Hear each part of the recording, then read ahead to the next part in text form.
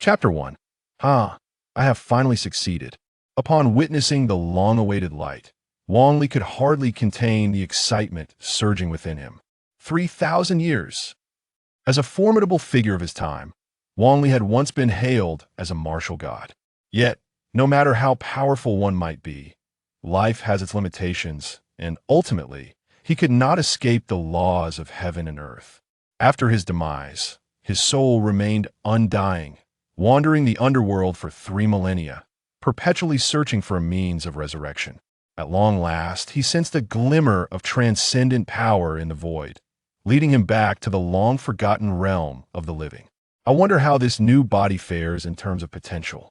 Once the initial thrill subsided, Wang Li began to scrutinize his new form, only to be taken aback. Bones? Gray bones? Standing at less than 1 meter and 30 centimeters, his right hand still clutched a rusted iron sword. What has become of my meridians? My muscles? Gazing at his pallid, slender fingers, Wang Li trembled, plunging into despair. He had never imagined that after 3,000 years of relentless effort to transcend the underworld, he would be reborn as a mere skeleton soldier.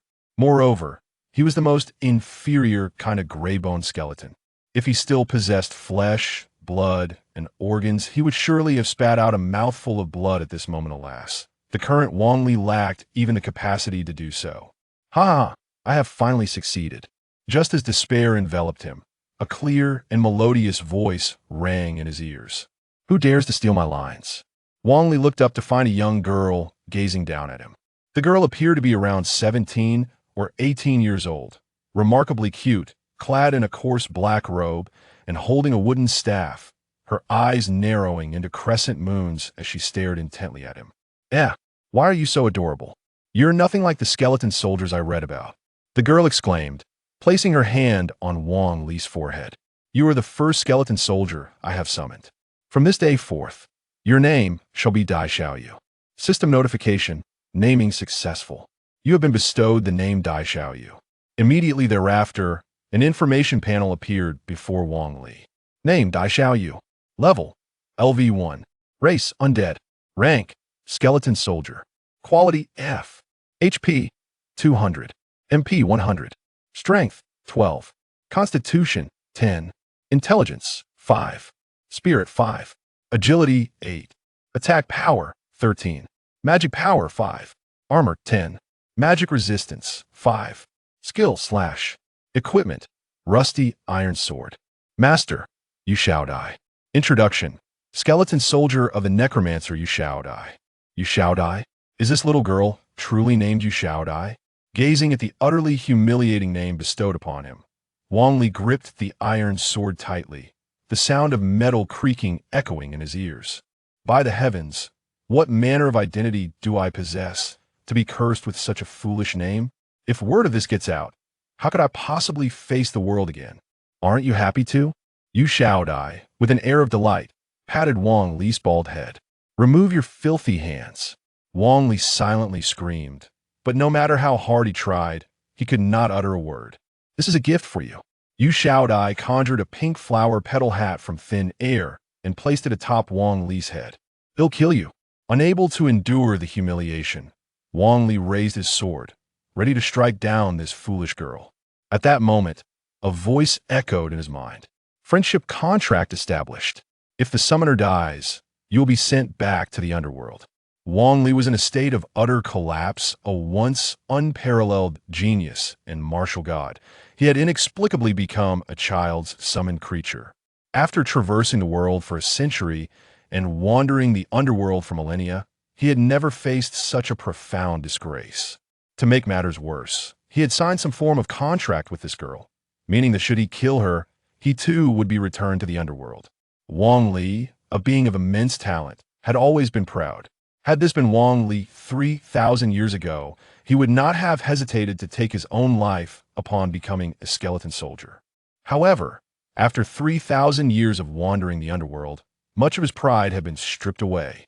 Though he found himself in a state of despair, he refrained from extreme actions. He simply did not wish to return to that dark, endless solitude.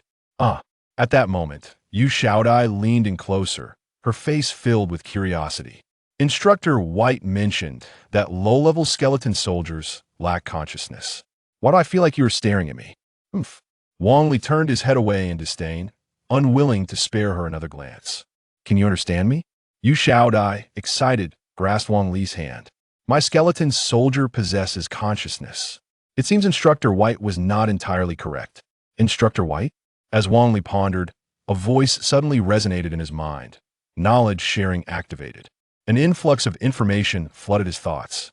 In the year 4756, a game titled Global Summoning was released.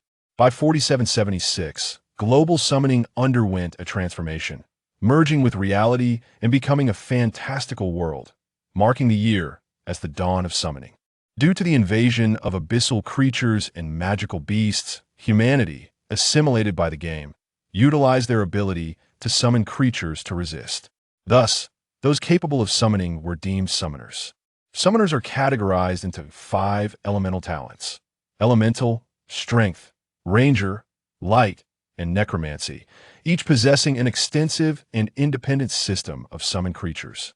For instance, the elemental creatures alone encompass 6 primary attributes: earth, water, fire, wind, lightning, and wood, with even combinations of multiple elements. Each category boasts its unique strengths. In this world, children begin their education in summoning knowledge and combat skills at the age of 6, awaken their summoning talent by 15, and must pass a vocational assessment by 18 to officially become summoners. Yu Xiaodai's awakened talent is that of a necromancer. As for Instructor White, he is the vocational mentor of Class 8, Year 3 at the 27th Secondary School in Kano City. According to federal regulations, only those who establish a contract with a summoned creature may be assessed for rank and receive federal assistance. Ordinary students, upon awakening their talents, can follow the summoning rituals outlined in their text to establish contracts and nurture their summoned creatures. Of course, affluent students can also purchase high-level, ready-made summoned creatures to establish contracts directly. Yu Xiaodai, however, was different. With a lackluster talent awakened, and having chosen the most challenging necromancy path, coupled with her family's financial constraints preventing her from acquiring a summoned creature, she had unsuccessfully attempted numerous times over 3 years. Today, she stumbled upon an ancient summoning array in an old tome. In a final act of hope, she tried it, inadvertently bringing Wang Li from the underworld. She didn't summon me, I ascended on my own. Wang Li grumbled. Given Yu Xiaodai's meager spiritual strength, she could hardly summon anything. It was Wang Li who had felt the transcendent power and desperately surged upward, only to find himself ensnared in this predicament. Not only was he reduced to a summoned creature, but the one with whom he had contracted was also utterly incompetent. Contemplating this, Wang Li felt a surge of rebelliousness against his master. With a heavy sigh, Wang Li endured Yu Xiaodai's incessant chatter as she excitedly bombarded him with trivial questions. You are so adorable, do you like me? She asked, patting his head. I will be your sister from now on, she declared, pinching his cheeks. The most outrageous moment came when the girl, with her staff, poked at Wang Li's lower half and inquired, Are you a boy or a girl? If you poke me again, I swear I will skewer you with this sword. Wang Li gritted his teeth, the iron sword creaking ominously in his grasp, consumed by impotent rage. Xiao Yu, is this your skeleton soldier? Ha ha, how adorable. Indeed, being of the necromancy type, it is truly unique. As Yu Xiaodai joyfully brought Wang Li into the classroom, her classmates erupted in laughter at the sight of the diminutive skeleton adorned with a pink hat, filling the room with a jovial atmosphere. In this world, the combat prowess of summoners derives from their summoned creatures. The more options available, the greater their potential. Thus, elemental summoners have always held the title of the strongest. Conversely, the necromancy category, limited to only skeletons, ghosts, and zombies, is considered the weakest among the 5 major types. This is not solely due to the lack of diversity and adaptability, but because the summoned creatures of necromancers, save for height-ear beings like liches, bone dragons, and undead monarchs, typically lack any form of consciousness. It is akin to the difference between low AI and high AI in gaming. Nevertheless, even the most basic skeleton soldier is typically tall, imposing, and uninspiring. Yet Yu Xiaodai, after 3 years of awakening her talent, had only managed to summon such a diminutive and peculiar specimen. Everyone understood the importance of not ridiculing a classmate, yet they found it impossible to contain their amusement. Damn it! Wang Li felt an overwhelming sense of frustration. Although they mocked Yu Xiaodai, it was precisely because of her that he was subjected to such ridicule. A lifelong genius, he had never before experienced such humiliation. The feeling was indeed more unbearable than direct derision aimed at himself. Yu Xiaodai, however, wore an unconcerned smile as she cheerfully remarked, "Perhaps it's just because of me. How adorable." As she spoke, the foolish girl even reached out to pat Wang Li on the head. Wang Li was momentarily taken aback by Yu Xiaodai's words. Previously, he had vehemently resisted her touching his head, yet surprisingly, this time he accepted it without protest. This young girl, it seemed, had a kind heart. In the repository of knowledge shared with Wang Li, summoned beings like skeleton soldiers lacked emotional cognition. Had he been under the command of an irritable necromancer, the moment ridicule was cast upon the skeleton soldier for its weakness, the necromancer would have taken out their frustrations on it, perhaps even severing the contract to send the skeleton soldier back to the underworld. Yet, Yu Xiaodai accepted the reality of her own relative weakness with admirable composure, showing no inclination to blame her summoned creature. This, in turn, evoked a modicum of fondness for her in Wang Li. Was this girl genuinely simple-minded, or was it because he was the one she had summoned with such difficulty that she hesitated to part with him? Wang Li leaned towards the former, for he could genuinely sense that she harbored affection for him. Oof. At that moment, a voice cut through the crowd with a disdainful sneer. This worthless skeleton soldier should be returned and have its summoning contract re-established. What purpose do you serve by keeping it? It is individuals like you that are causing our necromancer class to lose its stature. Wang Li turned to see a pallid, emaciated summoner glaring coldly at him, his eyes brimming with contempt. Behind this summoner loomed a towering skeleton soldier, stark white and gleaming, exuding an air of sturdiness. It wielded a massive shield in its left hand and a colossal sword in its right, presenting a formidable sight. In comparison to Wang Li, its presence was magnified, emphasizing its might. Li Chong. Upon seeing the summoner, the students in the classroom instinctively stepped back, clearing a path. Wang Li's mind conjured information about Li Chong. Like Yu Xiaodai, he too was a summoner of the necromancer class, yet his talent far surpassed hers.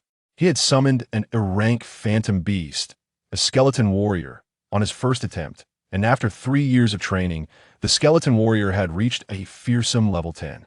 A level 10 phantom beast was undoubtedly among the most powerful in the entire grade. Boring.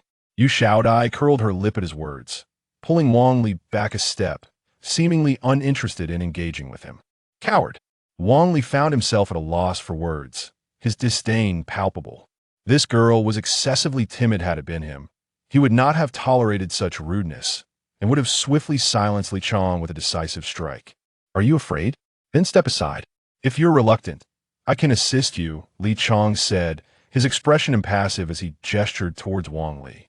Clatter. As Li Chong's words fell, the skeleton warrior behind him stepped forward mechanically, advancing towards Wang Li. What do you want? Yu Xiaodai's expression shifted to one of alarm as she rushed to position herself in front of Wang Li, glaring fiercely at Li Chong and his skeleton warrior.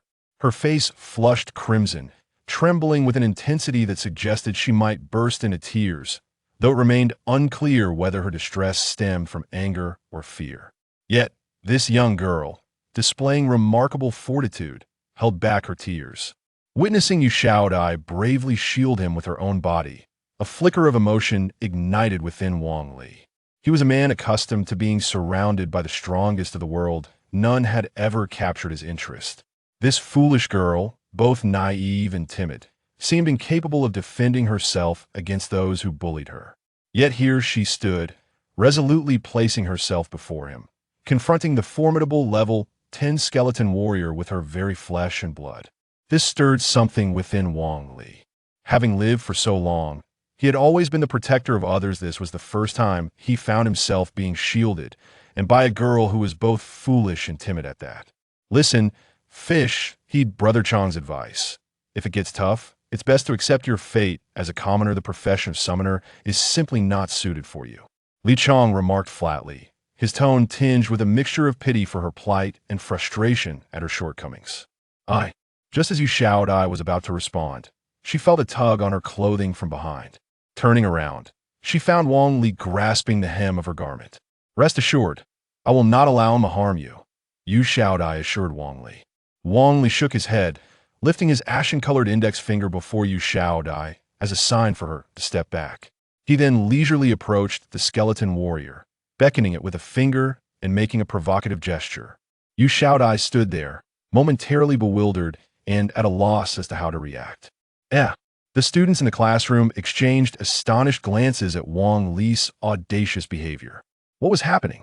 A level 1 grotesque skeleton soldier challenging a level 10 skeleton warrior? Had Xiao Yu lost her mind? Do you not feel indignant?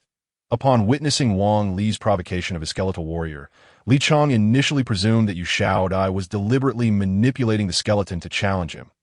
He cast an unexpected glance at Yu Shaodai, and without further ado, concentrated his thoughts and commanded his skeletal warrior, De Yong, incapacitated.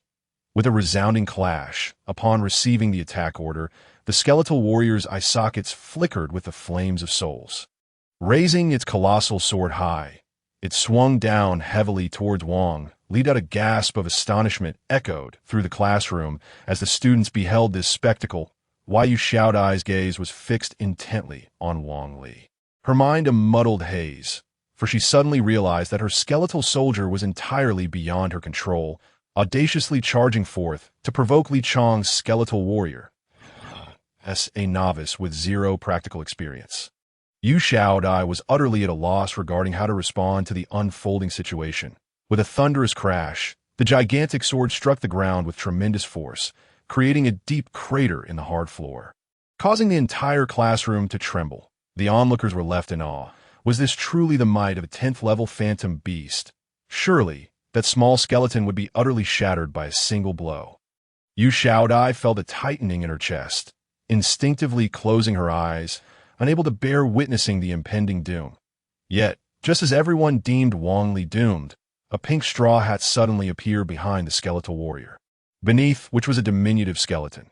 Although Wang Li was merely a first-level skeleton, lacking both the power and speed of the formidable skeletal warrior before him, his soul was that of a martial deity. To Wang Li, the skeletal warrior's attack was rife with flaws that, in the very instant the skeletal warrior raised its sword to strike, Wang Li had already calculated the trajectory of the attack and began to reposition himself. As the massive sword descended, Wang Li nonchalantly maneuvered behind the skeletal warrior, swiftly stepping down upon its right ankle. Crack! The skeletal warrior wobbled, losing its balance. Without delay, Wang Li raised his rusted iron sword and struck at the joint behind the skeletal warrior's knee. Crack! The sword fell, and the skeletal warrior was promptly toppled to the ground, its shield unable to block the blow in time. According to the rules of point-based combat, the skeletal warrior had effectively lost. Observing the skeletal warrior lying defeated at Wang Li's feet, silence enveloped the classroom. Every gaze fell upon Yu Shaodai.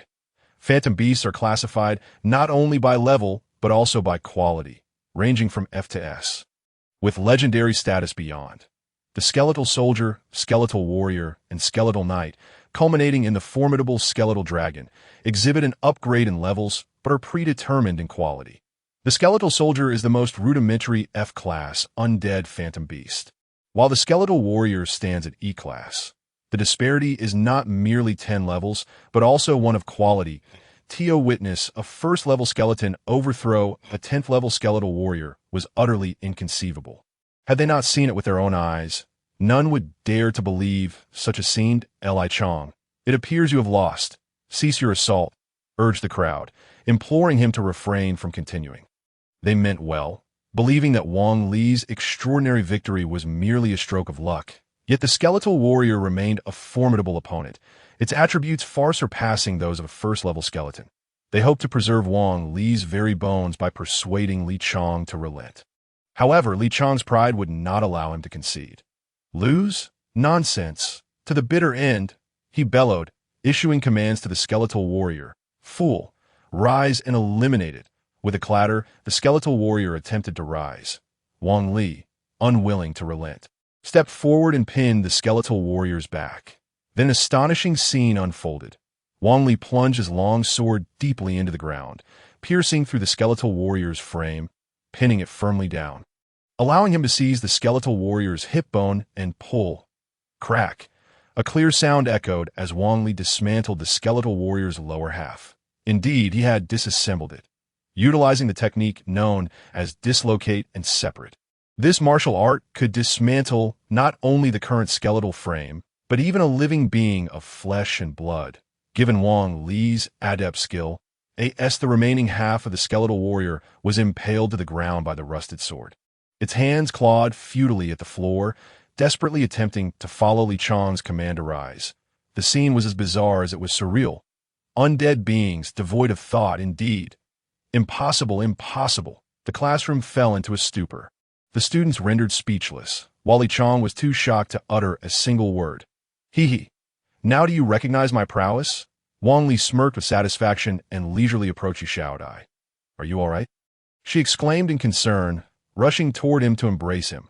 Wang Li, exasperated, turned away in disdain, picking up the giant sword and shield discarded by the skeletal warrior. Black iron tower shield quality. Black iron armor. 10 block value. 50 constitution. 3 strength requirement. 10 item description. The tower shield of the skeletal warrior. Black iron greatsword quality. Black iron attack. 10 strength. 5 strength requirement. 10 item description. The weapon of the skeletal warrior in this world. Equipment is categorized into 7 levels. Black iron. Bronze, silver, gold, dark gold, epic, and legendary. Summoners can enhance their own and their Phantom Beast attributes by wielding equipment, while Phantom Beasts cannot utilize equipment from this world. Their gear originates from their own realm, such as the sword and shield of the skeletal warrior from the netherworld. Once a Phantom Beast perishes, its equipment dissipates alongside it. Yet, Wang Li defied this principle, wielding equipment from another Phantom Beast, which was indeed peculiar. Could it be that equipment from the same category of Phantom Beasts could be shared? This was unlikely. After all, it had been 234 years since summoning began, and if such a mechanism existed, surely everyone would be aware of it. This skeletal soldier was truly enigmatic, as everyone marveled at Wang Li's extraordinary feat. The flickering flames of souls within the defeated skeletal warrior's eye sockets quietly glimmered, unnoticed by the crowd, as they drifted from its sockets and entered Wang Li's body. Wang Li immediately felt a warm current surge through him, enhancing the density of his bones significantly. His originally gray bones visibly transformed into a brilliant white, and his height, previously a mere 1.3 meters, surged by 30 centimeters to reach 1.6 meters, rendering him nearly the same height as Yu Xiaodai. Simultaneously, a voice resonated in Wang Li's mind.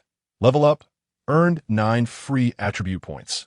Level up, acquiring 9 free attribute points. Wang Li silently recited his attributes, and the character information materialized before his eyes. Name: Dai Xiaoyu level, LV3 race, undead class, skeleton soldier quality, FHP, 300 MP, 140 strength, 14.5 constitution, 12.3 intelligence, 7 spirit, 7 agility, 10 attack power, 14.15 magic power, 5 armor, 12.13 magic resistance, 7 free attributes, 18 skills.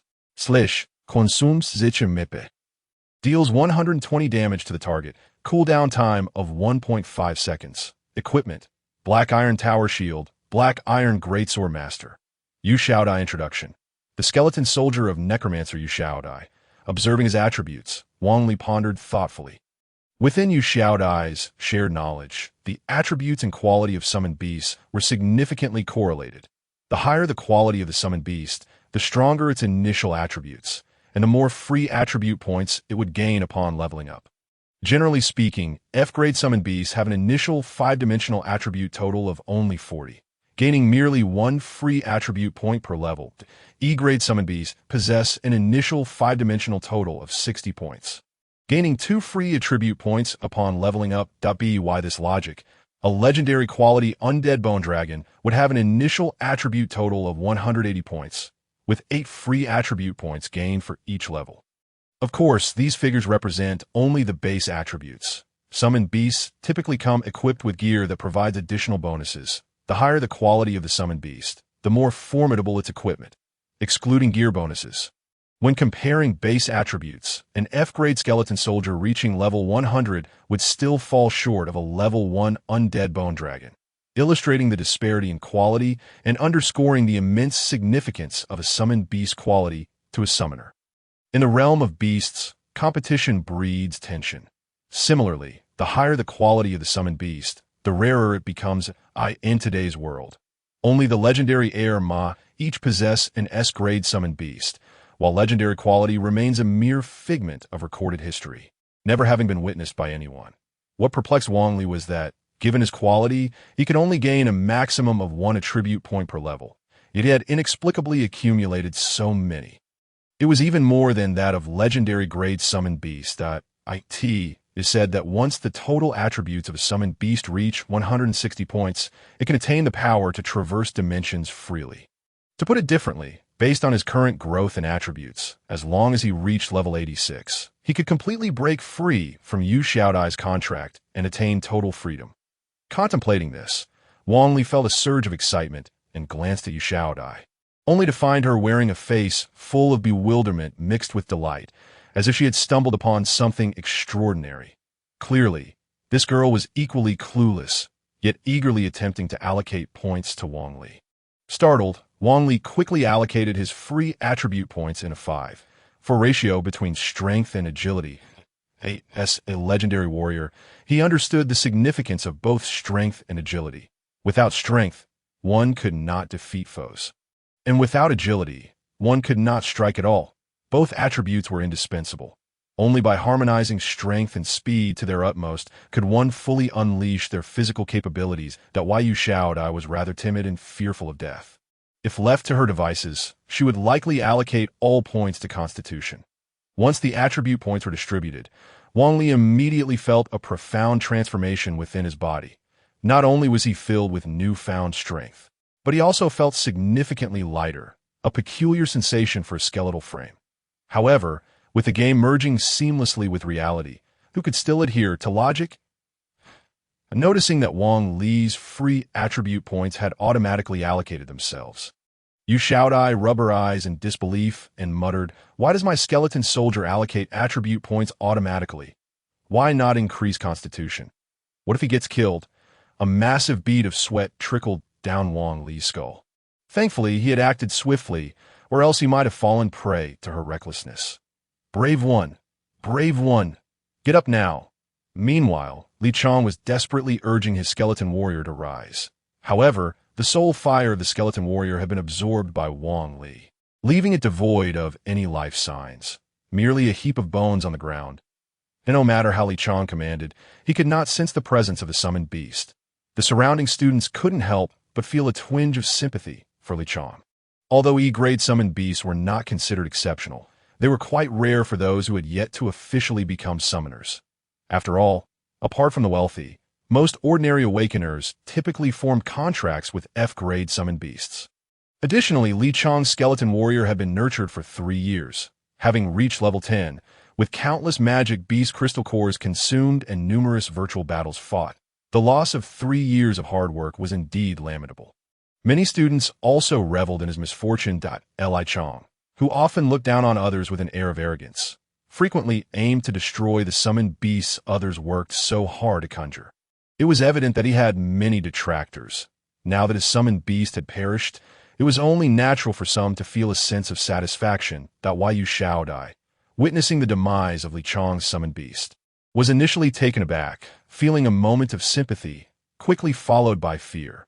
Summoned beasts were the most crucial assets for summoners, to engage in private conflict that resulted in the death of another summoned beast. Especially one of E-grade at level 10, could lead to financial ruin. Yu Xiaodai's family was not well off. Her parents and brother were commoners with meager incomes, and she herself lacked any income-generating ability. Otherwise, with her lazy disposition, she wouldn't strive so hard to form contracts. Ironically, she was not afraid of being mocked for her lack of ambition. The reason she diligently engaged in summoning rituals was to qualify for federal subsidies. Even if she couldn't pass the professional assessment, as a reserve summoner, the monthly stipend after rating her level would be ample for her family to live comfortably as for the price of summoned beasts. It was exorbitant. Even the lowest F-grade summoned beast would cost a six-figure sum. For a family like hers to compensate for a completed summoned beast was simply beyond their means. Feeling a surge of panic, Yu Xiaodai, having been taught from a young age to avoid trouble due to their family's poverty, had always been known for her docility. Now, however, she had inadvertently stirred up a significant dilemma. Why Yu Xiaodai? What do you propose we do about this? Li Chong, having sensed the demise of his summoned beast multiple times, glared at Yu Xiaodai in anger. Yu Xiaodai's face turned pale, overwhelmed, and at a loss for words.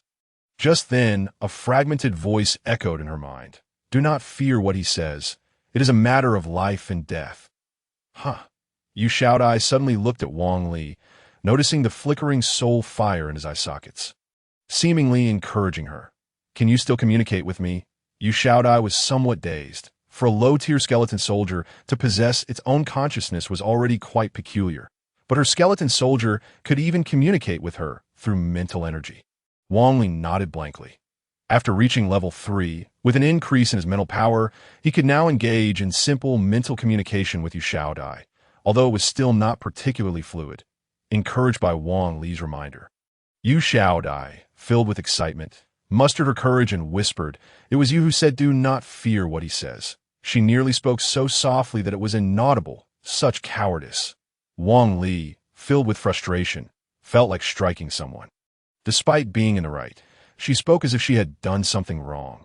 Wang Li, having lived so many years, had never encountered such timidity. Why had he fallen into the hands of this timid girl? At that moment, Wang Li wished he could just walk away, but he feared for Yu Xiaodai's safety. If he were sent back to the underworld, who knew when he would be able to return? Though Yu Xiaodai's voice was small, it effectively conveyed her meaning. The surrounding classmates chimed in. Indeed, it was not Xiaoyu who wished to fight. It was Da Qiang who provoked her first, insisting on do not fear what he says, and now wants her to take responsibility. There is something wrong with you. You initiated the attack. We all witnessed it that if Xiaoyu had not retaliated, wouldn't she have been killed by your skeleton warrior? She was merely acting in self-defense. Exactly, it was self-defense. You attacked and were countered. Now you seek compensation.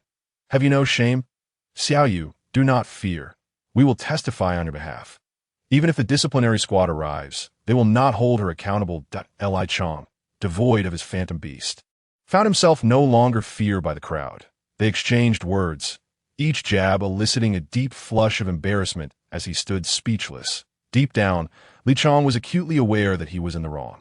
However, accustomed to the submissive nature of Yu Xiaodai, he anticipated she would concede this time as well. To his astonishment, this girl dared to resist. With so many witnesses present, any losses Li Chong incurred were purely his own fault, unrelated to others. If it were to be pursued, the incident involving the thwarted beast attack alone could result in several years of punishment from the disciplinary committee, seeing everyone rallying to her defense. Yu Xiaodai felt a wave of emotion, tears welling in her eyes, on the verge of spilling over. Throughout her life, she had never dared to contest or seize. She had silently endured bullying. This was her first act of defiance. And with such support, the sensation was unparalleled. It dawned on her that the world adhered to reason, but she had merely lacked the courage to stand her ground. Her gaze turned to Wang Li, gratitude swelling within her, all stemming from the courage imparted by her little skeleton. Fool! Wang Li cast a scornful glance at Yu Xiaodai, feeling a flicker of satisfaction. This useless girl had finally managed not to embarrass him. What is going on? What is happening here? Just as the crowd was voicing their accusations against Li Chong, a gruff voice pierced through from outside the classroom, followed by the entrance of a middle-aged man. The man appeared to be in his 40s, his features sharply defined, radiating a hint of fiery energy, clearly a summoner specializing in fire elements. Wang Li's mind shared information about this individual, Instructor White. The homeroom teacher of Class 8 in the 3rd year, a gold-tier elemental summoner with a C-grade phantom beast, the wind-winged divine eagle, and a C-grade phantom beast, the blazing demon tiger. He was considered the strongest instructor at the school. reportedly demoted from the holy city after offending someone, along with various gossip about his charm and the admiration of a certain female instructor from the second year. Wang Li felt speechless. This girl possessed little genuine knowledge, her mind cluttered with trivial rumors. Upon entering the classroom and witnessing the chaos, Instructor White slammed his hand on the desk, expressing his dissatisfaction. In my absence, you've shown no semblance of discipline. What are you all doing gathered here?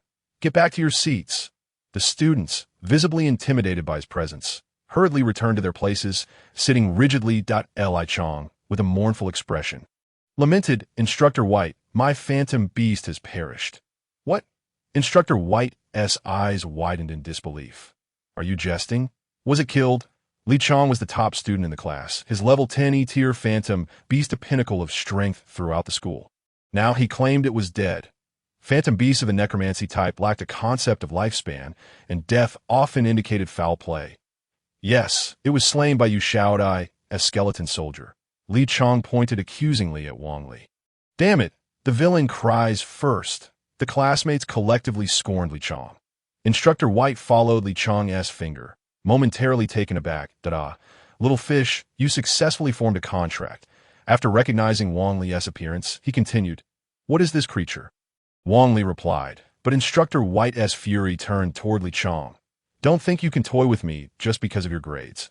I'm not falling for that. Little fish has just formed a contract. How could her skeleton soldier defeat your level 10 skeleton warrior? Do you take me for a fool? Instructor White's temperament was as fiery as his elemental affinity. Achieving a victory against a higher-tier opponent was a feat reserved for elite summoners.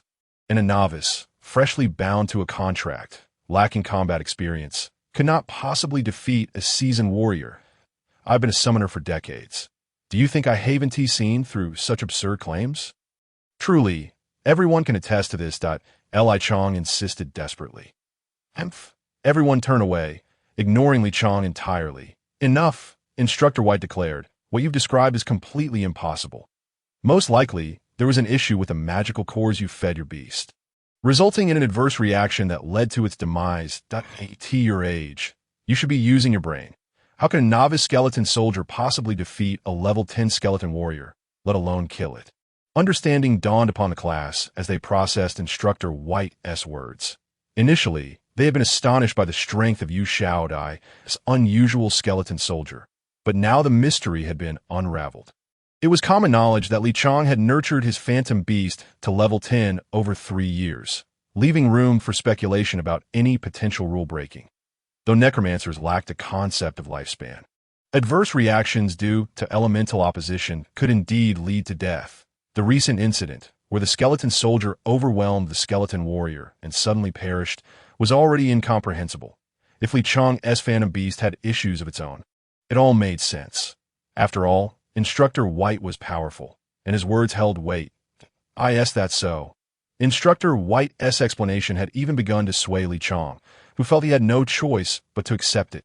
Is that the case? Yu Shaodai observed her little skeleton soldier, scratching her head in confusion. Although her skeleton soldier differed somewhat from the descriptions in books, she had never successfully formed a contract before, lacking a direct comparison to recognize the difference. Instructor White was a gold-tier senior summoner. Since he asserted it, it was likely true. As for the text stating that necromantic beings lacked intelligence and consciousness, it was probably relative to other types of phantom beasts. After all, this little skeleton dared to challenge a level 10 skeleton warrior, which didn't seem very clever. All right, everyone, listen up. I have an announcement. Just as Yu Shaodai pondered, Instructor White cleared his throat and continued. Students with phantom beasts, remember to register and assess your levels at the Summoner Association. Log into the virtual battle network at home and practice combat more to enhance your combat skills and compatibility with your phantom pets. Next Monday, we will conduct a vocational assessment, and I hope you all succeed in graduating as summoners. The vocational assessment serves as the final stage for the awakened ones to officially become summoners. This assessment is divided into 2 components: a written examination in the humanities and a practical combat test in the martial sciences. The humanities portion evaluates the professional qualities of the awakened and their skills in nurturing phantasmal beasts. Conversely, the martial sciences entail genuine combat, representing the most crucial aspect of the vocational assessment. Should one fail the humanities exam, it is still conceivable to pass based on exceptional performance in the martial sciences. However, failing the martial sciences, regardless of achieving full marks in the humanities, will result in an automatic failure of the vocational assessment. After all, once an awakened individual becomes an official summoner, they no longer remain a delicate flower within the confines of academia, but transform into a true warrior. Venturing into the wilderness and battlefields to shoulder the responsibility of defending against magical beasts and protecting their homeland, that a failure in practical combat would render them mere fodder for the beasts in the wild. Moreover, only those who pass the vocational assessment are eligible to apply to the prestigious summoner academies. These academies serve as training ground for elite summoners. That it is within these institutions that one acquires advanced combat skills and techniques for nurturing phantasmal beasts. The 985 and 211 tier summoner academies are regarded as the Armée de la Armée. Among them, Xingyao, Yuehua, Rihuei, and Xinyu are the four prominent summoner academies established with federal government funding. Coveted by all aspiring summoners. Upon graduation from the ordinary summoner assessment, unless one possesses extraordinary abilities, they may find themselves relegated to joining a minor guild, undertaking menial cleansing tasks. The training of summoners and the nurturing of phantasmal beasts is an endeavor that demands substantial financial resources. The monthly income, when combined with government subsidies, merely suffices for a modest existence. In contrast, elite summoners graduating from the academies can easily find themselves recruited by mid to large-sized guilds, allowing them to live a life of comfort. Graduates from a 985 and 211 tier academies can seamlessly join the elite ranks of the top 500 guilds within the Federation, as for the prodigies emerging from the four prestigious academies. It is said they're specially recruited by the federal government, directly entering the ranks of the federal administration as its officials. This underscores the profound significance of the vocational assessment for an awakened individual, as it can directly influence the course of their life. Of course, these aspirations are far from the thoughts of Yu Xiaodai. Although this young lady possesses a solid foundation in the humanities, her summoning talent is dismally inadequate, evident from the fact that she has failed to forge a contract with a phantasmal beast for 3 consecutive years, a clear indication of her low mental fortitude. The prospects for her martial sciences assessment appear bleak. Within the shared memories of Wang Li, Yu Xiaodai's sole ambition is to casually establish a bond with a phantasmal beast. Completing the summoning ritual would suffice for her to become an awakened one. Each month, awakened individuals receive a stipend as apprentice summoners. As summoner, this stipend is trivial, yet for an ordinary citizen, it could ensure a comfortable life.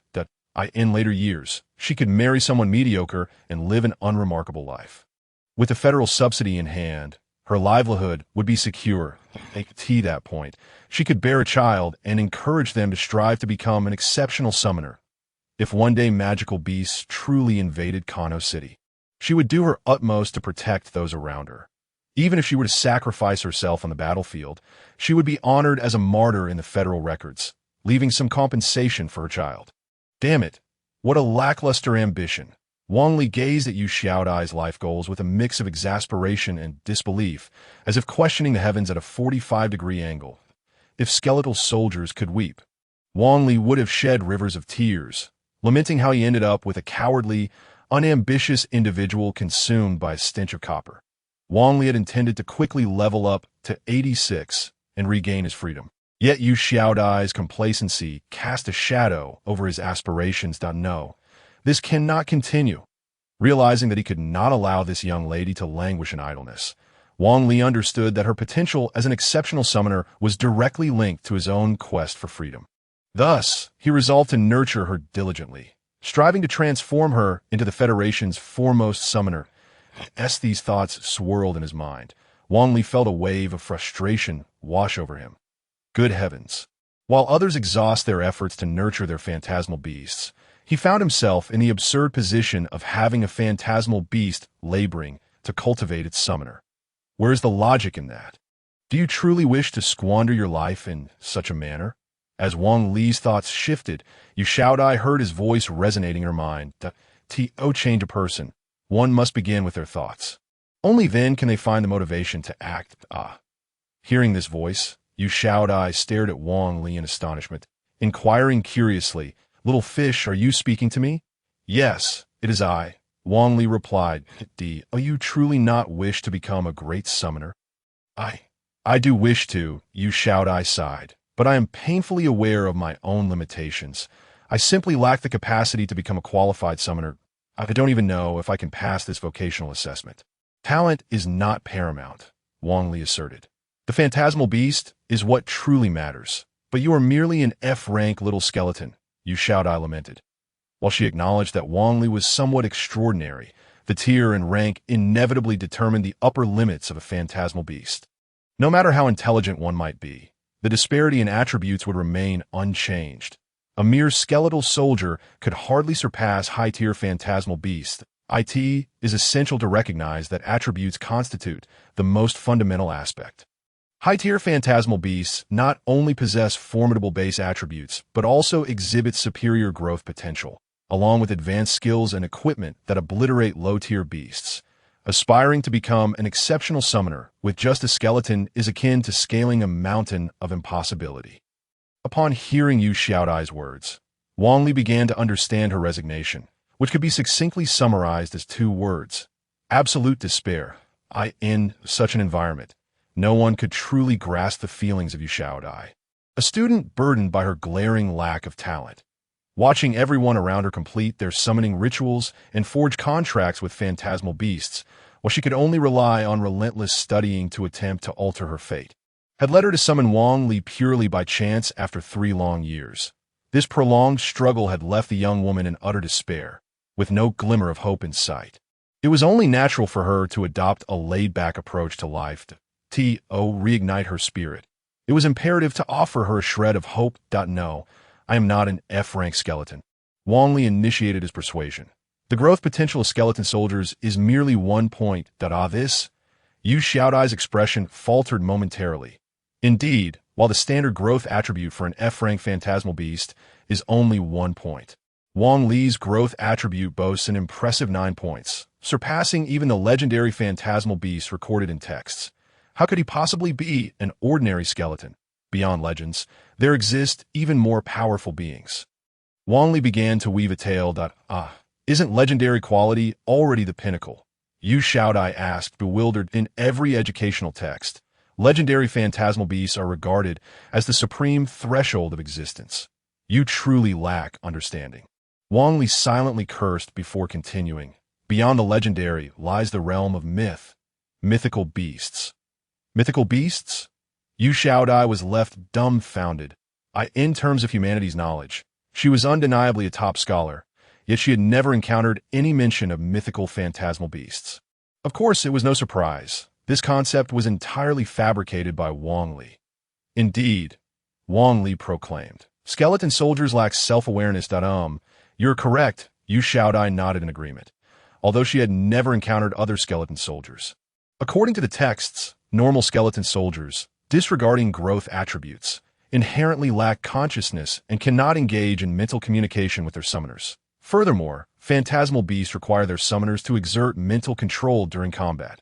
However, Wang Li did not conform to this norm, as he actively provoked high-tier phantasmal beasts, which was entirely uncharacteristic of a typical low-tier undead beast. To break free from the summoner's control and possess self-battle consciousness is a special ability reserved for beasts of B rank and above. Could it be that mythical phantasmal beasts truly exist? Yu Xiaodai was filled with excitement, and one understood her talents better than she did. Even summoning an F-level phantom beast felt like the culmination of all her luck. Now, upon discovering that she had summoned a mythical grade phantom beast, Yu Xiaodai found it hard to believe, even questioning whether she was dreaming. It took a full half-minute before she managed to calm herself and curiously asked, "Then why have you taken on this form? It's a long story. I can't elaborate right now, but you'll understand later. I'll tell you once I figure it out." Wang Li responded, "If it weren't for this, you wouldn't have summoned me. The higher the tier of phantom beast, the greater the mental energy required to control it. Given Yu Xiaodai's mental capacity, even forming a contract with a regular skeleton soldier was a challenge, let alone a more powerful phantom beast." "You make a valid point. Why Yu Xiaodai?" having never encountered the harsh realities of society, was easily swayed by Wang Li's words, "Don't give up. You can do it." Wang Li encouraged once more. Hearing Wang Li's words, Yu Xiaodai nodded vigorously. As Wang Li had stated, her previous lethargy stemmed from despair. Now, suddenly possessing a phantom beast of a quality surpassing legends, felt akin to a beggar discovering the key to a treasure vault. The once hopeless Yu Xiaodai felt a flicker of hope rekindling within her. "What do I have to lose?" was born from a resignation that if there were even the slightest chance, who would willingly choose to languish in idleness? "Rest assured, I will give it my all." Yu Xiaodai clenched her fist, her eyes radiating determination. Wang Li's eyes flickered with the fire of the soul, feeling gratified that his persuasion had not been in vain.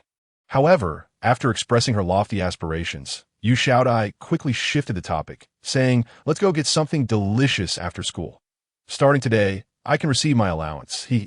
Wang Li thought to himself that in addition to being naive, timid, and foolish, Yu Xiaodai had also developed a new trait: gluttony. Once an awakener forms a contract, they can approach the Summoner Guild for a vocational level assessment, subsequently receiving a summoner's allowance based on their rank. After school, Yu Xiaodai appeared in the hall of the Summoner Guild, accompanied by a skeleton adorned with a pink straw hat, skewers of red candied fruit protruding from its body, resembling a haystack decorated with treats from a distance. Wang Li could hardly count how many times he had endured such humiliations. He should be used to it by now. "I am here for assessment." Upon receiving her number and approaching the counter, Yu Xiaodai presented her identification card. The staff quickly verified her information and completed the identity verification. Name: Yu Xiaodai. Profession: Necromancy Apprentice Summoner. Not yet assessed. Mental Power: 3.2. Summoner Skills: Basic Summoning, F. Summon Phantom Beast for battle. Basic Healing, F. Restore 50 hit points to Phantom Beast. Battle Phantom Beast. F. Level Skeleton Soldier, LV3. Guardian Phantom Beast, not activated. Assessment Rank: Black Iron Level 3. Assessment Organization: Kano City Summoner Guild. Summoners are ranked from lowest to highest as follows: Black Iron, Bronze, Silver, Gold, Platinum, Diamond, Master, King, and Divine Realm, with each rank further divided into 10 levels. The assessment is based on the summoner's individual mental power. The higher the summoner's mental power, the greater the upper limit of the Phantom Beast level. For instance, if a summoner has a mental power of 10, their rank would be Black Iron level 10, allowing their Phantom Beast to reach a maximum level of 10. Typically, apprentice summoners at Yu Xiaodai's age possess at least 5 points of mental power, while more exceptional individuals, like Li Chong, can achieve up to 10 points. Furthermore, the most significant impact of mental power lies in the summoner skills. Black Iron summoners can only utilize F-level summoning and healing spells. Bronze-level summoners can learn more advanced level skills, such as basic damage increase and basic speed increase, to enhance their Phantom Beast combat attributes. The higher the summoner's rank, the more potent the skills they can wield. Summoner skills are exceedingly rare. Aside from the basic summoning spells that come with leveling up, ordinary apprentice summoners can only learn basic healing at school. Advanced summoner skills can only be acquired at a summoner academy. Summoners who have not been admitted to a combat academy must either purchase advanced summoner skills at high prices on the market or hunt high-level magical beasts to obtain them. As for increasing mental power, there are currently 3 methods. The first is through a battle network, simulating Phantom Beast combat to train mental power and combat skills. The second, which is more common, involves hunting magical beasts in the wild. As this practical combat training significantly surpasses the simulations in terms of mental power enhancement, and the magical beast cores obtained from such hunts are also primary materials for upgrading Phantom Beasts. The third method is meditation. Meditation is a sophisticated enhancement technique only available at summoner academies. Each academy possesses unique meditation techniques that require the use of specialized meditation rooms. While the improvements gained through meditation may not be as pronounced as those from hunting magical beasts, they are stable and safe. Prestigious institutions like the 4 major academies. The rate of improvement through meditation is not significantly slower than that from hunting magical beasts. This is also why summoners must undergo vocational assessments. Only by passing these assessments can they apply to summoner academies, where they can learn advanced combat skills and meditation techniques. Currently, Yu Xiaodai's mental power stands at a mere 3.2 her age. She might as well be a dog. Even the assessor shook their head in disbelief. Truly, she was the pinnacle of uselessness in the 3rd grade of the 27th high school, according to basic rules. With a mental power of 3.2, she could only summon level 3 phantom beasts. Now that Wang Li had already reached the level 3 limit, any further advancement would require raising Yu Xiaodai's mental power, especially since the vocational assessment had a minimum requirement of 5 points. Therefore, to participate in the vocational assessment, Yu Xiaodai must elevate her mental power to 5 points before next Monday. The gap from 2 to 5 points may seem like a mere 2 points, but for a newly contracted apprentice summoner, it is a significant hurdle. Typically, awakeners progress from awakening to graduation over 3 years, and, unless exceptionally gifted, their mental power hovers around 5 to 7 points after 3 years of training on the battle network. That represents 3 years of hard-earned training. With only 3 days left until next Monday's vocational assessment, and Yu Xiaodai possessing exceedingly low talent, the challenge of raising her mental power by 2 points in such a short time is formidable. Yet to Wang Li's dismay, Yu Xiaodai showed no sense of urgency, as if it were Wang Li who was facing the assessment instead of her. Truly a hopeless case. Wang Li could not help but heave long sighs, pondering how he had encountered such a character. Just as Wang Li was mired in his gloom, the level assessment procedure was completed, and Yu Xiaodai received her very own Summoner Black Iron badge, along with a federal stipend of a substantial 20,000 yuan. In this world, a commoner's monthly income hovers around 5 to 6,000, barely sufficient to support a family, while even the lowest-ranked Black Iron level awakened beings receive a monthly allowance of 20,000 yuan, showcasing the esteemed status of summoners, a position far beyond the reach of ordinary citizens. However, for a summoner, 20,000 yuan is hardly adequate. A mere basic monster crystal core required for nurturing a phantom beast costs 10,000, not to mention the resources of a higher caliber. Those are exceedingly precious commodities, often procured at the peril of summoner's life. Of course, if one gains admission to a high-ranking summoner academy, these resources are distributed regularly each month. The 4 prestigious academies, being top-tier institutions, are particularly generous, possessing an almost limitless supply of resources, astonishingly affluent. This is simply due to the abundance of elite summoners within the 4 academies, who have the manpower to hunt high-level magical beasts, thereby ensuring a continuous supply of resources to cultivate advanced summoners, creating a virtuous cycle that secures the 4 academies at the pinnacle of the Federation. It is imperative to elevate Yu Xiaodai's mental strength to 5 points before next Monday, thus providing her with a chance to apply to the 4 academies. By the time Yu Xiaodai returned home with Wang Li, night had already fallen. Yu Xiaodai's parents and elder brother were all commoners. In this world, commoners lack combat abilities. Their role is to provide better living conditions for summoners, engaging in occupations such as healthcare, mining, forging, and tailoring. Yu Xiaodai's father and brother worked as miners in the Tianyuan Guild's mining area in Kano City, while her mother served as a nurse specializing in phantom beast healthcare, marking them as an utterly ordinary family. Nevertheless, for Yu Xiaodai, her parents and brother exerted every effort to provide her with the best possible conditions. As soon as she returned home, a cacophony of voices could be heard from the living room. Old Yu's wife, I don't mean to offend, but if the child lacks that talent, perhaps it would be best for her to drop out and find a job early on. Look at my son. He and your daughter are both first level, yet his phantom beast is already at level 7. Upon hearing this voice, Wang Li could clearly sense the disdain swelling within Yu Xiaodai. According to the shared information in Yu Xiaodai's mind, the speaker was Aunt Huang, their neighbor for over 20 years.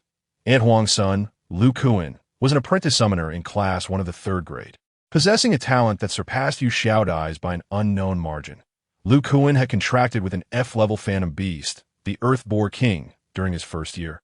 Though also an F-level beast, the Earth Boar King boasted dual attributes of strength and earth elements, rendering it a rare kind of phantom beast with exceptional offensive and defensive capabilities, far superior to Li Chong's E-level necromantic beast, the Skeleton Warrior.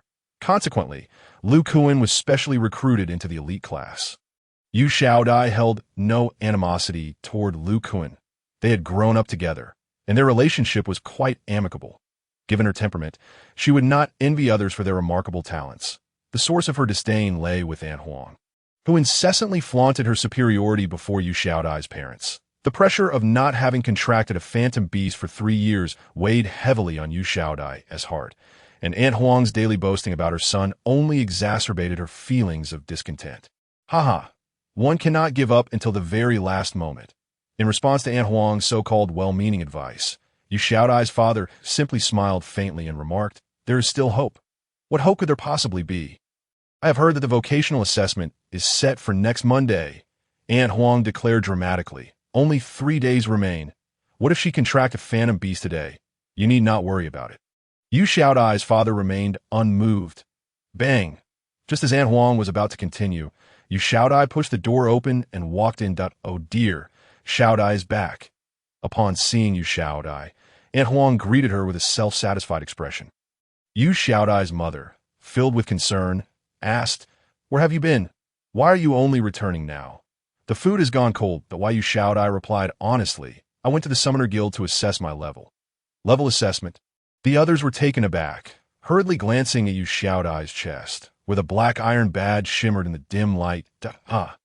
Yu's father, mother, and brother Yu Xiaohu leapt to their feet, their excitement palpable. "Xiaodai, you have contracted a phantom beast?"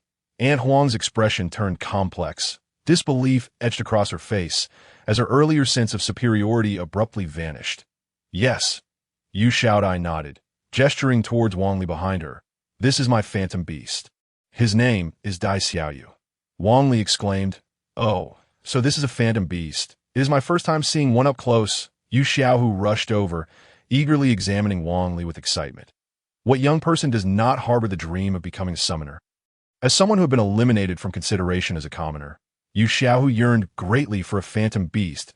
In the end, he stared curiously at Wang Li's lower half, murmuring to himself, "Do you think he is male or female?" Wang Li felt overwhelmed.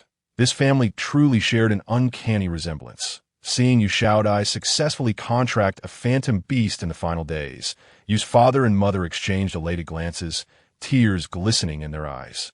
For 3 years, they had awaited the arrival of this day, and now their dream had finally materialized. They were at a loss for words to describe their feelings. "Humph, I thought it was something remarkable. Turns out it is merely a skeleton frame." Just as everyone was celebrating Yu Xiaodai's achievement, Aunt Huang's obnoxious voice rang out again, her tone dripping with arrogance. "My son has contracted a rare phantom beast with dual attributes. Far superior to your daughter's." At Aunt Huang's words, the atmosphere in the room grew palpably awkward. Everyone turned to stare at her, their icy gazes sending chills down her spine. Wang Li felt exasperated. Was this woman really so dense as to pour cold water on someone else's joyous occasion? Sure enough, Yu Xiaohu had already grasped the bench behind him tightly. "Damn it, your sarcastic remarks were one thing. But to rain on our parade on such a momentous day, how utterly tactless." Aunt Huang quickly realized her blunder and hastily declared, "I must return home. Water is boiling." With that, she turned on her heel and left, grumbling as she walked out, "Humph, necromancy is nothing but trash. What a treasure it must be." He will not take Aunt Huang's words to heart. Noticing Yu Xiaodai's downcast demeanor, Yu's father approached her, placing a reassuring hand on her shoulder. One should not harbor a competitive mindset, nor be swayed by others' opinions. If you can surpass yourself, you have already won. Regardless of the type of phantom beast, as long as you nurture it with care, it will become your most capable assistant in life. Wang Li slightly lifted his head to glance at Yu's father, whose weathered face bore the marks of hardship yet radiated warmth and sincerity. Surpass oneself. Hearing these words stirred deep reflections within Wang Li that he faintly recalled how, during his own youth in martial arts training, his father had imparted similar wisdom. The essence of martial arts does not lie in recklessly defeating others, but in the relentless pursuit of self-improvement. True strength is merely a stepping stone along the path of self-discovery. With these thoughts in mind, Wang Li stepped forward, approaching Yu's father, and performed a respectful fist salute. Witnessing this scene, everyone was momentarily stunned. This skeleton soldier possesses sentience? Yu's father, mother, and Yu Xiao though not summoners themselves, had all received systematic education in summoning, albeit without awakening their talents. They were familiar with the foundational theories of phantom beasts. The reason low-tier necromantic beasts face criticism was that they typically lacked the sentience possessed by other types of phantom beasts, resembling emotionless machines capable only of performing simple, monotonous tasks. However, Wang Li's peculiar gesture exuded an aura of sentience absent in ordinary necromantic creatures, clearly conveying his friendliness, which was quite uncanny. Indeed, he is not your ordinary skeleton soldier. The Yu Shaodai clenched her fist.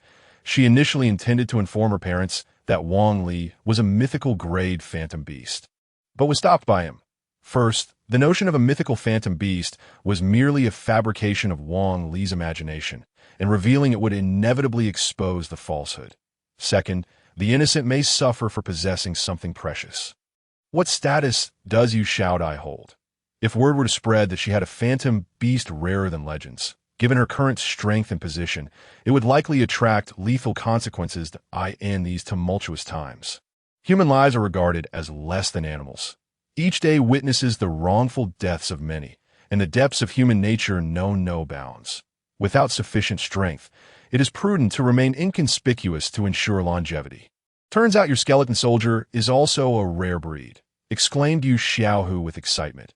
Rare breeds, commonly referred to as aberrant beasts, are those few variants among 100 phantom beasts.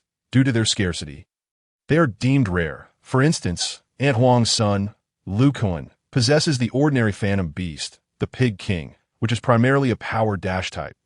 In contrast, the Earth Pig King, with its combination of Earth attributes, is an aberrant rare breed.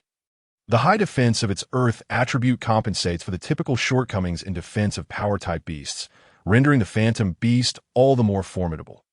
Even a mere F-grade low-tier phantom beast, when nurtured, can rival D-grade strength, making it a powerful breed capable of exceeding its tier.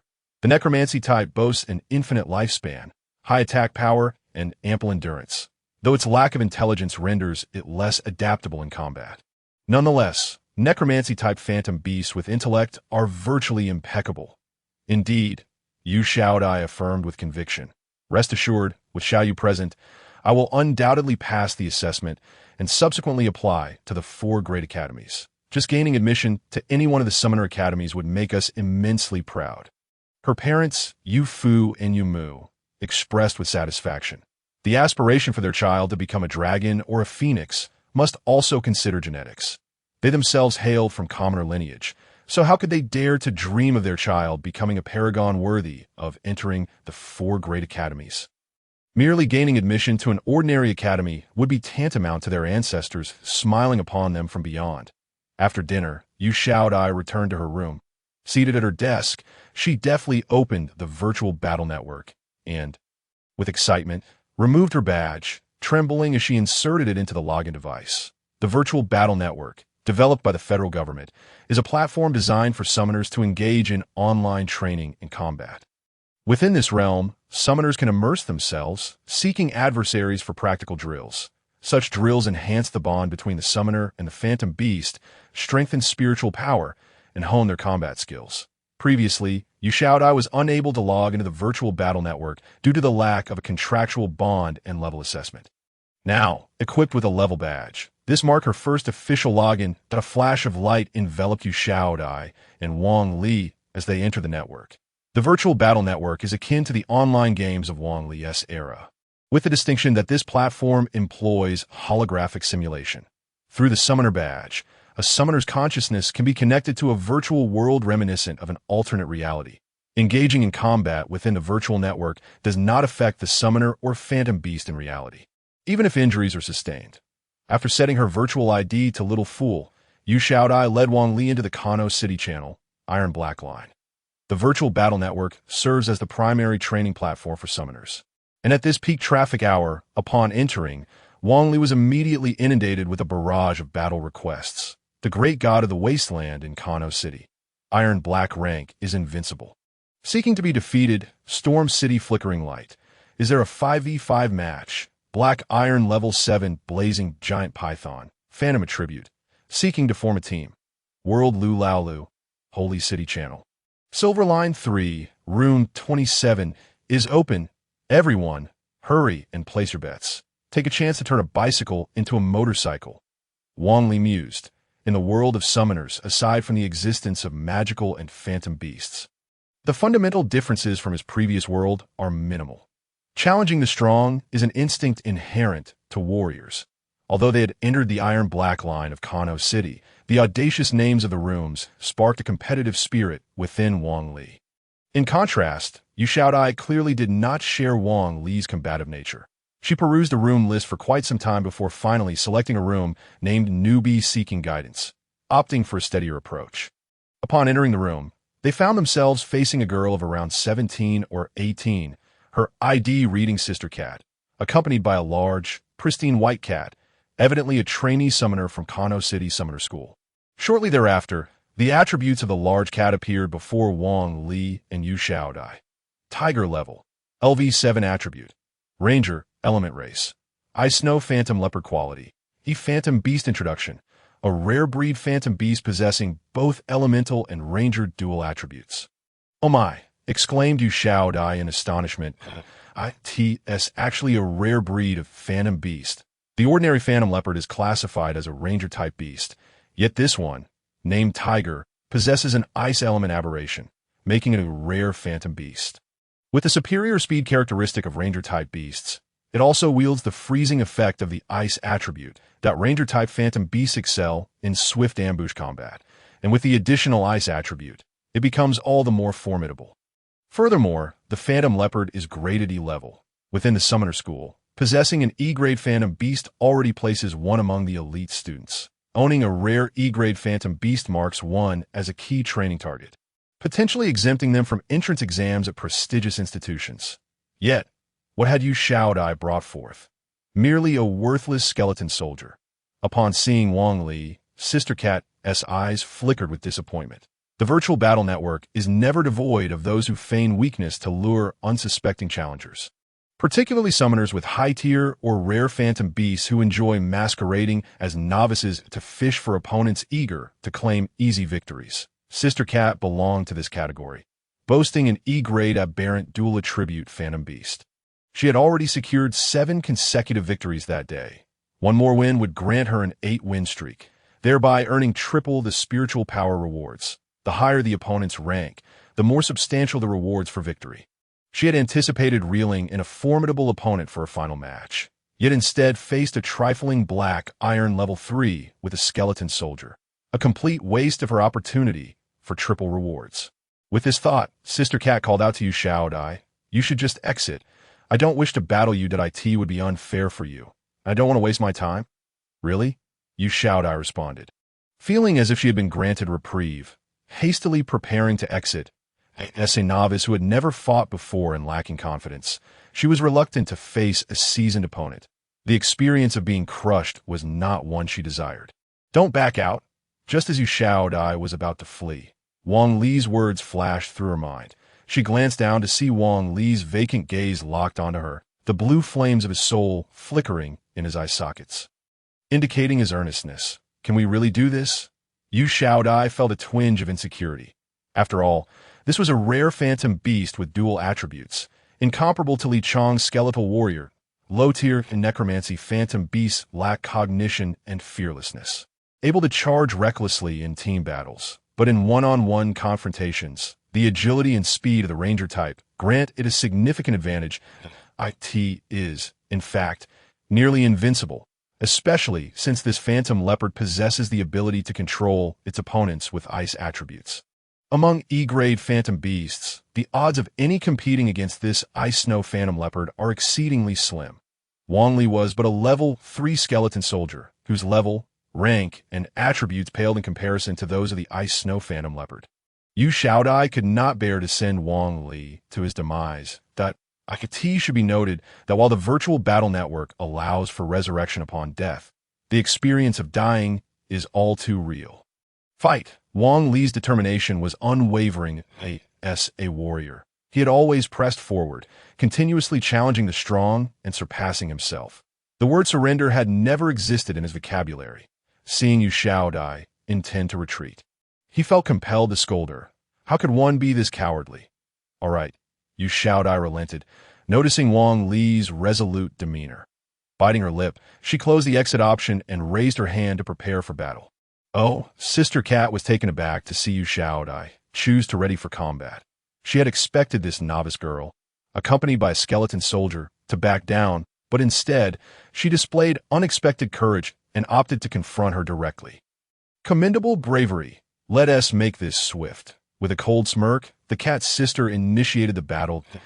In a flash of light, Wang Li and the ice and snow phantom leopard were transported to the arena. Immediately, the cat's sister pointed at Wang Li and commanded her subordinate, the ice and snow phantom leopard, to attack. Wow! The ice and snow phantom leopard let out a roar, its body transforming into a white shadow that lunged towards Wang Li in an instant. The shadow strike, a skill of the ranger-type phantom beast, is renowned for its speed. It allows the phantom leopard to unleash a swift and powerful surprise attack with its sharp claws, delivering an explosive burst of damage in the blink of an eye. In the face of the charging ice and snow phantom leopard, the soul fire in Wang Li's eyes flickered momentarily, yet he remained unhurried as he stepped back half a pace, with a resounding clap. Almost simultaneously, the ice and snow phantom leopard strike landed precisely where Wang Li had just stood, clawing a translucent, deep groove into the ground.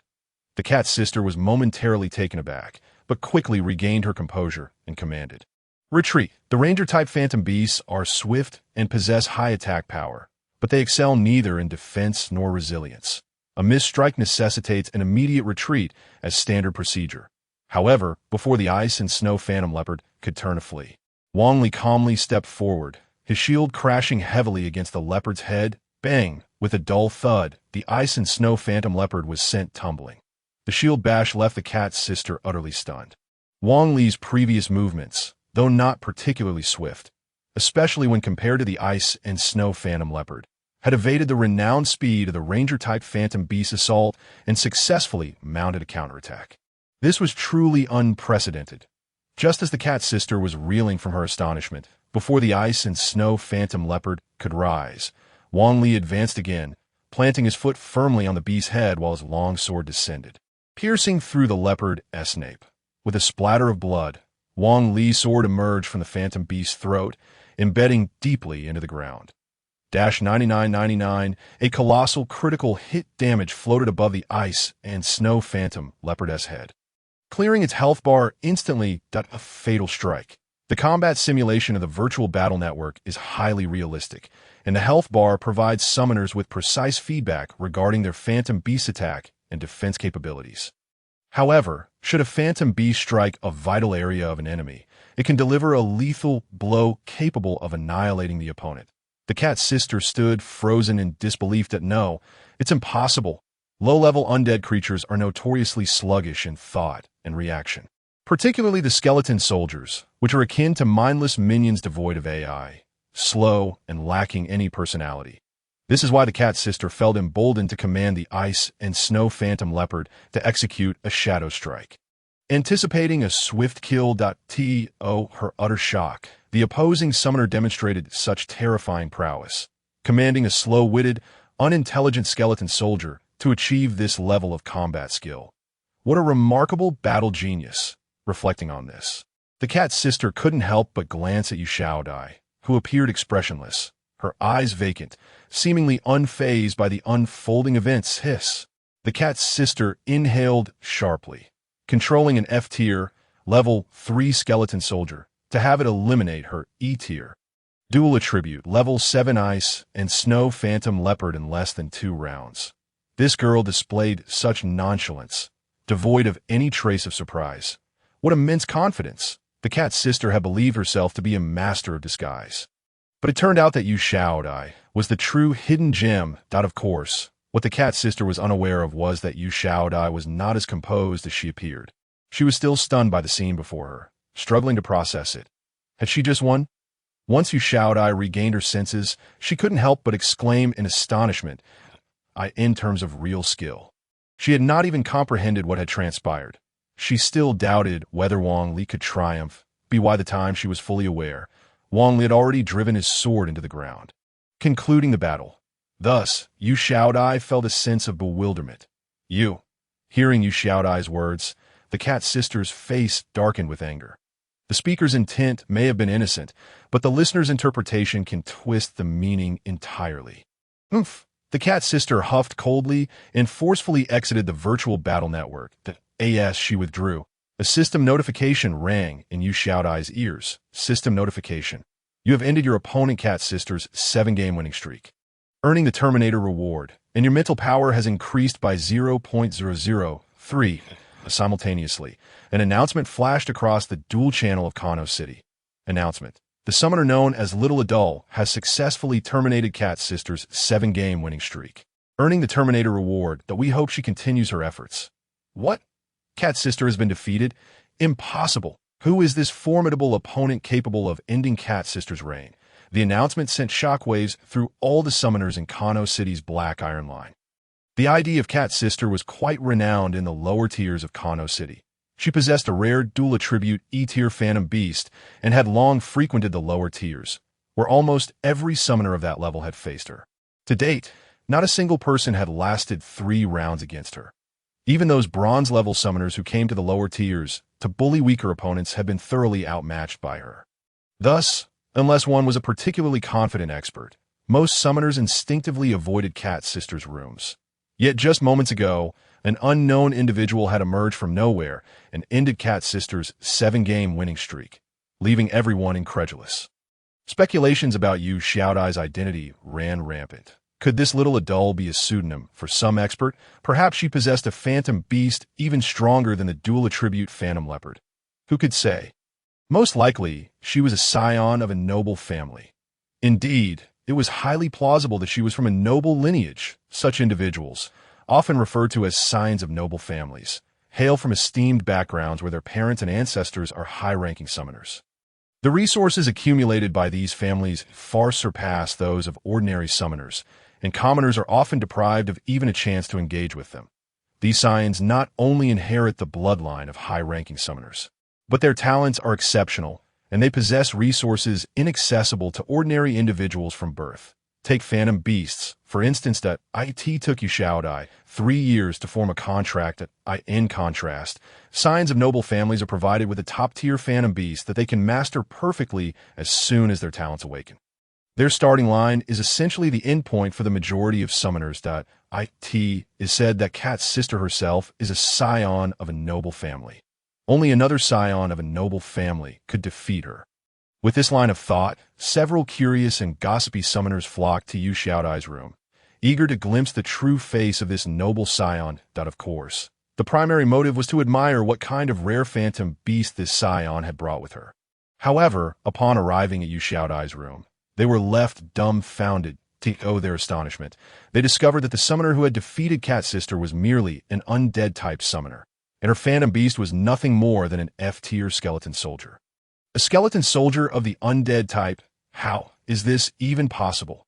The mysterious powerhouse who ended the 7 consecutive victories of Sister Cat turned out to be merely a necromancer accompanied by a low-tier phantom beast. Leaving everyone in disbelief, doubts began to arise regarding their own perceptions. The combat capabilities of phantom beasts are categorized into 2 dimensions: attributes and manipulation. Attributes refer to the inherent data of the phantom beast itself, and the strength of these attributes has a direct correlation with their level and tier, closely tied to the summoner's mental prowess and nurturing ability. As for manipulation, it hinges on the summoner's combat proficiency and the compatibility with the phantom beast. If a summoner's combat skills are insufficient, they cannot fully exploit the phantom beast's potential. If the compatibility is low, the phantom beast cannot be commanded effectively. Both factors are indispensable. Thus, the higher the combat intelligence of the phantom beast, the more it compensates for the summoner's lack of combat ability and compatibility, increasing the margin of error. Conversely, a phantom beast with lower intelligence places greater demands on the summoner's combat skills and compatibility, resulting in a reduced margin for error. This is precisely why necromancer-type phantom beasts are often criticized and deemed the weakest among the 5 categories. Despite this, within the same quality and tier, necromancer beasts possess decent attributes and, due to their lack of lifespan constraints, exhibit greater developmental potential. However, their deficiency lies in their absence of cognitive intelligence. Unless a summoner possesses high combat capabilities, they can hardly unleash even half of a necromancer beast's combat attributes. Yet, this black iron Tier 3 necromancer, armed with a Tier 3 skeletal soldier, managed to bring Sister Cat's dual attribute Ice, Snow, Phantom Leopard's winning streak to an end, an occurrence that has clearly surpassed the comprehension of ordinary summoners.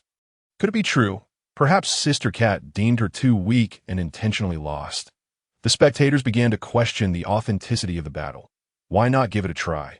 Some, drawn by the spectacle, urged others to test the waters. Let us do it. In such circumstances, there's always been no shortage of brave souls ready to challenge the status quo, or red-clad summoner with an explosive hairstyle boldly leapt onto the opposing platform. Clicking to prepare for battle. Information about the opponent reappeared before Wang Li and Yu Xiaodai. Hong 1 level. LV9 attribute. Fire element race. Fiery python quality. A phantom beast introduction. A powerful phantom beast capable of manipulating fire elements. Holder. Fenghua Shinshan. Ah, it's Fenghua Shinshan.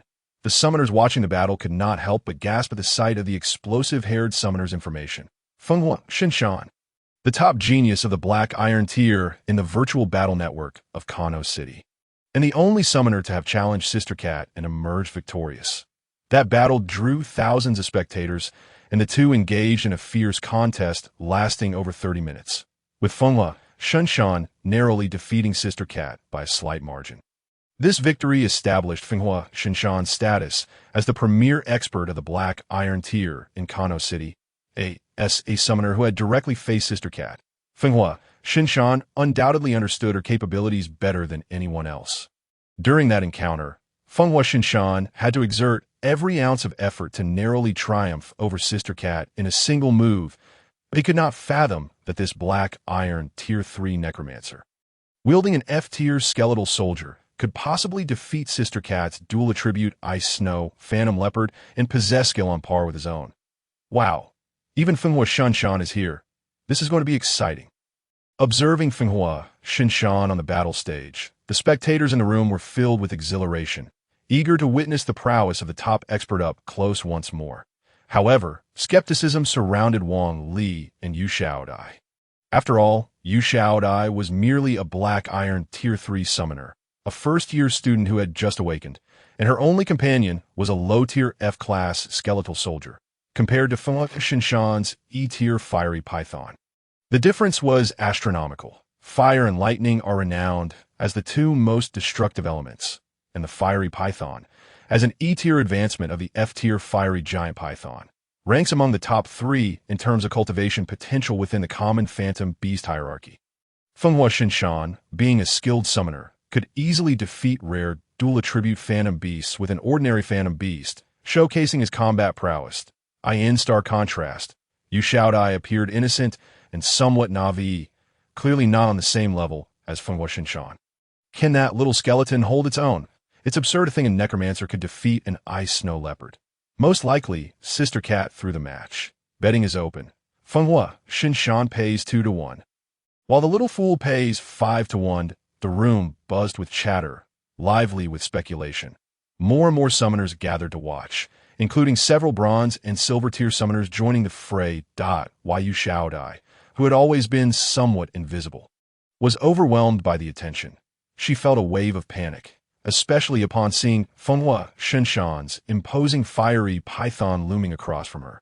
There was no denying that while the Ice Snow Leopard had a slightly higher tier than the fiery python, the feline phantom beasts were undeniably cute but posed a significant threat.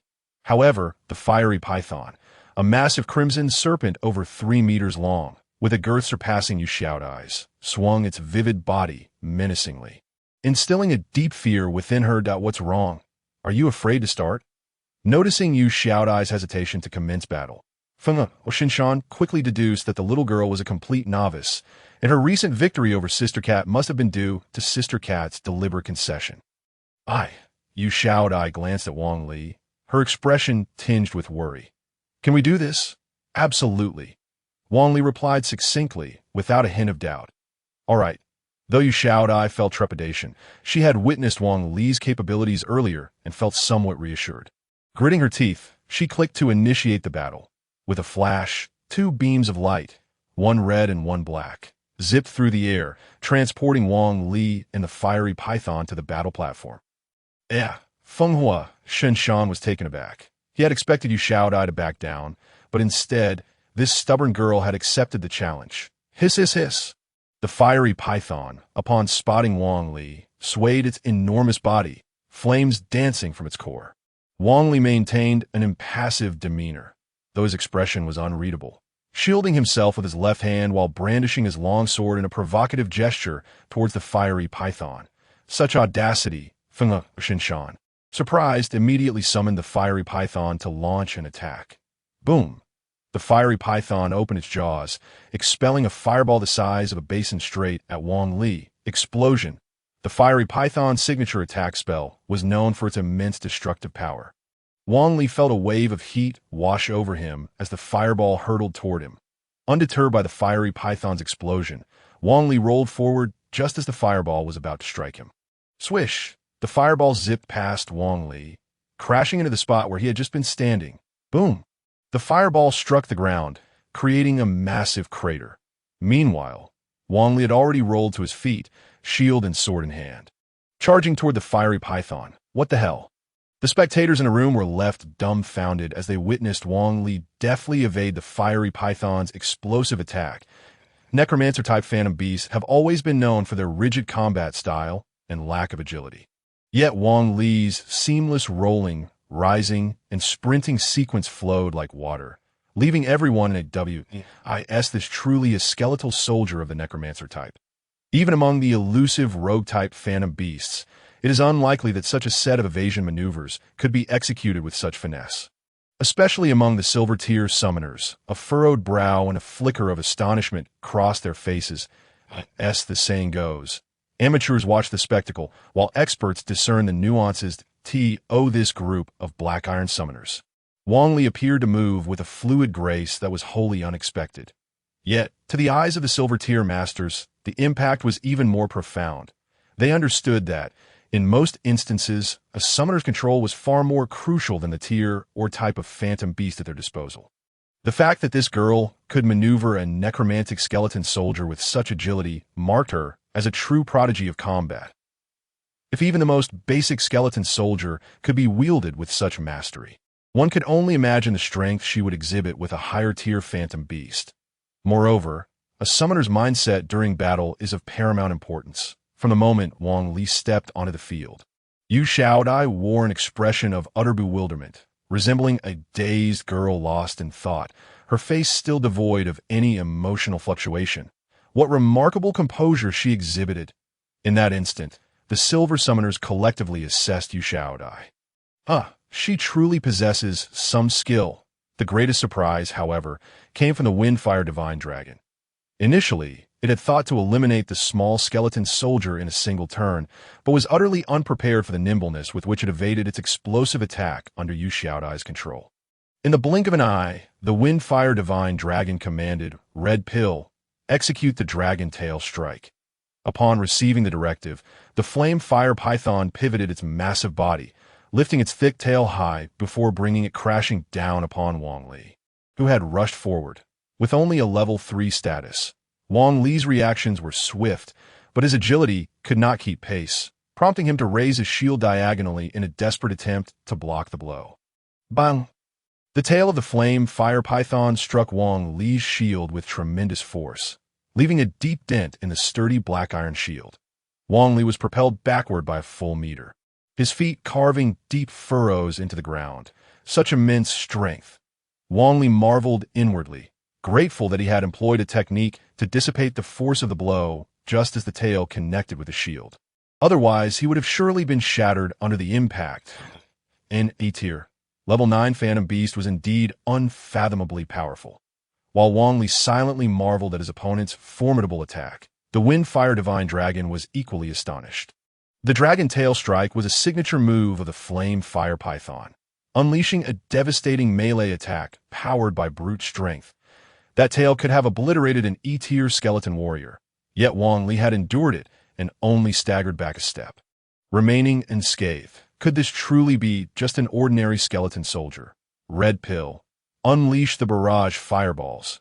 Recognizing the tenacity of his opponent, the Windfire Divine Dragon realized that this adversary was no ordinary foe, perhaps even capable of defeating Sister Cat. Though proud, the Windfire Divine Dragon was aware that it was closely matched with Sister Cat. This individual, capable of overcoming her, likely possessed the strength to best him as well.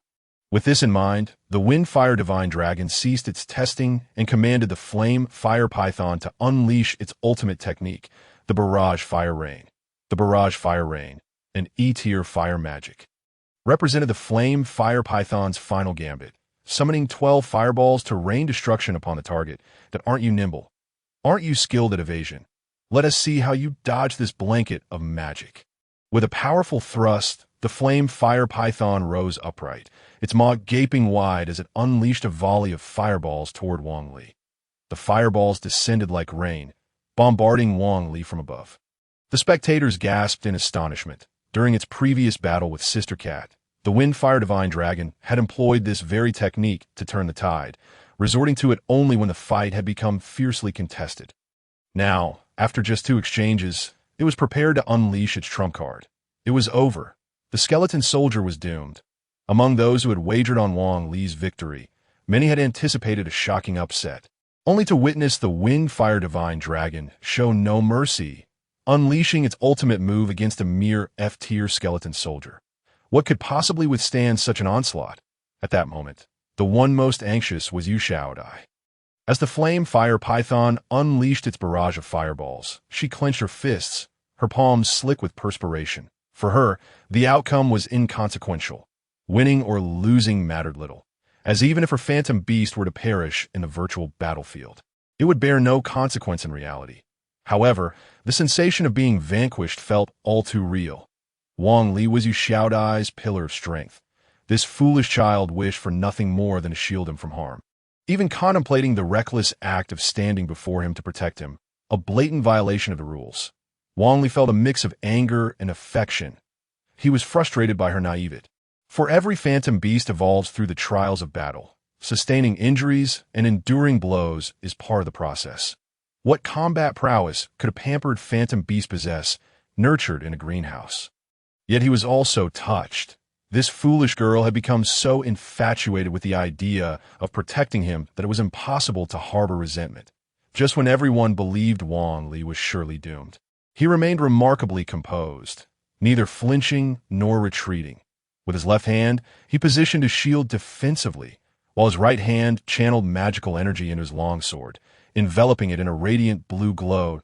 He then pulled back and lunged forward, deftly slicing through the air as he executed a flourish against the incoming barrage of 12 fireballs. Bang, bang, bang, bang. Simultaneously, the fireballs detonated, engulfing Wang Li in a tempest of flames.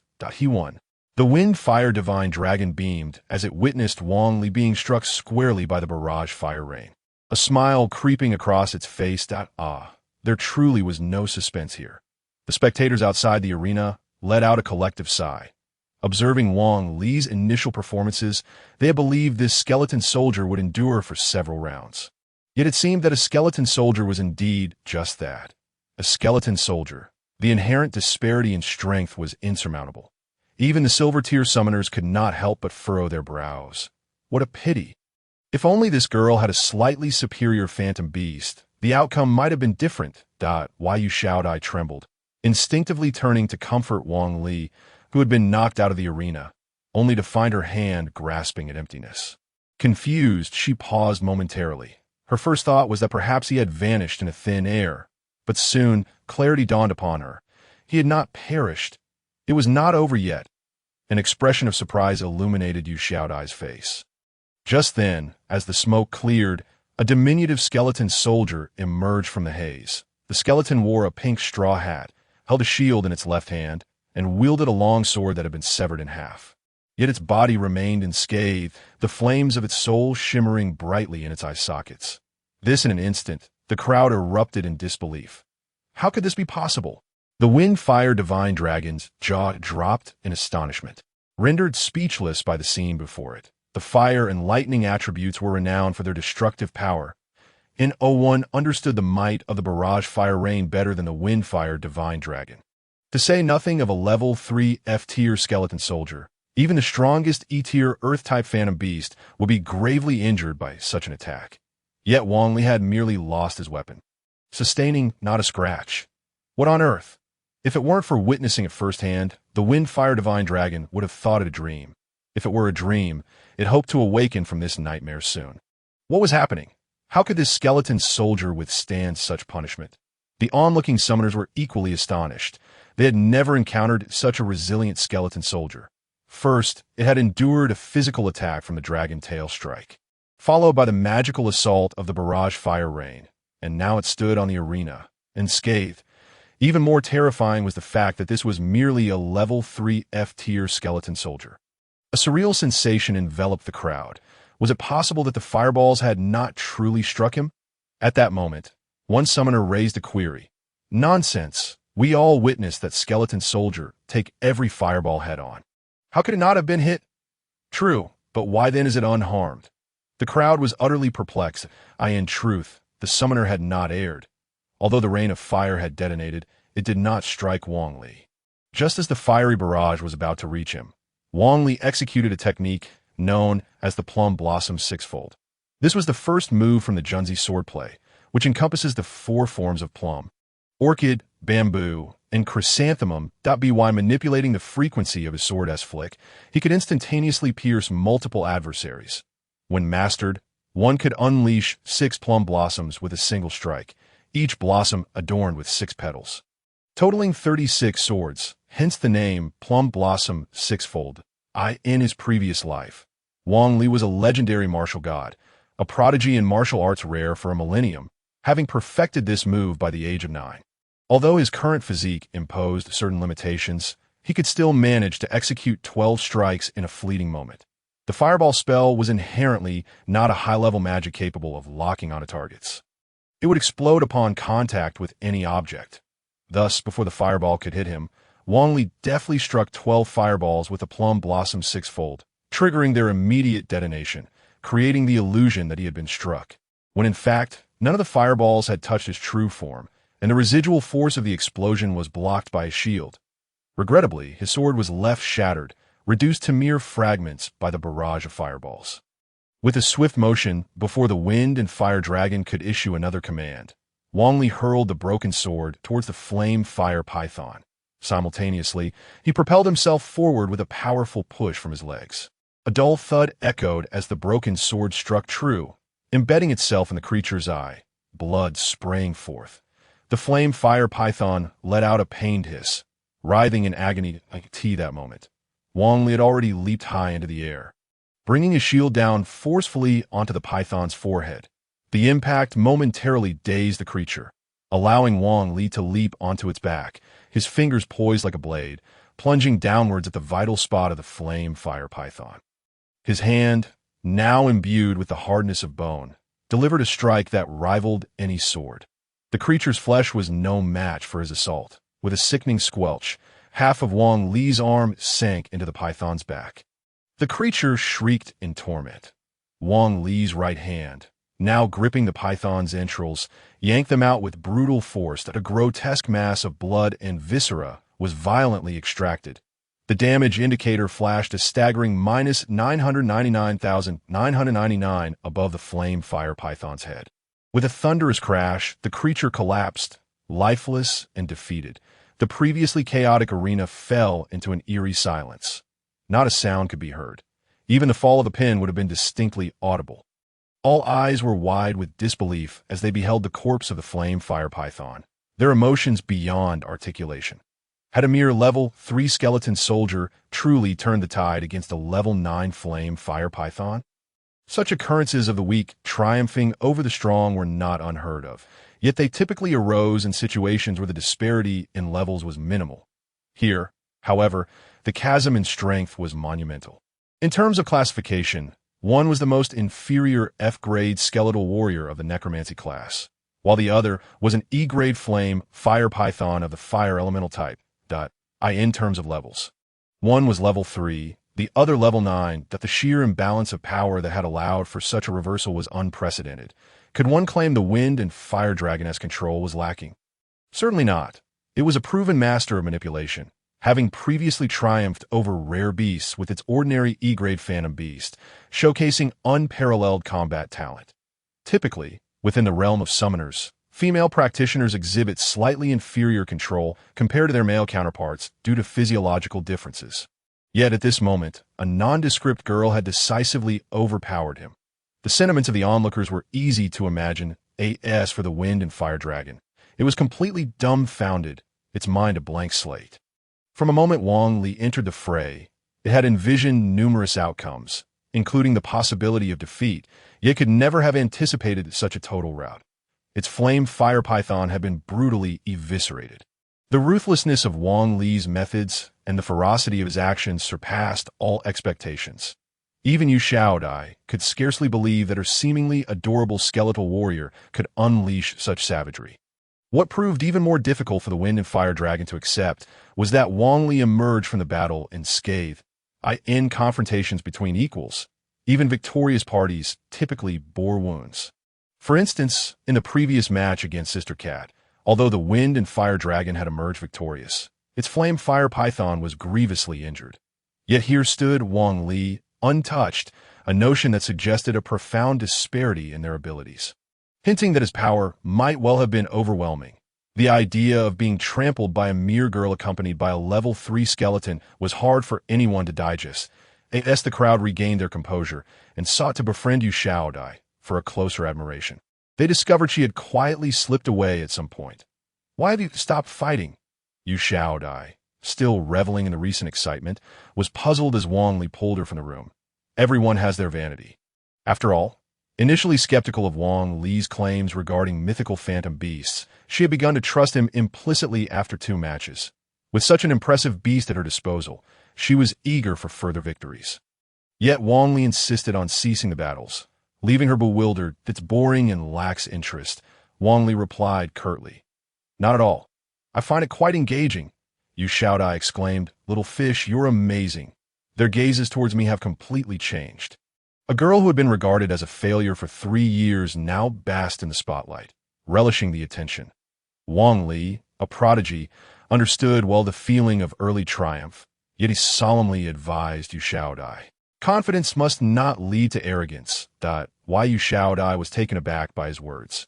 "You must understand your true capabilities," Wang Li bluntly asserted. He was unafraid of offending her, well aware that he spoke the truth. The path of a strong individual is one without end.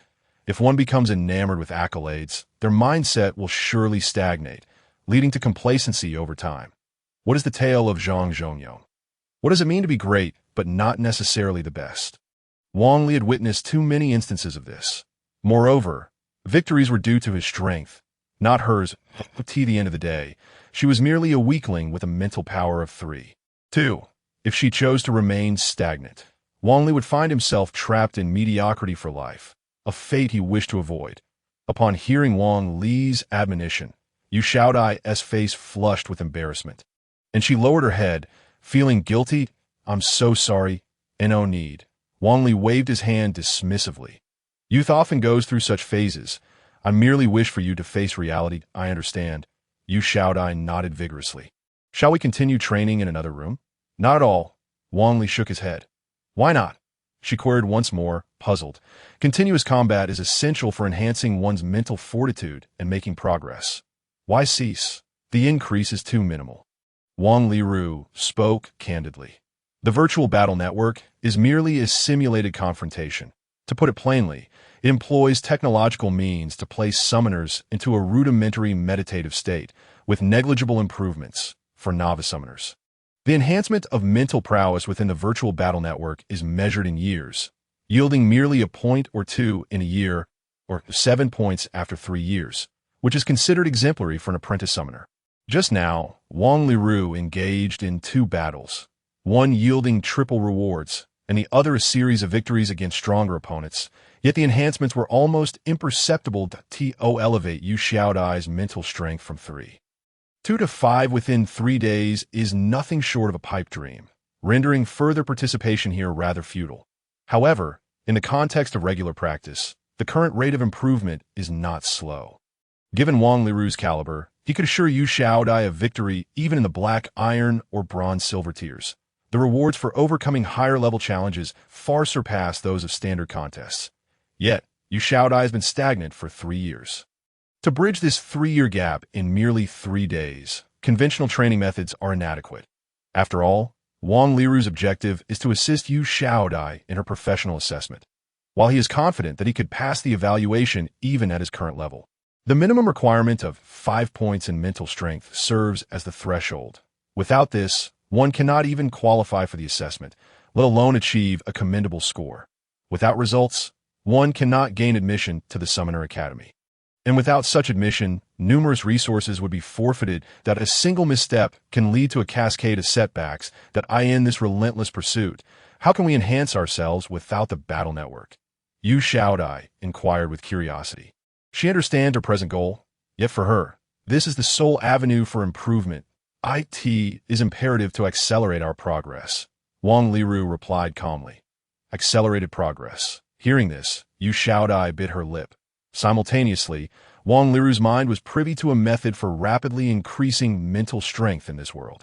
Indeed, aside from the traditional methods of the battle network, hunting, and meditation, there exists a rapid enhancement technique. The use of drugs that a certain potion known as the mental elixir, derived from the essence of magical beast cores, can instantaneously boost a summoner's mental strength by 5 points. However, due to the extraction process from beast cores and the fact that humans lack the formidable physique of magical beasts, its effects are highly unstable and fraught with side effects. Even magical beasts can encounter issues when consuming too much of their own cores, let alone humans. Moreover, this potion is not inexpensive. It was classified as a controlled substance by the federal government decades ago, though it remains available on the black market for approximately 100,000 coins per vial. Previously, when Yu Xiaodai struggled to form a contract, someone had recommended it to her. However, being utterly penniless, she could not afford such an exorbitant price. Wang Liru could not help but reflect that poverty is not always a curse. Had Yu Xiaodai purchased the mental elixir back then, it is likely he would not have arrived in this world. For such prohibited substances carry significant risks. The odds of an accident are minuscule. Yet if one were to encounter one, the outcome is assured. After much contemplation, Wang Liru ultimately resolved to venture outside the city to hunt magical beasts. Among the traditional methods of training, the real combat involved in hunting beasts is the fastest route to enhancing mental strength, surpassing even the highest forms of meditation. However, the wilds are inhabited by ferocious beasts, making the act of hunting extraordinarily perilous.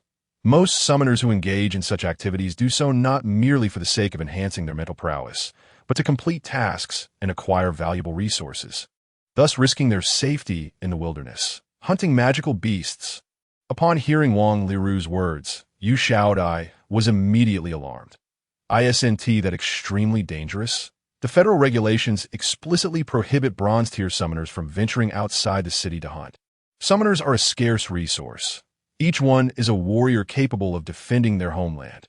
Even apprentice summoners like Yu Xiaodai receive financial support from the government, underscoring the priority of summoner safety. Hunting in the wild is a vastly different concept from the virtual battle network. In the virtual environment, summoners can manipulate their magical beasts from safe distance. But in the wild, they engage in direct combat alongside their creatures. Beasts do not adhere to any code of honor and will not hesitate to attack summoners directly. But a feeble summoner cannot withstand even a single blow from a magical beast. Thus, to ensure the safety of summoners, the federal government has laid down strict regulations stating that only those of bronze rank and above may venture forth to hunt magical beasts upon reaching 10 points of mental strength. A summoner gains the ability to command a second magical beast and can also learn their second basic skill, fusion. The second beast, known as the guardian beast, need not possess high offensive capabilities, but must have formidable defensive or restorative abilities, serving to enhance the summoner's survival in the wilderness. Once fusion is activated, the summoner can imbue themselves with the attributes and abilities of the guardian beast, assisting their combat beast in battle. At times, the role of the guardian beast is even more crucial than that of a combat beast. A summoner without a guardian beast lacks the means to survive in the wild. For a black iron summoner to venture forth to hunt magical beasts is akin to courting death. In response to Yu Xiaodai's concerns, Wang Li remarked, hunting is far more reliable than relying on drugs. The chance of mishap with drugs hinges entirely on luck, while the risks associated with hunting are contingent upon my own abilities. Rather than leaving my fate to chance, I place my trust in my skills. Yet, Yu Xiaodai, accustomed to timidity, found it difficult to accept the sudden call for adventure. She thought of her parents. Wang Liru replied indifferently, being timid is one thing. Lacking resolve is another. Upon hearing Wang Liru's words, Yu Xiaodai felt a jolt of realization, recalling the efforts she had exerted over the past 3 years and the injustices she had endured, with Wang Liru as her formidable magical beast. Her future should undoubtedly be bright. Missing this opportunity due to cowardice would be a lifelong regret. The expectations of her parents, the boasting of Aunt Huang from next door, and the criticisms her parents had faced, all of these weighed heavily on her. Timidity is a cautious approach to life, but lacking resolve is akin to being a pile of useless mud. For her future, and to allow her parents to hold their heads high, she could not falter when courage was essential. Resolving herself, Yu Xiaodai clenched her fist and declared, "All right, I will follow your lead." Wang Liru felt a wave of relief.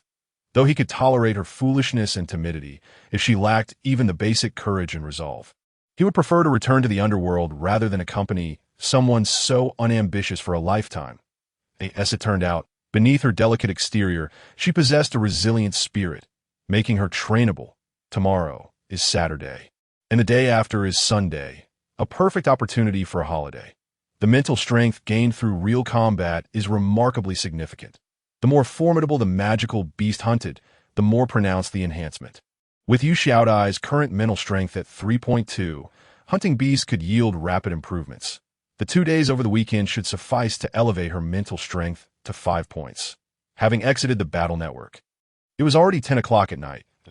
Yu Xiaodai freshened up and donned a pink pajama set adorned with a white rabbit design.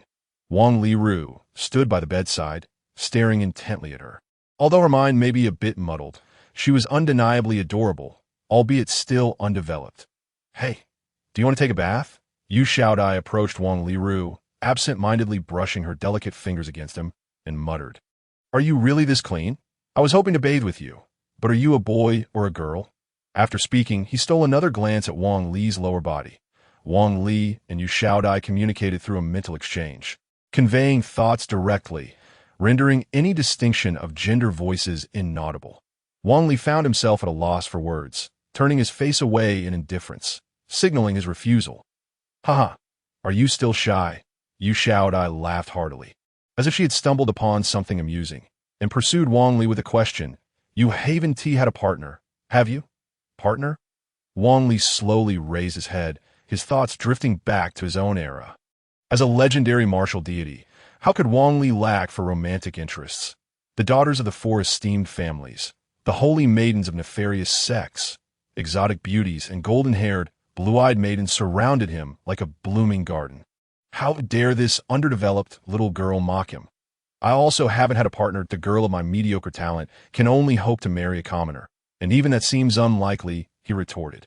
In times of chaos, labor and productivity were paramount. Although the federal government maintained a semblance of stability, the intrinsic physiological disadvantages meant that female labor and productivity could not match that of men. Thus, the current era stood in stark contrast to Wang Li's. It would not be accurate to attribute this to issues of status, but for a female apprentice summoner like Yu Xiaodai, lacking in talent, finding a male summoner of equal standing to marry was quite a challenge. Generally, they could only aspire to wed a commoner. After all, high-ranking summoners needed to ensure their bloodlines were sufficiently exceptional to cultivate superior offspring, as the continuation of their lineage depended on producing quality descendants. Male summoners would certainly not seek partners weaker than themselves. At the very least, they demanded a match of equal status. The harsh reality of the apocalypse was ruthless. Concepts like love and fate were mere trifles. The critical question was whether one could survive and grow stronger, lest they be eliminated by the harshness of the world. Wang Li shook his head in dismay, adding another label to Yu Xiaodai's impression column. Once tidied up, Yu Xiaodai lay down to rest. This girl even wished to share a bed with Wang Li, which he outright refused in the apocalypse. People were indeed bold, unbothered by sharing a bed with a mere skeleton. Of course, Wang Li's refusal stemmed from his utter lack of fatigue. This was also a characteristic of the necromantic beasts. Normally, they were undying, unyielding, unceasing, and tireless. These three traits were among the few advantages of the necromantic lineage. However, their disadvantages were even more pronounced. Lacking cognitive ability, necromantic beings had no combat awareness, relying entirely on the summoner's focused command in battle. In dangerous terrains, the summoner had to ensure their own survival. Any distraction would significantly impair combat effectiveness. Yet for Wang Li, the most significant drawback was that skeletal beings lacked a physical body, without muscles and protective sinews. The structural integrity of a skeleton was inherently limited. Low-level skeleton soldiers would crumble upon sustaining powerful impacts. For instance, in today's battle with the fiery python, had Wang Li not employed a technique to dissipate force, he would have found himself scattered across the ground. For a martial artist, to strike one must first learn to endure blows. How could such a fragile body withstand attacks? If only there were meridians and acupoints. He could cultivate internal energy to strengthen his physique. Internal energy. At this thought, the soul flame in Wang Li's eyes flickered with sudden intensity. In his previous world, cultivating internal energy indeed required meridians and acupoints. But was that a necessity here as well? He recalled employing the Plum Blossom 6 technique during the recent virtual battle network session. Utilizing sword techniques required internal energy to traverse meridians and acupoints, enabling it to flow into the sword's body. Despite lacking a corporeal form, he could still fluidly wield internal energy to manifest sword techniques, suggesting that one could cultivate internal energy even without a physical body. With this realization, Wang Li felt a surge of excitement and quickly calmed his mind, operating the mental formula according to the memories from his past life. Indeed, as he harnessed his internal energy, a pure essence began to coalesce at the location of his dantian.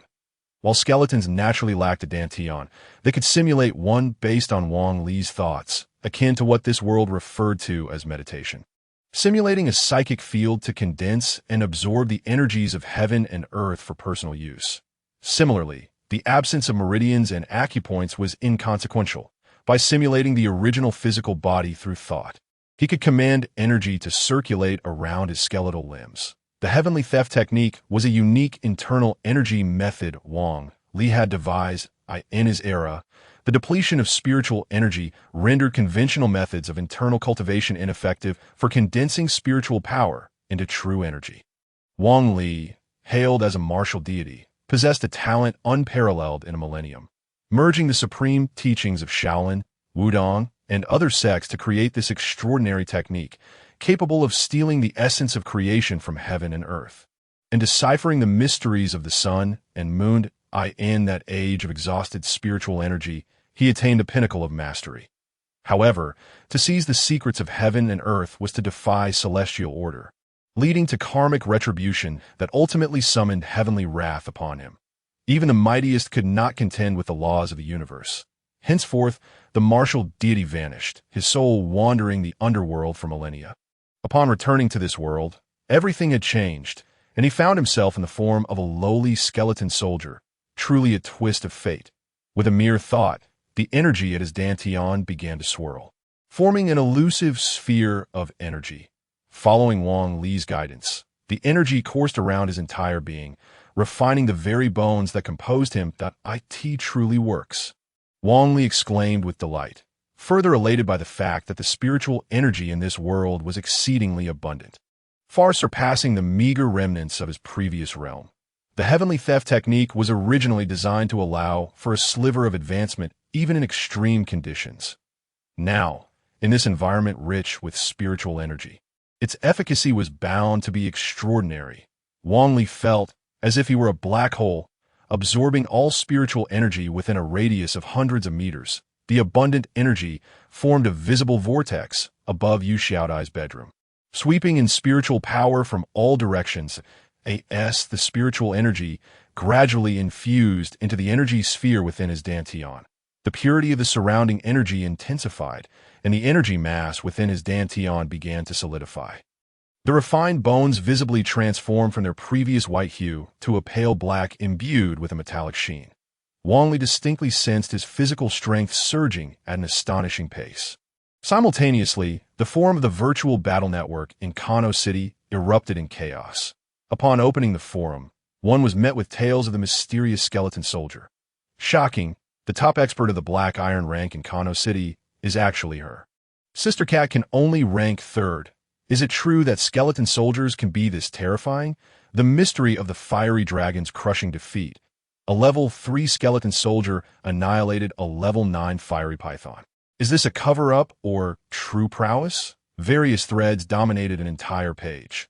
The content was largely repetitive, all discussing the jaw-dropping battle from earlier that night in a virtual battle network, that a level 3 skeleton soldier had slaughtered a level 9 fiery python, causing everyone present to question their understanding of the world. Moreover, this slaughter was not a mere figure of speech. It was a brutal reality, one where entrails were ripped from the body. If not for the virtual battle network information displaying these events, many would have found it hard to believe that it was indeed a skeleton soldier. Witnesses to the battle were already incredulous. Those who had not seen it with their own eyes were even more skeptical. What nonsense is this? A skeleton soldier, that kind of trash creature, could win on the battlefield. The fiery python would lie there and let it strike without any resistance, right? Level 3 defeating level 9? What a dream! Countless posts beneath each thread voiced skepticism. I saw it with my own eyes. How could it be false? Began the summoners who had spectated the battle. Damn it, you illusion beast blind. You must have mistaken the undead lord for a skeleton soldier, right? The undead lord, a legendary S-rank necromantic beast, bore a striking resemblance to a skeleton soldier, the only difference being the crown atop the undead lord's head. While they appeared similar, their power was on entirely different levels. The sentient undead lord surpassed ordinary S-rank beasts in strength. How could I not recognize the undead lord? It was clearly a skeleton soldier. You must be blind. Prepare to report your ID. I'll see you on the battle network, transforming from a news post to a popular science article, and from a popular science article to a battleground for disputes. The entire Kanoa City forum has been thrown into disarray by the mysterious skeletal soldier incident. The individual involved, Wang Li, remains oblivious to the commotion his appearance has stirred, engrossed instead in cultivating his stealing the heavens technique. As the night passes, Wang Li absorbs the surrounding spiritual energy into his dantian. The cyclone within his dantian grows increasingly refined and substantial. Simultaneously, the true essence, transformed from spiritual energy, has circulated around his body once. Thanks to Wang Li's manipulation, his bones, both inside and out, have undergone a thorough tempering. Consequently, Wang Li is transformed from a rather frail-looking white skeletal figure into a dark, metallic-hued skeleton, exuding a robust appearance. Wang Li's mind settles as he revisits his attributes. Name, Dai Xiaoyu level, LV3 race, undead rank, skeleton soldier quality, F health, 500 true energy, 440 strength, 29.5 constitution, 17.3 intelligence, 12 spirit, 12 agility, 23 attack power, 29.15 true energy intensity, 12 armor, 17.13 magic resistance, 12 free attributes, 0 skills, cleave. F consumes 10 points of true energy to inflict 150 physical damage and 150 true energy damage on the target. With a cooldown of 1.5 seconds, Shield Bash. F consumes 10 points of true energy to deal 100 physical damage and 100 true energy damage to the target, accompanied by a 1.5 second stun effect, with a cooldown of 3 seconds. Plum Blossom 6 attacks. A self-created skill that consumes 60 points of true energy to unleash 6 rapid strikes on the target, each inflicting 120 physical damage and 120 true energy damage, with a cooldown of 2 seconds. Innate skill, Stealing the Heavens, Unknown. First layer 110, a mysterious and powerful meditation technique inherent to phantom beasts. Each complete meditation grants 5 to all attributes, 100 health, and 100 true energy, allowing for the circulation of up to 3 cycles at the current level. Equipment: Black Iron Tower Shield, Black Iron Greatsword Master. Yu Shaodai description: a skeletal soldier summoned by Necromancer Yu Shaodai. Upon witnessing the changes in his attributes, Wang Li falls into contemplation that he never anticipated that cultivating the stealing the heavens technique would transform his attribute system. What once represented health and energy, HP and MP, has now morphed into health and true energy in this world. True energy is an entirely novel concept, distinct from the mechanics of magic points. Magic points are expended to utilize skills, whereas true energy is harnessed to activate them. Consequently, the prior cleave skill, which consumed MP for physical damage, now, upon consuming true energy, not only significantly amplifies the damage output, but also incorporates true energy damage. Moreover, the technique Wang Li had previously practiced, Plum Blossom 6 attacks, has astonishingly become a self-created skill. Wang Li is taken aback that if Plum Blossom 6 attacks can evolve into a self-created skill, then with the existence of true energy, does that imply that the martial arts from his previous life could also transform into self-created skills? Plum Blossom 6 attacks was merely a beginner's sword technique from the gentleman's sword he practiced in his youth. Now, it is appraised as an E-level skill. What are the other martial arts? Wang Li had previously amassed a plethora of top-tier martial arts, such as the Duga 9 swords, the 6 Meridians Divine Sword, the Great Diamond Palm, the 18 Dragon-subduing palms, and the indestructible diamond skill. Wu Ti, they achieve S rank or higher.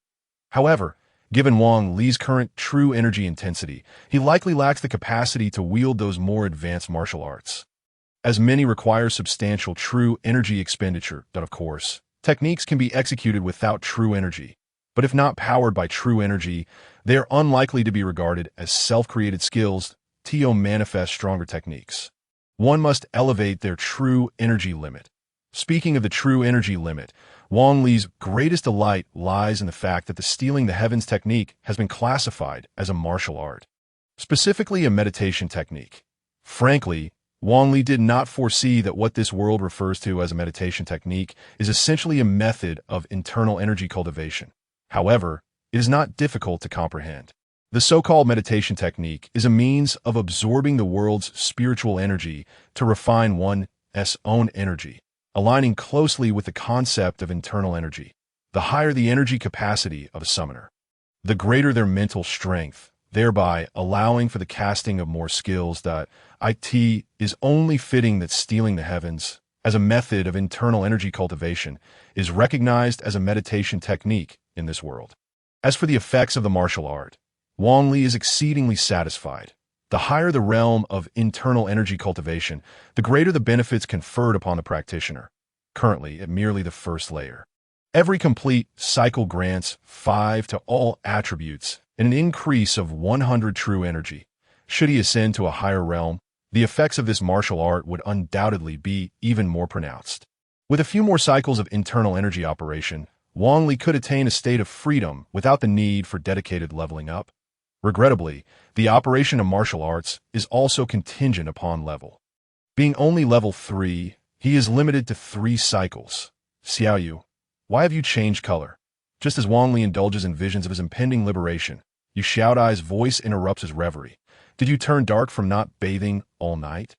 She muses aloud. Could it be from the sun's scorching rays? Fool! Wang Li cannot help but retort. I look this way because my attributes have improved. With a 5-point increase in mental strength, Wang Li finds communication with Yu Xiaodai flows more smoothly. Attributes improved.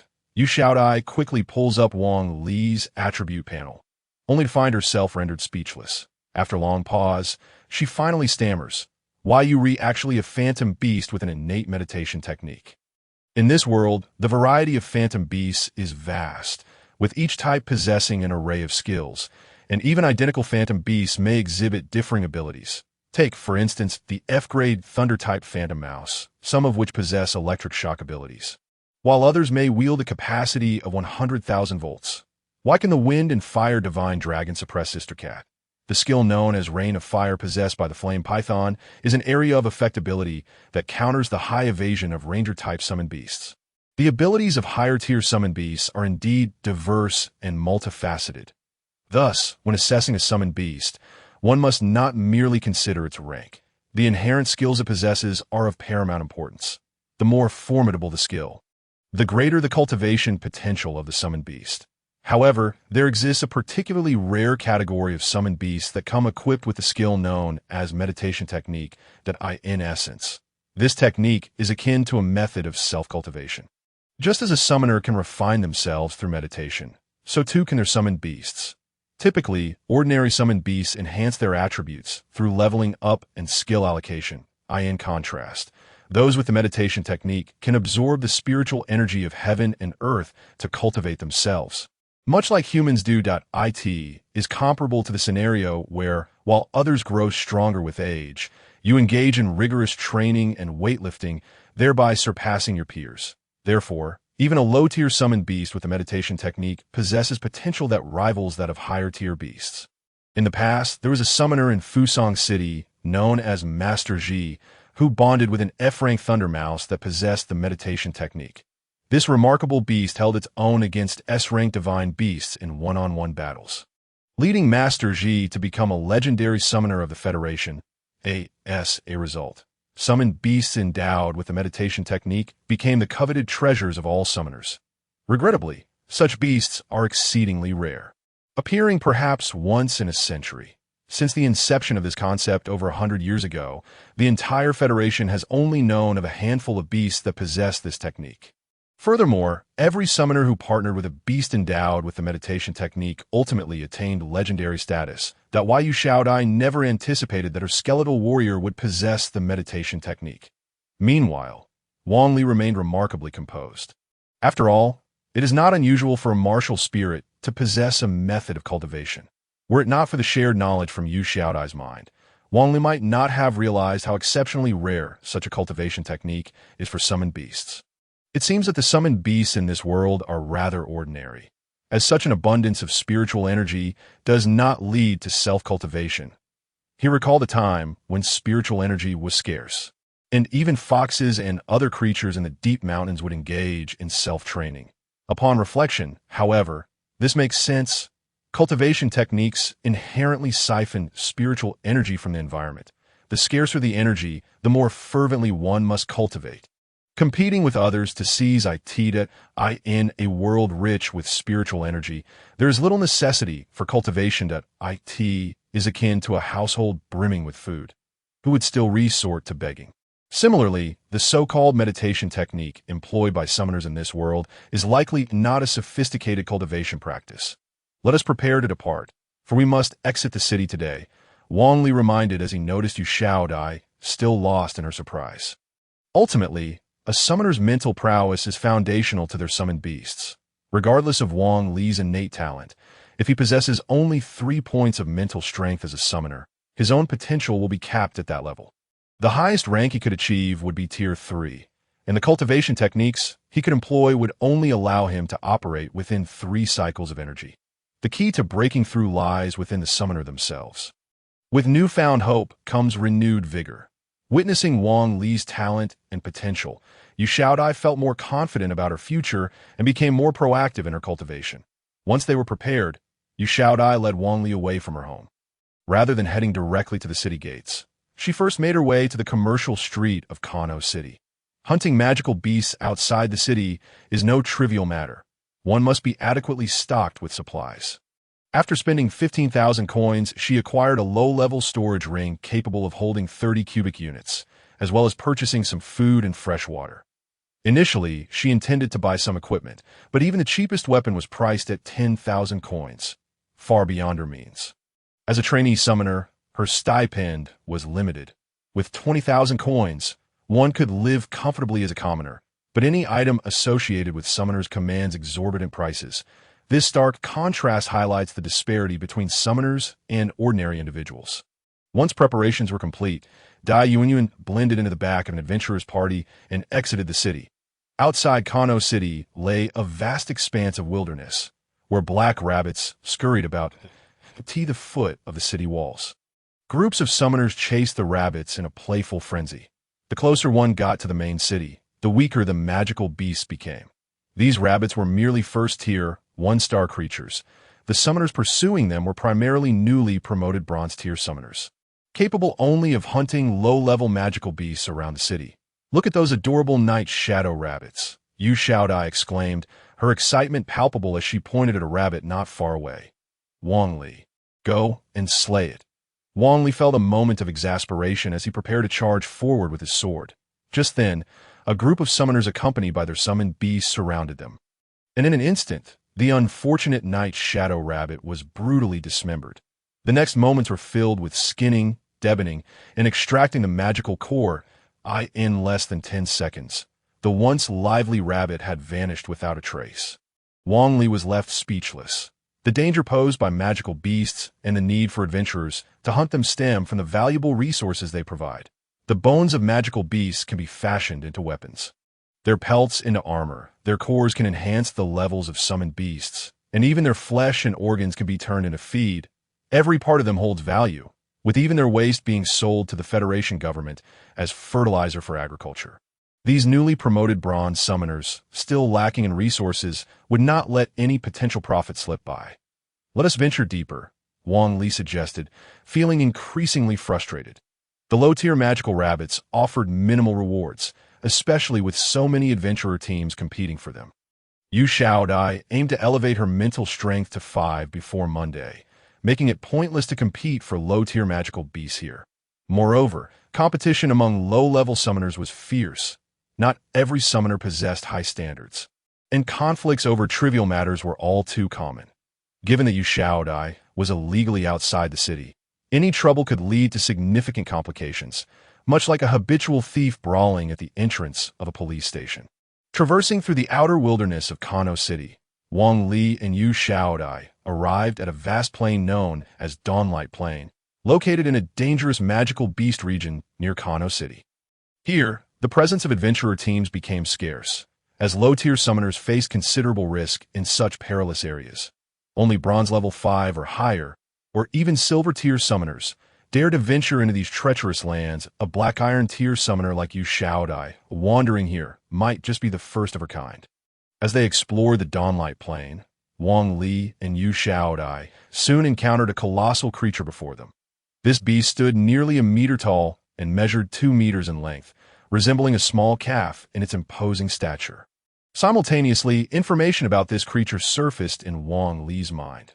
Powerful magic boar, first tier, 5 stars, HP, 1000 MP, 100 skills, barbaric charge, beast description, a low-tier magical beast of the Dawnlight Plain, immensely strong and ferocious in temperament. It is the powerful magic boar. Upon encountering the monstrous creature before her, Yu Xiaodai felt a sudden chill grip her heart. The Dawn Plains are home to a plethora of magical beasts, ranging from first-tier 5-star to first-tier 10-star varieties. However, 2 specific species are classified as the most perilous. Point 1 is the swift wind wolf, a wind attribute beast known for its incredible speed and ferocious attacks, often hunting in packs, making it nearly impossible to evade. Adventuring parties typically steer clear of them, for a direct confrontation often ends in disaster. The other, more fearsome creature is the mighty magic boar that stands before her. Despite its lack of intelligence, this beast boasts immense strength and tough hide, charging recklessly and proving exceedingly difficult to subdue, earning it the moniker of the summoner's nightmare. Its 2 massive tusks are exceptionally sharp, and even a summoner protected by guardian familiar would struggle to withstand a single blow. The swift wind wolf's strength lies not only in its speed, but also in its pack hunting strategy. Demonstrating a certain level of teamwork, a lone wolf is not particularly terrifying. In contrast, the mighty magic boar is a true solitary warrior, possessing unmatched strength among creatures below first-tier 10-star status, rendering it virtually unrivaled. Even a first-tier 10-star beast like the rock snake dares not provoke it lightly. Notably, the tusks of this wild boar are considered premium materials for weapon crafting, commanding a high market price. With a single tusk valued at around 5,000 yuan. Yu Xiaodai couldn't help but curse her misfortune. What luck it was to encounter such a creature upon her arrival at the Dawn Plains. At that moment, the mighty magic boar took notice of Wang Li and Yu Xiaodai behind it. With a snort, upon spotting the humans, it swiftly turned, digging its front hooves into the ground before charging directly at Yu Xiaodai. This was Yu Xiaodai's first direct confrontation with a magical beast, and lacking any combat experience, she was momentarily stunned. This exemplifies the reason why summoners without guardian familiars are prohibited from leaving the city. New recruits, untested in battle, are bound to struggle in their first encounters with magical beasts, and without the protection of a guardian familiar, a direct attack could leave them severely injured, especially for female summoners. Their stress response is generally less resilient than their male counterparts. Thus, even bronze-level summoners are accompanied by experienced guides or partake in organized field training during their first forays into the wild. Yu Xiaodai's reaction was merely a typical response for a novice. However, it is worth noting that while others prepare meticulously for their first encounters, equipped with guardian familiars and experienced leaders, Yu Xiaodai had only a skeletal warrior, Wang Li, by her side. Before Yu Xiaodai could regain her composure, the mighty magic boar had charged within 5 meters of her, its enormous tusks glinting menacingly in the sunlight. The foul odor emanating from the creature was unmistakable. Just as Yu Xiaodai seemed poised to be impaled, a small figure appeared before her, brandishing a shield. Wang Li, her skeletal warrior. With a silent cry, for the poor skeleton could not vocalize, Wang Li raised a shield, channeling his inner strength into it, which then radiated a golden glow. He then brought it down in a shield bash. With a resounding crash, Wang Li's shield collided solidly with the mighty magic boar's head. Weighing over 1,000 pounds, the force of that high-speed charge was formidable. Despite his diminutive size, Wang Li possessed considerable strength, bolstered by his internal energy, and the impact was surprisingly equal. The ground beneath them cracked under the tremendous force of their collision, and Yu Xiaodai was involuntarily pushed back by the shockwave. Both Wang Li and the mighty magic boar stumbled back a step. The fire of souls flickered in Wang Li's eye sockets, a testament to his resilience. Indeed, the mighty magic boar lived up to its reputation as one of the strongest magical beasts below the first-tier 10-star threshold, a true embodiment of its title.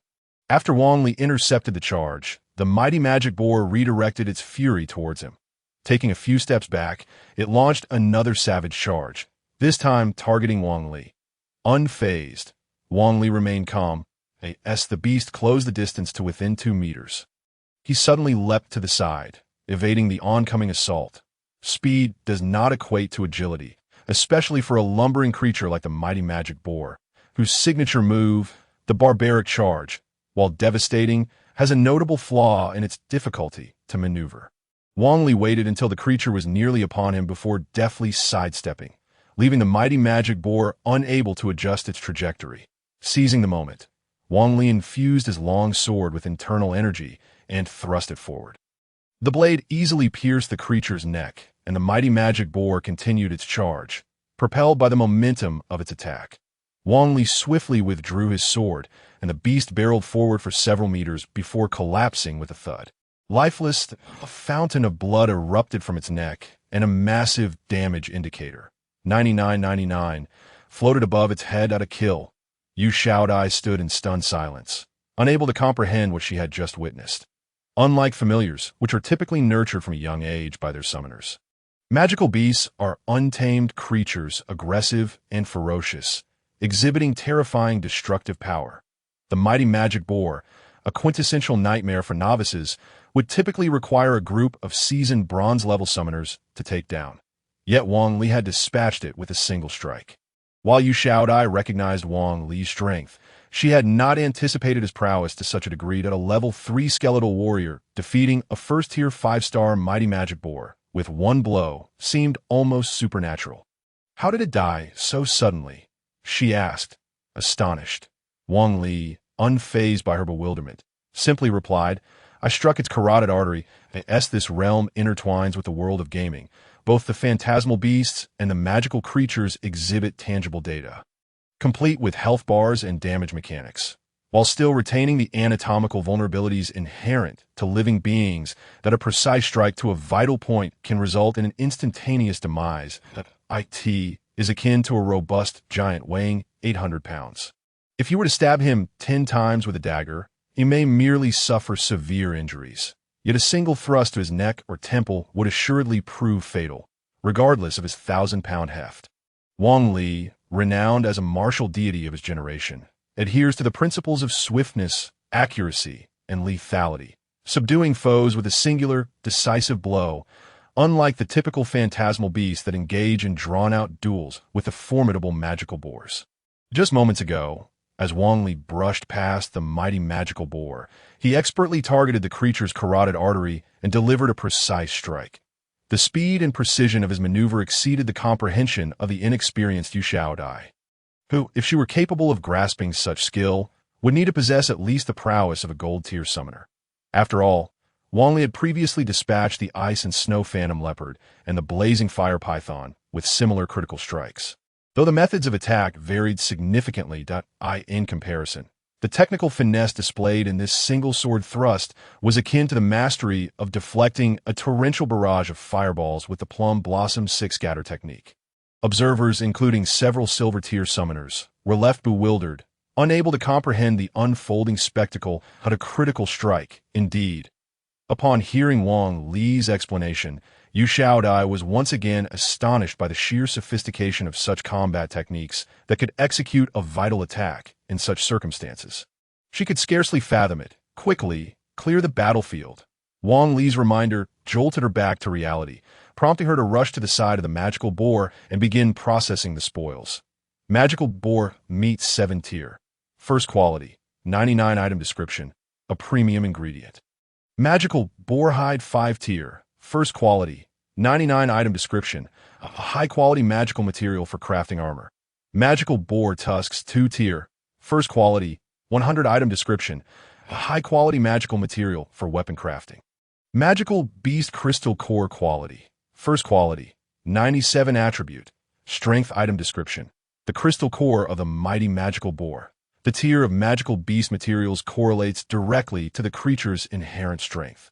The more formidable the beast, the more potent the magical fluctuations of its materials. However, the quality of materials within the same tier is determined by their quality. Generally, the more severely injured a magical beast is before its demise. The lower the quality of its materials. This is quite logical. If its flesh, skin, and bones are in disarray, the quality of the resulting materials is unlikely to be high. If a magical beast were to be exhausted to death, the magical crystal core, serving as its source of energy, would likewise retain little energy. There exists an unspoken rule in this world. Do not bring fire-type summoners when harvesting materials. Those fireballs would ruin the materials before they could even be collected. The magical boar, having succumbed to Wang Li's lethal strike, departed peacefully, resulting in exceptionally high-quality materials, achieving a quality rating of 99. With the tusks even reaching a perfect score of 100, the lowest quality tusks typically start at 5,000 yuan, while those of perfect quality could be worth at least 20,000, not to mention the boar's hide, meat, and crystal core. These are all sources of wealth, potentially amounting to tens of thousands of yuan. Yu Xiaodai gazed at the materials strewn across the ground, her eyes sparkling with greed as she hastily shoved everything into her storage ring. Wang Li, observing her actions, couldn't help but feel exasperated by her avarice.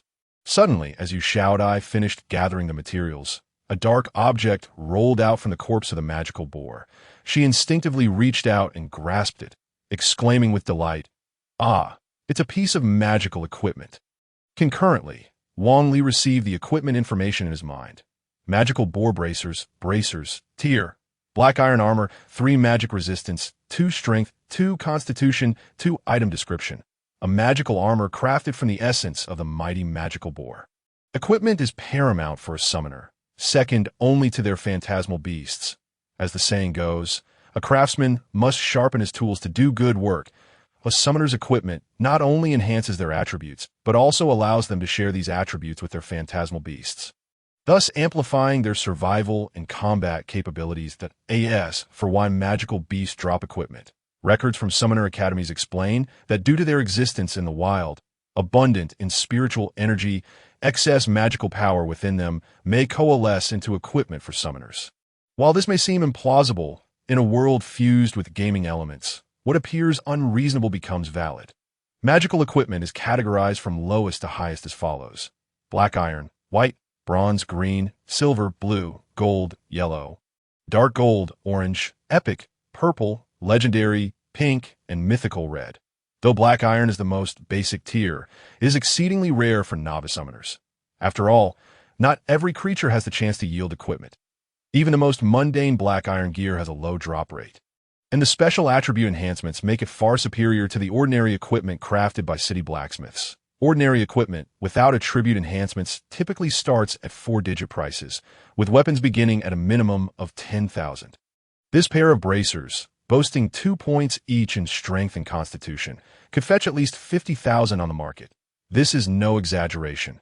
For a newly minted F-tier phantasmal beast, leveling up once grants merely 1 point of free attributes. So an enhancement of 4 points is tantamount to a 4-level increase. An immeasurable boon for any phantasmal beast. Upon equipping the bracers, Yu Xiaodai distinctly felt a surge in her strength and vitality. Wang Li, too, sensed a newfound vigor coursing through him. How much mental energy had been added? Compared to the materials and equipment, Wang Li was more concerned about Yu Xiaodai's enhancement in mental power. 0.015. Yu Xiaodai glanced at her level assessment badge. Previously, her level was assessed at 3.2, and it had now risen to 3.218 thanks to the 0.015 mental energy gained from the magical boar, alongside a modest increase from the virtual battle network. Quite satisfactory. Observing the substantial mental energy boost from the magical boar, Wang Li felt a sense of fulfillment. 1 magical boar yields 0.015, 10 would yield 0.15, and 100 would amount to 1. 5.8 this rate, with diligent effort, achieving a mental energy level of 5 within 2 days seemed feasible. Hunting magical beasts is undeniably the swiftest method of enhancement. With this reassurance, Wang Li could relax and focus on guiding Yu Xiaodai in search of more prey across the Dawn Plains. From dawn until dusk, a lone summoner and her skeletal companion hunted down 5 magical boars, 11 mutated mice, and numerous firefoxes and gale sparrows. Yu Xiaodai's mental energy surged to 3.9, just a whisper away from reaching level 4. While her storage ring brimmed with valuable materials, promising substantial profits at the market. Through the day's encounters, Yu Xiaodai witnessed the extent of Wang Li's prowess. This seemingly frail skeletal figure wielded an astonishing strength. Regardless of the magical beast's might, Wang Li remained unfazed, executing swift strikes aimed at vital points, with no creature enduring a single round against him.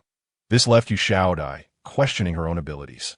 Initially, she was wide-eyed and terrified, but as time passed, she adapted, transitioning from disbelief to familiarity. Upon reflection, it made sense. After all, Wang Li was a remarkable companion endowed with independent thought, 9 points of free attributes, and the meditative technique, making such strength seem entirely reasonable. As twilight descended, Yu Xiaodai, noting the encroaching darkness, anxiously proposed, "It's getting late. We should return quickly and come back tomorrow." As night falls, the formidable prowess of the wild beasts significantly escalates.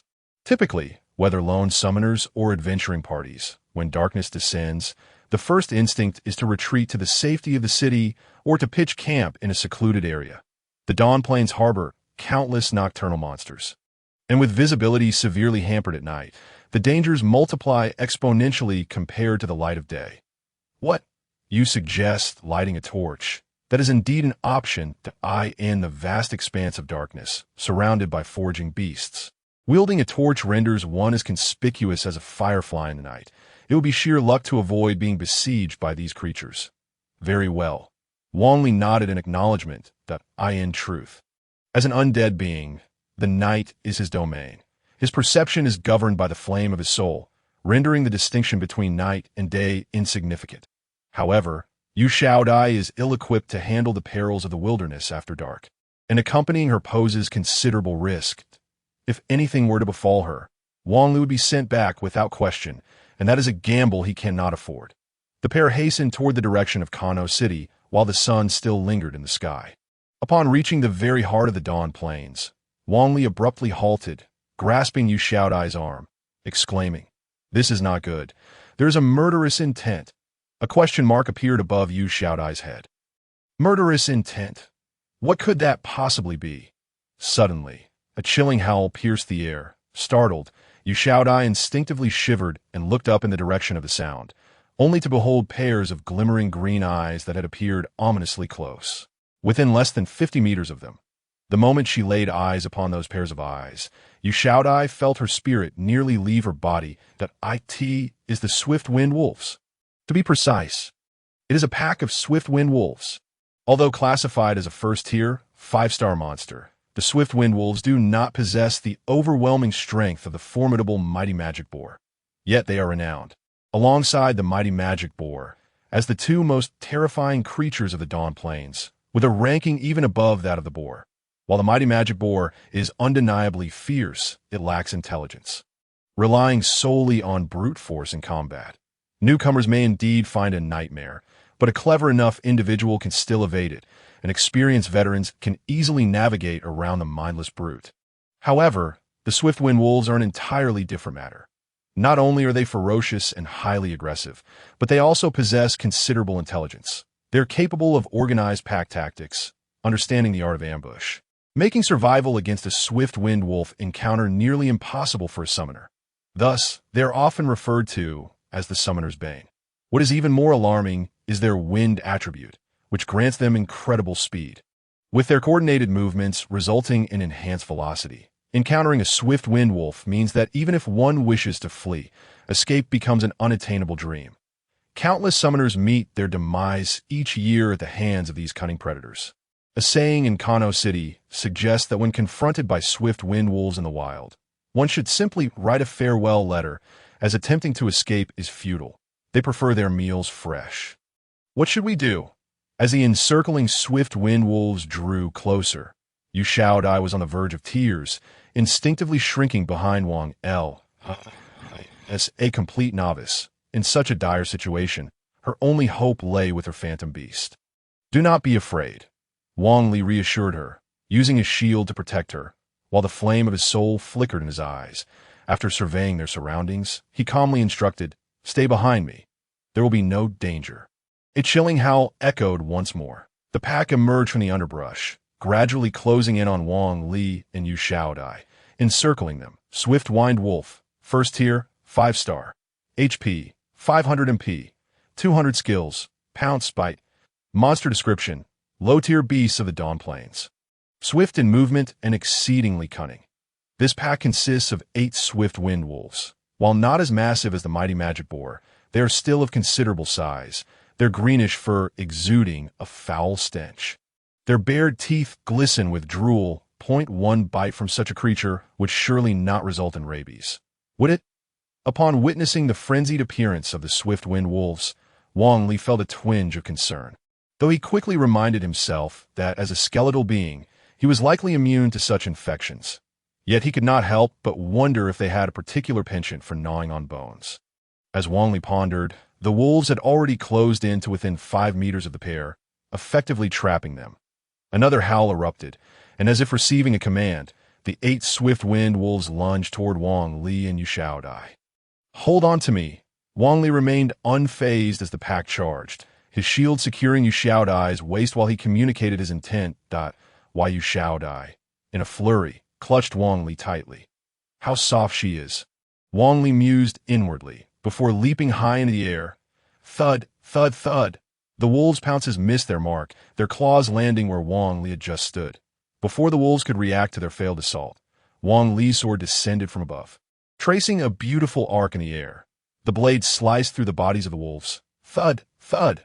6 swift-winged wolves fell to the ground, each bearing a fatal wound at the same precise spot on their necks.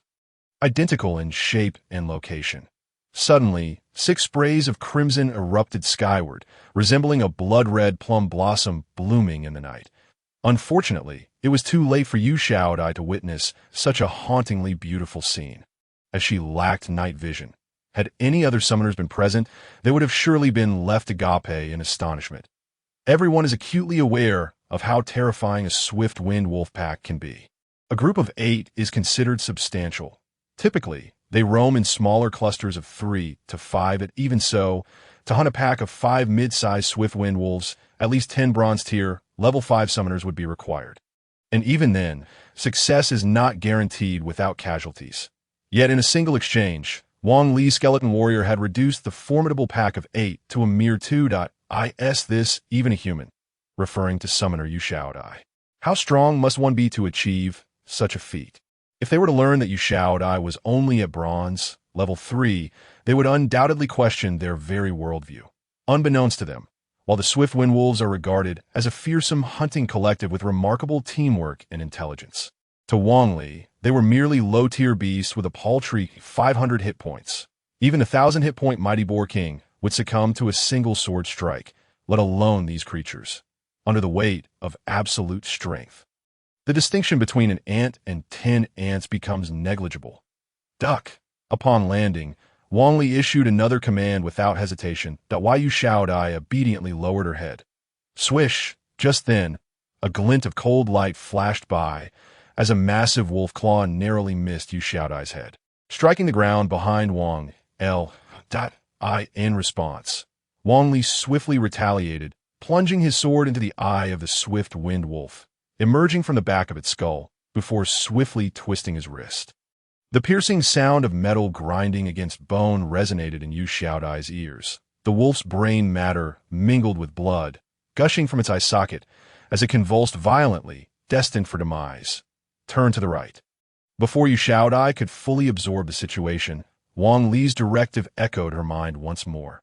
With each repetition, she grew more adept at following his commands, though the experience felt somewhat peculiar. Goodness! While other summoners issue commands to direct their phantom beasts in battle, she found herself being commanded by her phantom beast. Who truly is the phantom beast here? Regardless of the strangeness of the situation, Yu Xiaodai dared not neglect Wang Li's orders, swiftly pivoting from in front of him to his right side. Following this, Wang Li raised his left hand slightly. Bang! The last swift wind wolf, initially aimed at Yu Xiaodai with a vicious bite, unexpectedly sank its teeth into Wang Li's shield. Wang Li raised his foot, channeling his true energy, and forcefully kicked the soft belly of the swift wind wolf. A magical beast. The swift wind wolf was not particularly known for its high defense, and its weakness lay in its tender midsection. Wang Li's kick, infused with true energy, was extraordinarily powerful. Furthermore, at that moment, his foot was entirely composed of bone, hard and sharp, akin to a blade. The impact of his kick was devastating. With a sickening sound, the swift wind wolf was instantly eviscerated by Wang Li's blow, convulsing on the ground, gasping for breath in a pitiful state. Wang Li, with a compassionate heart, swiftly dispatched it with a single stroke of his sword. 8 swift wind wolves lay defeated, their bodies sprawled haphazardly across the ground. Yu Xiaodai watched in stunned silence, having thought her fate was sealed, only to witness Wang Li shatter her expectations once more. Stand back, just as Yu Xiaodai was awestruck. Wang Li gently pushed her several meters away. Confused, she could only stare blankly. But at that moment, Wang Li suddenly turned, raising his shield. With a resounding crash, a massive wolf claw descended from above, crashing onto Wang Li's shield. The force of the blow tore 5 gashes into the shield, rendering it utterly useless. The tremendous impact sent Wang Li reeling backward, but he deftly executed a backflip, landing beside Yu Xiaodai, creating distance from the assailant. Regaining his footing, they both looked up to see a gigantic wolf standing before them, towering over 2 meters and stretching over 3 meters in length. Moonlight cascaded down, illuminating the beast, its silver fur glinting with an ethereal glow. The Silver Moon Wolf King, Silver, Tier 2, 5 stars, HP, 50,000 MP, 2,000 skills, Pounce Bite, Moon Wolf Charge. Monster description, Ruler of the Dawn Plains. Possessing overwhelming combat prowess, extremely dangerous. Both Yu Xiaodai and the previously unflappable Wang Li were momentarily taken aback that it was a boss, a Tier 2, 5-star silver boss. They were in deep trouble now. Bosses were the leaders of magical beasts, the most fearsome entities in the wild. They boasted attributes countless times stronger than ordinary monsters and possessed intelligence rivaling that of humans, claiming dominion over their territories. In this world, bosses, much like equipment, were categorized into various tiers: bronze, silver, gold, dark gold, epic, legendary, and mythical. Even the lowest tier, a Tier 1, 10-star bronze boss, would require several Tier 10 bronze summoners to defeat. Yet before Wang Li stood a formidable Tier 2, 5-star boss of silver rank. This was absurd. Yu Xiaodai nearly broke down in tears. Was her luck truly this abysmal? All she had done was sneak out to hunt magical beasts, and now she was being subjected to such torment. First, she encountered the summoner's nightmare, the mighty magic boar, and now the summoner's assassin, the swift wind wolf. That it was one thing for Wang Li to handle the previous threats, but now a Tier 2, 5-star silver boss had suddenly appeared, leaving Yu Xiaodai in utter despair. Of course, she recognized Wang Li's strength. However, no matter how powerful he was, he only possessed the strength of a Tier 3 black iron. In terms of levels, the Silver Moon Wolf King was a full 12 levels above Wang Li. Not to mention, even a regular magical beast of that level would completely overpower him in attributes. The Silver Moon Wolf King was not something a mere skeleton soldier could withstand. Yet, unbeknownst to Yu Xiaodai, at this moment, the flames of soul fire in Wang Li's eyes were dancing fervently, and his bones trembled slightly. Was he frightened? Absolutely not. He was exhilarated. Indeed, upon seeing the Silver Moon Wolf King, an inexplicable surge of excitement welled up within Wang Li. The instinct to challenge a formidable opponent was ingrained in a martial artist's nature. Although in Wang Li's eyes, such a magical beast at its peak would have seemed like an ant he could crush with ease, for his current self, it represented a worthy adversary that could invigorate his spirit.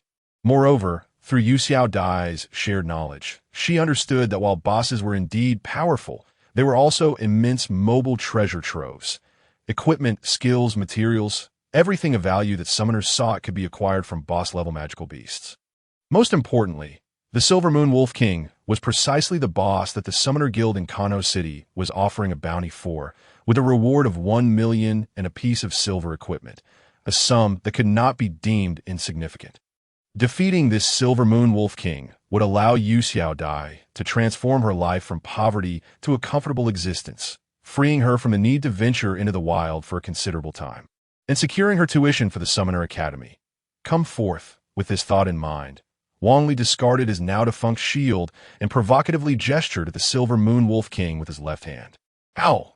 The Silver Moon Wolf King, feeling its regal dignity affronted by Wang Li's taunt, bared its fangs, hunched its body, and let out a deafening roar before pouncing forward. Pounce! Wang Li had witnessed this move before. The 8 swift wind wolves had failed to land hit on him, and a mere Wolf King would not succeed. As the Silver Moon Wolf King leapt towards him, Wang Li stepped slightly to the left, angling his body just enough for the Wolf King to miss and crash to the ground. Wang Li smiled faintly, the outcome entirely within his expectations. Then, with a swift motion, he aimed to deliver a decisive strike to the Silver Moon Wolf King's neck. However, to his surprise, the Silver Moon Wolf King reacted with lightning speed, dodging his attack and immediately turning to swipe at Wang Li with a clawed O. Wang Li was taken aback. This Silver Moon Wolf King was indeed a Tier 2 boss, far stronger than the swift wind wolves he had previously encountered.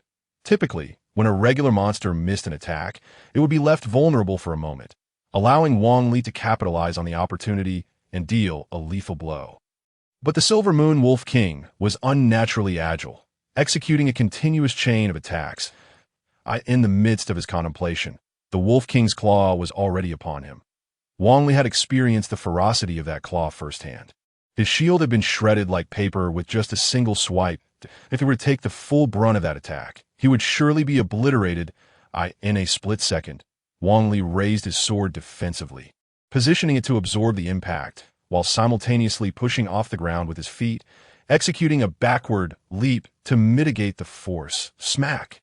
The Silver Moon Wolf King's claw struck Wang Li's sword. The well-crafted iron sword shattered under the assault, resembling dried wood snapping in two. Wang Li was flung several meters away, only managing to regain his balance after stumbling backward a few steps. -327, a colossal damage numeral, floated above Wang Li's head. Gasp! Wang Li inhaled sharply.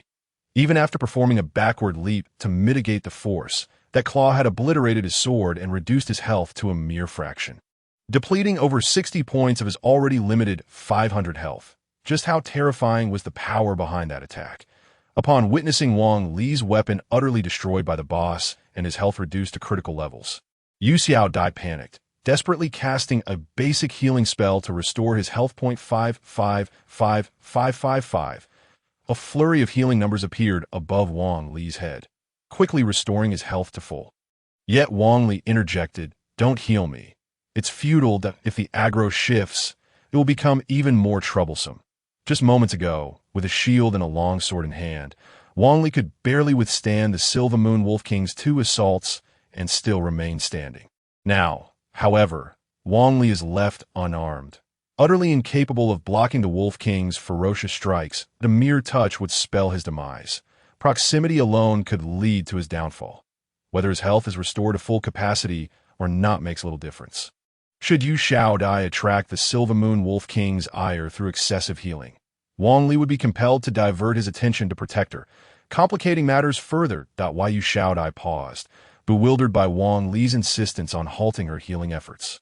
Though she did not comprehend his reasoning, she obediently complied. This is precisely why Wang Li harbors no disdain for her. Despite her naivety and clumsiness, she never attempts to overreach and is acutely aware of her limitations. She unconditionally follows his directives. Being foolish is inconsequential. What truly matters is heeding the wise. Those who are both foolish and self-assured are beyond redemption. Are you truly capable of this? A mere brush from him could shatter you. Yu Xiaodai inquired, her concern evident. After all, Wang Li had been summoned equipped with gear, and now, with both items rendered useless by the Silver Moon Wolf King, his attributes had plummeted significantly, stripping him of both offensive and defensive capabilities. If he struggled to contend with the beast while armed, what chance did he have without? The Silver Moon Wolf King's formidable attacks left no room for error. Without gear, he could scarcely withstand a single strike. In response to Yu Xiaodai's trepidation, Wang Li replied nonchalantly, "Then I simply shall not be touched." Not touched? Yu Xiaodai stood frozen, aghast. That was a silver-grade boss. How could one hope to evade its grasp? Just then, Wang Li positioned his left hand behind him and extended his right hand forward, exuding an aura of an esteemed master. In an instant, a formidable presence erupted from him. Why Yu Xiaodai blinked. And in that fleeting moment, it seemed she perceived a powerful and confident spirit enveloping Wang Li's withered frame. With a growl, the Silver Moon Wolf King, feeling the oppressive energy emanating from the skeletal figure, became visibly agitated and lunged once more at Wang Li. This time, however, Wang Li did not shy away. Instead, he stepped boldly towards the Wolf King. In a surprising twist, even the Wolf King appeared momentarily uncertain. Just as its claw was about to grasp Wang Li, he suddenly ducked, then propelled himself forward, evading the Wolf King's assault. He maneuvered beneath the beast, channeling his inner strength into his right hand, which he extended like a blade towards the Wolf King's soft underbelly, delivering a piercing strike. With a resounding impact, Wang Li's hand struck true against the Wolf King's abdomen. 135, a massive critical damage notification floated above the Wolf King's head. As expected of a silver-grade elite boss, Wang Li's precise strike, though sharp, failed to breach the Wolf King's skin, resulting merely in a critical hit rather than a fatal blow. With a pained howl, the Wolf King turned, its eyes filled with rage as it lunged at Wang Li. Unperturbed, Wang Li deftly circled behind the beast, delivering a striking blow between its hind legs, to Wang Li's amusement. The Silver Moon Wolf King was decidedly underdressed for battle. He felt compelled to take advantage of such an obvious vulnerability. With a roar, the Wolf King winced in pain, its legs quaking, almost collapsing under the assault. Then it launched itself into the air in a desperate leap. Wang Li, relentless, closely pursued, striking again with precision. The Wolf King howled in agony, its tail tucked in as it attempted to change direction.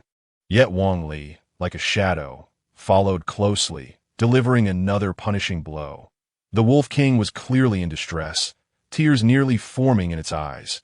Regardless of its evasive maneuvers, Wang Li remained steadfast, targeting the vulnerable areas with relentless strikes, eliciting a cacophony of pained cries from the beast. Yu Xiaodai, witnessing this spectacle, found herself at a loss for words. Wang Li's fighting style appeared deceptively simple, merely evading the Wolf King's attacks while delivering strikes from a safe distance. Yet, to achieve this required constant vigilance over the Wolf King's movements. discerning the perfect moment to evade and counterattack. Any miscalculation could result in instant annihilation. Yet Wang Li's precision in evasion and timing was nothing short of extraordinary. Akin to an infallible machine, never affording the Wolf King a moment's respite. Though Yu Xiaodai considered herself weak, she recognized the skill necessary to execute such a flawless performance. Unbeknownst to her, Wang Li had previously earned renown as a master of combat. Having forsaken weapons at the age of 20 to hone his bare-handed skills, while he could wield weapons, his true prowess lay in unarmed combat. The destruction of his weapons by the Silver Moon Wolf King had only served to narrow the path he had chosen. -135, -136, -132 as damage numbers continued to rise above the Wolf King's head. Wang Li maintained his composure, moving as if in a leisurely stroll, delivering punch after punch to the Wolf King's lower body. Under Wang Li's relentless onslaught, the Wolf King's health plummeted to around 30%, leaving it in a critical state. With a furious howl, the Silver Moon Wolf King leaped back several meters, just as Wang Li prepared to follow. The Wolf King's figure suddenly blurred. Moon Wolf Charge. The Silver Moon Wolf King transformed into a series of phantoms, charging towards Wang Li. Yu Xiaodai's heart raced with trepidation. Wang Li held his breath, focusing intently on the Wolf King. In an unexpected display of agility, he began to twist and turn, appearing to dance. 1, 2, 3, 7. The phantoms flickered 7 times, and Wang Li advanced 7 steps, twisting his body 7 times. Each movement allowed him to evade the incoming strikes of the illusions. The Wolf King's ultimate attack completely missed its mark. At that moment, Wang Li found himself directly in front of the Silver Moon Wolf King, which, having just executed its grand move, was momentarily vulnerable. Wang Li raised his left hand, lifting the Wolf King's chin to expose its throat, then summoned all his inner strength into his right index and middle fingers. With a flash, a white light enveloped his skeletal fingers as he took a deep breath and thrust upward, striking the Silver Moon Wolf King's throat with precision. Thud! This time, Wang Li's fingers pierced through the skin of the Wolf King's throat, burrowing deep within and seizing its artery, yanking it back with force. Gosh! A torrent of purple blood erupted from the Wolf King's throat, splattering Wang Li in crimson. -9999, a colossal damage notification floated above the Wolf King's head, indicating its health had been utterly depleted. Fell by a single finger strike. The one finger's in. A genuine Shaolin technique, T18. Wang Li had ventured to the Shaolin Temple, not only winning 3 consecutive victories, but also learning this esteemed skill from the monk Yan Hui during their bout. That year, Wang Li was in his prime, his name echoing across the land. It was fitting that the Silver Moon Wolf King met its end by this technique, and the reason for employing 2 fingers was to maximize the force of the strike. With a thunderous crash, the battle reached its climax. The Silver Moon Wolf King fell with a resounding crash. Wang Li, drenched in blood, stood before the Silver Moon Wolf King like a vengeful deity returned from the depths of hell. For a moment, Yu Xiaodai was left utterly speechless. She had initially believed their demise was certain, yet she was astonished to witness Wang Li's extraordinary prowess in single-handedly slaying the Silver Boss. Instilling within her a profound sense of safety, the night had completely descended. The moon hung high in the sky, casting its silvery glow upon the lifeless body of the Silver Moon Wolf King, blood streaming from its throat and pooling on the ground. The Silver Moon Wolf King was a second-tier, 5-star silver boss, and with the cover of night, its power had surged by at least 50% compared to daylight. The more formidable the beasts hunted by the summoner, the greater the enhancement to their mental strength. Having consumed the entirety of the boss's experience, Yu Xiaodai's mental strength soared from 3.9 to an impressive 5 points. With her mental strength's elevation, Wang Li's level cap also advanced from 3 to 5. Splendid. Witnessing the task being completed ahead of time, Wang Li felt a surge of joy in his heart. It was no wonder that defeating a silver-level boss was a remarkable feat had she been hunting ordinary beasts. Yu Xiaodai would have needed to slay over 100 first-tier, 5-star monsters to elevate her mental strength to 5 points. Taking down a single boss-level creature was tantamount to 2 days of relentless effort. Meanwhile, under the cover of moonlight, Yu Xiaodai swiftly disassembled the Silver Moon Wolf King, The rewards from the boss far exceeded those of ordinary monsters. Silver Moonwolf Meat 3 grade. Silver Tier 2 quality. 87 item description. A premium and rare ingredient. Silver Moonwolf Fangs 2 quality. Silver Tier 2 quality. 97 item description. The fangs of the Silver Moonwolf King. An exceedingly rare forging material. Silver Wolf King Leather 1 quality. Silver Tier 2 quality. 94 item description. The pelt of the Silver Moonwolf King. A silver level boss. Extraordinarily precious. Materials of silver grade quality above 90 are truly treasures. Magical equipment is divided into 2 categories. Those produced by magical beasts and those crafted by artisans. The former is naturally formed within the beasts, while the latter is created by blacksmiths and tailors in the main city.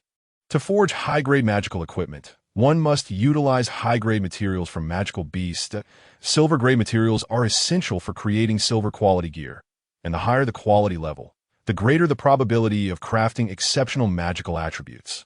The Silver Moonwolf Fangs can be used to forge weaponry, while the Silver Wolf King leather is ideal for crafting armor. Each of these materials holds more value than the total worth of all the materials in Yu Xiaodai's spatial ring.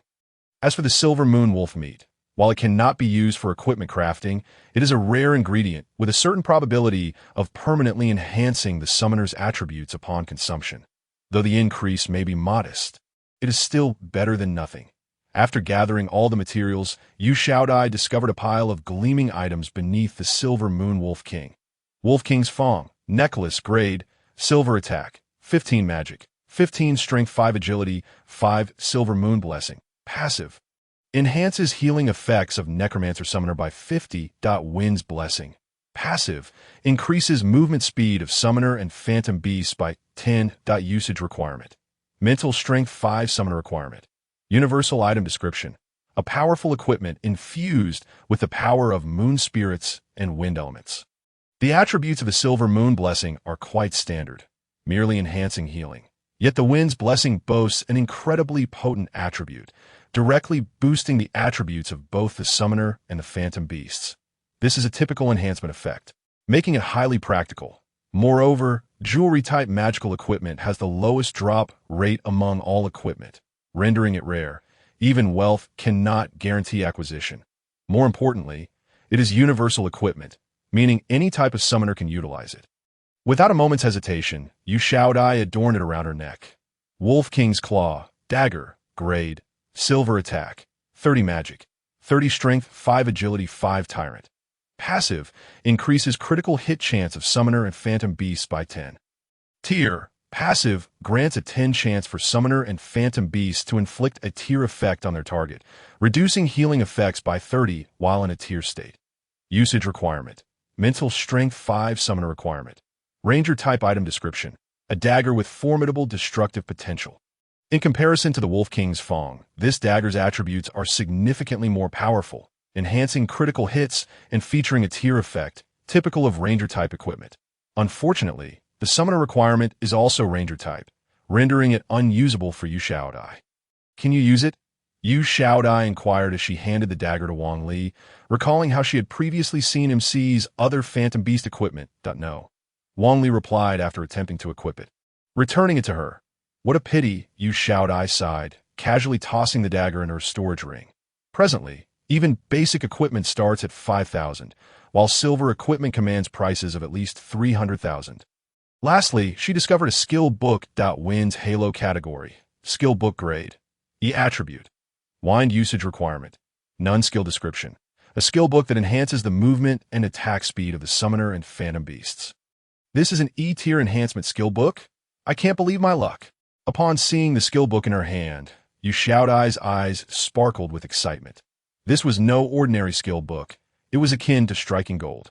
Summoner skills are divided into 4 categories: healing, enhancement, attack, and control. Healing skills, as the name suggests, are used to heal Phantom Beasts and are currently the most common and least expensive skill books available. Attack skills represent the summoner's combat abilities, appearing impressive but often proving rather ineffective, as summoners are generally weak compared to Phantom Beasts. Of course, exceptions exist. If a summoner possesses a powerful Guardian Phantom Beast, the combined attributes can enhance the effectiveness of the skills used. However, few unique individuals focus on developing high-attack phantom beasts as guardians. Thus, the truly valuable skill books are found within the control and enhancement categories. Control skills assist in combat alongside phantom beasts, while enhancement skills genuinely boost their attributes.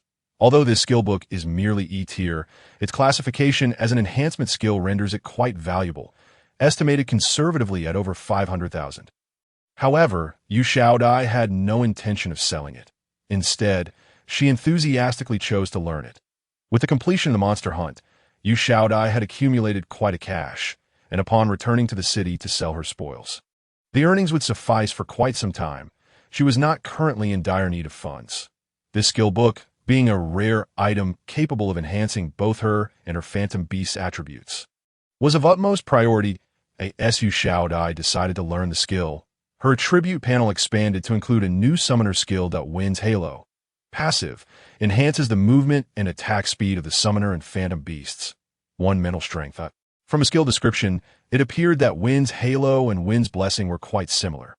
However, Wind's Blessing provided a fixed enhancement solely to movement speed, whereas Wind's Halo not only increased movement speed but also attack speed, an attribute even more critical than movement speed.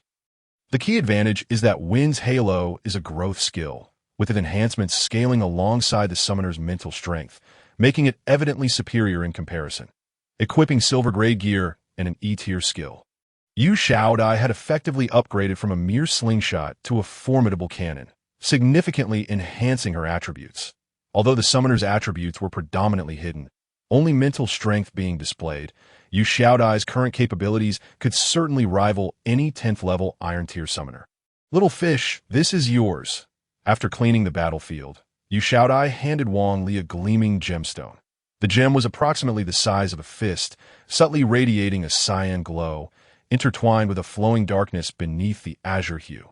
It was a monster crystal core, classified as a silver 2nd tier, embodying attributes of necromancy and wind elements, with a quality rating of 87. Item description.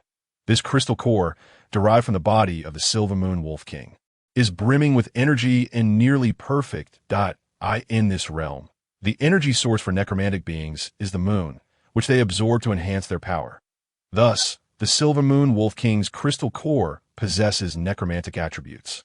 Furthermore, during the battle with Wang Li, the Silver Moon Wolf King utilized only one skill, resulting in minimal energy expenditure, leaving it with nearly 90 energy reserve.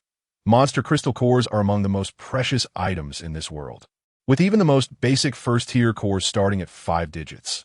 The value of such a silver 2nd-tier core is extraordinarily high, particularly given its 87 energy reserve, which could fetch an impressive price. Wang Li was quite taken aback that the avaricious Yu Xiaodai would present him with such a treasure. Why not sell it for money and purchase ordinary cores instead? Wang Li inquired. Curiosity piqued. Why complicate matters? Yu Xiaodai replied with utmost seriousness. Ordinary crystal cores contain excessive impurities, which would be detrimental to your health. The higher the tier of the crystal core, the more pure the energy. The lower the tier, the greater the impurities. This item also has side effects. They may not be apparent if consumed in small amounts, but excessive intake will manifest drawbacks. Previously, Li Chang's skeleton warriors suffered from an overdose of ordinary crystal cores, which led Instructor White to suspect it had perished due to the core's side effects. Although Yu Xiaodai could have sold this crystal core for more ordinary ones, she resolutely entrusted it to Wang Li, stating earnestly, "This is rightfully yours. Without you, I would have perished today. In the future, we shall share our fortunes and misfortunes. As long as I, Yu Xiaodai, have something to eat, you shall not go hungry." Wang Li inwardly rolled his eyes at her naive sentiments, thinking, I am a skeleton soldier. I could go a millennium without sustenance and remain unscathed. Despite his sarcastic thoughts, he felt a flicker of warmth in his heart. It was not merely because Yu Xiaodai had given him the crystal core, which was inherently his, but rather the gesture of active giving versus passive demand. This girl treated him like family or a friend, unlike other summoners who regarded their phantom beasts as mere slaves or tools for combat. In this chaotic apocalyptic world, such a nurturing approach to phantom beasts was perilous. After all, phantom beasts are beings of greater strength than their summoners. Caring for a phantom beast is akin to raising a pet. Without understanding proper training, the resulting beast could develop undesirable traits. To put it bluntly, a well-trained dog is obedient and compliant, while a spoiled one can become rebellious and troublesome. It is not uncommon for phantom beasts to attack their summoners. And there are even videos circulating of summoners being devoured by their own beasts. It is truly terrifying. Fortunately, Wang Li was no ordinary skeleton soldier. Otherwise, Yu Xiaodai's behavior might soon land her in the headlines. He had already conjured a title in his mind. Ignorant young girl violates phantom beast training regulations, devoured by her own beast. After silently, scornfully judging Yu Xiaodai, Wang Li focused his thoughts and absorbed the entire energy of the monster crystal core. With a flash, 2 beams of golden light ascended from Wang Li, propelling him directly to level 5. He summoned his attributes panel before him. Name: Dai Xiaoyu level, LV5 race, undead position, skeleton soldier quality, F health, 520 true chi, 480 strength, 31.25 constitution, 19.2 intelligence, 14 spirit, 14 agility, 25.5 attack power, 31.25 15 true chi strength, 14.15 armor, 19.23 magic resistance, 14.2 free attributes, 18 skills. F consumes 10 points of true chi, dealing 150 physical damage and 150 true chi damage to the target, with a cooldown of 1.5 seconds. Plum Blossom 6 strikes, a self-created skill, consuming 60 points of true chi to deliver 6 rapid strikes to the target, each inflicting 120 physical damage and 120 true chi damage, with a cooldown of 2 seconds. Techniques: Steal the Heavens, Unknown. First Layer 110, a mysterious and potent meditation technique possessed by phantom beasts. Completing a full meditation grants 5 to all attributes, 100 health, 100 true chi, with a maximum of 3 circuits at the current level. Equipment: Nun Master. Yu Xiaodai description: Skeleton Soldier of the Necromancer Yu Xiaodai. Summoner bonuses: Blessing of Wind. Increases movement speed by 10. Wind Aura. Increases movement speed and attack speed by 5, after distributing the 18 points of attributes in a 5-to-4 ratio between strength and agility. Wang Li's base strength astonishingly reached 41 points, while his base agility soared to a formidable 33 points. These attributes surpassed those of an E-tier skeleton warrior by a substantial margin. Moreover, Wang Li's Steal the Heavens technique could now operate 5 circuits. In the future, it might be prudent to minimize attribute writing.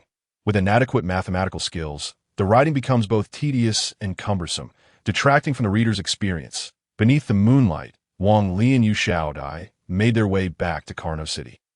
Perhaps due to their defeat of the Silver Moon Wolf King, the journey was unusually tranquil, with no monsters encountered directly. Even when a few monsters were spotted, they swiftly retreated at the first hint of danger.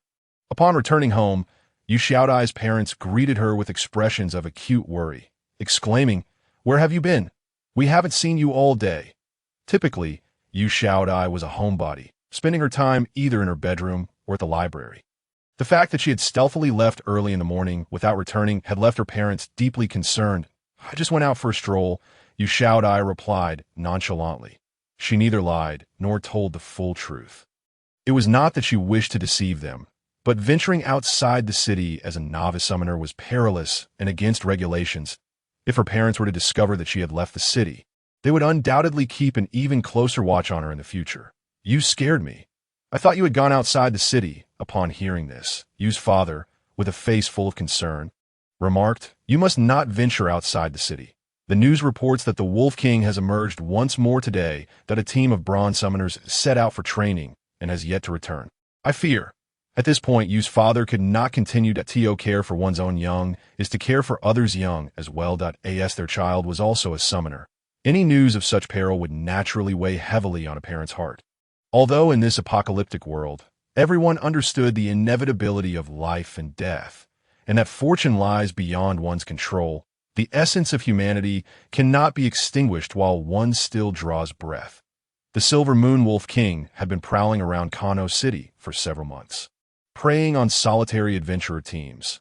This creature was not only terrifyingly powerful, but also exceedingly cunning. Ordinary magical beasts are driven by primal instincts. They hunt adventurers when hungry, never discerning their prey, and once satiated. They retreat to hide, ceasing their hunts. The Silver Moon Wolf King, however, was entirely different.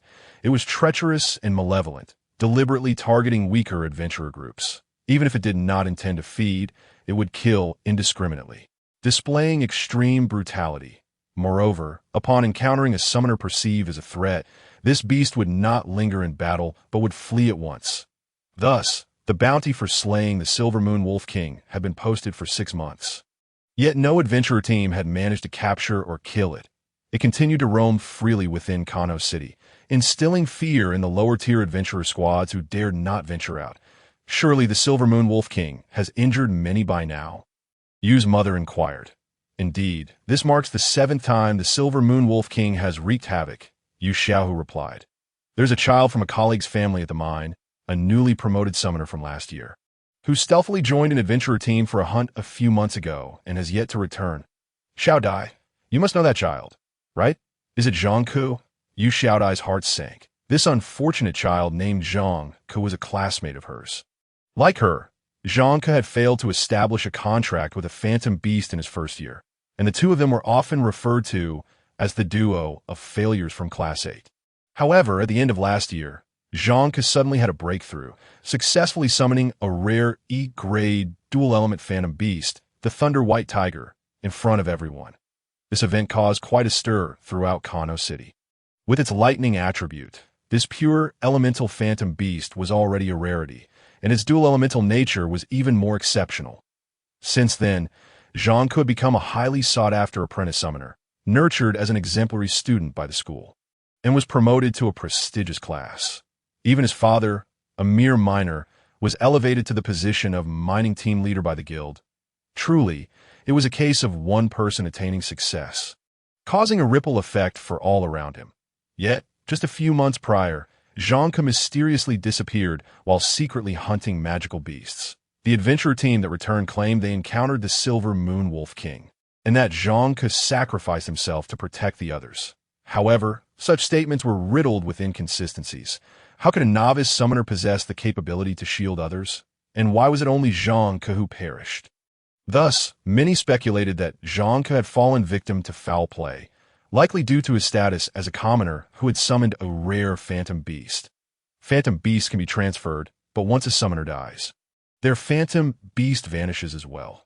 Therefore, for some individuals, the ownership of that phantom beast was insignificant. What mattered most was the absence of the beast, since Zhang Ku had violated the rules by hunting magical beasts. The matter ultimately faded into obscurity. This incident caused many promising young summoners to adopt a more low-profile approach, fearful of drawing unwanted attention. In truth, Zhang Ku was a good-natured fellow, although he was not talkative. He often assisted Yu Xiao Dai in gathering information. The last time Yu Xiao Dai saw him was the day before his misfortune. Zhang Ku had given her a diagram of a summoning array, explaining that it was the method he used to summon a rare phantom beast and the only thing he could teach her, hoping she would form a contract soon. After that, she had not seen him again. Yu Xiao Dai had successfully formed a contract with Wang Li using the summoning array Zhang Ku had provided. Thus, being able to summon Wang Li was greatly due to Zhang Ku's assistance. If Zhang Ku truly fell victim to the Silver Moon Wolf King, then should Wang Li slay the beast, it would serve as a form of vengeance for her dear friend. Contemplating this, Yu Xiao Dai couldn't help but feel a pang of sorrow. While reminiscing about her friend, she also felt grateful for the opportunity to personally take vengeance on the Silver Moon Wolf King. Sighing softly, she returned to her room in silence. Look at you, bringing up such sensitive topics. Yu's father reproached Yu Xiaohu without delay. She is still a child, inexperienced in the ways of the world. That boy, Zhang Ku, was her classmate. Why mention him? How was I to know? Yu Xiaohu replied, feeling wronged. Back in her room, Yu Xiaodai lowered her head, silently organizing her storage ring. As Yu's father had said, young children, having not experienced the ups and downs of life, often attach great significance to many things. Why Yu Xiaodai could not help but feel sorrow for her former friend. Just then, Wang Li could not suppress a cold chuckle. What is it? Yu Xiaodai inquired, perplexed. Your classmate may not have met with foul play. Wang Li said nonchalantly. Huh. What do you mean? Yu Xiaodai was taken aback. Ha ha. Wang Li chuckled. Perhaps he committed some unforgivable act, which led to such circumstances that in his previous life, Wang Li had known of a master who, for personal gain, instigated conflict between two nations and feigned death to evade capture.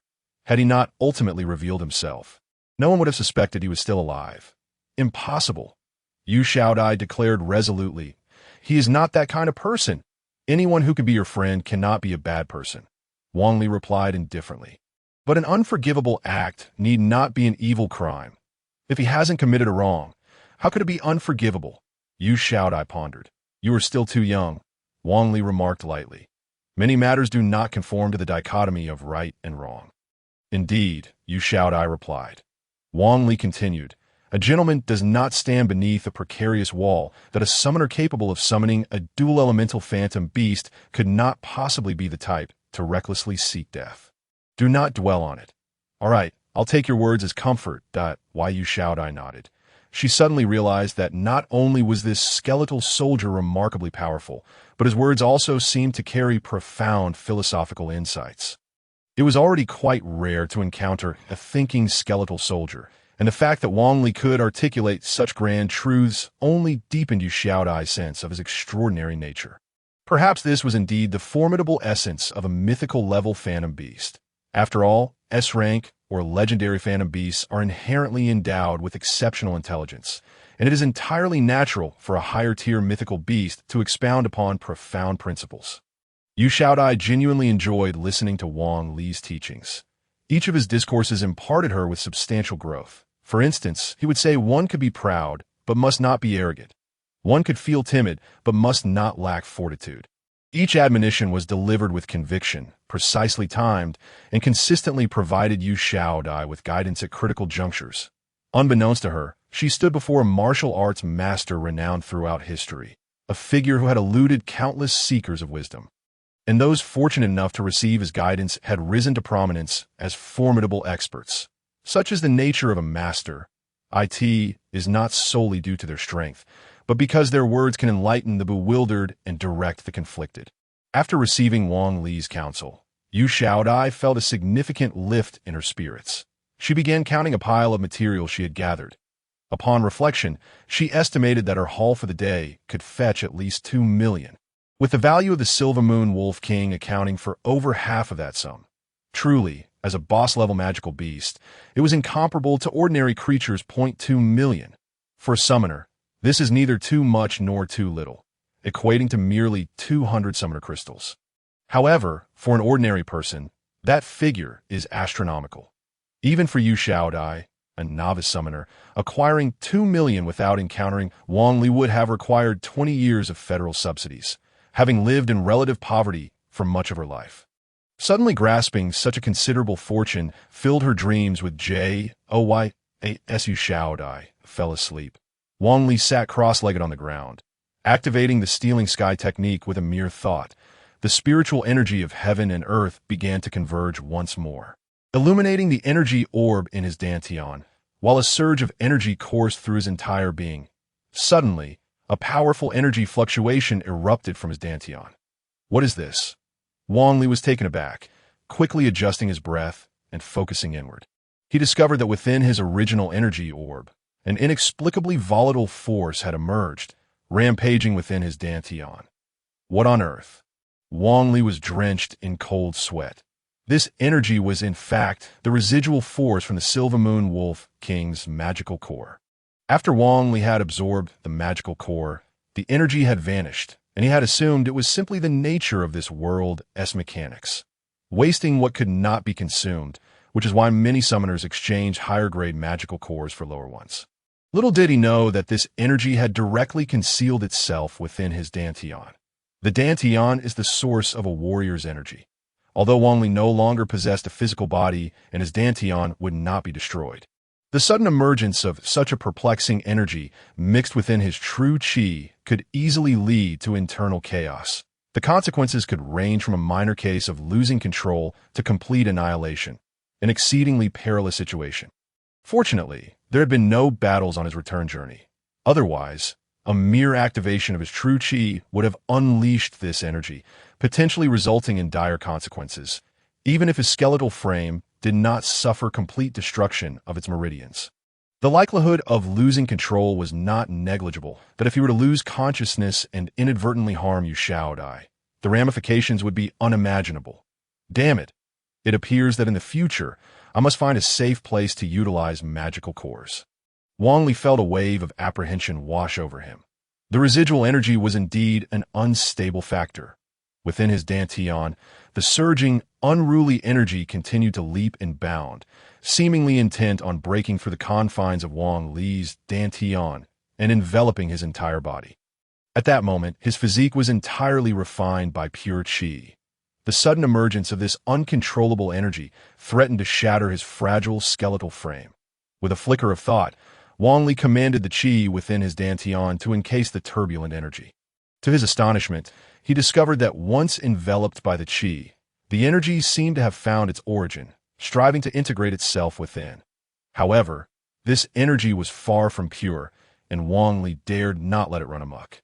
The magic crystal core originated from magical beasts, formed within their bodies after absorbing the spiritual essence of heaven and earth. That it was akin to the qi within Wang Li, yet the distinction lay in the fact that his qi was the essence of energy refined, compressed, and distilled through the stealing heaven technique. While the beasts possessed no understanding of cultivation, that it was comparable to a skilled chef meticulously crafting exquisite and nutritionally balanced dishes, whereas wild beasts merely devoured their ingredients in a crude and barbaric manner, rendering any comparison utterly futile. Thus, the energy of the Silver Moon Wolf King's magic crystal core resembled a cup of murky water poured into a basin of clear water. Once combined, the clarity of the latter would be forever lost. Consequently, Wang Li meticulously controlled the qi within his body to encapsulate that energy, then summoned his qi to methodically clarify, purify, compress, and refine it, expelling the chaotic impurities before gradually absorbing it. After an entire night of labor, the once turbulent energy was completely refined into his own qi, which became increasingly condensed, even emanating a faint blue hue, transitioning from a gaseous state to a more liquid form. When Wang Li once again opened his attribute panel to examine his status, he was astonished to discover that his qi had autonomously completed 2 cycles of circulation overnight. The attributes of the Stealing Heaven technique had ascended from the previous 110 at the first level to an impressive 310. Concurrently, his attributes had each increased by 10 points with the circulation of the technique, resulting in his vitality and internal power reaching 920 and 880 points respectively. It is worth noting that even an F-tier strength-type guardian familiar, fully invested in vitality, would only surpass 500 points at level 5. That in stark contrast, Wang Li, as a low-tier skeleton soldier, boasted a vitality value nearing 1,000, a truly astonishing feat gazing at the remarkable progress of his internal cultivation after a single night. Wang Li could not help but marvel at the wonders of this world. Not only was the spiritual essence of heaven and earth abundant, but even the energy within beasts like magical creatures could propel a cultivator's advancement at an astonishing pace. The essence of martial arts lies in rigorous training, harnessing the spiritual energies of the cosmos. Cultivation is not a matter to be accomplished in haste, the higher the rank of the cultivation technique. The slower the circulation of its cycles, and the more gradual the advancement. In his previous life, Wang Li's foundational internal cultivation traversed merely 3 to 5 acupoints within his body without the need to navigate the meridians, enabling him to complete the circulation. Advanced techniques, such as the Wudong Nanyang skill, require the operation of multiple meridians and the unblocking of various acupoints to achieve a full cycle, particularly for ultimate techniques. They necessitated traversing the intricate pathways of the body's extraordinary 8 meridians, an exceedingly tedious and slow process.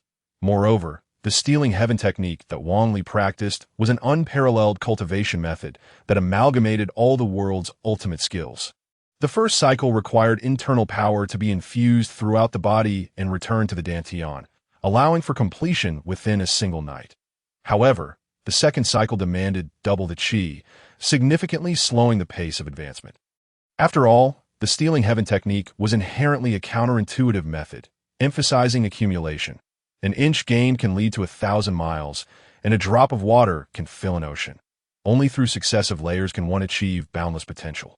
Even though Wang Li possessed a skeletal form devoid of acupoint nodes, completing the second cycle at his current speed would require no less than 3 days to achieve the third cycle.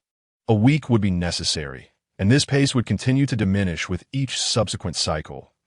In his past life, Wang Li had been extraordinary, undefeated until his demise beneath the celestial thunder, having only reached the 7th layer of the stealing heaven technique. Yet, who could have anticipated that a single magic crystal core from the Silver Moon Wolf King would allow him to complete 2 cycles? This revelation filled Wang Li with profound joy. If he could acquire a few more similar magic crystal cores, completing the 10 small cycles of the first layer within 3 months should be an attainable goal point. 10 small cycles equated to 1 large cycle. Once the stealing heaven technique completed 1 large cycle at the first level, the chi within him will be sufficient to support the use of more formidable martial skills.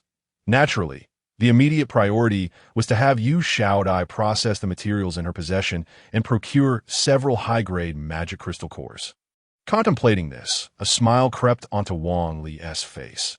The moonlight filtered through the haze, illuminating his visage. A peculiar skeleton grinned foolishly, a scene both horrifying and surreal. Yu Shaodai's desire for wealth was even more fervent than Wang Li's. At dawn the next day, she led him to the eastern market of Kano City. Along the way, they were met with news of the Silver Moon Wolf King's latest attacks. The team of summoners that had ventured out the previous day had yet to return.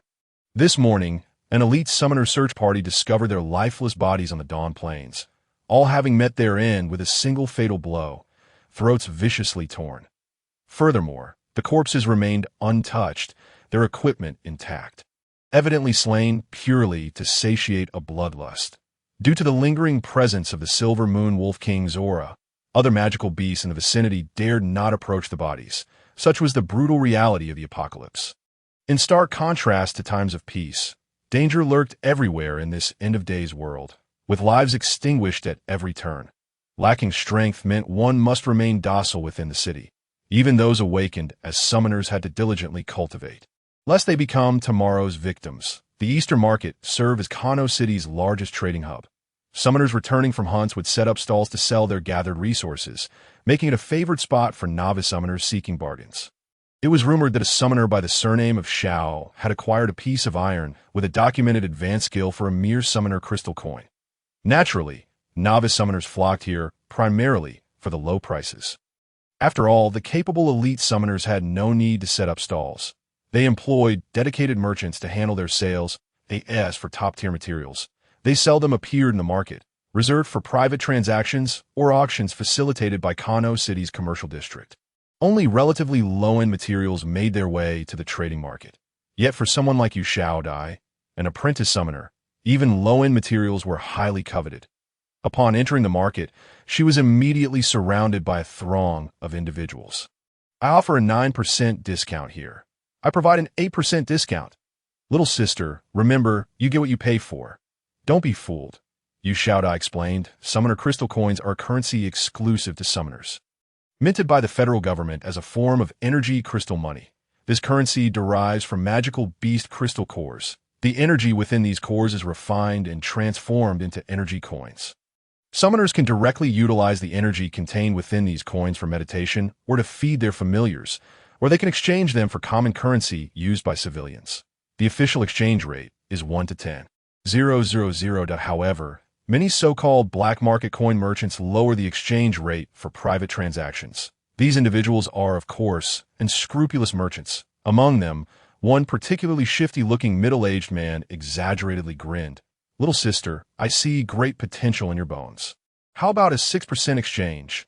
Upon hearing the middle-aged man's words, others around him raised their middle fingers in disdain. Get real, you scoundrel! What business is it of yours? The middle-aged man still wore a lewd grin on his face. Yu Shaodai, with a look of exasperation, squeezed her way through the crowd alongside Wang Li. This group of black market dealers were far from honorable. The official premium items, the energy levels of which were all at a superb 100. were in stark contrast to the inferior wares held by the black market merchants, most of which were substandard, and some even remnants of used currency, barely retaining any energy. Trusting them was akin to digging one's own grave. Moreover, the most pressing issue was that Yu Xiaodai had no money to spare.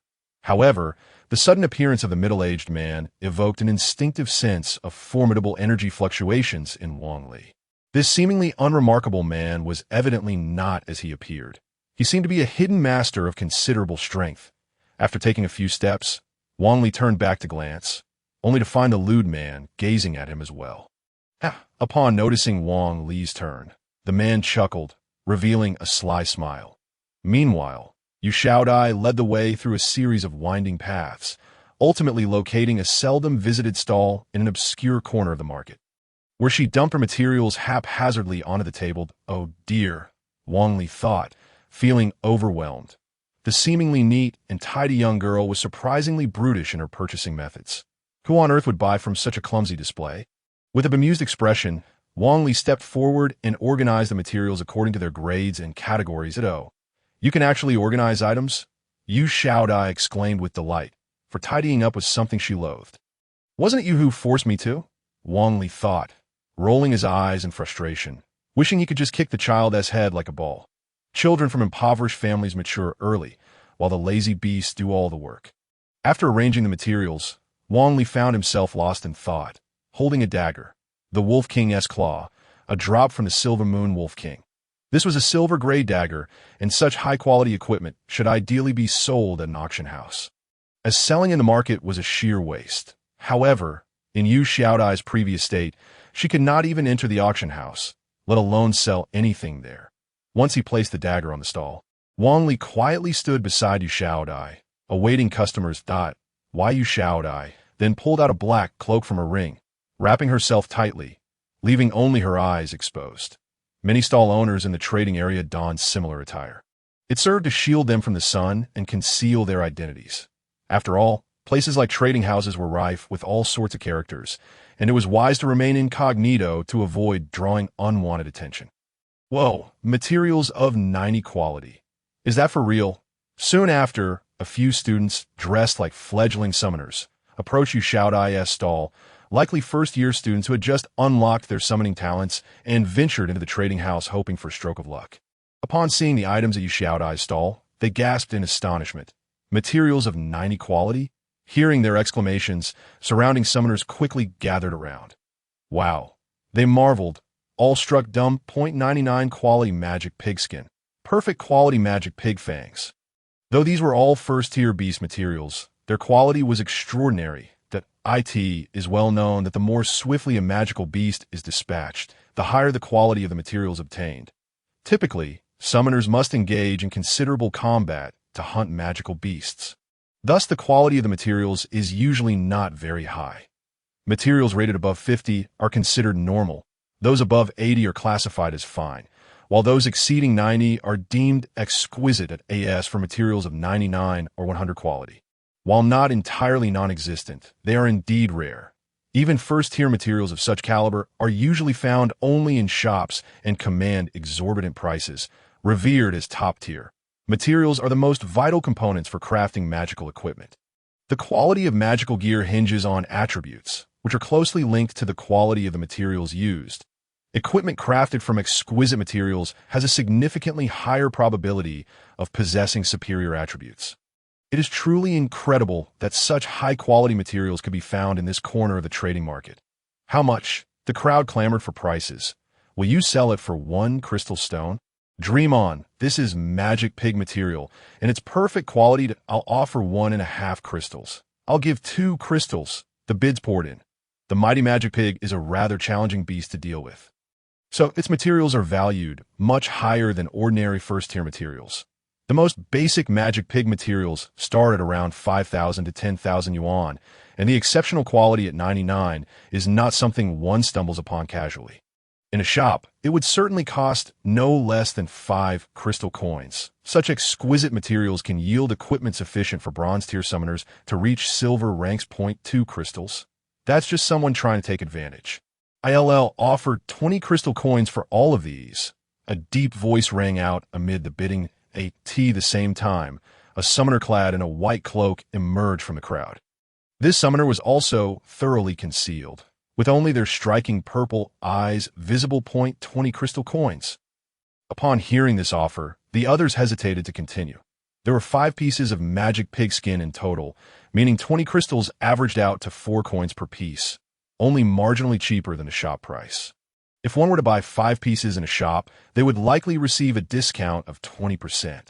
These low-tier summoners, if they had such spending power, would not have come to the trading market in the first place. All right. Yu Xiaodai felt a surge of excitement at having swiftly earned 20 crystal coins, and she promptly packaged all the pigskin for the white cloak summoner. I'll take these 2 fangs as well. The summoner said, pointing to the 2 fangs, for 10 crystal coins. Sure. Yu Xiaodai handed over the fangs, adding another 20 crystal coins to her tally. The surrounding crowd was filled with envy. How wonderful it is to have money. Even exquisite materials are bought in bulk. Hey, what is this? Just as the crowd marveled, the white cloak summoner noticed a silver-white wolf skin among the pile of materials. Wolf skin. Yu Xiaodai casually activated the material display. What? The summoner stood frozen in shock upon seeing the attributes of the wolf skin. What? The others, seeing the remarkable white cloak summoner react this way to the wolf skin, quickly gathered around. This is silver. In an instant, silence fell over the crowd as everyone stumbled over their words, unable to articulate a complete sentence. Silver Wolf King's leather? Is it truly? Indeed, Yu Xiaodai nodded. It is the fur of the Silver Moon Wolf King. At the stall, all present were rendered speechless upon hearing the words that it was indeed the Silver Moon Wolf King.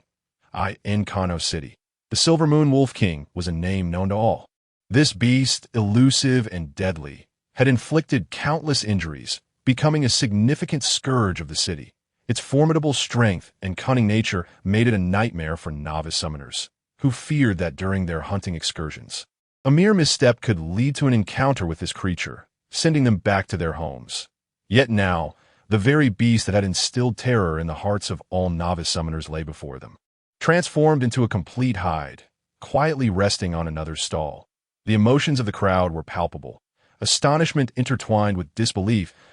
It was hard to fathom that the Silver Moon Wolf King, who had killed just the day before, had met an inexplicable demise. It felt as though they were trapped in a dream. Were it not for the clear description of its attributes, they might have suspected that the summoner before them was peddling counterfeit goods. Considering this, the summoners felt an involuntary respect for the mysterious stall owner. In this apocalyptic world, respect for the strong was an instinctive response. The individual before them, capable of acquiring such top-tier magical beast materials, was a testament to their prowess. After all, only a high-level summoner could execute a first-level magical beast with a single strike. Coupled with the Silver Moon Wolf King, it was clear to all that Yu Xiaodai must be a high-level summoner, at least of gold rank or above. Who would have thought that the beast had been slain by you? Remarked the white-robed summoner. Astonished, I'll take these materials.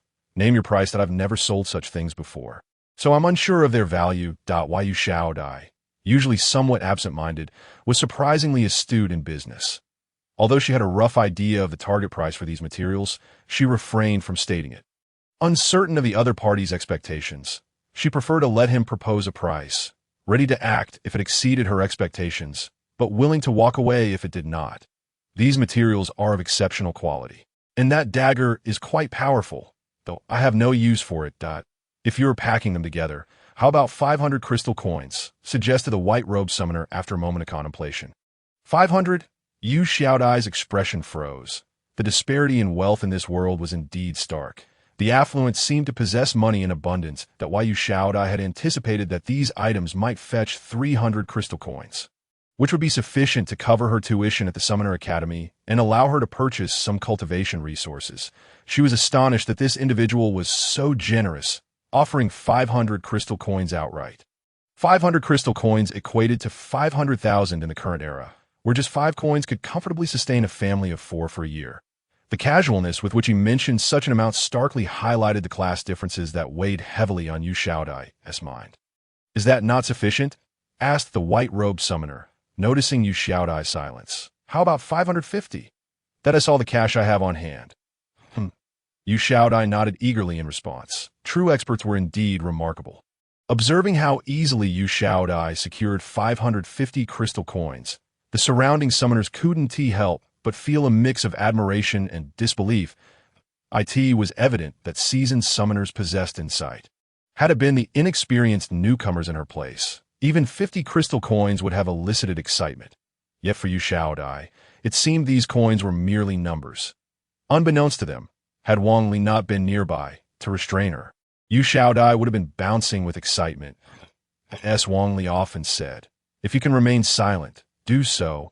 Speaking only reveals your limited intelligence. Why Yu Xiaodai felt a wave of frustration.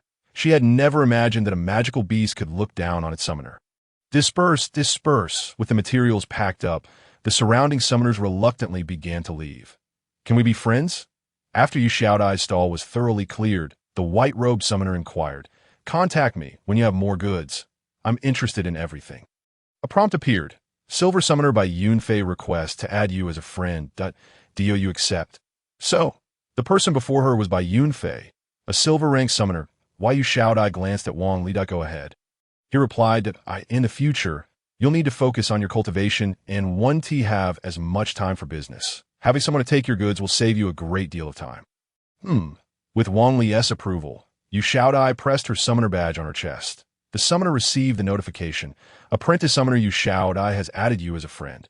Apprentice Summoner, upon seeing Yu Xiaodai's summoner level, Bai Yunfei was taken aback, and his gaze towards her shifted. He had expected this mysterious summoner to effortlessly defeat the Silver Moon Wolf King, presuming her strength to be at least of gold rank or above. He was utterly astonished to realize that Yu Xiaodai was merely an apprentice summoner, which seemed absurd. Who killed the Silver Moon Wolf King? Bai Yunfei pondered, though he felt it was somewhat intrusive to ask. However, he couldn't contain his curiosity. After all, even a team of bronze summoners could not emerge unscathed from an encounter with the Silver Moon Wolf King. A silver-ranked summoner would need to engage in a fierce battle. What was more, apprentice summoners weren't even qualified to venture out of the city. Surely, someone else had slain the Silver Moon Wolf King and then entrusted Yu Xiaodai to sell its remains. I did. Yu Xiaodai replied nonchalantly to Bai Yunfei's inquiry. Bai Yunfei's eyes were filled with skepticism. He then glanced at Wang Li, the skeletal soldier beside her. Upon noticing the pink hat atop Wang Li's head, he instinctively took a step back. You're that little fool. At that moment, a familiar scene flashed through Bai Yunfei's mind. A diminutive skeletal soldier leaping onto the back of a blazing fire python and extracting its innards. You know me? Yu Xiaodai asked, intrigued. I witnessed your battle the day before yesterday. I thought you were merely a deceptive little trickster, Bai Yunfei exclaimed, astonished. I never expected you to truly be an apprentice summoner. Yu Xiaodai nodded. I just awakened the day before yesterday. Just awakened? Bai Yunfei nearly spat out a mouthful of blood. Freshly awakened skills to kill the Silver Moon Wolf King. This is absurd. To be fair. Had Bai Yunfei not personally witnessed Wang Li's brutal defeat of the blazing fire python, he would never have believed Yu Xiaodai's claim. Even having seen it, Bai Yunfei still harbored doubts. After all, the Silver Moon Wolf King was a formidable foe, far superior to the blazing fire python. The idea that an apprentice summoner, accompanied only by a low-level skeletal soldier, could slay the Silver Moon Wolf King was indeed hard to accept. Realizing this, Bai Yunfei said, we must keep in touch. If an apprentice summoner can achieve such prowess, who knows how far you'll soar in the future? Absolutely. Yu Xiaodai nodded amicably. Wang Li was right. With Bai Yunfei assisting her in handling materials, she could save a great deal of time for cultivation. In the realm of cultivation, resources are of utmost importance. Previously, Yu Xiaodai had been financially constrained, limited to merely reading books. Now that she had acquired some wealth, it was only natural for her to indulge in a lavish shopping spree. The trading market was replete with items essential for novice summoners: beast skins and bones for crafting equipment, moonlight grass and orchid lingji for concocting low-level potions, and low-tier magical beast cores to enhance the rank of phantom beasts. There are also pet food and toys designed to increase the loyalty of phantom beasts. Some stalls even offered skill books for summoners, though they were mostly common beginner healing spells and not particularly valuable. These items held no interest for Wang Li, His only desire was for high-level magical beast cores. In contrast, Yu Xiaodai was mesmerized by the myriad offerings in the market, eagerly touching and examining everything, wanting to purchase it all. With her newfound wealth, she seemed to have lost her sense of restraint. And Wang Li feared that she might squander her 500-odd crystal coins before even finding what she truly sought. "What on earth are you buying?" Wang Li thought to himself, exasperated. If only Yu Xiaodai had chosen something sensible. But instead, she was accumulating a collection of gaudy trinkets of little utility. "Isn't this earring beautiful? Look at this diamond, how it sparkles. And this bow tie matches you perfectly." Yu Xiaodai excitedly displayed her pile of frivolous purchases before Wang Li, particularly relishing in one pink bow hairpin she held up against his skull. Wang Li nearly lost his composure, tempted to retaliate. Even more outrageous, she had bought a pink outfit identical to her pajamas, insisting that Wang Li wear it, arguing that wandering around naked was indecent. "For the love of all that's good, please act like a sensible person," Wang Li lamented, tears welling up in his eyes as he grappled with the absurdity of being accompanied by such a peculiar individual. Suddenly, just as Wang Li contemplated abandoning his efforts, Yu Xiaodai's eyes lit up as she dashed towards a stall, fixated on a small display. Following her gaze, Wang Li beheld a spherical object approximately 20 centimeters in diameter, entirely blue and semi-transparent, glimmering like a blue crystal under the sun. Upon using his detection technique, he discovered that this blue stone bore no attributes. It was merely a visually appealing rock, hardly distinguishable from those found by the roadside. "Garbage, pure garbage," he mused, while Yu Xiaodai's eyes widened in wonder. Wow! Wang Li's heart sank at her expression. He knew her weakness for shiny objects all too well, and this one was no exception. The vendor, noticing Yu Xiaodai's interest, seized the opportunity to deceive her. Why overlook all these treasures for such a worthless stone? He thought, convinced that he could easily exploit her naivety. "How much?" Yu Xiaodai inquired excitedly. 200 crystal coins, the vendor replied without bothering to look up, setting an exorbitant price. What? Wang Li could hardly believe it. The vendor was shamelessly trying to profit from her. Such a useless item was regarded as garbage in this world. With no practical use beyond mere decoration, he would not even consider paying 200 coins for it. It was absurd. 200? That's so expensive. Yu Xiaodai hesitated, realizing that 200 crystal coins constituted a significant portion of her total wealth, making the purchase seem unwise. Wang Li sighed in relief. Perhaps she wasn't completely oblivious. "How about 20? She asked, attempting to negotiate. "Fine." Yu Xiaodai thought she had made a savvy move. To her surprise, the vendor promptly handed over the blue stone without further negotiation. "Wait, what?" Yu Xiaodai was momentarily taken aback, suddenly feeling as though she had been tricked. "Can I think about it a bit more?" she asked. "Are you serious? It's the weekend, and you think I have all day?" The vendor snapped, his expression darkening as he thrust the stone towards her. Wang Li stepped forward, positioning himself between Yu Xiaodai and the vendor, placing his hand on the stone. Just then, an unusual surge of energy emanated from the blue stone, causing Wang Li's inner energy to stir with unexpected excitement. Wang Li sensed the unusual activity, his spirit fire flickering in his eyes as he mused. Isn't this supposed to be a worthless item? How could it resonate with my energy? Could it be something special? "Hey girl, you think you can just waltz in here with a garbage skeleton soldier and cause trouble?" The vendor shouted, his surprise quickly turning to anger. With a casual wave, a black shadow leopard appeared beside him. The shadow leopard, an F-rank phantom beast of the ranger class, was of the same tier as the skeleton soldier, but due to the principle of necromancy being the weakest, it posed no threat to Wang Li. Moreover, the vendor's shadow leopard was a level 15 beast, 10 levels above Wang Li. "I'm not buying it." "You can't force me to," Wang Li retorted, his confidence unwavering. "Do you want me to summon the market administrator?" He had defeated even the Silver Moon Wolf King, and Yu Xiaodai was not intimidated by the shadow leopard either. With a firm statement, she turned to leave. Although her demeanor was generally soft, she could be resolute when it came to principles. "I might volunteer to be the fool, but I won't let you treat me like one." The vendor, caught off guard by Yu Xiaodai's words, fell silent and recalled his phantom beast. The trading market was a designated safe zone, strictly regulated by the federal government. Anyone causing trouble would face severe consequences. As the market administrators had the authority to act without question in a tumultuous world governed by harsh laws, summoners adhered to the rules, and the vendor dared not transgress them, regardless of who initiated the conflict. The administrators would swiftly eliminate any threat without offering an explanation. However, as Yu Shaodai took a few steps away, Wang Li's voice suddenly echoed in her mind. "Buy it." Yu Shaodai halted, casting an incredulous glance at Wang Li, who, with his spirit fire blazing fiercely in his eyes, tugged at her sleeve like a child yearning for candy. Upon seeing that look, Yu Shaodai's irritation diminished significantly. She affectionately patted Wang Li's head and turned back, declaring, 10 crystal coins, no more."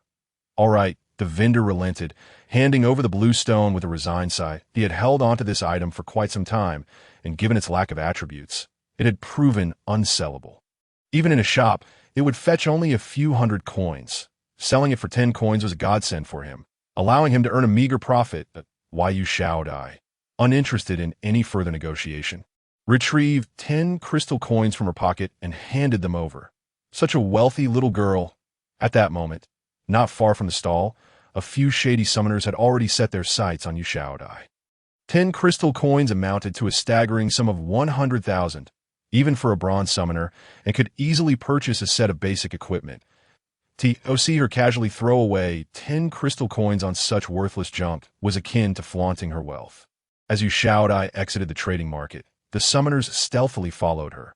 "Hee, we hit the jackpot." Meanwhile, Yu Shaodai remained blissfully unaware of her pursuers, cradling the stone and reveling in her cleverness. "I just bought something worth 200 crystal coins for only 10. I'm a genius." Sweat beads, as large as soybeans, trickled down Wang Li's nape. After wandering through the market, Yu Shaodai returned laden with goods. Just as they were about to leave the market and had not ventured far, Wang Li suddenly said, "Turn left, there's a small alley. Take that route, da-do." "Is it a shortcut?" Yu Shaodai replied, taken aback. "I didn't expect you could navigate." Muttering to herself, she turned left into the alley, turned back as soon as they stepped into the narrow passage. Wang Li added. Though confused, Yu Shaodai complied and turned around to her surprise. Several strangers had appeared behind them. The leader was a burly man wielding a large sword, clearly a strength-based summoner, accompanied by a black bear. To his left was a diminutive figure holding a crossbow, while to the right, a robed summoner poised with a staff stood ready, a fiery red fox lying at his feet. The powerhouses before her included the E-level berserk demon bear and the blazing demon fox. These three individuals appeared to be at least 5th-level bronze summoners. Upon noticing Yu Shaodai's sudden turn, the trio was startled. "What do you want?" she exclaimed, instinctively taking a step back and leaning against Wang Li. "Fear not. I'm here," Wang Li gently reassured her, placing himself protectively in front of Yu Shaodai. Instantly, an inexplicable sense of safety enveloped her. Those words were far more comforting than any platitude. The trio, chuckled upon realizing Yu Shaodai had noticed them. Stepping forward without reservation, "Don't be afraid, little sister," the burly man grinned, "that we are not bad people. We just wish to discuss a matter with you." "What matter?" Yu Shaodai asked, bewildered. She considered herself a mere minnow. How could they wish to discuss anything with her, given their evident superiority? Fool! Wang Li was speechless. Was this girl truly oblivious? Could she not discern such an overt act of robbery? "It's nothing serious." Indeed, the burly man rubbed his hands together with a smirk. "My brothers and I are a bit short on funds, so we thought we might borrow some money." "Are you robbing us?" Yu Shaodai finally grasped the situation, her expression shifting. Don't put it so bluntly." The burly man laughed heartily. "Rest assured, we seek only wealth, not harm. But if you refuse to cooperate, then don't blame my uncle for being merciless." Yes, he spoke. The black bear behind him rose on its hind legs, pounding its chest and letting out a fearsome roar. The trio edged closer, now merely 5 meters from Yu Shaodai. Wang Li, however, stepped forward nonchalantly, placing himself between them and the advancing trio. "Oh, a skeleton soldier. How terrifying!" The robed summoner sneered at Yu Shaodai, who dared to command her skeleton soldier to obstruct them. Although these individuals were not exceptionally powerful, they certainly were not weak either. After all, E-grade phantom beasts were formidable foes for an apprentice summoner like Yu Shaodai. Only those recognized as genius students in their school could possess an E-grade phantom beast. Thus, in their eyes, Yu Shaodai, as F-grade skeleton soldier, was unworthy of their attention. Even a glance was an affront. The absurdity of Yu Shaodai not promptly surrendering her money, instead attempting to command her skeleton soldier, was laughable. Was this the legendary case of a mantis trying to stop a chariot? It was indeed amusing. Yet they remained blissfully unaware that they were but a step away from the gates of death. Had they known Wang Li's current thoughts, they would never have dared to approach. Though in the form of a skeleton, Wang Li possessed the soul of a martial god. The moment he exited the trading market, he sensed that someone was tailing him. Why had he led Yu Shaodai to this alley? Because he knew it was quiet, a place where no one would intrude. Resolving the issue with these three useless thugs here would entail far less trouble. In this apocalyptic world, death was an everyday occurrence, as long as one did not kill within bustling areas or federally designated safe zones. No one would truly investigate. Summoners were, after all, individuals who danced on the edge of blades. Wang Li subtly channeled his energy, his gaze fixed on the blazing demon fox before him, prepared to strike. However, just as Wang Li was about to unleash a massacre, a sharp sound sliced through the air behind him. Simultaneously, a massive, feathered arrow, accompanied by a fierce wind, whistled forth, embedding itself in the ground mere inches from the blazing demon fox, which had been poised to attack Wang Li. The arrow plunged deep into the earth. Quivering slightly, exuding a palpable force that was as thick as a child's arm and over 2 meters long. One could hardly call it an arrow, but rather a spear. The sudden appearance of the colossal arrow startled the three adversaries. Upon seeing it, their expressions shifted dramatically. Black Wu Chang. Yamahal. Yamahal?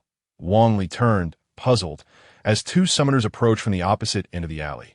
The figure on the left, clad in white robes and wielding a staff, bore a holy cross upon his chest. He lacked a phantom beast, but radiated a sacred aura, instilling a sense of tranquility even from a distance. The figure on the right, dressed in black robes with an imposing stature, held a massive bow, also without a phantom beast, yet emanating a dark energy that made Wang Li's own energy stir uneasily, a formidable opponent.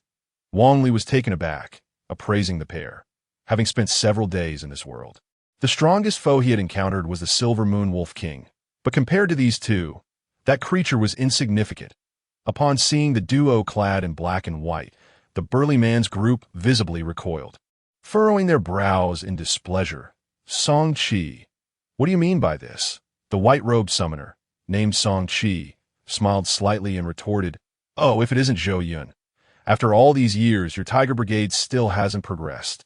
Still bullying the weak. Since I've crossed paths with you today, consider this a lesson. At this juncture." Song Qi glanced at Yu Shaodai and inquired, "Are you all right, little sister?" "I'm fine," Yu Shaodai nodded. "Song Qi, don't go too far. Do you think I would fear you? This is Kano City. Do you dare to kill me here?" Zhou Yun shouted in anger. "Oh, is that so?" Song Qi raised an eyebrow, his expression exaggerated. "Of course, I wouldn't dare to kill you. But I can certainly dispose of your phantom beast." With that, Song Qi signaled to the burly figure in black robes. With a twang, the bowstring resonated. The black-robed man immediately drew back his bow, aiming it at the trio. Upon realizing that an arrow was pointed at them, Zhou Yun and his companions felt a jolt of fear. With weapons trained on them, there was no room for surrender. "Damn it! Are you seeking death?" Zhou Yun bellowed, pointing at Song Qi. "Hey, crush him!" With a roar, the berserk demon bear leaped, soaring over 3 meters high, vaulting over Yu Shaodai to pounce on Song Qi and his companion. However, in the face of the bear's attack, Song Qi remained unfazed, showing no intention of dodging. Just as the bear seemed poised to batter Song Qi into a pulp, a large hand suddenly reached out. Grabbing the bear by the chest, was the taciturn black-clad man. With a swift movement, the black-clad figure hoisted the berserk demon bear off the ground, leaving it flailing its limbs in a desperate struggle. Seeing this spectacle, Wang Li couldn't help but gasp. What in the world? Is this person also a summoner? Before the knowledge sharing with Yu Shaodai, the summoners were feeble, reliant on their phantom beast to engage in combat. The spectacle before Wang Li, however, was astonishing. He witnessed a being grappling with an E-rank strength-type phantom beast, leaving him somewhat incredulous. Could this be the primordial method of taming phantom beasts in this world? Observing this, Yu Shaodai could not contain her exclamation. Ah, the unity of man and heaven. A golden summoner. The unity of man and heaven? Concurrently, Wang Li's mind was flooded with new knowledge. The unity of man and heaven is a skill that can only be comprehended when a summoner attains the golden rank. A summoner who grasps this skill can not only merge with and protect their phantom beast, but also engage in combat alongside it, utilizing the skills and powers of the phantom beast in battle. In simpler terms, while previously they commanded the phantom beast in combat, now they actively partake in the fight. In this state of unity, the summoner's combat prowess is significantly more fluid. After all, in a regular state, summoners must issue commands and execute fine manipulations, whereas in the state of unity, their thoughts directly influence the battle. Is akin to the difference between traditional keyboard and mouse online games and holographic simulation games. How remarkable! Is intelligence contagious? Amid his astonishment, Wang Li felt a twinge of concern. Would he and Yu Shaodai, in their unity, become fools? On another front, the burly figure in a black robe hoisted the raging magic bear with his left hand, and with his right, he delivered a powerful punch to its snout. Duong. The bear's face was left bloodied from the blow. Wang Li couldn't help but sigh at the sight. Is this truly called a fight? It appeared simple and brute, showcasing immense power and a staggering presence. Yet the damage seemed woefully inadequate. If it were him, he would have effortlessly thrust a finger into the bear's eye socket and yanked out its brain without needing a second blow. Wang Li was somewhat projecting his own prowess onto others. Not everyone possessed his level of martial skill. In this world, individuals competed based on the attributes of their phantom beasts and their combat awareness, leading to a more rugged style of fighting. Such a level of combat would naturally not be regarded by Wang Li, a god-tier expert, with any seriousness. In truth, the black-robed man's ability to bare-handedly seize the charging magic bear and retaliate was already quite formidable. Roar! The enraged bear, its snout crushed, swung its arms to strike the black-robed man. He raised the bear high and slammed it forcefully to the ground. Boom! The bear crashed onto the earth, creating a massive crater. Subsequently, the black-robed man stomped on the bear's back, grasped its neck tightly, and unleashed a series of ferocious punches, causing blood and flesh to fly as the bear howled in agony. Damn! Upon witnessing his phantom beast being mercilessly pummeled, Zhou Yun felt a pang of sympathy and immediately ordered his companions to attack the girl. This is not advisable, the robed summoner stammered. What are you afraid of? As long as we are not seen. It won't be traced back to us, Zhou Yun retorted. Reluctantly, the robed summoner commanded the fiery magic fox to unleash a fireball toward Yu Shaodai. Wang Li raised a hand, intending to shatter the fireball. However, at that moment, a beam of holy light descended from above, transforming into a wall that shielded him. The sighing wall of the holy light phantom beast. Crack! The fireball collided with the wall and disintegrated. Meanwhile, the short summoner beside Zhou Yun revealed a sly smile. Suddenly, Wang Li turned and reached out with his right hand towards Song Qi behind him. What are you doing?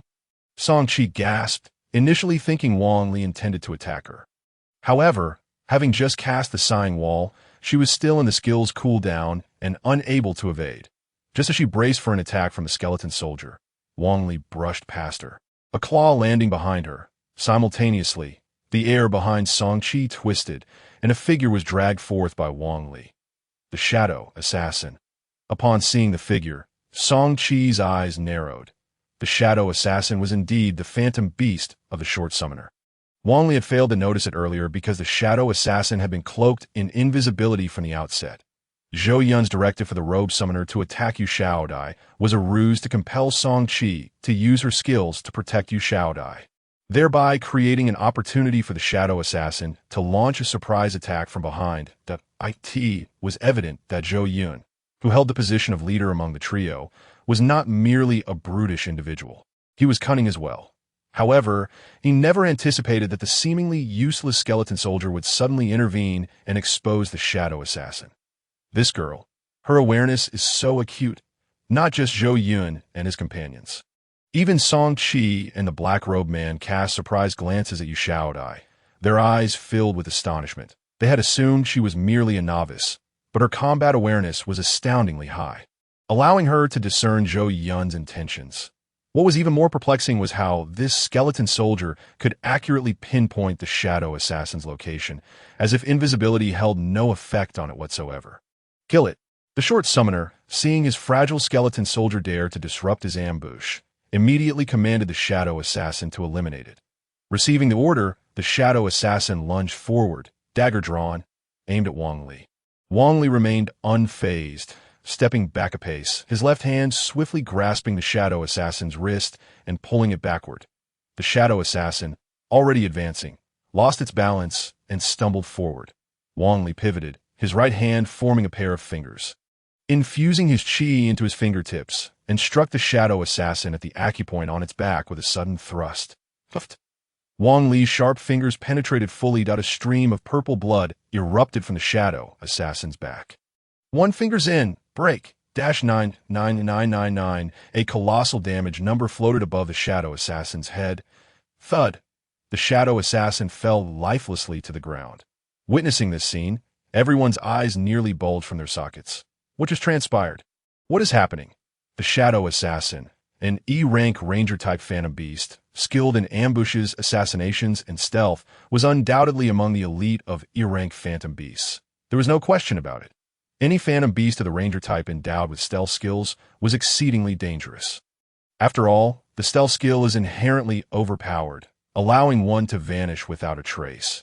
Even if unable to defeat an opponent, one could retreat unscathed. IT is the sole class that, even at the lowest F rank, commands respect. AS for the skeleton soldier, it is universally recognized as worthless. The necromancer class is already at the bottom of the phantom beast hierarchy, and the skeleton soldier is the lowest of the low, highlighting its abject status in this world. Not to mention, when compared to the shadow assassin, there is no phantom beast weaker than the skeleton soldier, even among its own rank. Yet astonishingly, this very skeleton soldier had slain a shadow assassin before the eyes of all, and it did so unarmed. Even more outrageous was that this skeleton soldier achieved a one-hit kill. This was something achievable only by high-tier phantom beasts overwhelming lower-tier ones. The idea of a skeleton soldier surpassing ranks to eliminate a shadow assassin was simply unfathomable. Is this truly a skeleton soldier? Xiaoying. Upon witnessing the demise of his phantom beast, the short summoner spat blood onto the ground and wailed loudly. Phantom beasts are the lifeblood of summoners. Each phantom beast is painstakingly nurtured by summoners using vast resources. The death of a phantom beast is irreversible. Once it perishes, it represents a lifetime of effort. Of course, with the summoner's rank intact, they can form a new contract with another phantom beast of the same kind. But the newly bonded phantom beast will never be the same as the original. For instance, if Wang Li were to perish, Yu Shaodai could certainly form a new contract with another skeleton soldier. However, this new skeleton soldier would lack Wang Li's soul and consciousness. The level cultivated through the magical beast crystals and the intimacy developed during the nurturing process would reset to 0, requiring a complete restart. This young lady is unexpectedly formidable. Upon witnessing this, Zhou Yun and his companion were filled with trepidation. Although the duo opposite, Song Qi and her ally, were not lacking in strength, they felt they could still contend in a 3-on-2 scenario. However, the sight of that seemingly wooden girl exhibiting such prowess was undoubtedly disconcerting to them, especially after witnessing Wang Li dispatch the shadow assassin with a mere finger. The two nearly succumbed to panic. Hey, come back. Xiao Hong, return. Without a moment's hesitation, they summoned their phantom beasts back into their respective spaces and hastily grabbed the diminutive summoner beside them, turning to flee. In truth, summoners typically refrain from using lethal force unless it is a matter of deep personal enmity. Despite Song Qi's threats to eliminate Zhou Yun's phantom beast, Zhou Yun remained unfazed, knowing well that in a contest where the strengths of both parties were closely matched, seriously injuring an opponent's phantom beast was far easier than killing it. Yet the skeletal soldier before them genuinely possessed such combat capability, leaving them in a state of utter dread if they did not escape now. They would surely meet their demise. Noticing their retreat, Wang Li chose not to pursue them.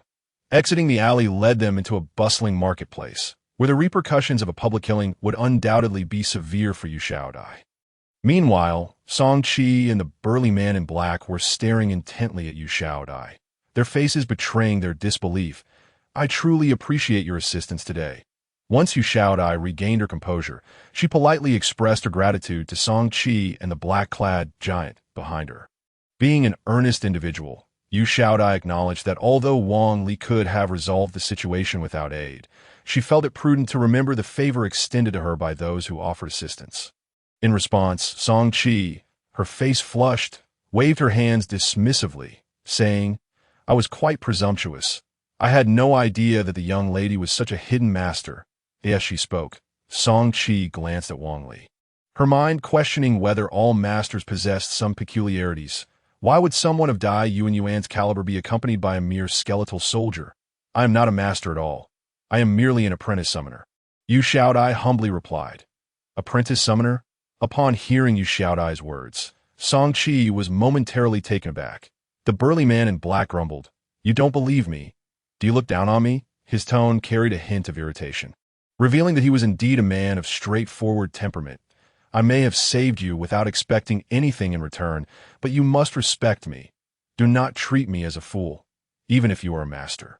It was evident that an apprentice summoner without a guardian phantom beast lacked practical combat experience. The skeletal soldier under her command had dispatched a shadow assassin of the same caliber as Lu Wenshui from the Tiger Clan in seconds.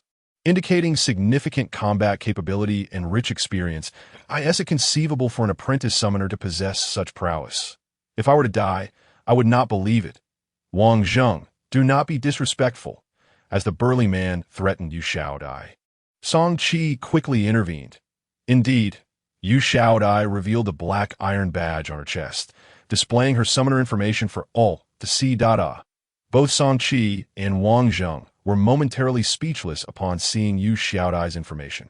Staring at her badge in stunned silence, is she truly an apprentice? Wang Zheng remained silent, disbelief etched across his features. Although Song Qi's expression was less dramatic, it was clear that she was not entirely at ease. An apprentice summoner, with a level 5 skeletal soldier that could eliminate a level 17 shadow assassin. This was astonishing. Had she not witnessed it firsthand, Song Qi would have thought it a dream. "Well," Yu Xiaodai continued, "I am still a student, and I have an upcoming vocational assessment tomorrow. Please help me keep this a secret. I would not want my eligibility revoked before the assessment. Private duels among apprentice summoners are against federal prohibitions." "Of course," Song Qi replied. "Since you trust me so much, I cannot hide my own identity from you." "What identity?" Yu Xiaodai's curiosity was piqued. Wang Li, however, was already receiving Yu Xiaodai's mental messages. Could it be that this pretty boy and the burly man are a pair? How thrilling! If Wang Li could have spat blood, he would have, utterly exasperated by her incessant musings. With a hearty laugh, Song Qi revealed her summoner badge along with Wang Zheng's. Song Qi, silver, 1 star. Wang Zheng, silver, 3 stars. "Oh, is that all?" Yu Xiaodai was somewhat disappointed, having anticipated something far more sensational, only to find they were merely showcasing their summoner ranks.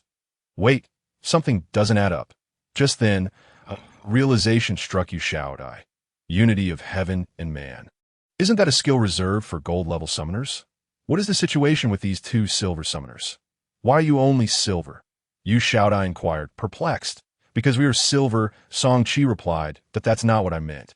Yu Xiaodai quickly clarified that if you have grasped the unity of heaven and man, shouldn't you be at the gold level? "Oh, you're referring to that," Song Qi responded knowingly. "That is not the unity of heaven and man." "Huh, then what is it?" Yu Xiaodai asked, confused. "This is a family secret technique," Song Qi explained. Upon hearing this, Yu Xiaodai ceased her inquiries. Being a typical scholar of the arts, she understood what a family secret technique entailed. In the apocalyptic era, powerful summoners would band together to form family legacies with bloodline ties to nurture their successors. Thus, in this world beyond guilds and adventure groups, there existed numerous families, such as the 4 prominent families: Zhang, Yang, Chun, and Li, in Kano City, alongside various smaller clans. Each summoner family comprises elite summoners whose cultivation methods and combat experiences are shared, recorded, and integrated into the family legacy. Certain extraordinary skills are referred to as family secret techniques. The term secret suggests that these are highly confidential transmission techniques, not meant for outsiders. Therefore, it is prudent not to pry into matters that do not concern one. Yu Xiaodai was quite astute in her manners. Nevertheless, it was not something extraordinarily advanced. As long as a summoner and their phantom beast achieve a meeting of minds and utilize certain techniques, it can be accomplished, though the prerequisite is the ability to control two phantom beasts. Song Qi continued, If your conditions are sufficient, I can assist you in completing the ceremony. I performed Wang Li's ceremony myself. Really? Yu Xiaodai exclaimed, excitement bubbling within her. Wang Li also felt a slight shock. This information was of immense significance to him. Yu Xiaodai was merely a young girl with little combat capability, and Wang Li had to divide his attention to protect her, naturally preventing him from performing at his full potential. If she could grasp the unity of heaven and man as a low-level summoner, it would greatly alleviate Wang Li's burdens in the future. However, it appeared that Yu Xiaodai's conditions were still lacking. A meeting of minds might be achievable, but to control two phantom beasts would require her to reach the bronze mirror realm. Unfortunately, I am not strong enough yet, Yu Xiaodai lamented. That's all right, Song Qi casually sent a friend request. If you need anything, feel free to seek me out. I am in Kano City. Thank you so much. Yu Xiaodai was deeply touched. Previously at school, her peers had ridiculed her for not forming a contract for 3 years, and no one would ever think of extending help. Yet now, among strangers, these two not only came to her rescue, but also offered to impart secret techniques. It was a first for her to encounter such warmth. Wang Li, on the other hand, observed quietly from the sidelines that Yu Xiaodai had yet to experience the world, while Wang Li was an old hand with millennia of experience, fully aware that there are no free lunches in life. Each act of kindness often harbors ulterior motives, and one must tread carefully. Meanwhile, Wang Zheng was equally puzzled and could not help but mentally communicate with Song Qi. Old Song, are you out of your mind? We are not familiar with this girl. Why would you offer to perform the secret technique ceremony for her? What do you understand? Song Qi remarked. This girl is no ordinary person. She merely defeated Lu Wenshuai's shadow assassin. I could do that too. Wang Zheng scoffed. Could you manage it during your apprenticeship? Song Qi retorted. This left Wang Zheng momentarily speechless. Song Qi continued. Moreover, she didn't just defeat them. She annihilated them. Do you comprehend? Even apprentice summoners can use skeletal warriors, such inferior beasts, to obliterate shadow assassins. How many individuals do you think can achieve that? Wang Zheng found himself at a loss for words. Throughout history, there have been countless masters. While instances of apprentice summoners defeating bronze summoners are not uncommon, the feat of an apprentice summoner using a skeletal warrior, an inferior creature, to vanquish a bronze summoner's shadow assassin is unparalleled, let alone obliterating them, which is virtually unheard of. In fact, creatures like skeletal warriors, devoid of thought, rely heavily on the summoner's control. To master this level of skill showcases Yu Xiaodai's exceptional prowess, making her an unprecedented talent. Yet, that is not the most frightening aspect. Song Qi concluded, do you realize that this girl can precisely draw out shadow assassins from their concealed state? This indicates her formidable predictive abilities, given time. She will undoubtedly become a legendary master. You understand? I understand. Wang Zheng nodded. So, is there an issue with me assisting her in completing the secret technique ritual? Song Qi inquired again. None. Wang Zheng shook his head. This is a future legendary master. Helping her now, while she is still nascent, is far easier than waiting until she has grown powerful and then assisting her. One must admit, Song Qi's foresight is considerably more profound than that of the average person. Since you little fish are fine, we shall take our leave. After exchanging a few pleasantries, Song Qi, Wang Zheng, and Yu Xiaodai added each other as friends before preparing to depart. However, at that moment, a message from Wang Li suddenly flashed in Yu Xiaodai's mind. Tell them not to leave yet. Wait, Yu Xiaodai immediately called out to the two. There's something else. Song Qi asked. This Yu Shaodai pointed at Wang Zheng and said, I, Yu Shaodai, have never taken advantage of others. Since you promised to assist me with the secret technique ritual, it would be ungentlemanly not to reciprocate. Allow me to teach you a couple of techniques. You want to teach me? Hearing Yu Shaodai's words, Wang Zheng was somewhat taken aback, pointing at himself. Do you know who I am? My ancestors are... Song Qi quickly interrupted with a cough. Then I shall thank Miss Yu. She then gave Wang Zheng a knowing glance. You should be more humble. All right, though Wang Zheng was extremely reluctant. He still approached Yu Shaodai. Let him assume a horse stance. Wang Li directed Yu Shaodai once more. Why Yu Shaodai complied. Wang Zheng firmly planted his feet on the ground. Strength emanates from the earth. A stable foundation enhances combat capability. Good. Wang Li nodded. Your skills may not be impressive, but your fundamentals are solid. As he spoke, Wang Li approached Wang Zheng. Why Yu Shaodai instructed him. Pay attention and learn well. Then, Wang Li demonstrated the power application of the one finger Zen technique before Wang Zheng. Is this one finger Zen? Upon witnessing Wang Li's technique, Wang Zheng expressed surprise that, oh, you recognize it? Wang Li was astonished.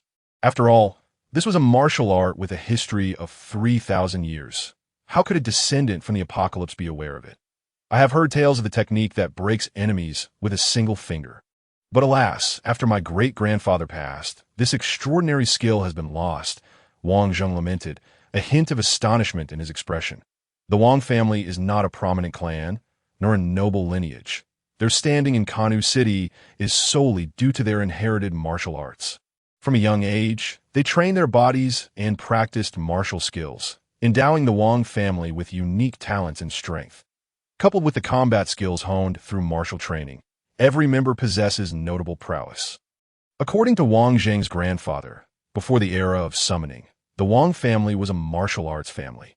Unfortunately, as the spiritual energy of the world dissipated, many of their ancestral skills became impossible to practice. With the fusion of reality and the virtual, spiritual energy has revived. The first generation of summoners, Wang Tianlong, grasped the remnants of the one-finger Zen through the fragmented scrolls passed down, achieving remarkable feats during the century-long war against the monstrous invasion, becoming one of the hero summoners defending Kanu City.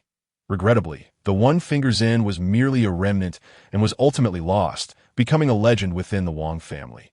Now, a girl who appears to be under 20 can manipulate her skeletal warriors to summon this legendary technique. Leaving Wang Zheng incredulous, the elders in my family. Wang Li's body trembled at the mention. What is it? Yu Shaodai inquired, puzzled. It's nothing. Let him study diligently. I will teach him just this once. Whether he can learn it depends on his talent. Wang Li remarked before returning to stand behind Yu Shaodai. Why Yu Shaodai feigned seriousness, saying, study hard, practice well. How much you comprehend is entirely up to you. With that, she turned and left the alley without looking back, leaving Wang Zheng and Song Qi in a state of confusion.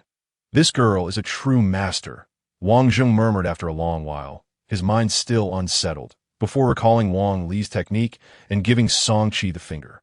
Don't point at me, Song Qi replied, exasperated. Do you know that black giant? Upon returning home, Yu Shaodai curiously asked Wang Li. On the surface, she appeared foolish, but inwardly, she was quite astute. She had clearly sensed Wang Li's mental fluctuations earlier. I do not know him, Wang Li replied nonchalantly, but he should have some connection to me. What kind of connection? Yu Shaodai pressed, her curiosity piqued.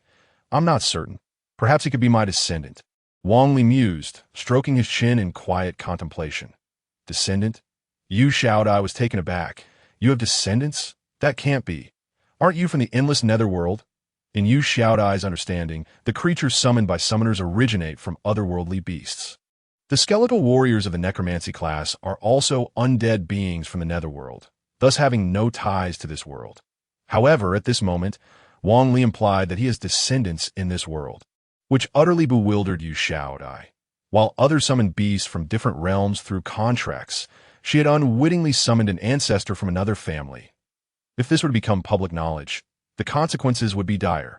Surely, every being has ancestors, and death is a universal truth. The notion of being summoned by a necromancer and forced into servitude as a magical beast is utterly unacceptable. That I am unsure of the specifics. Wang Li replied calmly. This world is inherently chaotic. I wandered the netherworld for many years, and one day, I suddenly sensed your summoning, which led to our contract. I never anticipated encountering my own descendants here. Then should you not seek to acknowledge your kin? Yu Shaodai pressed, her confusion deepening. Are you out of your mind? Wang Li replied, exasperated. You have a skeletal warrior with you, claiming it is an ancestor. Do you not fear being killed? I do, but that is your family. Yu Shaodai countered. Da-da. Wang Li fell silent. This girl has a simplistic charm that is both endearing and exasperating. Clearly, she understands the repercussions of suggesting Wang Li acknowledge his kin. Yet she still seeks his opinion. She is truly an infuriatingly delightful girl. No need. Wang Li waved his hand. In my current state, even if they knew I was their ancestor, they would not acknowledge me. Why not? Yu Shaodai asked, perplexed. Such is human nature. Wang Li replied that in times of peace or apocalypse, people are inherently pragmatic, without benefits, who will treat you as a human being. Wang Li, in his former life, would not have needed to acknowledge his kin personally. Individuals would have rushed to kneel and call him ancestor. Even if there were no blood relation, they would be eager to fabricate a connection. But what is Wang Li now? A skeletal warrior. The most rudimentary of necromantic beings would be more suited to having its bones shattered and fed to dogs rather than subjecting itself to further humiliation. Wang Li's decision to teach Wang Zheng the art of the one finger's end was not merely a matter of bloodline. It was fundamentally motivated by his regard for Yu Shaodai. Being indebted to others can be a precarious affair. Receiving favors without cause invariably leads to obligations. Yet now, the situation is one of equitable exchange, where neither party owes the other anything. Yu Shaodai nodded with a semblance of understanding. Please reveal the items you acquired today, Wang Li said, shifting the conversation to the blue gemstone he had in mind. Upon hearing Wang Li's words, a sly smile crept across Yu Shaodai's face as she casually retrieved a plethora of flamboyant garments and accessories from her spatial ring, exclaiming, Do you agree to let me adorn you? Wang Li sighed, placing a hand to his forehead, and extracted the blue gemstone from the heap of detritus. So, you fancy this as well? Yu Shaodai remarked. Very well. I shall gift it to you. Wang Li, ignoring her, held the gemstone in his right hand and, with a focused thought, began to infuse it with a substantial amount of his true energy. Previously at the trading market, he had infused his true energy into it to shield Yu Shaodai. And it was this energy that elicited a response from the gemstone. As he continued to channel his true energy, the gemstone gradually illuminated, emitting a gentle blue glow that it glows. How impressive! Yu Shaodai clapped like a fool, utterly bewildered. Meanwhile, Wang Li sensed his true energy slowly dissipating, being gradually consumed by the peculiar gemstone. Feeling a pang of urgency, he attempted to retract his energy. However, after a moment's contemplation, he resolved to channel all the true energy from his dantian, continuing to feed it into the gemstone. The more energy he infused, the brighter the gemstone shone. Just as Wang Li felt on the brink of exhaustion, the gemstone's brilliance reached its zenith, illuminating the entire room, and ceased its consumption of his true energy. To Wang Li's astonishment, the gemstone, once solid, suddenly became malleable, akin to a translucent blue mucus, seeping into his bones. His formerly dark and lustrous skeletal structure now emanated a faint blue glow. Notification: You have bound a special equipment, Tiandu. Tiandu quality, unknown attack, 5 true energy, 5 all attributes, 5 devour. Consumes equipment to enhance its own rank and attributes. Level 5. Increases with the level of the summoned beast. Status: bound roll. Daisiayu item description: a mysterious equipment that can transform into a weapon at will. Possessing enigmatic powers. Wang Li was taken aback upon observing the attributes of Tiandu. Logically, he had contemplated various possibilities, suspecting the gemstone to be some form of energy crystal or perhaps a secretion from a magical beast. Yet he never imagined it was a weapon, let alone one that could transform at will. Judging by its primary attributes, this weapon did not appear particularly formidable, with an attack and true energy rating of merely 5, even inferior to the previous rusty sword. However, its bonuses were remarkably impressive, granting an all attributes boost of 5, It is noteworthy that the attribute bonuses of equipment are contingent upon its level, typically granting a maximum of 2 attributes. For instance, a level 10 strength-oriented weapon would yield a total bonus of 10 points in strength and constitution. Yet Tiandu at level 5 offered a bonus of 5 to all attributes and could scale with the user's level, indicating its superiority over ordinary weapons. Moreover, the weapon's true strength lay in its devourability. Presently, Tiandu appeared to be a rather exceptional blank slate, but with the devour attribute, it could enhance its rank through the consumption of other equipment, presenting a terrifying potential for growth. Wang Li could scarcely believe that this artifact could bind itself to him, a mere summoned beast.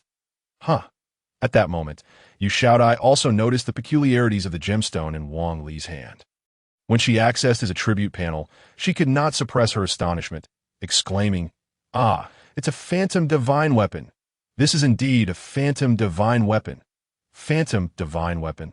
Wang Li was momentarily taken aback, that why Yu Xiaodai's knowledge began to flow into Wang Li's mind.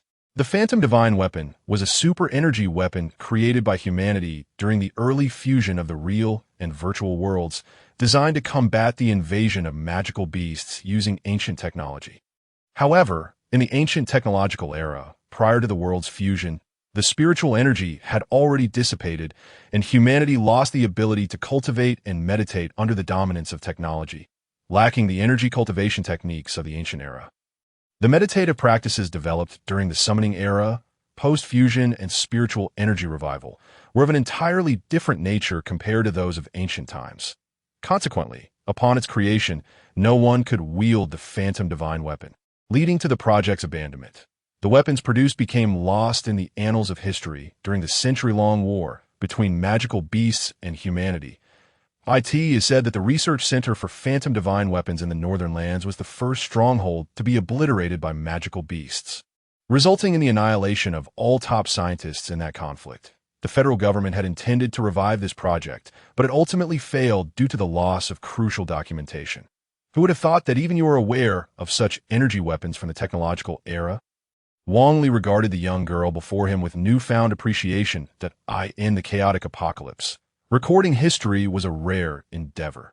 Presently, everyone was focused on attaining unparalleled strength, showing little interest in the histories of yore. Even the textbooks in schools concentrated on the cultivation and control of magical beasts, as well as the fundamentals of summoning. History was treated as a secondary subject, receiving scant attention, with only the most rudimentary introductions.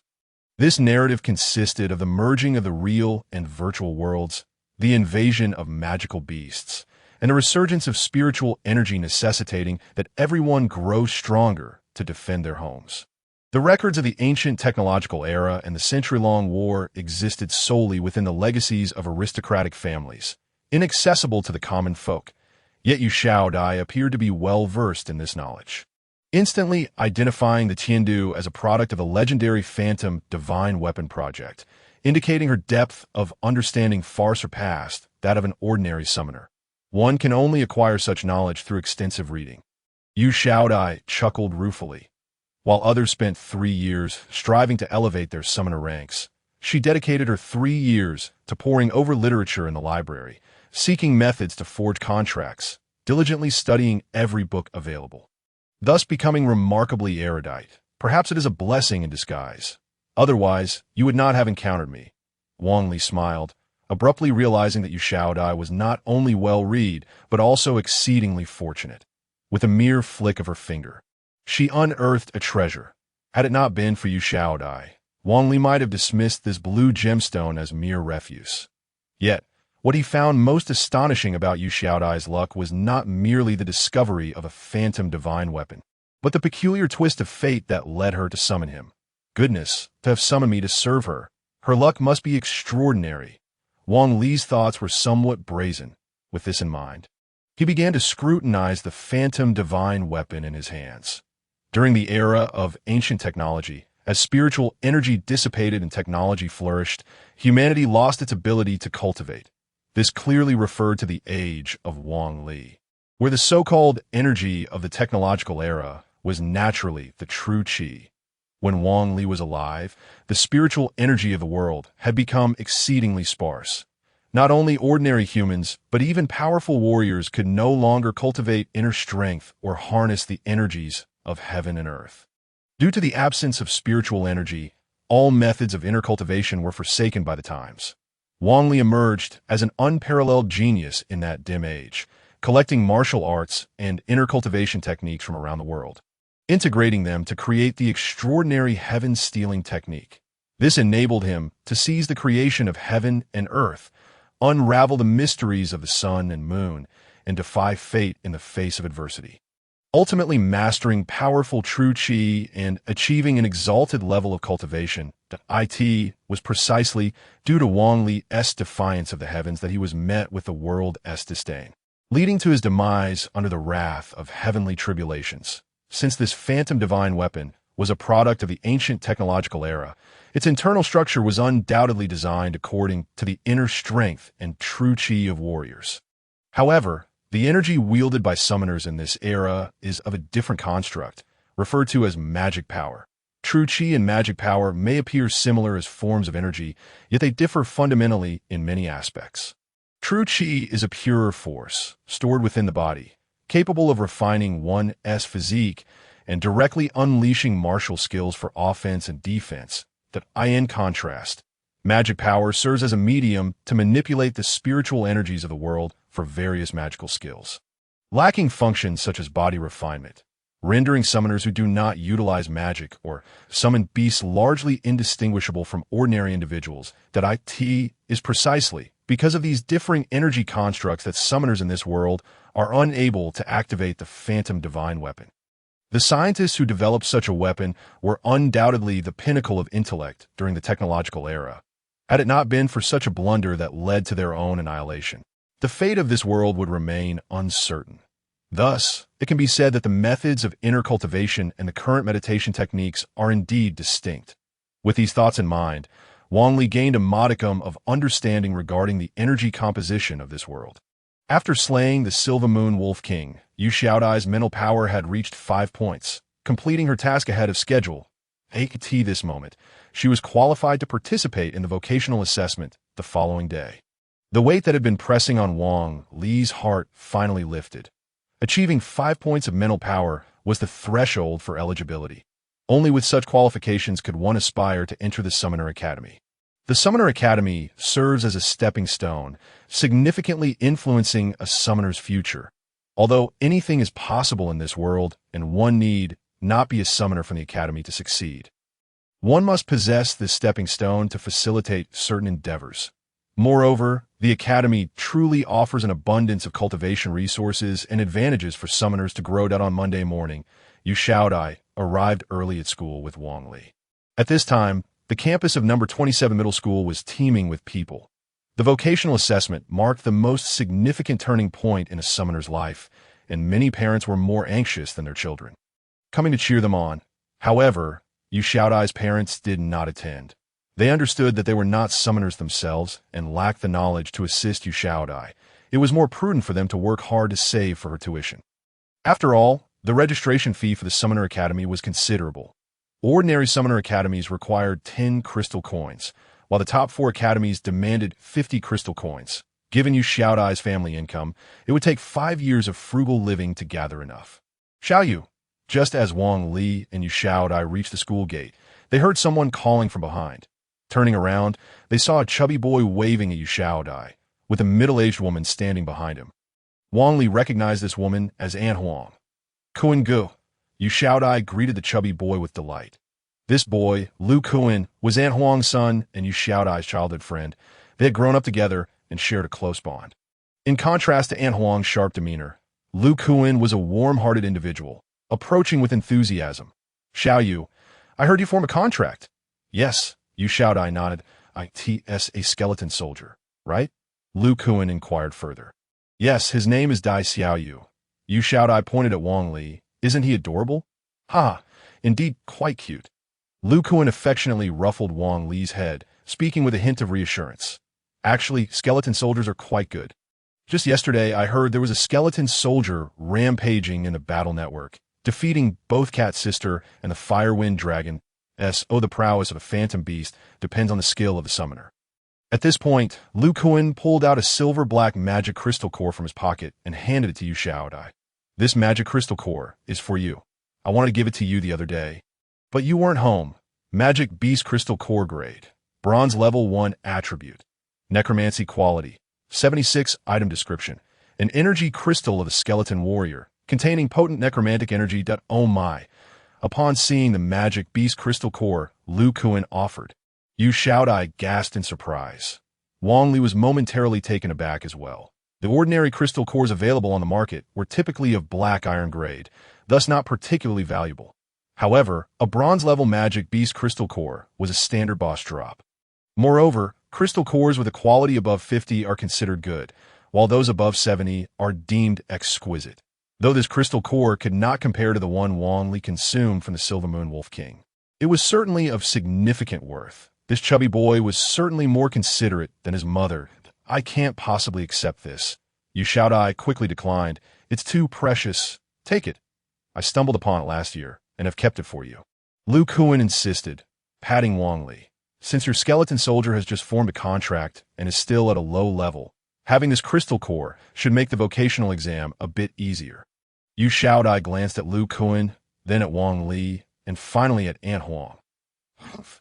Aunt Huang rolled her eyes, muttering dismissively without paying Yu Xiaodai any heed, but Wang Li clearly heard her. What a waste for that little brat. Just like his useless father. No future. Wang Li finally understood why Lu Kuan and Aunt Huang had such contrasting personalities. A child raised by such a domineering woman would inevitably struggle to be strong-willed. Take it. Seeing Yu Xiaodai hesitate, Wang Li remarked. This chubby boy is a good person, and it's a kind gesture. Just remember to save something good for him in the future when you have it. All right, Yu Xiaodai nodded, accepting Lu Kuan's Magic Beast Crystal Core. Lu Kuan, seeing that she had taken it, wiped the sweat from his forehead. I'll head to class now. You better do your best. I will. You do your best too, Kuan go. Watching Lu Kuan walk away, Yu Xiaodai bit her lip, feeling deeply touched. Lu Kuan came from a single-parent household, facing conditions even more challenging than Yu Xiaodai's. Although he had formed a rare pet, and the Summoner Academy covered most of the cultivation resources, with Aunt Huang being the sole breadwinner, it was just enough to cover living expenses. This bronze Magic Beast Crystal Core represented far more than its mere monetary value for Lu Kun. It's akin to the difference between someone with $1 billion offering you $1 million and someone with $1 million offering you 800,000. They are two entirely different matters. After stowing away the Magic Beast Crystal Core, Yu Xiaodai entered the classroom of Class 8, Grade 3. Most of her classmates had already arrived, engaged in hushed conversations. They were discussing the strange events that had transpired in Kano City over the past few days. Have you heard? Cat Sister was defeated, and even the Fire Wind Dragon was taken down. And the one who defeated them was a skeleton soldier. A skeleton soldier. It can't be Xiao Yu's, can it? What are you thinking? Xiao Yu just awakened. How could she possibly have that kind of power? There are plenty of necromancy summoners with skeletons. It wouldn't even be returned if that's true. I heard the Silver Moon Wolf King was also killed by a golden level summoner. That summoner had a skeleton soldier as well. Do you think they could be the same person? Is it true? Has the Silver Moon Wolf King been slain by a skeleton soldier? I'm uncertain if it was indeed a skeleton soldier. But in the trading market, there are reports of an eyewitness who saw a golden tier summoner accompanied by a skeleton soldier purchasing the pelt of the Silver Moon Wolf King. Goodness, regardless of whether it was a person or not. It seems the necromancy faction is on the rise. As everyone exchanged opinions, Yu Xiaodai listened in bewilderment. Did a golden summoner? When did I become a golden summoner? Everyone, please quiet down. Just then, Instructor White entered the classroom, carrying a stack of exam papers. Instantly, the classroom fell silent. The vocational assessment comprises 2 subjects, a written test in the humanities and a practical combat simulation in the martial sciences. The papers in Instructor White's hands were the written exams for this vocational assessment. Do not underestimate the humanities. As Instructor White distributed the papers, he remarked, the martial sciences determined the lower limit, while the humanities set the upper limit. Only those who truly understand how to utilize knowledge can become real powerhouses, rather than mere martial brutes. Once you pass the humanities test, you may proceed to the practical combat simulation. Those who do not pass must await a retest. After distributing the papers, Instructor White exited the classroom. This is tradition. Everyone knows that in a written exam for the humanities, those who understand will truly excel, while those who do not will struggle. Though Instructor White's words ring with reason, the essence remains. Might makes right. The martial sciences are the most crucial aspect. Yet, the vocational assessment must follow the formality. Hence, a conducive examination environment is provided for the students being assessed. In the examination hall, everyone displayed their unique talents.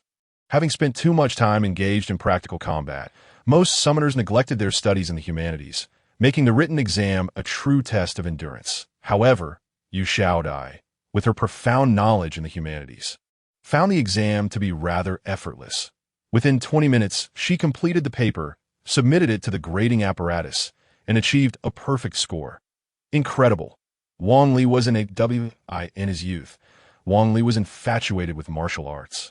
Scoffing at academic subjects, as an adult, he expended considerable effort to amalgamate various martial arts, often regretting not having studied diligently when he was younger, which now made self-improvement a laborious endeavor. Yu Xiaodai's effortless command of academic knowledge truly earned Wang Li's admiration.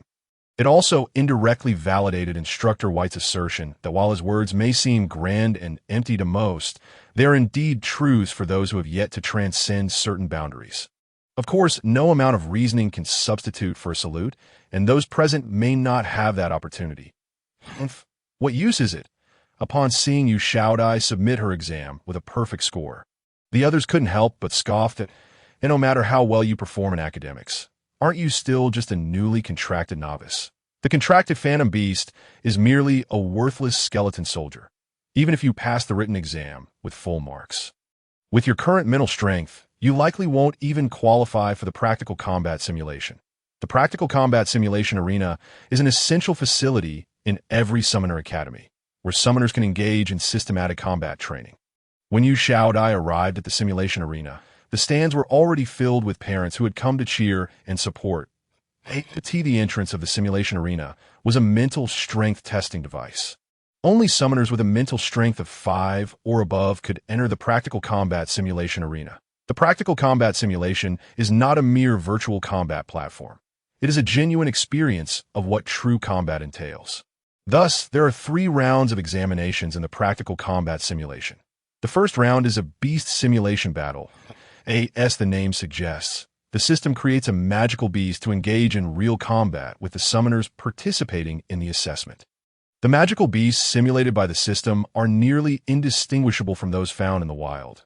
They will ambush, attack the summoner directly, and are cunning and ferocious. Every summoner will face such foes. Without overcoming this initial hurdle, they cannot progress to the next stage. Typically, about 20 of candidates will be eliminated here. Only those who pass this round will be eligible for the second round. A simulated summoner duel in this round, candidates are randomly matched against a system-simulated opposing summoner. This round assesses the summoner's combat abilities against their peers in an age of apocalypse. Chaos reigns, and summoners may encounter various unforeseen events both in the wild and within cities. Only those capable of adeptly handling such emergencies can be deemed qualified summoners. This round is the most challenging, with approximately 40 of candidates likely to be eliminated. Those who survive the second round will then face the third round. The Secret Realm simulation, this world, having fused with a virtual realm, has given rise to numerous alternate spaces known as secret realms. These realms harbor an abundance of equipment, skills, treasures, and even records of the world's various secrets. They are paramount exploration sites for summoners in this round. Summoners must form teams and cooperate to navigate the secret realm. The level of difficulty is secondary. What matters most is teamwork. Forming a team requires seeking familiar companions. The ability to assemble a powerful team depends on individual prowess. Like a track's no one wishes to be a hindrance, so the strong band together, while the weak are left to seek out others of their kind, often failing to find a team at all. There is no point in lamenting unfairness in this world. Reason is a luxury. Weakness is no excuse. Only by successfully completing all 3 rounds can one truly fulfill the vocational assessment and gain eligibility to apply to the Summoner Academy. Yu Xiaodai stepped into the mental testing device. The system conducted a mental strength assessment scan. After a series of operations, A large 5 appeared on the simulation arena's big screen. Goodness, 5 points upon seeing the number displayed. The parents in the stands nearly burst into laughter that a score of 5 represents the minimum threshold for the assessment. Any summoner with even a modicum of talent, having awakened for 3 years, should have raised their mental strength to around 7. A score of 5 essentially equates to the bare minimum qualification, reminiscent of an outdated joke, one whose combat power is merely that of a lowly 5. With this, you dare to enter the practical combat simulation arena. It seems this child is quite confident. However, if they knew that just 2 days ago, Yu Xiaodai's mental strength was only 3, they would likely not even bother to laugh. Sigh. Instructor White, upon seeing Yu Xiaodai's assessment result, sighed and approached her to offer consolation. Be cautious in the first round. If you cannot win, it is acceptable to surrender. Do not jeopardize your foundational strength. Instructor White's words were laden with sincerity, for he understood that this was not merely a simple simulation. Rest assured, I will give it my all, Yu Xiaodai replied, her expression resolute as she clenched her fist.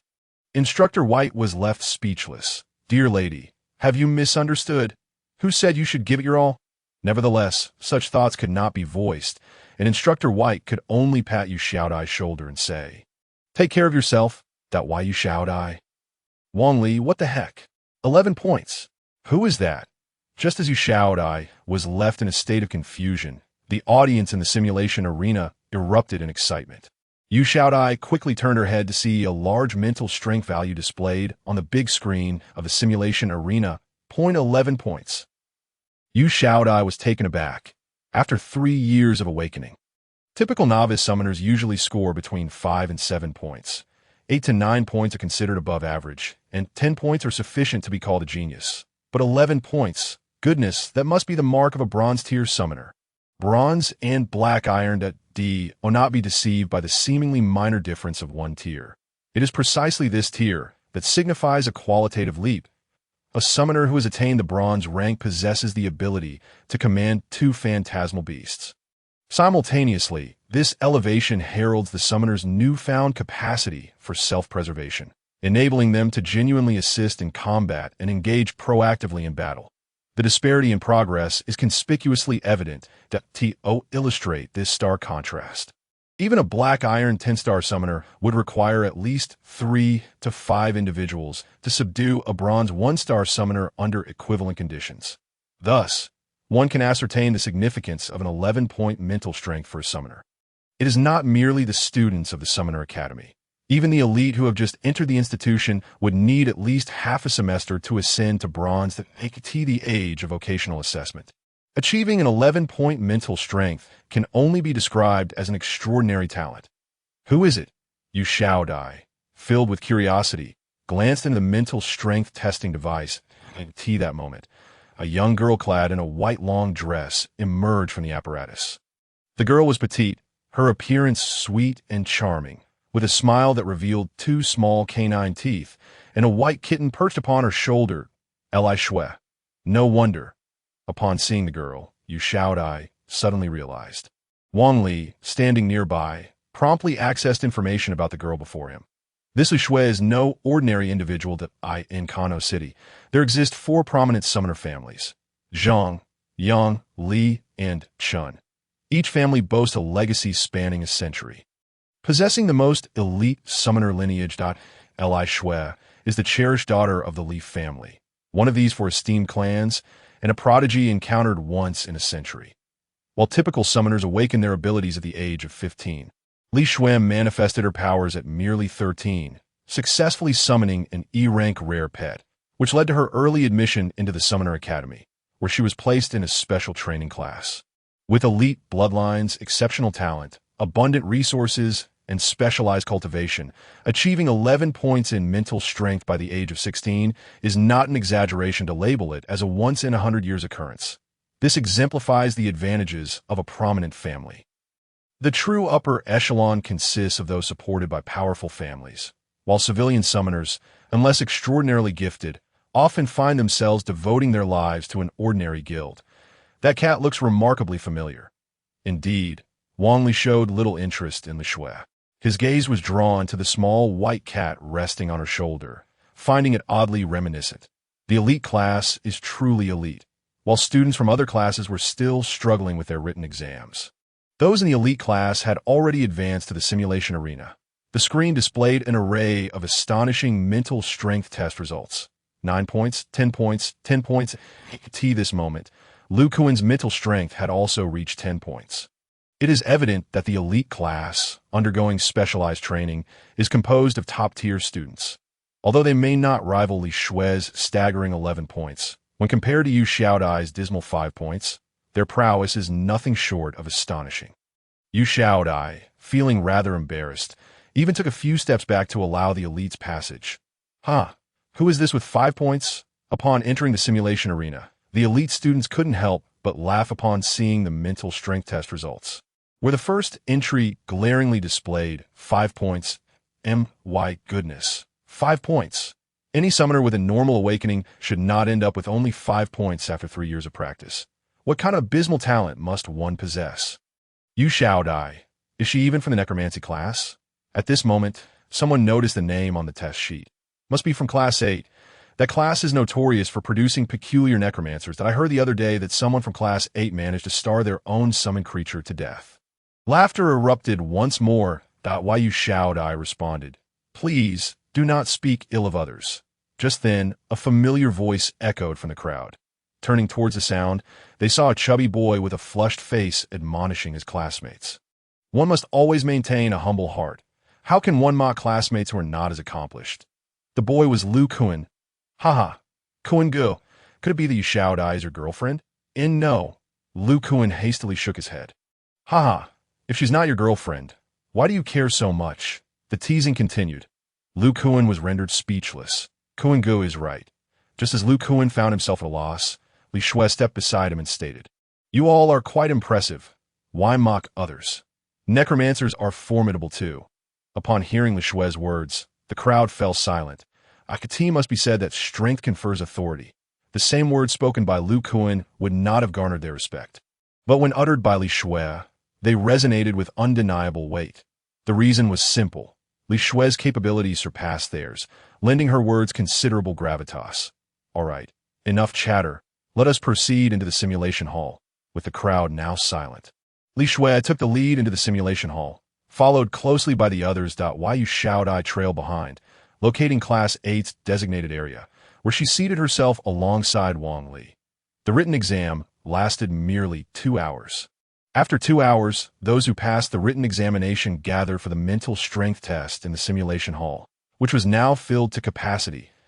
As the last student settled in, the assessment officer declared the commencement of the practical examination. The practical examination sorted participants by class and mental strength. Class 8 was the last to be assessed. With Yu Xiaodai's 5 points in mental strength, she was the final contestant, thus despite being the first to pass the written exam. She would have to wait until the end for her assessment. The first to take the stage was none other than the girl renowned as a prodigy, Li Xuki, as the assessment officer called her name. Li Shui approached the simulation pod and placed her summoner badge upon it. The pod opened, and Li Shui stepped inside. Simultaneously, her projection materialized in the external simulation arena, alongside a formidable Beast King. Beast King, 1 star 10 points, HP, 2000 MP, 200 skills, brutal charge, Fong impact monster description, leader of the mighty pig, possessing strength far greater than that of the regular mighty pig. What the heck? The assessment monster is actually the Beast King. Upon witnessing the beast before Li Shui, the crowd gasped in astonishment. The practical examination bears similarities to the written exam. It does not disclose the questions to the participants, but rather randomly selects a common monster as the assessment subject. Whether the students can predict the outcome is left entirely to chance.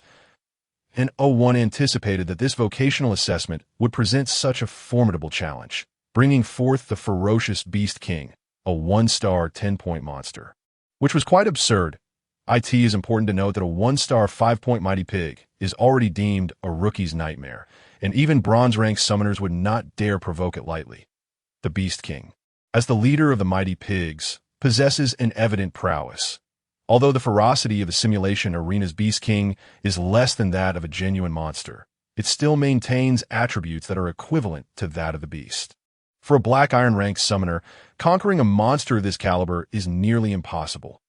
What is happening? Surely there has not been an error.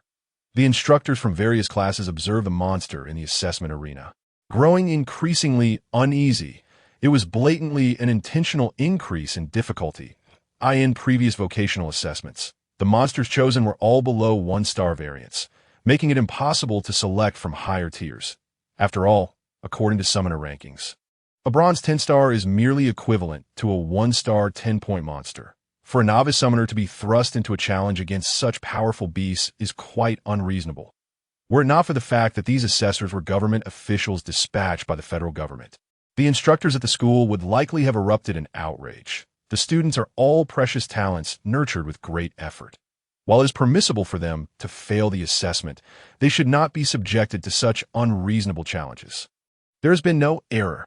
In the face of everyone's inquiries, the examiner calmly stated, not everyone has the fortune to encounter a monster within their capabilities.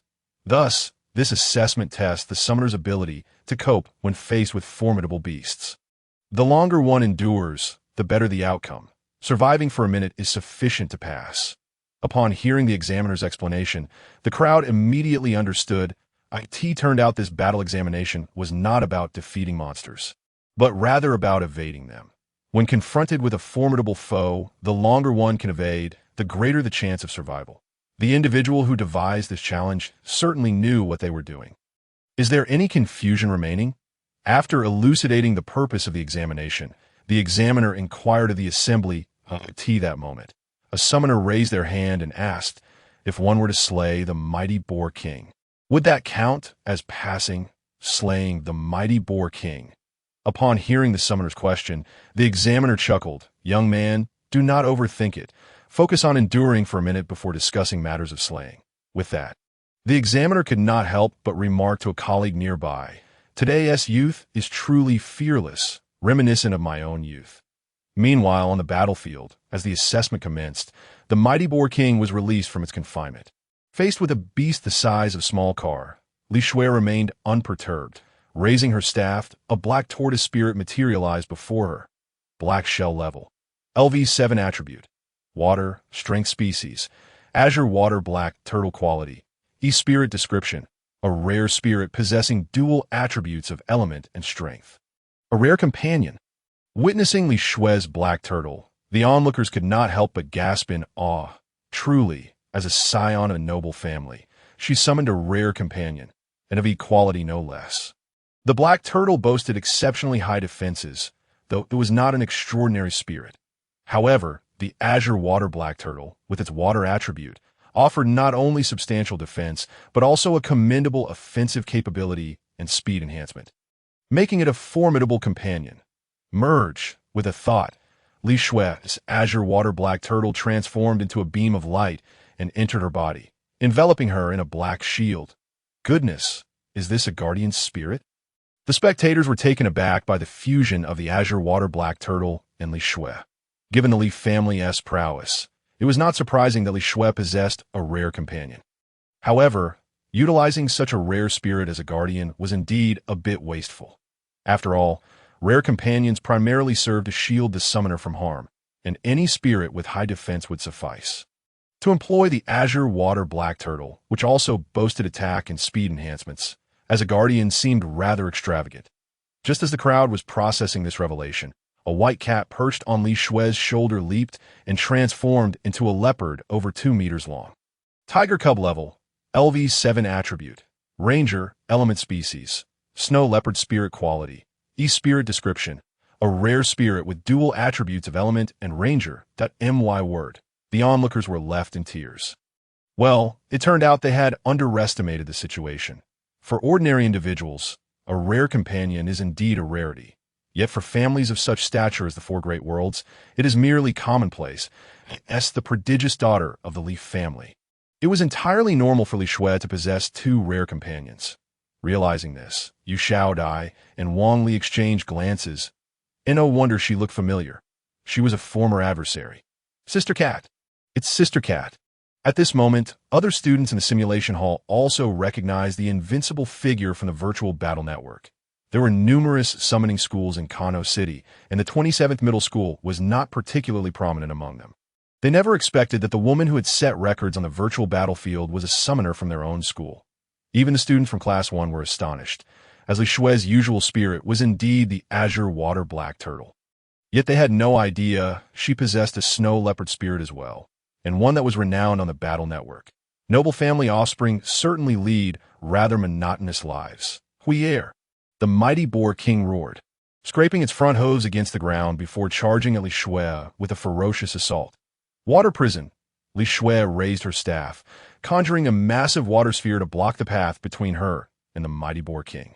Having merged with the azure water black turtle, Li Shue now possessed not only its attributes but also its skills. The water prison technique was the turtle's ultimate move, creating a domain of water to ensnare the target. With a thud, the mighty boar king collided with the water prison. Li Shue currently wielded only the strength of a bronze 1-star summoner, while the mighty boar king was a 10-star beast. Renowned for its high physical prowess in this scenario, Li Shue's skill assessment naturally fell short against the mighty boar king. Boom! The water prison was instantly shattered. However, while it failed to restrain the mighty boar king, it did manage to mitigate its assault, drenching the beast and leaving it looking like a drenched pea. It seems that even a genius girl might struggle against a 10-star beast, the audience murmured, their hearts racing for Li Shue. Yet, Li Shue appeared to have anticipated this outcome. She swiftly retreated a few paces and commanded, Frost Claw Strike. With the command issued, the snow leopard spirit materialized behind the mighty boar king, delivering a swift claw strike to its rear. Slash! The mighty boar king sustained 5 deep gashes on its hindquarters. Before blood could even flow, the wounds froze over, spreading white frost, having just been soaked. The mighty boar king was now further hindered by the frost claw strike, amplifying its freezing speed. In an instant, the mighty boar king was encased in a white ice sculpture. Wow! As Li Shue immobilized the mighty boar king in a single round, the crowd was left in a W. In truth, given Li Shue's strength, facing a 10-star mighty boar king was evidently insufficient. After all, the mighty boar king was a high judgment strength type monster, possessing considerable resistance to control techniques. And the snow leopard's attack was purely physical, with frost being merely an attack effect. To freeze a higher level beast using a special effect, one would need to be at least of equivalent level to the mighty boar king.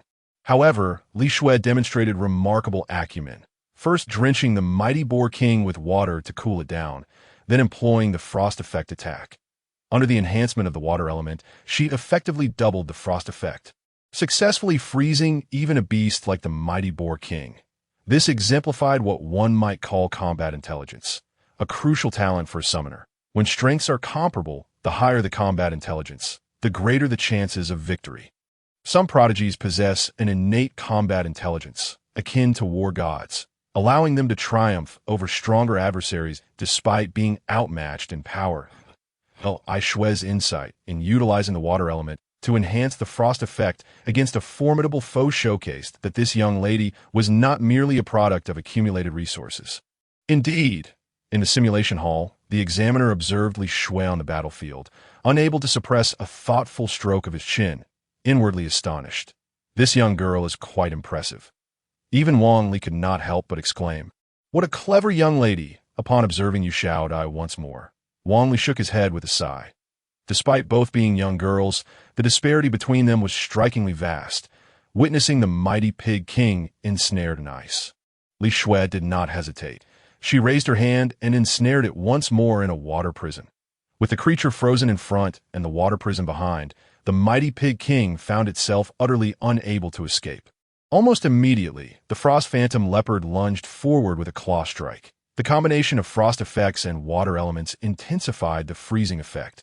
With each successive water prison and claw attack, the layers of frost enveloping the mighty pig king solidified into a solid block of ice, leaving only its hindquarters exposed, rendering it a stationary target. As a ranger-type phantom beast, the frost phantom leopard possessed formidable attack capabilities. Each claw strike, compounded by frost damage, visibly diminished the health bar atop the mighty pig king's head. In a matter of moments, the health bar plummeted to 30. The examiner's eyes narrowed slightly. Suddenly, the mighty pig king let out a thunderous roar, erupting in a blaze of crimson light. It had entered a state of frenzy. At this sight, Li Shui's heart skipped a beat. When a magical beast's health reaches 30, there exists a certain probability of it entering a frenzy state, during which its defensive attributes diminish while its attack and speed surge dramatically. Heightening the danger considerably, it became clear to the onlookers why the examiner exuded such confidence. No one could hope to defeat this mighty pig king, with a level suppression at 10 and the simulation of a frenzy mechanism. It was a challenge beyond anyone's capability.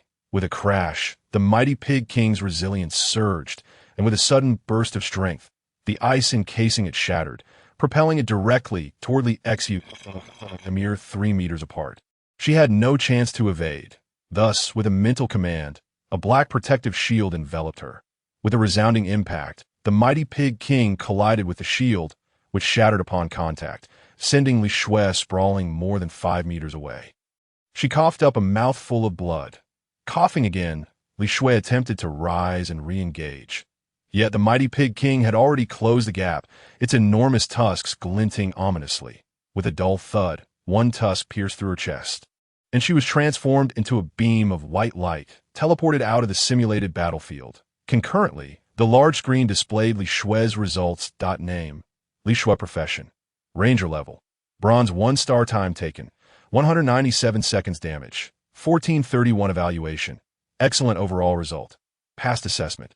With a click, the simulation chamber doors opened. Li Shui emerged, her complexion pale and unsteady, revealing the substantial damage inflicted by the mighty pig king in the simulated battlefield, designed to maximize realism within the confines of Summoner's pain threshold.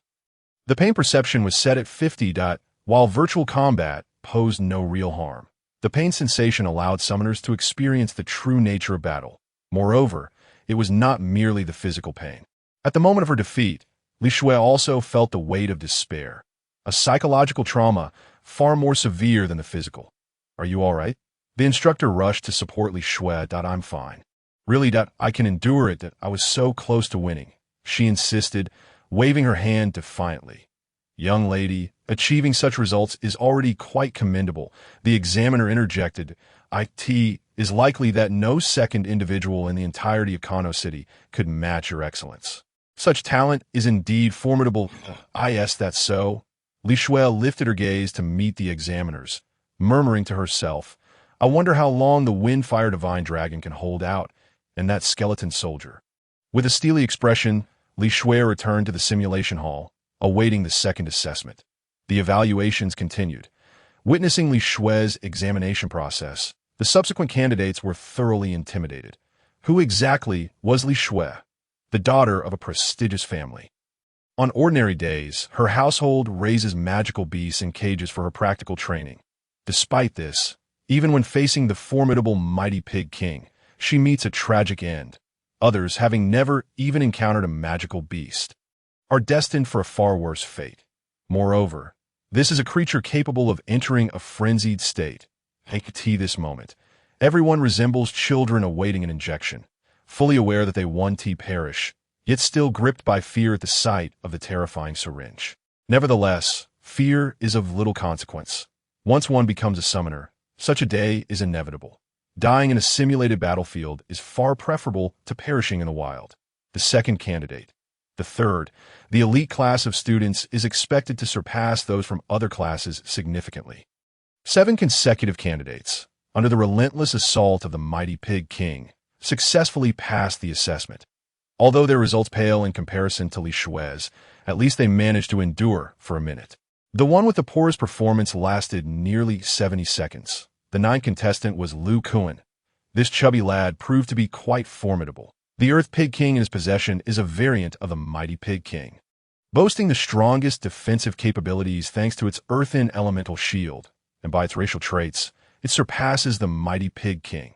Unfortunately, its level is too low, suffering from a full 10-level suppression, and its dual attributes cannot turn the tide. Nonetheless, he managed to hold out for an impressive 130 seconds before being knocked out of the arena by the mighty Pig King. This performance was the best aside from Yue. While the elite students may not be able to defeat the mighty Pig King, they nonetheless maintained a stable chance of passing the assessment. After a series of evaluations, only 2 individuals failed the test. Misfortune befell them. One was overly nervous and failed to summon their phantom beast, while the other faced a tragic fate, being bewildered by the mighty Pig King's charges before being crushed underfoot. Those who passed the assessment were allowed to leave and await the second round of evaluations the following day. Next came the professional assessments for the regular classes. The atmosphere turned rather awkward. Genius, after all, is a rarity. The vast majority are merely ordinary individuals. The elite class, being a selection of the finest from various grades, not only possesses extraordinary talent, but also includes many with rare familiars, most of whom are scions of prominent families. With superior lineage, exceptional talent, rare phantom beasts, and ample resources, these 4 conditions converge to nurture a class of elite students. In contrast, the regular classes lack such educational resources. This is the rule of the apocalypse. Survival first. Fairness can be discussed later. There is no room for political correctness. Consequently, the strength of students in the regular classes falls significantly short compared to those in the elite class. There are a total of 8 classes in the 3rd year, each with 60 students, excluding the 60 top students from the elite class and those who fail the liberal arts exams. There remain 372 individuals. However, the pass rate for these 372 is a mere 50%. Half of the students were eliminated in the first round of examinations. The 8th class, in particular, faced a dismal fate, with 50 students being cut. There was no alternative. Typically, the first assessment entails students challenging magical beasts of equivalent strength. Yet this time, the federal government seemed to have lost its mind, allowing students to challenge a first-tier, 10-star magical beast. Although they were only required to withstand its attacks for 60 seconds, the challenge posed a significantly higher difficulty. Those who had been lax in training and practical experience were bound to struggle. As the final student awaiting assessment, Yu Shaodai waited nearly 8 hours to be by the time it was her turn. The battlefield had grown desolate, the sky darkened, and only Instructor White and 2 assessment officials remained in the simulation hall. Originally, Lu Kuan had been waiting in a corner of the hall for Yu Shaodai, but he was soon dragged away by his mother, a sight witnessed by Wang Li. Yawning, he glanced at the time before looking over at Yu Shaodai. The expressions of the assessment officials were etched with fatigue. Standing there all day was undeniably taxing. Finally, only one remained. With Yu Shaodai as the last contestant, the officials breathed a sigh of relief, their demeanor shifting to one of ease, akin to the feeling of impending lunchtime just a minute away. Xiaoyu, you must be cautious. If it becomes too much, you can surrender, Instructor White advised as he approached to assist her in opening the simulation chamber. Expressing genuine concern, Instructor White is a very responsible teacher. His greatest worry is for Yu Shaodai, as the other students had long completed their summoning ceremonies and had already ventured into the simulated battlefield as apprentice summoners. Yu Shaodai, on the other hand, had only formed her contract 2 days prior. Whether she could even operate the virtual battle network or successfully activate the simulation chamber was uncertain. Naturally, Instructor White wanted to take care of his student. After all, once the professional assessments conclude, everyone would part ways, marking the end of 3 years spent together. I'm fine. Instructor White, Yu Shaodai nodded resolutely, taking out her badge and placing it on the simulation chamber. Information entry successful. Black Iron 5-star Necromancy Apprentice Summoner Yu Shaodai accepts professional assessment. Black Iron 5-star. Upon seeing Yu Shaodai's information, the 2 assessment officials exchanged glances before consulting their list for verification. Ultimately, they confirmed that she indeed was a Black Iron 5-star. The officials were momentarily stunned as professional assessors. These 2 had been in the field for several years, yet this was the first time they encountered a Black Iron 5-star apprentice summoner participating in an assessment. One must understand that a Black Iron 5-star signifies a novice level, just having completed the summoning ceremony and formed a contract with a phantom beast. The fact that this girl was already in her 3rd year, yet remained at Black Iron 5-star, caught the officials off guard. Wait, Just as Yu Xiaodai was about to enter the battlefield for a practical assessment, the officials hurriedly intervened, their expressions turning serious as they questioned Instructor White. Is this a mistake? This child is only black iron 5-star. How can she be participating in a practical assessment? There's no mistake. Instructor White chuckled awkwardly. Why Yu Xiaodai's situation is indeed somewhat unique, having encountered it only once before. Are you truly certain she can take the assessment? The official pressed again, indicating his badge. If anything goes awry, none of us can bear that responsibility. That a black iron 5-star apprentice summoner is still quite fragile, without having undergone the baptism of pain. She may not withstand it, possibly succumbing to stress reactions induced by the sensation of pain. Xiaoyu, what do you think? Instructor White asked Yu Xiaodai with concern. The assessment is for Yu Xiaodai. Her decision is paramount. I can do it. Yu Xiaodai responded with unwavering determination. This girl, seemingly gentle and delicate, possesses a tenacious spirit. She is not one to be easily bullied and has her own convictions that put it bluntly, she is quite stubborn. After 3 years of effort at the summoner school, everyone aims for today as professional assessment. Initially, Yu Xiaodai merely sought to obtain a summoner badge, but after befriending Wang Li, her mindset shifted from being aimless to harboring dreams and ambitions. She not only wishes to be a summoner, but aspires to be an exceptional one, aiming to enter one of the 4 prestigious academies and become a peerless powerhouse. Having finally raised her mental strength to 5 points, how could she possibly give up now? Very well. The official sighed in resignation. Just be careful. If it becomes unbearable, you can surrender at any time. If something unexpected occurs, I hope you can hold on. With that, the official said no more and closed the simulation chamber. Yu Xiaodai and Wang Li's projections appeared on the simulated battlefield. As they entered the simulation space, Wang Li stepped forward to shield Yu Xiaodai. The assessment commenced. The massive mighty pig king let out a roar and charged at Yu Xiaodai with a brutal onslaught. Wang Li's right hand shimmered with blue light as a long sword materialized in his grasp. In the simulation hall, the 2 assessment officials began chatting after Yu Xiaodai was cast into the arena. Shall we go for a drink after the assessment? Not going. Last time you promised a treat.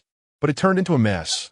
I ended up footing the bill that I heard the girls of the Red Person Pavilion here are quite nice. What a drink. Suddenly, amidst their conversation, a prompt echoed throughout the simulation hall. Was this the conclusion already? It transpired more swiftly than anticipated. Upon hearing the sound, the 2 evaluators momentarily froze, then skillfully grasped their devices to input the results. However, when they beheld the report on the screen, they were instantly rendered speechless. Name: Yu Xiaodai. Occupation: Necromancer. Rank: Black Iron 5 stars. Time taken: 2.3 seconds. Damage: 99999. Evaluation: 1 in a million. Overall result: passed the assessment. For a full 5 seconds, the 2 evaluators remained in a daze, repeatedly rubbing their eyes to confirm whether they were indeed mistaken.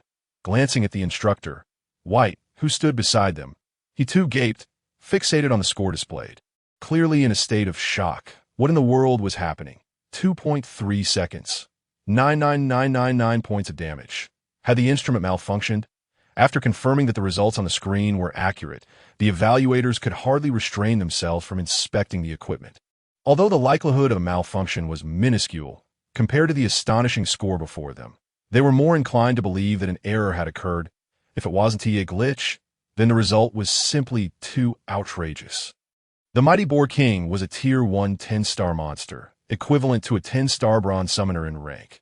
Moreover, the Mighty Boar King was notorious for its ferocity and immense strength, known to be exceedingly difficult to handle.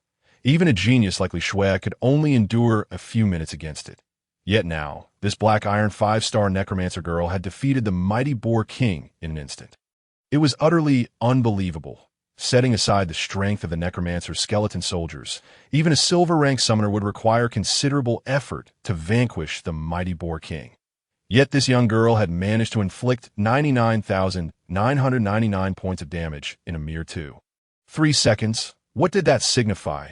A swift execution. A Black Iron 5-star had effortlessly slain a Tier 1 10-star monster. Were one to share this tale, it would likely be met with disbelief, especially from the 2 evaluators, who had only been engaged in conversation and had witnessed none of the events that transpired in the examination room. It wasn't that they were negligent. They had simply assumed that a black iron 5-star summoner stood no chance against a tier 1 10-star beast. When Yu Shaodai entered the simulation chamber, the evaluators had already concluded that she would not pass. They had only considered how much damage she would take, how long she could endure, and whether she could withstand the psychological trauma of pain. Never had they entertained the thought that Yu Shaodai might pass the test, let alone defeat the mighty boar king, and certainly not in such a swift manner. There had to be something amiss with the results. The evaluators were certain. What could possibly be wrong at that moment? Instructor White approached the evaluators, stating emphatically, "My student has completed the assessment, and I witnessed it with my own eyes. You saw it, but we did not." The evaluators retorted confidently that I don't care whether you saw it or not. White shot back, "The results are in. On what basis do you claim there is an issue?" "Goodness, a black iron 5-star defeated a tier 1 10-star mighty boar king. Do you truly believe that there's no problem?" Even if they were convinced, what of others? White, after all these years, how do you still possess such a temper? "But I unequivocally saw her pass the assessment," White asserted, who does not know of White in the Holy City. Upon hearing this, the two evaluators fell silent.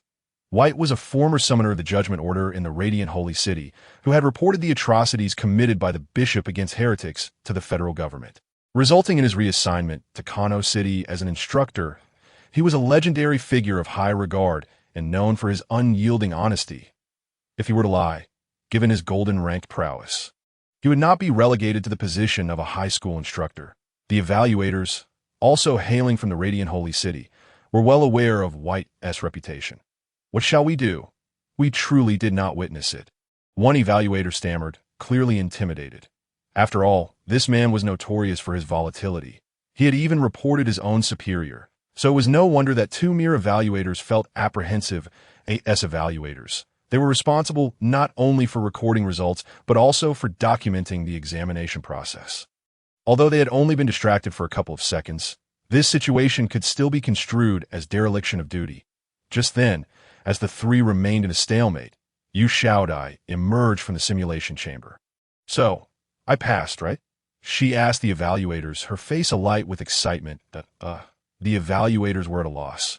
How could this possibly constitute a pass? Without having witnessed it themselves, they dared not make a statement, for that would be tantamount to collusion, a serious offense. If it had been an ordinary score, they might have brushed it off, but the sheer terror of Yu Shaodai's result was unprecedented. A black iron 5-star had annihilated a tier 1 10-star monster. This was akin to an 80 IQ high school student achieving a perfect score on a national examination and claiming it was unseen. Even if they had witnessed it, they would still question whether it was legitimate. Otherwise, such a result would undoubtedly raise suspicions from above, prompting a review. Should any errors arise, it would not be a trivial matter. Having not seen the event unfold, the evaluators reluctantly recounted the situation to White. "Oh," Yu Shaodai nodded. "Don't you have anything to say?" White inquired, puzzled. He had expected her to be furious. Yet Yu Shaodai merely stated, "What is the big deal? I could just take the test again." "Take it again?" White exclaimed in astonishment. "Do you think you can?" Although White had witnessed Yu Shaodai's examination, he too felt uncertain, believing her success to be a stroke of luck, that she had struck a vital point on the mighty boar king. Allowing for such a swift triumph, if she were to take the test again, surely luck would not favor her a second time. "That sounds splendid," the two evaluators exclaimed, their excitement palpable. Whether or not Yu Shaodai could pass was inconsequential. What mattered was that they would witness the process firsthand this time. "Never mind." Yu Shaodai waved her hand dismissively, returning to the simulation chamber. Simultaneously, the mighty boar king and Yu Shaodai reappeared on the simulated battlefield. This time, the evaluators dared not let their attention waver, focusing intently on the large screen. Instructor White clenched his fists, silently cheering for Yu Shaodai. On the screen, the mighty boar king charged at Yu Shaodai, just as it had during her initial examination. Wang Li positioned himself before Yu Shaodai, a blue light flashing in his right hand as a sword materialized, just as the mighty boar king was about to collide with Wang Li. He pivoted, sidestepping while thrusting the sword into the back of the mighty boar king's neck. With a splatter of blood, a colossal damage number appeared above the mighty boar king's head. -99,999. The beast transformed into a beam of white light, vanishing from the arena as the screen displayed Yu Shaodai's results. Name: Yu Shaodai. Occupation: Necromancer. Rank: Black Iron. 5 stars. Time taken: 1. 7 seconds. Damage: 99999. Evaluation: 1 in a million. Overall result: passed the assessment. Her time was an astonishing 0.5 seconds faster than her previous attempt. In the simulation hall, the two evaluators and instructor White gazed at the screen, once again plunged into confusion, which soon morphed into astonishment.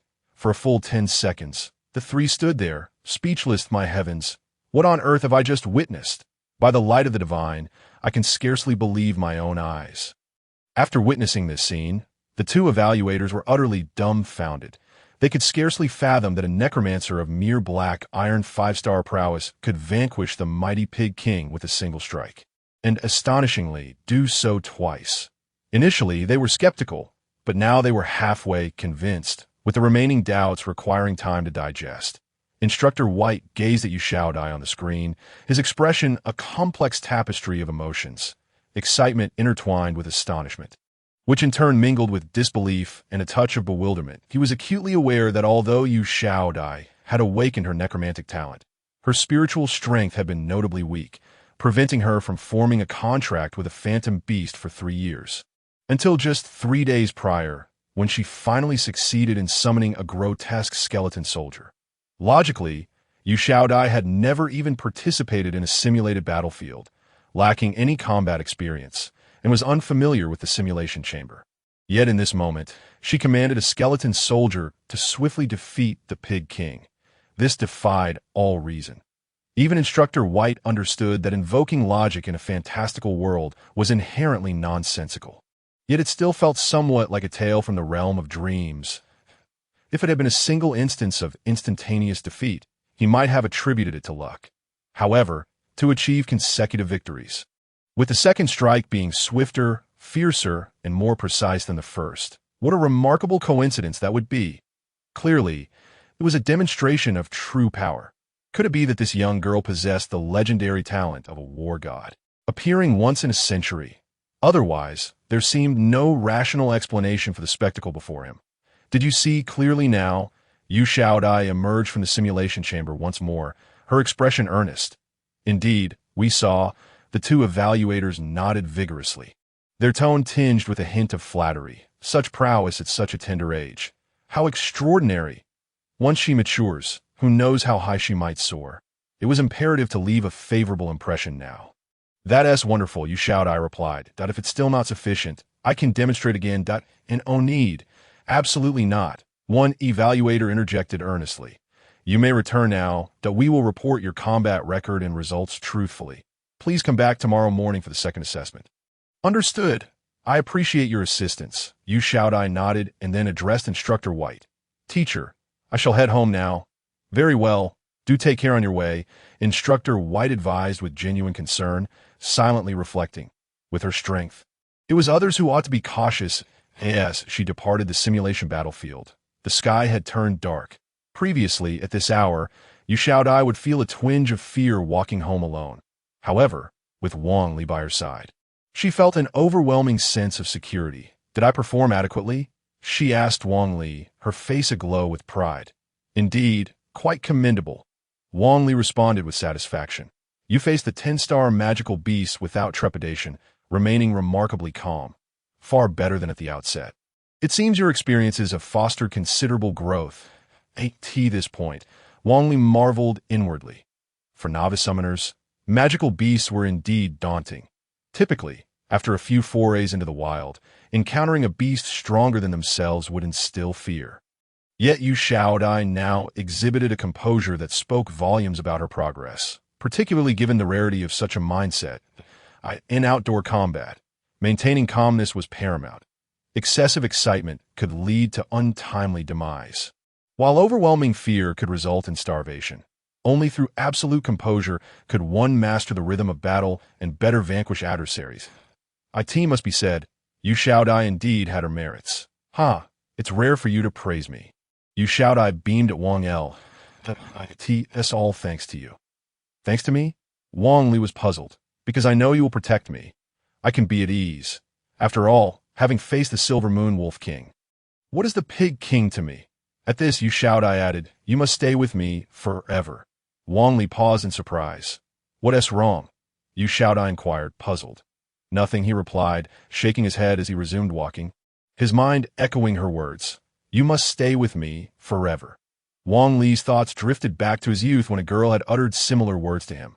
Yet 3,000 years had passed, and he had long since forgotten her name, even her visage.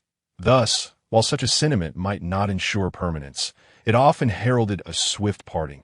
What a cad he was. Upon returning home, Yu Shaodai found her parents and brother already back from work. The dining table laden with a sumptuous feast. Lu Kuan and Aunt Huang were also present at your back. Upon seeing Yu Shaodai, her parents hurried over, their faces radiating affection. What's the occasion? Why such a lavish dinner? Did you all find out? Yu Shaodai asked, astonished, since she had been the last to finish her assessment, and the simulation hall had been deserted. Did Instructor White inform them? Yes, we know. Let us not discuss any unpleasant matters.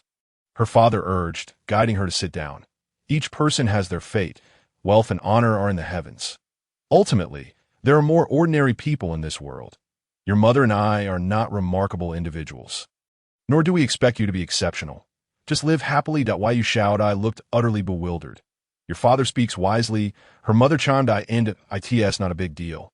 Our family of 4 being happy is worth more than anything. Don't overthink it. You're already a trainee summoner, more accomplished than your father and me. What on earth are you talking about? Yu Shaodai's confusion deepened. Sister, at that moment, Yu Xiaohu interjected, stop pretending to be strong. Lu Kuan has already mentioned that so many outstanding students failed the assessment. You just formed your contract. Upon hearing Yu Xiaohu's words, Yu Shaodai finally grasped the situation. Goodness, there seemed to be a misunderstanding. They believed she had failed the vocational assessment, which was why they had prepared such a feast to console themselves. Yu Shaodai was speechless. Shaodai, it's nothing to be embarrassed about, Aunt Huang added. This assessment was exceptionally challenging. Even Lu Kuan said he nearly couldn't endure it. Indeed, Yu Xiaohu concurred in previous years, they always tested against magical beasts of similar strength. This time, they threw in the Pig King. Who knows if the person setting the questions had their head kicked by a pig? Xiaoyu, eat up. This is the meat of the mighty Pig King that my mother bought. Lu Kuan gestured towards the dishes on the table. Unsure of what to say. What are you all thinking? Yu Shaodai sighed. Exasperated, I passed the assessment. As soon as those words left her lips, the room fell into a profound silence. What did you say? After a long pause, her father asked incredulously. I didn't quite catch that I said I passed the assessment. Yu Shaodai reiterated, my goodness. This child must be in shock. Aunt Huang exclaimed dramatically. Surely not, Shaodai. It's not that serious. Even Yu Xiaohu chimed in. Sister, are you all right? Am I not fine? Yu Shaodai replied, exasperated as she displayed the vocational assessment information from her badge. Name. Yu Shaodai occupation. Necromancer level. Black Iron 5-star vocational assessment. Written exam. Pass combat test first round. Pass combat test second round. Not assess combat test third round. Not assessed. Upon seeing Yu Shaodai's information, everyone in the room was struck dumb. You passed? Aunt Huang exclaimed in shock. During the assessment earlier, Aunt Huang had been present, witnessing many summoners of higher rank than Yu Shaodai fail to withstand the Pig King's assault. She had seen it all clearly. Those summoners were quite proficient, yet none succeeded. How could this girl, who had only formed her contract 3 days ago, possibly have passed? Surely this was a dream. Yu Xiao scrutinized Yu Shaodai's information, his expression shifting from skepticism to astonishment, and then to exhilaration. Lu Kuan, too, was in disbelief. Is this for real? I can't believe you're this formidable. As an exceptional summoner, Lu Kuan undoubtedly comprehends the significance of having just forged a contract for a mere 3 days better than anyone present. Firstly, upon the initial establishment of a contract, the summoned beasts are at level 1 and require gradual nurturing, indicating a lack of hardware. Secondly, the summoned creatures, having just entered into a contract, exhibit insufficient compatibility with their summoner, rendering command a challenging endeavor. This represents a deficiency in software. Given the shortcomings in both hardware and software, it is indeed astonishing that one can succeed in such a formidable examination. IT must be sheer luck. Yu Xiaodai's cheeks flushed slightly. Wang Li understood that her notion of luck referred to the serendipity of encountering him. Otherwise, with her limited skills, she likely wouldn't have qualified even to participate in the martial examination. Upon hearing that Yu Xiaodai had passed the first round of assessments, no one was more elated than her parents.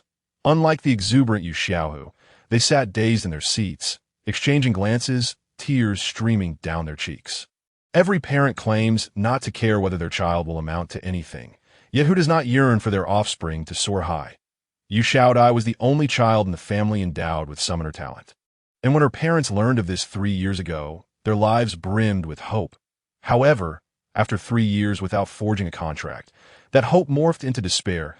It was only 3 days ago that Yu Xiaodai finally brought home a skeletal warrior. Though it was the lowest tier of necromantic beasts, her parents still felt a surge of joy, at least knowing she would not face hunger as a summoner for the rest of her life. And they dared not think beyond that.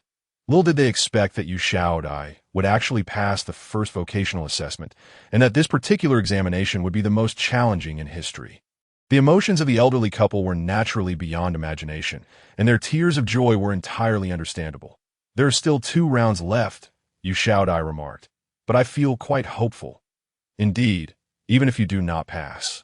You will always be a source of pride for us, her parents replied. After resting for a night, the next day, Yu Xiaodai returned to the simulation hall. Compared to the previous day, the number of people had significantly diminished. After all, it was the most difficult assessment ever, the scenes of which were nothing short of harrowing. Not only at the 27th Middle School, but throughout Kano City and other major cities. There was a chorus of lamentation, with countless individuals cursing the unscrupulous question setter. What a pitiful situation to conjure, such an examination. The forums of various major cities were abuzz with outrage, with threads of complaints soaring to thousands of replies, and the ancestral lineage of the question setter had been condemned repeatedly. Some even escalated the discourse from examination issues to societal problems, lamenting the scarcity of resources, class stagnation, and the upper echelons treating the lower classes as mere slaves. Various rumors circulated, with truths and falsehoods intertwining, overflowing with grievances. Oh, Yu Xiaodai, what brings you here? Just as Yu Xiaodai settled into a seat, a familiar voice emerged from behind her. Turning around, she saw several classmates who had passed the first round, led by a young man named Robert, with the speaker being Yun Lily, since the convergence of the real and virtual worlds. Humanity united in unprecedented solidarity to form a resistance alliance in the face of the beast disaster, ultimately evolving into a federal government model, fostering a harmonious coexistence among people of diverse nations and races. Ironically, during times of peace, nations and ethnicities would engage in relentless struggles, yet when danger looms, they band together, a common human trait. Robert, a Caucasian with striking blonde hair and blue eyes, was handsome, while Yun Lily, a beautiful blend of Caucasian and Chinese heritage, was recognized as a couple in Class 8. They were exemplary students who rarely spoke to Yu Xiaodai. However, when Li Chong bullied her previously, Yun Lily was the first to stand up for her. Leaving a positive impression on Yu Xiaodai, "I'm here for the examination," she replied calmly. "Examination? Did you not already take the first round yesterday?" Robert responded, exchanging puzzled glances with Yun Lily. "Indeed," Yu Xiaodai affirmed, "that I have already completed it. I am here to take the second round." "The second round? You?" Upon hearing her words, the members of Class 8 were momentarily speechless. Pointing at Yu Xiaodai in disbelief, it was as if they had heard something utterly absurd. Their astonishment was certainly understandable that it was not that Robert and the others looked down upon Yu Xiaodai. Rather, the situation itself was ludicrous. Everyone was well aware of Yu Xiaodai's circumstances, and the fact that she had only forged a contract 3 days prior was common knowledge among the students of Class 8. As a novice summoner with merely 3 days of experience, lacking any simulated combat or practical exercises, her participation in the assessment was already surprising.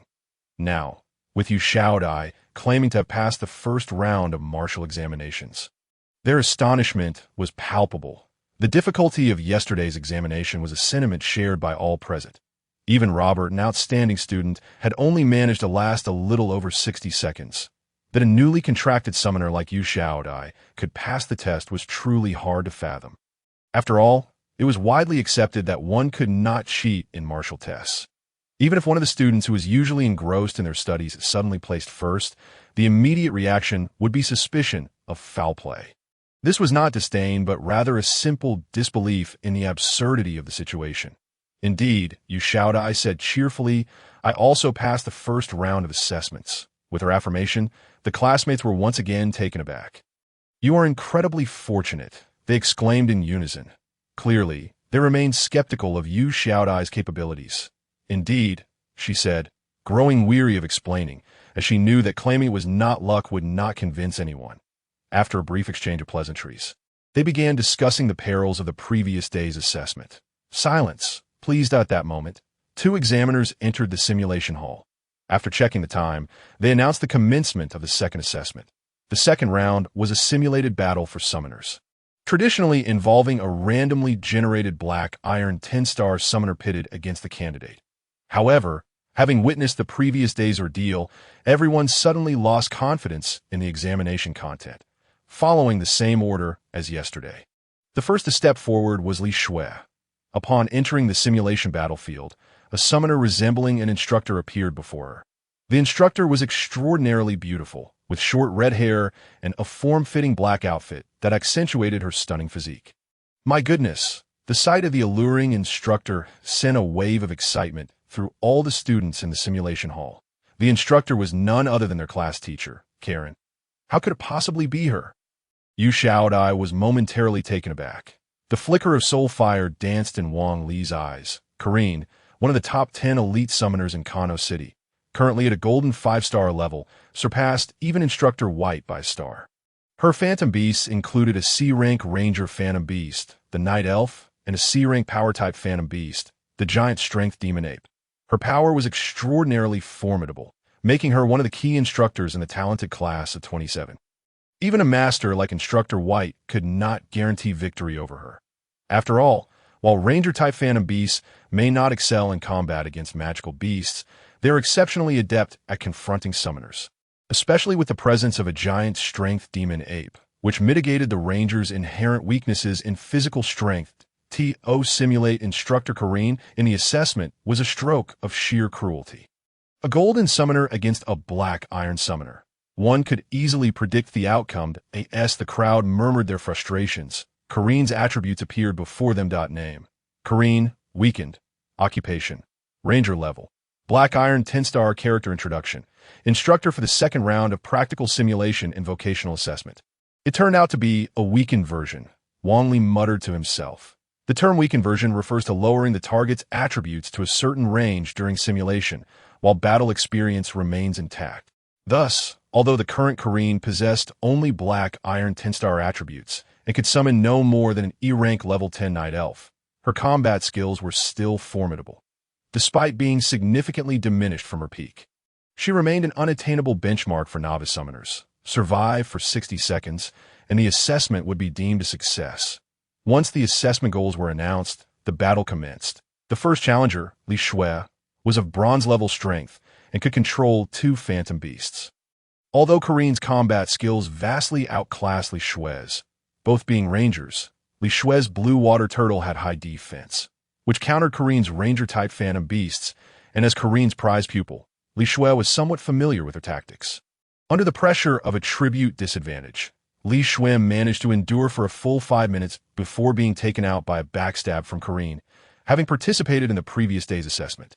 Li Shui was mentally prepared and remained remarkably composed after her defeat. Upon exiting the simulation chamber, her results displayed on the big screen. Still excellent. The second contestant was yet another summoner from Class 1. But this time, fortune did not favor him as a Ranger summoner. Karen's Phantom Beast could stealthily approach and deliver a lethal backstab, eliminating the second entrant in an instant as the second challenger was dispatched. A pall of gloom descended upon the onlookers.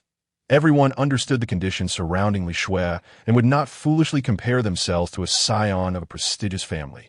However, the second contestant was a bona fide commoner genius. representing the highest level of commoner talent outside of Li Shui, and serve as a comparative target within reach for everyone. If he could be so easily defeated, the prospects for the others were dire. The third, fourth, and up to the ninth Lu Kuan fell similarly. Only 3 contestants, including Li Shui and Lu Kuan, managed to pass the assessment. Tension mounted among the remaining participants. An hour later, Class 1 had completed its assessments. Of the 58 participants present, only 24 passed, yielding a pass rate of 40. The subsequent classes were left horrified. Class 1, being a class of prodigies, had a dismal pass rate, and the situation for the other classes was likely even worse. What on earth was the examiner thinking? Why impose such a grueling standard for this assessment? Previously, the assessment target had only been a black iron 10-star simulated opponent, lacking any significant combat experience. Now, the inclusion of Instructor Kareen was akin to fitting a V8 engine into an ordinary vehicle. The students simply could not compete. Such an assessment could only be surmountable by the elite. Despite the collective grievances, the assessment continued unabated. Classes 2, 3, and up to Class 8 followed suit. The dismal pass rate for the key classes only foreshadowed worse outcomes for the regular classes, from the hundreds who passed the first round. Only about 70 remained to continue to the third round, with just 24 from the general classes. Out of the 480 graduates from the 27th high school, fewer than 100 succeeded in the second round of assessments. This was undeniably the most tragic vocational assessment in history, and it was only the second round. Tomorrow would bring the most challenging mystic trials. The final contestant was still Dai Yuan, the last remaining member of Class 8, as all others had fallen. Those who had completed their assessments had long departed, leaving the simulation hall nearly empty. Aside from 2 assessment officials and Instructor White, only Lu Kuan, Robert, and Yun Lily remained. Their presence stemmed from a mix of curiosity about how Yu Xiaodai had managed to pass and genuine concern for her ability to succeed in the assessment. Lu Kuan's interest was personal, as he had grown up alongside Yu Xiaodai. For Robert and the others, it was because she was the last hope for Class 8. Come on, you! As Yu Xiaodai approached the simulation chamber, Robert and the others cheered her on, saying, "You're the only one left from our class." The situation was indeed grim, having only 1 student remaining at such a late stage of the assessment. Though they would soon part ways after graduation, none of them wished to witness their class's complete annihilation in the vocational assessments. I will. Yu Xiaodai nodded resolutely and skillfully entered the simulation chamber. With a flash, her holographic projection appeared on the simulated battlefield. Upon seeing Yu Xiaodai, Instructor Kareen's face broke into a smile, and then her night elf vanished into thin air. Stealth, a unique skill of the Ranger class. The true terror of the Ranger class lies in their ability to strike without warning, leaving no trace of their presence. The fundamental reason for this is the stealth skill, which serves as both their signature move and their ultimate advantage. In previous assessments, more than half the participants had succumbed to the Night Elf's initial ambush. Within the simulated battlefield, the Night Elf became entirely invisible after entering stealth, but on the screen in the simulation hall, it appeared as a phantom for the audience to observe and learn. On the screen, the Night Elf adeptly circled behind Wang Li, holding a dagger poised to deliver a strike to the back of his head. The strike was a control skill of the Ranger, capable of rendering the target momentarily stunned. Clearly, the Night Elf's tactics were remarkably sound. In a real scenario, a single strike would have been sufficient to eliminate the opponent.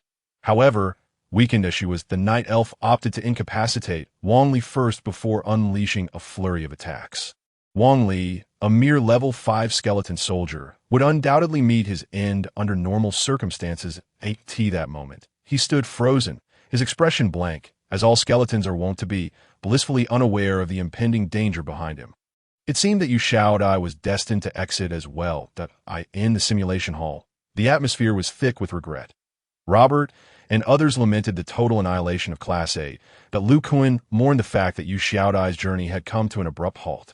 Instructor White and 2 evaluators, having witnessed Yu Xiaodai's assessment process the previous day, felt a pang of sorrow at the loss of such a promising talent.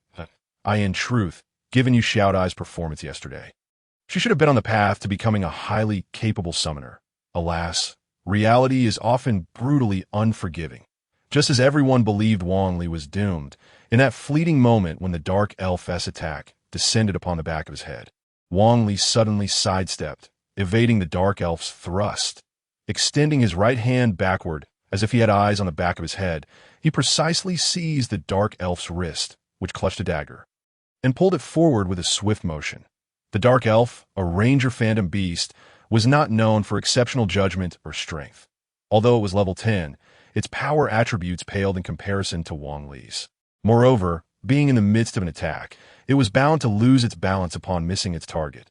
With Wang Li capitalizing on its momentum, the dark elf stumbled and was yanked forward, finding itself precariously in front of Wang Li in that instant. Wang Li's right hand glimmered with azure light, his fingers poised like a sharp blade, striking true at the dark ranger's heart.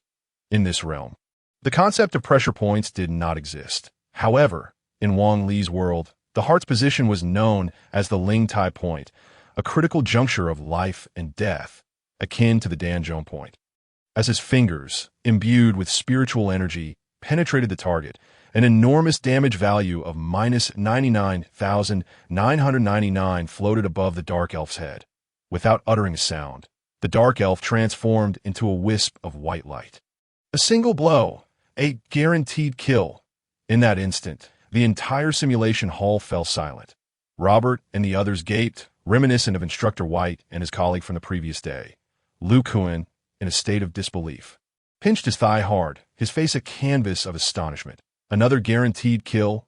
The most astonished, however, were Instructor White and the two evaluators. Although they had anticipated Yu Xiaodai's prowess from their previous encounter, the outcome still surpassed their expectations. The formidable king of strength, the boar from yesterday's assessment, was indeed powerful, but as a beast, it lacked the cognitive abilities of a human. Once a strategy was devised, it could be overcome. Yet now, Yu Xiaodai faced a renowned elite summoner simulation. While its power had been diminished, its combat experience remained intact, and, as a ranger specializing in battles with summoners, a single stealthy ambush could render countless individuals helpless. Nonetheless, the outcome was strikingly similar to the day before. Yet another guaranteed kill. Of course, Instructor White and the evaluators were even more astonished than before, not merely because Yu Xiaodai had once again achieved the remarkable feat of a single kill, but because at the moment the dark elf launched its attack, it appeared as though Yu Xiaodai was aware of an impending ambush from behind. With a mere slight movement, she evaded the attack and, as if it were only natural, retaliated to eliminate the dark elf. Such execution was absolutely unprecedented. Could it be that this young lady possesses the ability to see through stealth? Compared to the guaranteed kill, this maneuver truly astonished Instructor White and his companions. They were all elite summoners of golden rank, having encountered countless skilled practitioners, yet this level of execution was a first for them. With a soft click, the simulation chamber door opened, and Yu Xiaodai emerged. As the dazed crowd quickly surrounded her, Robert exclaimed, "Incredible, Xiaodai! Who would have thought your combat skills were so formidable?" His expression was one of sheer disbelief. Mastery of technique is not simply about summoning high-level phantoms. It is honed through relentless practice day after day. Yu Xiaodai had only possessed her phantom beast for a few days, yet she already demonstrated such combat prowess, indicating that this girl was a natural-born warrior. "Did you just realize that?" At this moment, Yin Lily interjected, "Have you forgotten about Li Chang's boldness?" "Oh, right."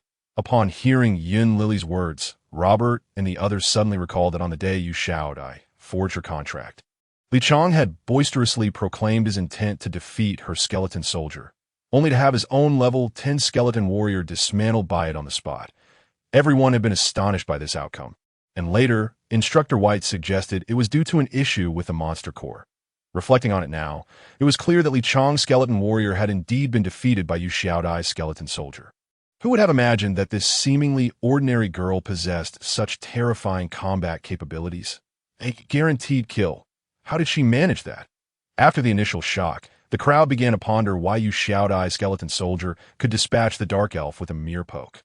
Despite the ranger class being relatively fragile, a level 10 dark elf should still have decent health. It was quite absurd for it to be killed by a single poke. "There is a vital spot at the back." Yu Xiaodai replied earnestly. "Really? Who would have thought there was a vital point on the dark elf's back?"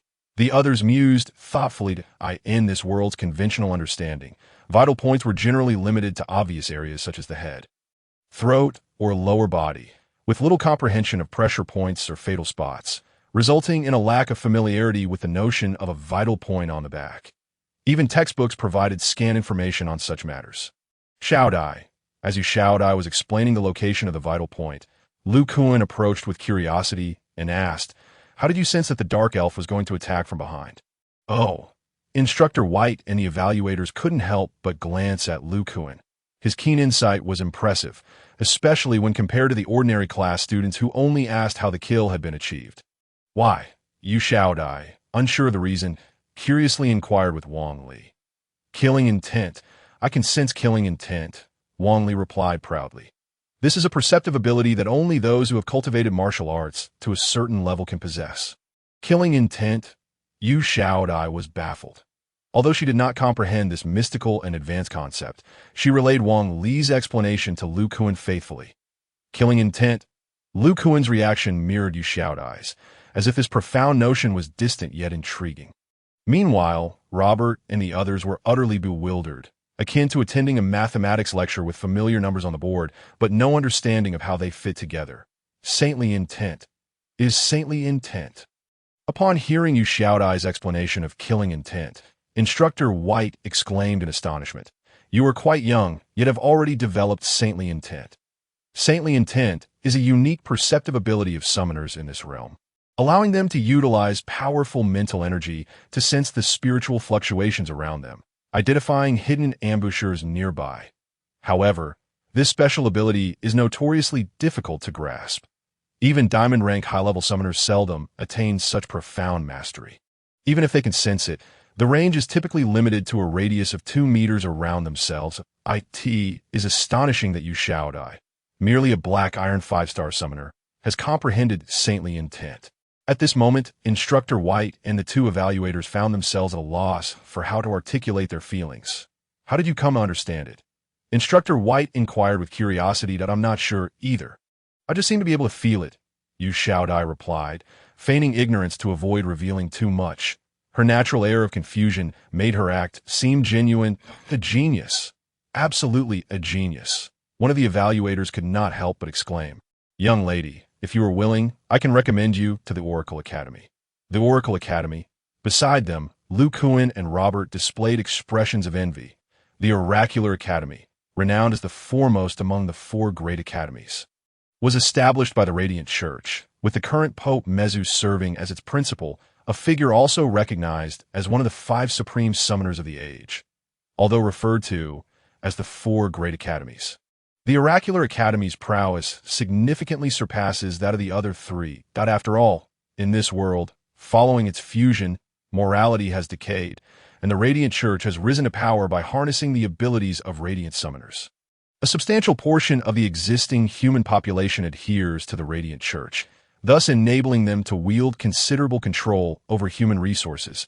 The summoners of the Radiant Church are dispersed across the land, preaching their doctrine, and many high-ranking officials within the federal government are affiliated with the Church.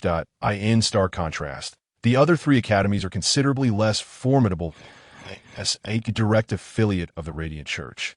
The Oracular Academy stands as the pinnacle of contemporary educational institutions, with countless scions of noble families striving fervently to gain admission, while commoners scarcely dare to dream of it. Were it not for Yu Xiao Dai's extraordinary talent and her early understanding of the sacred will, the examination officer would not have recommended her for the Oracular Academy. "Let me consider it," Yu Xiao Dai replied, momentarily taken aback. Though her heart raced with excitement, she refrained from immediately accepting. Indeed, gaining entry to one of the 4 great academies was her lifelong aspiration. However, her true ambition lay not with the Oracular Academy, but with the Moonlight Academy. While all 4 great academies provide comprehensive teaching skills and resources, each institution possesses its own distinct strengths. The Oracular Academy excels in Radiant Summoners, Daybreak Academy in Strength-Based Summoners, Starshine Academy in Elemental Summoners, and Moonlight Academy in Ranger Summoners. The Necromancy specialization has become exceedingly marginalized, lacking a dedicated academy. Yet, Moonlight Academy houses collections of the Netherworld's tomes. having compiled the bestiary of necromantic beasts, making it relatively more conducive for necromantic study. As for the Oracular Academy, Yu Xiaodai's hesitation stemmed not from a lack of desire, but from fear. The radiant and necromantic specializations are fundamentally opposed. Summoners of these two disciplines often clash violently due to their conflicting ideologies, accusing each other of desecrating their respective beliefs. The decline of necromancy, which has even resulted in the absence of a dedicated academy, can largely be attributed to the overwhelming influence of the Radiant Church, rendering it increasingly marginalized and causing the entire profession to crumble. Furthermore, necromantic beasts are categorized as dark entities, while radiant beasts are deemed sacred. These two types of creatures counter each other, and when placed together, conflict is inevitable. As a necromancer, if Yu Xiaodai were to pursue her studies at the heart of the Radiant sect, it would not merely be a question of strength. It would be a matter of intellect. Indeed, the examination officer remarked, casting a glance at Wang Li and sighing. What a promising talent, yet aligned with necromancy. Such a shame, truly a pity. How can you let such a splendid opportunity slip away? Upon witnessing Yu Xiaodai's rejection of the examination officer's recommendation, Robert and the others wore expressions of disbelief. After all, this was the highest institution of the federal government, a place where countless individuals yearned to gain entry but found no avenue. This foolish girl simply turned it down. One could hardly fathom what thoughts occupied her mind. The academy is not important. What matters is finding the right fit for oneself. Lu Kuan remarked nonchalantly. Young man, where do you intend to go? The examination officer then turned his attention to Lu Kuan, recognizing him as another promising candidate.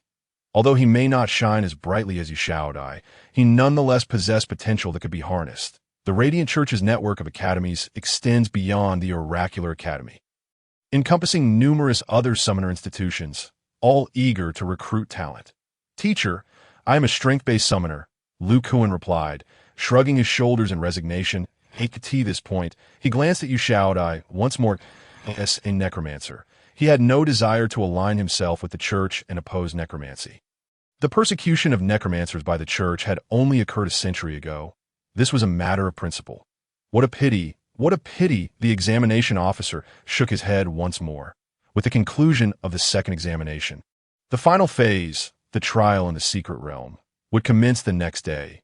The difficulty of the secret realm far exceeded that of the previous two trials. Within the secret realm, challengers would not face a solitary beast, but rather swarms of magical creatures, including formidable boss-level entities, testing the summoner's abilities to collaborate effectively as a team. Should their teamwork falter, even the mightiest summoner could falter within the secret realm at all times. Teamwork remains the paramount consideration. In the early days of the magical beast invasion, summoners fought individually, suffering grievous losses. It was only when they learned to band together, utilizing the strengths of each profession to compensate for weaknesses, that they gradually stabilized the situation and successfully confronted the magical beasts. Without cooperation, they would merely serve as fodder for the beasts in the wild. The true challenge of the third examination lay not in the adversaries faced, but in the summoners themselves. Finding a competent team, establishing mutual trust, and fostering seamless cooperation were of utmost importance. The third examination would once again take place in the simulation hall, following the eliminations of the previous rounds. Only a handful of participants remained in the hall, dwindling from nearly 500 to just a few dozen. Yu Xiaodai sat in Class 8, feeling distinctly out of place, as she was the sole survivor of her class. A rather dismal situation.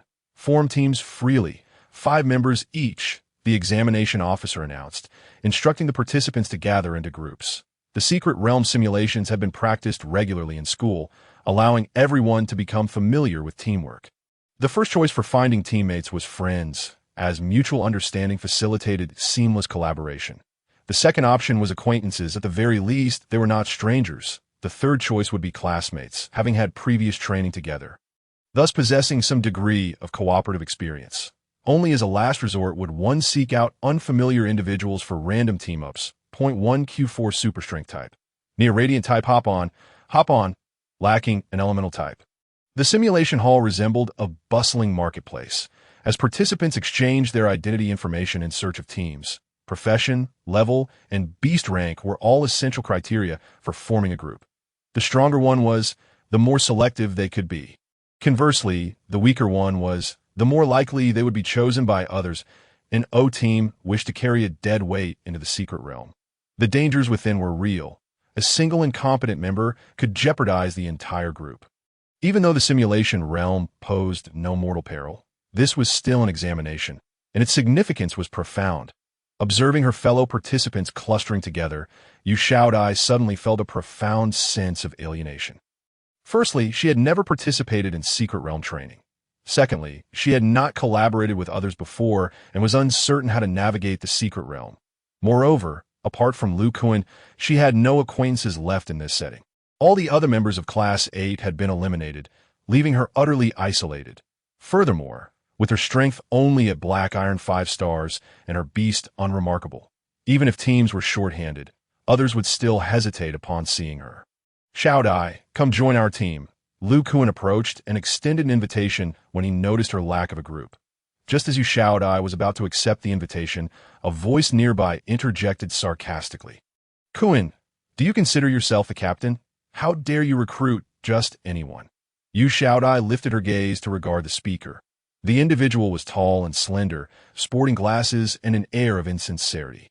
At that moment, his badge illuminated, revealing his details. Lin Kai, a Black Iron 9 stars ranger summoner with an E-rank beast known as the Child of the Jungle. What do you mean by that? Lu Kuan inquired, frowning at Lin Kai's words. Just what you think, Lin Kai replied. This is a professional examination, not a casual simulation practice. A team is not solely your domain. You know, shouldn't you seek the agreement of the others before adding someone? If you bring along someone who drags us down, we all risk failing together. Lin Kai's concerns were entirely valid. This examination held significant implications for their futures. No one dared to be reckless. If a single individual were to lead to the team's annihilation, the consequences would be unbearable for everyone involved, thus necessitating careful consideration before accepting new members. Lin Kai's apprehension was entirely reasonable. What do you know? Lu Kuan, with a serious demeanor, remarked, Xiaodai is truly formidable. She will not hold us back. Having witnessed Yu Xiaodai's prowess firsthand, Lu Kuan possessed unwavering confidence in her abilities. However, in the eyes of others, this confidence bordered on arrogance. Upon hearing Lu Kuan's assertion, the other two could not suppress their laughter. Lin Kai, in particular, expressed his disbelief, saying, Brother, you're telling me that a Black Iron 5-star necromancer 1T be a liability? Do you take me for a fool? I'm only refraining from being too blunt out of respect for her being your friend. Lu Kuan was about to respond when Wang Li suddenly stepped forward and tugged at his arm. A question mark appeared above Lu Kuan's head. There's no need for that. Wang Li interjected, addressing Lu Kuan through Yu Xiaodai. I can find my own team. You needn't concern yourself with me. Both Wang Li and Yu Xiaodai understood the significance of this assessment. There was a rationale behind her actions. Since she was not welcomed, lingering would only serve to annoy others and complicate matters for Lu Kuan unnecessarily. Yet, Lu Kuan looked apologetic. He was aware of Yu Xiaodai's capabilities. That's all right, Kuan Gu. Yu Xiaodai replied nonchalantly. It's not a big deal. I can manage on my OWN. This. Lin Kai burst into laughter, exclaiming, Manage on your own? Sister, have you never attended a secret realm training course? Do you have any idea what lurks within? The terrors of the secret realms were known only to those who had experienced them firsthand. Even Lin Kai, a student from an advanced class, felt trepidation, let alone others. The notion of a Black Iron 5-star apprentice summoner claiming she could navigate a secret realm was utterly preposterous. Indeed, Yu Xiaodai nodded. I have not attended a training course. I only recently formed my contract. Lin Kai nearly choked on her admission. To his astonishment, what he presumed to be a reckless summoner turned out to be a complete novice. Thank goodness she wasn't allowed to join their team. Otherwise, this assessment would have been truly perilous. Well, good luck. Lin Kai dismissed her with a curt remark, choosing to ignore Yu Xiaodai henceforth, eye in his eyes. Conversing further with such a naive woman would only diminish his own standing. It was better to simply overlook her. Humph. Yu Xiaodai rolled her eyes. I'll join you. Lu Kuan pondered for a moment and then exited his team. Sending an invitation to Yu Xiaodai. Yu Xiaodai was taken aback. Kuan Gu. What are you doing this for? Logically, while she had never encountered a secret realm, she understood from her readings that they were teeming with magical beasts. Even with Wang Li's presence, she could not guarantee her success. The sudden proposal to form a team left her flustered. Aunt Huang had high hopes for Lu Kuan if she hindered his progress. She would surely resent Yu Xiao Dai for the rest of her life. Yet, she felt a flicker of gratitude. Lu Kuan's willingness to team up under such circumstances revealed him to be a true friend. Given this genuine camaraderie, Yu Xiao Dai was even more reluctant to be a burden. It's fine, Lu Kuan reassured her. With me around, there is someone to watch her back. I know your strength. What should I do? Yu Xiao Dai asked Wang Li, feeling utterly lost. Join him, Wang Li advised. He has a point. You know nothing, so having someone by your side provides a safeguard. The secret realm, as described in her books, was a dimensional space formed at the intersection of the main world, the virtual world, and various alternate dimensions. Beasts from these alternate dimensions occupied this space and proliferated. When a number of magical beasts within the secret realm reached a critical mass, they would escape into the main world, wreaking havoc. Consequently, after humanity successfully fended off the invasion of magical beasts and established a federal government, the primary task of summoner adventurer teams became to cleanse the various corners of the world of secret realms and seal the entrances to these alternate dimensions. Each secret realm, therefore, is unique and independent. According to the documents regarding secret realms, none of the ones that have been cleared in the current world are identical to Yu Xiao Dai's understanding of secret realms stemmed solely from her readings. She had never truly participated in secret realm simulation training and was unfamiliar with many aspects of the real thing. Although Wang Li was no slouch in strength, the sheer number of monsters within a secret realm was overwhelming. Yu Xiao Dai had no guardian magical beast of her own. If she were to enter alone, the risks would be substantial. Having a knowledgeable and capable companion was indeed a prudent choice. All right, Yu Xiao Dai, being quite receptive to Wang Li's counsel, decided not to refuse any longer and accepted Lu Kuan's request. Meanwhile, others had formed their teams and were prepared for the assessment. Aside from Lu Kuan, no one else joined Yu Xiao Dai's team, leaving her with just 2 members. The gravity of the vocational assessment, which pertained to their futures, deterred anyone from jeopardizing their prospects for another. Nonetheless, Wang Li was indifferent. He only required a guide familiar with secret realms, and 1 person sufficed. However, the assessment officer sternly informed Yu Xiao Dai, your team is not permitted to participate in the assessment. You must have at least 3 members. This was not an arbitrary complication imposed by the officer, but rather a stringent regulation set forth by the federal government. The secret realm was a perilous environment accessible only to adventure teams comprising silver summoners or higher. Even a simulated assessment within this context was more dangerous than the previous 2, and most secret realms exist in dark, terrifying environments that could easily inflict psychological harm on novice summoners.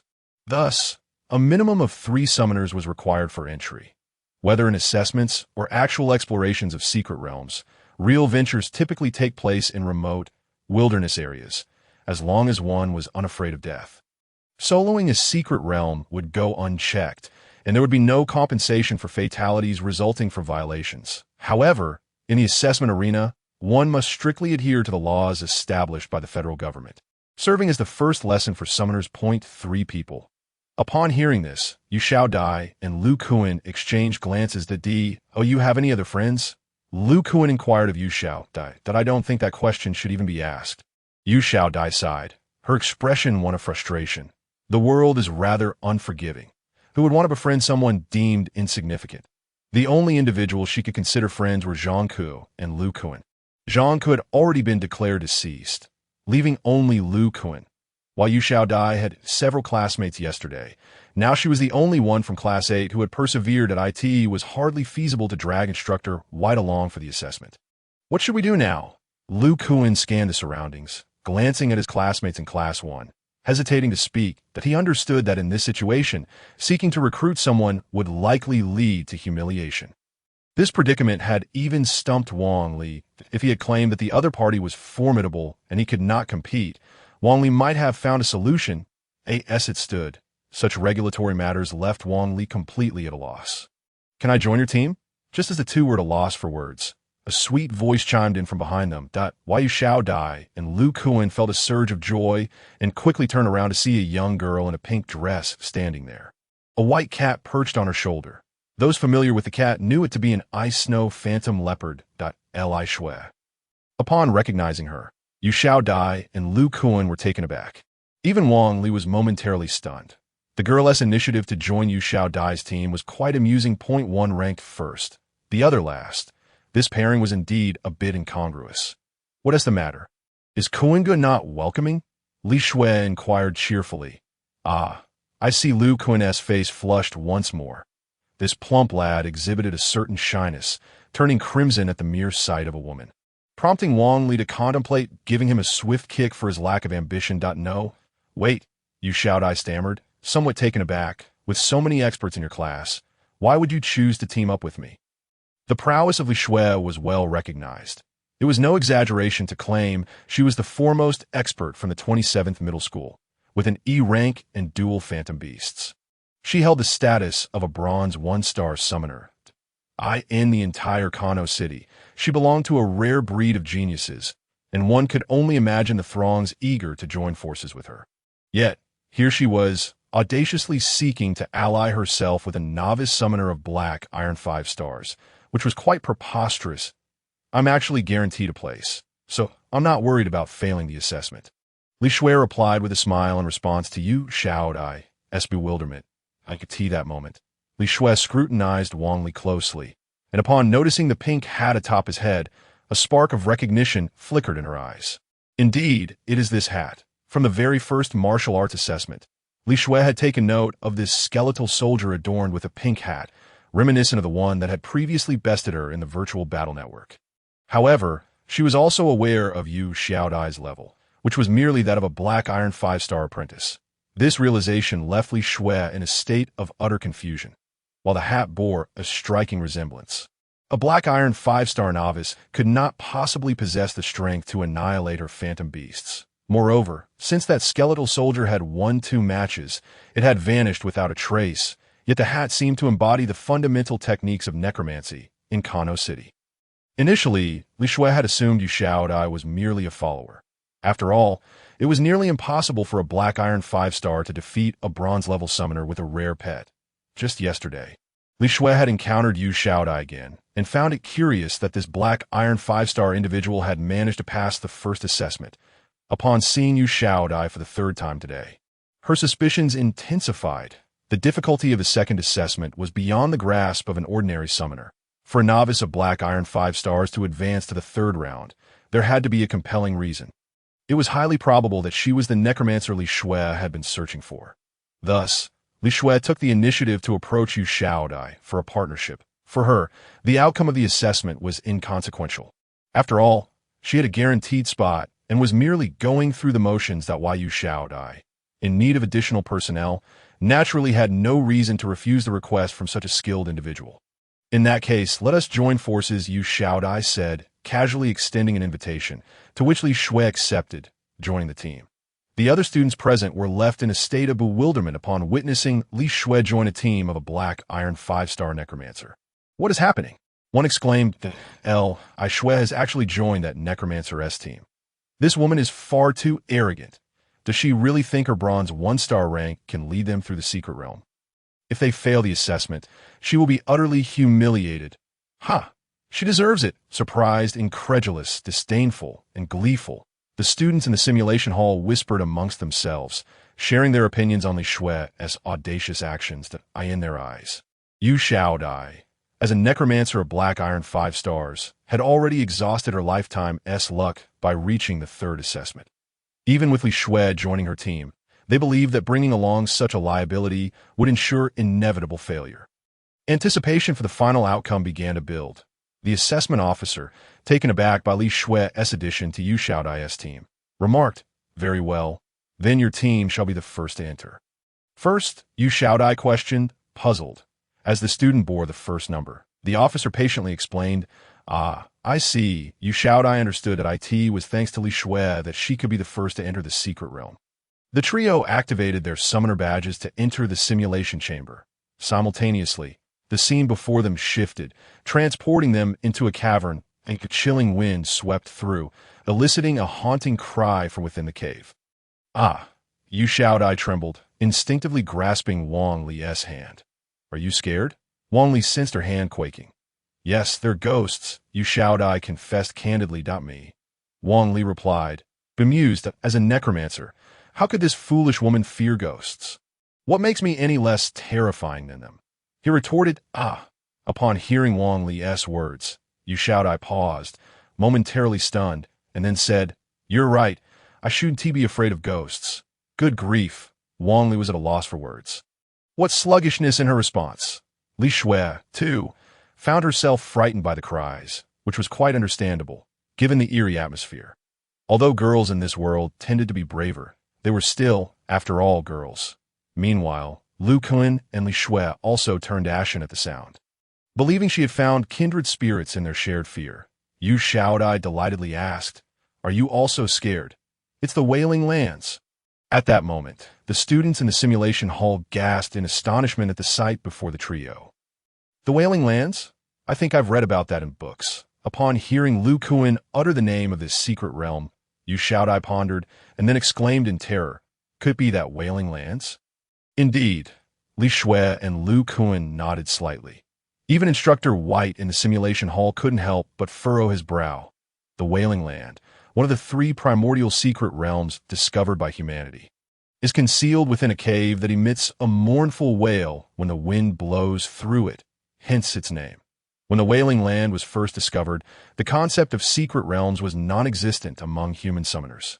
They merely found the cave peculiar and sensed a strong wave of spiritual energy. A few summoners ventured inside to explore, but they never returned. Years later, when a second wave of summoners arrived at the Wailing Land, the first summoners had already transformed into the monsters of this realm. Moreover, within this secret realm, beasts from alternate dimensions had begun to infiltrate the main world, with some already migrating outside the secret realm. The second wave of summoners, witnessing the overwhelming number of beasts within, dared not to proceed recklessly and instead reported back to the federal government from the main city. Upon learning of the situation, the federal government promptly dispatched a large contingent of elite summoners who, after considerable effort, managed to eliminate the threat posed by this secret realm. That it is because of the Wailing Land that summoners in this world came to understand the concept of secret realms. Consequently, this secret realm was recorded in historical texts, becoming one of the most renowned among the 3 secret realms. The historical record merely glosses over this secret realm. The true nature of it is known only to those who have ventured within. However, this secret realm was later simulated by future human summoners using technology, transforming it into an essential training dungeon for novice summoners, albeit one that instilled great fear. The dread stemmed not from the realm's eerie atmosphere, but from the sheer multitude and complexity of the beasts contained within. The realm is home to various creatures, including the wind serpent of the wind element, the earth armor dragon of the earth element, and the night elves of the ranger class, among others. Typically, the beasts in most secret realms possess a singular attribute, with only a few bosses exhibiting dual attributes. For instance, in a fire element secret realm, the creatures predominantly possess fire attributes, and even the bosses may only exhibit an additional wind attribute. However, the beasts of the Wailing Land are a bewildering assortment of attributes, rendering summoners utterly unprepared. Yet, this is not the most terrifying aspect. The most daunting factor is the presence of monsters that were once summoners, who can command the phantom beasts they controlled in life to engage in battle, making them exceedingly formidable. Thus, novice summoners typically train only on the initial fifth of the content, remaining entirely ignorant of the subsequent secret realm materials. Yet even this limited training has proven to be quite a headache for the novice summoners. This time, the assessment's focus shifted from survival to extermination, with the passing mark set at 1/5 of the dungeon's entirety. The more they managed to clear, the better their score. 1/5? Ha! I can handle that. Upon seeing the assessment requirements, the hearts of the students in the simulation hall gradually relaxed. However, when they witnessed the first wave of beasts encountered by Yu Shaodai and her companions, cold sweat began to trickle down their brows. Deadly Poison Wine Serpent, first tier, 5 stars, HP, 500 MP, 500 skills, Venom Spray, Fong Charge, Monster Description, a mutated wind serpent from the Wailing Land, possessing both wood and wind elemental attributes. What the heck? This is a mutated monster. Similar to phantom beasts, monsters can also possess rare dual attributes, typically referred to as mutated monsters. Likewise, mutated monsters can wield two different attributes, compensating for each other's weaknesses and becoming exceedingly powerful. Poison, in a strict sense, is not an attribute but a special effect, akin to the burning of fire, the frost of water, the paralysis of lightning, the cutting of wind, and the dizziness of earth. The wood element's special effect is poison. Thus, the deadly poison wind serpent before them is actually dual attribute, possessing both wood and wind elements. While wood-type phantom beasts are generally moderate among the 6 elemental attributes of earth, water, fire, wind, lightning, and wood, the poison special effect of the wood element is the most fearsome among all effects. This single effect encompasses all negative effects of the other 5 elemental categories. Therefore, phantom beasts endowed with the poison effect are relatively rare. The potent toxins can even kill enemies of a higher tier. Legends recount a D-tier king cobra that perished alongside an A-tier earth divine elephant, demonstrating the terrifying nature of this poison effect. When combined with ranger-class phantom beasts, the scene becomes utterly chaotic. Consequently, many ranger summoners seek rare materials to imbue their weapons with toxins, achieving the poison effect. Although the wind serpent is not a ranger-class monster, wind-type monsters are inherently swift and coupled with poison. They become nearly indistinguishable from toxin-laden ranger phantom beasts. They can be quite troublesome. Without the cleansing abilities of light-type phantom beasts or antidotes to counteract the poison, summoners who fall victim to the toxin can only await their demise.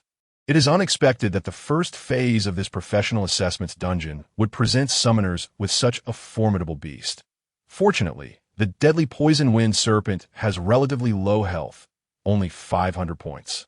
And there are just 5 of them. Otherwise, the candidates present would certainly be cursing. Is this even a fair test? Earth Pig, charge! Upon seeing the deadly poison wind serpent before them, Yu Shaodai and her companions were initially taken aback, but quickly regained their composure. Lu Kuan, as a strength-type summoner, promptly devised a response. Healer! With Lu Kuan's command, his Earth Pig King let out a roar, and stones from the ground began to rise, adhering to the Earth Pig King's body. Forming a sturdy armor, charge! Lu Kuan commanded again, and the Earth Pig King charged towards the deadly poison wind serpent. Hiss! As the wind serpent opened its massive jaws to bite down upon the Earth Pig King. A cacophony of clanging sounds erupted as the serpent's fangs clashed against the armor, sending stone fragments flying.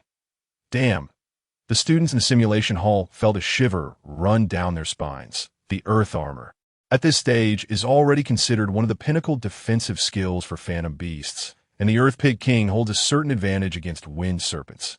Nonetheless, even with this advantage, the deadly poison wind serpents manage to gnaw through the armor, leaving small holes, illustrating the ferocity of their attacks. Fortunately, these wind serpents lack cutting effects.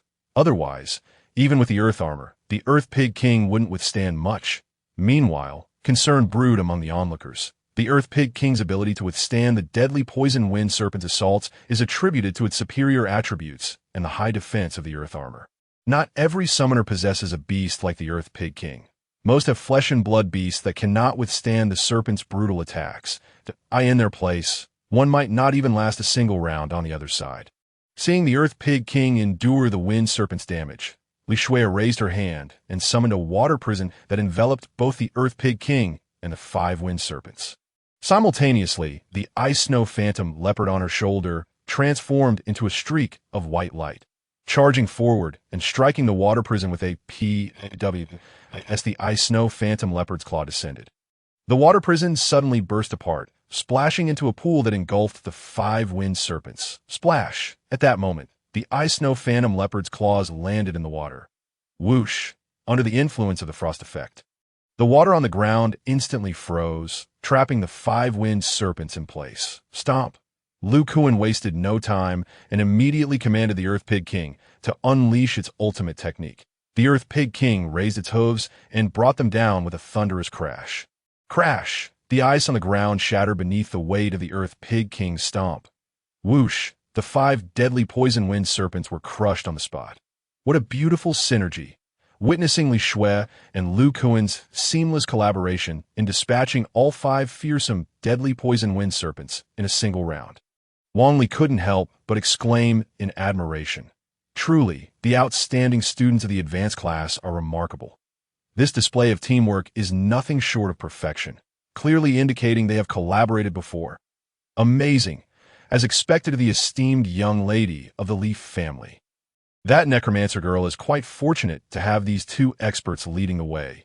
The other participants could not help but feel a twinge of envy towards Yu Xiaodai. Li Shui was a prodigious young talent with guaranteed admission, while Lu Kuan was also a top-performing student.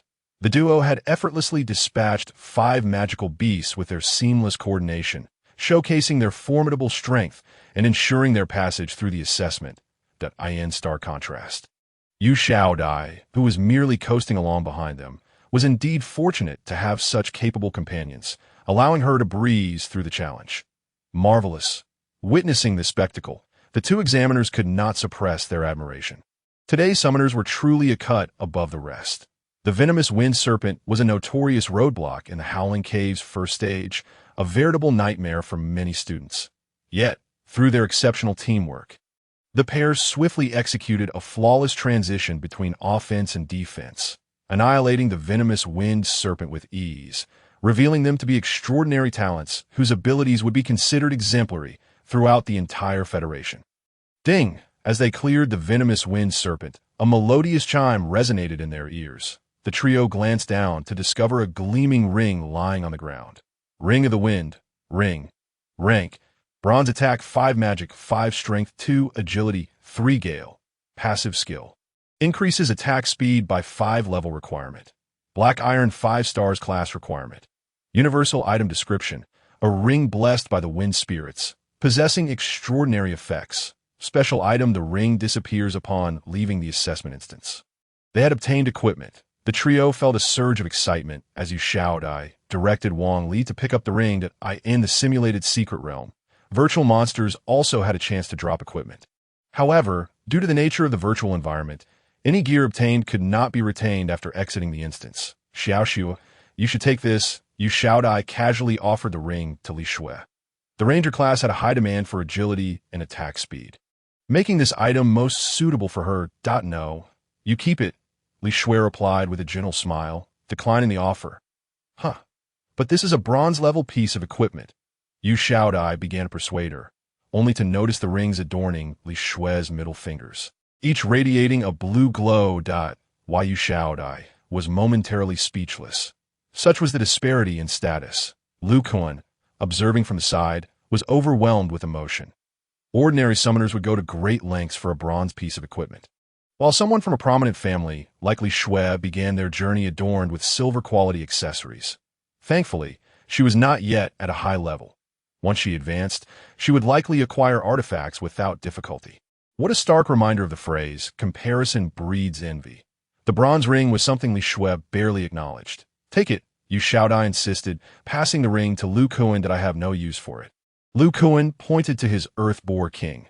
The Earth Boar King was a strength-type phantom beast, balanced in attack and defense, but lacking in speed.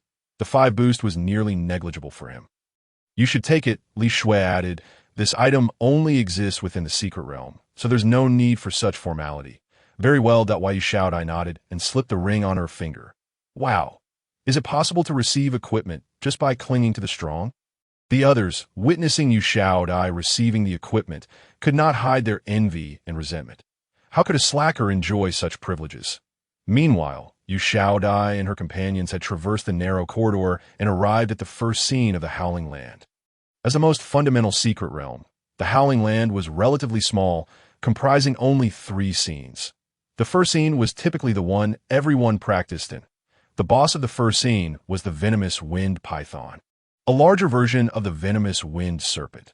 While formidable for an ordinary summoner, it was merely a minor challenge for the elite students equipped with the Earth Boar King and 2 rare pets.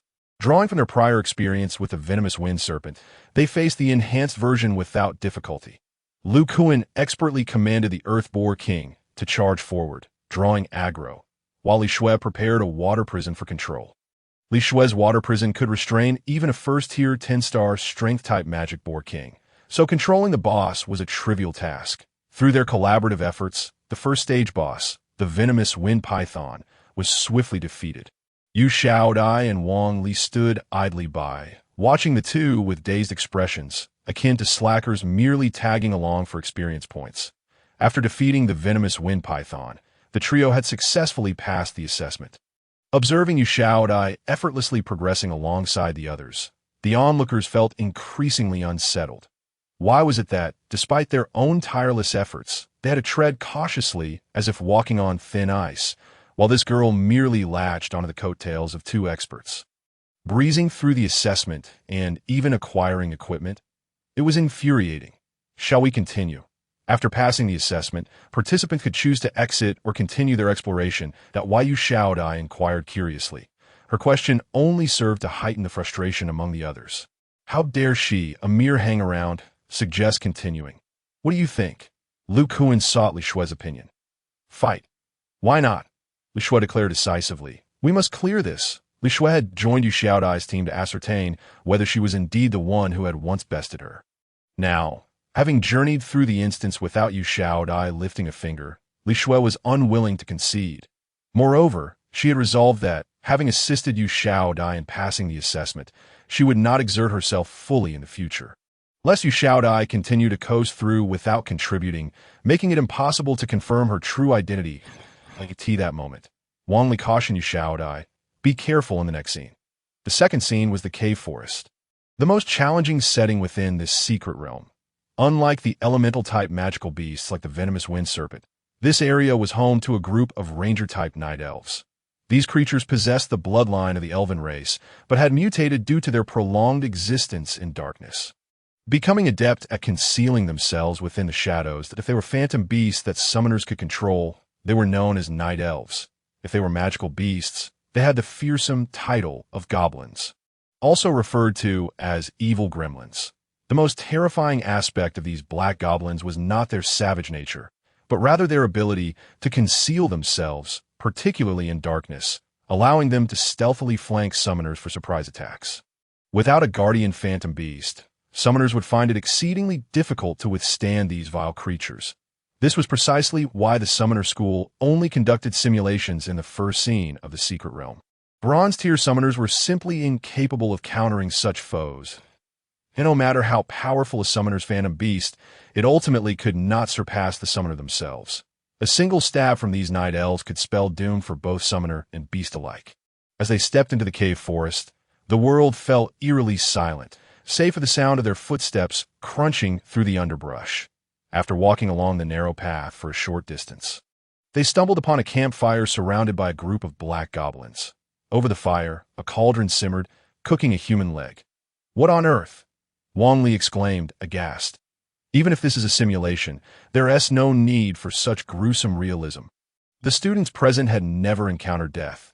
This scene could leave them traumatized. However, upon reflection, it made sense. Summoners ultimately had to face such grim realities, and confronting them sooner rather than later was preferable. The more one witnessed, the more accustomed they would become. Rua. As expected, upon seeing the leg in the pot, Lu Kuan turned pale, while Li Shui retched. Surprisingly, Yu Xiaodai, whom Wang Li had worried would be affected, remained unfazed, perhaps in shock. That aren't you scared? Wang Li asked. Not really, Yu Xiaodai replied blankly. I've seen magical beasts before. I can handle this level of scene. Steady as ever, Wang Li was quite satisfied as a necromancer. He was inherently fearless of death and possessed a rather straightforward mindset. Moreover, Yu Xiaodai had also endured the baptism of bloodshed. Compared to personally dismembering magical beasts, the legs of those in the pot seemed rather trivial. Unlike Lu Kuan and Li Shui, who were akin to sheltered blossoms, having never witnessed any grand spectacle, another meal of human flesh. At that moment, the group of black goblins also spotted Yu Xiaodai and her companions nearby. Instantly leaping with excitement, their faces adorned with sinister grins as they charged forth wielding clubs and daggers. Simultaneously, the trio was presented with the information regarding this group of goblins. Knight, Elf Warrior, First Order. 5 stars, HP, 800 MP, 200 skills, heavy strike, armor-breaking monster description, Dungeon goblins from the Howling Lands, known for their ferocity. Night Elf Rogue, First Order, 5 stars, HP, 400 MP, 300 skills, Stealth. Backstab monster description. Dungeon goblins from the Howling Lands, characterized by their treachery. Upon witnessing the goblins rush in, Li Shui took a step back, refraining from engaging. Lu Kuan, however, commanded his Earthboar King to charge forward. These goblins, being humanoid monsters, possessed a significantly higher intelligence than their beastly counterparts. Upon seeing the Earthboar King charge, they opted not to confront it directly and swiftly scattered in all directions. After the Earthboar King completed its charge, the goblins quickly regrouped, raising their clubs to unleash a barrage of attacks upon it. Bang, bang, bang. Though the goblins appeared weak, their strikes were exceedingly ruthless. A series of dull thuds resounded as the Earthboar King's earthen armor was shattered on the spot. Armor breaking. These goblins possessed the armor-breaking skill, rendering the Earthboar King's defenses futile. Quickly summoned the Phantom Beast back. Wang Li observed this with a flicker of the soul fire in his eyes. With no time to communicate with Yu Shaodai, he directly transmitted a message to Lu Kuan. Yet upon receiving Wang Li's mental communication, Lu Kuan was taken aback, left frozen in place. Confused, he glanced around before his gaze settled on Wang Li, revealing an expression of terror. This was not to be blamed on Lu Kuan's lack of mental fortitude. The situation was simply too bizarre. According to normal logic, only summoners who had formed a contract with a phantom beast could engage in mental communication with it. Wang Li's sudden communication with Lu Kuan was indeed unexpected, leaving Lu Kuan in disbelief. After all, Lu Kuan was merely a 17 or 18-year-old boy, unaccustomed to such strange occurrences. This moment of distraction proved costly, as Lu Kuan forgot to summon back the Earthboar King. Meanwhile, the goblins launched their second wave of assault. Lu Kuan's Earthboar King, being only level 9, was vastly outmatched by the First Order. 5-star Night Elves. Bang, bang, bang, bang.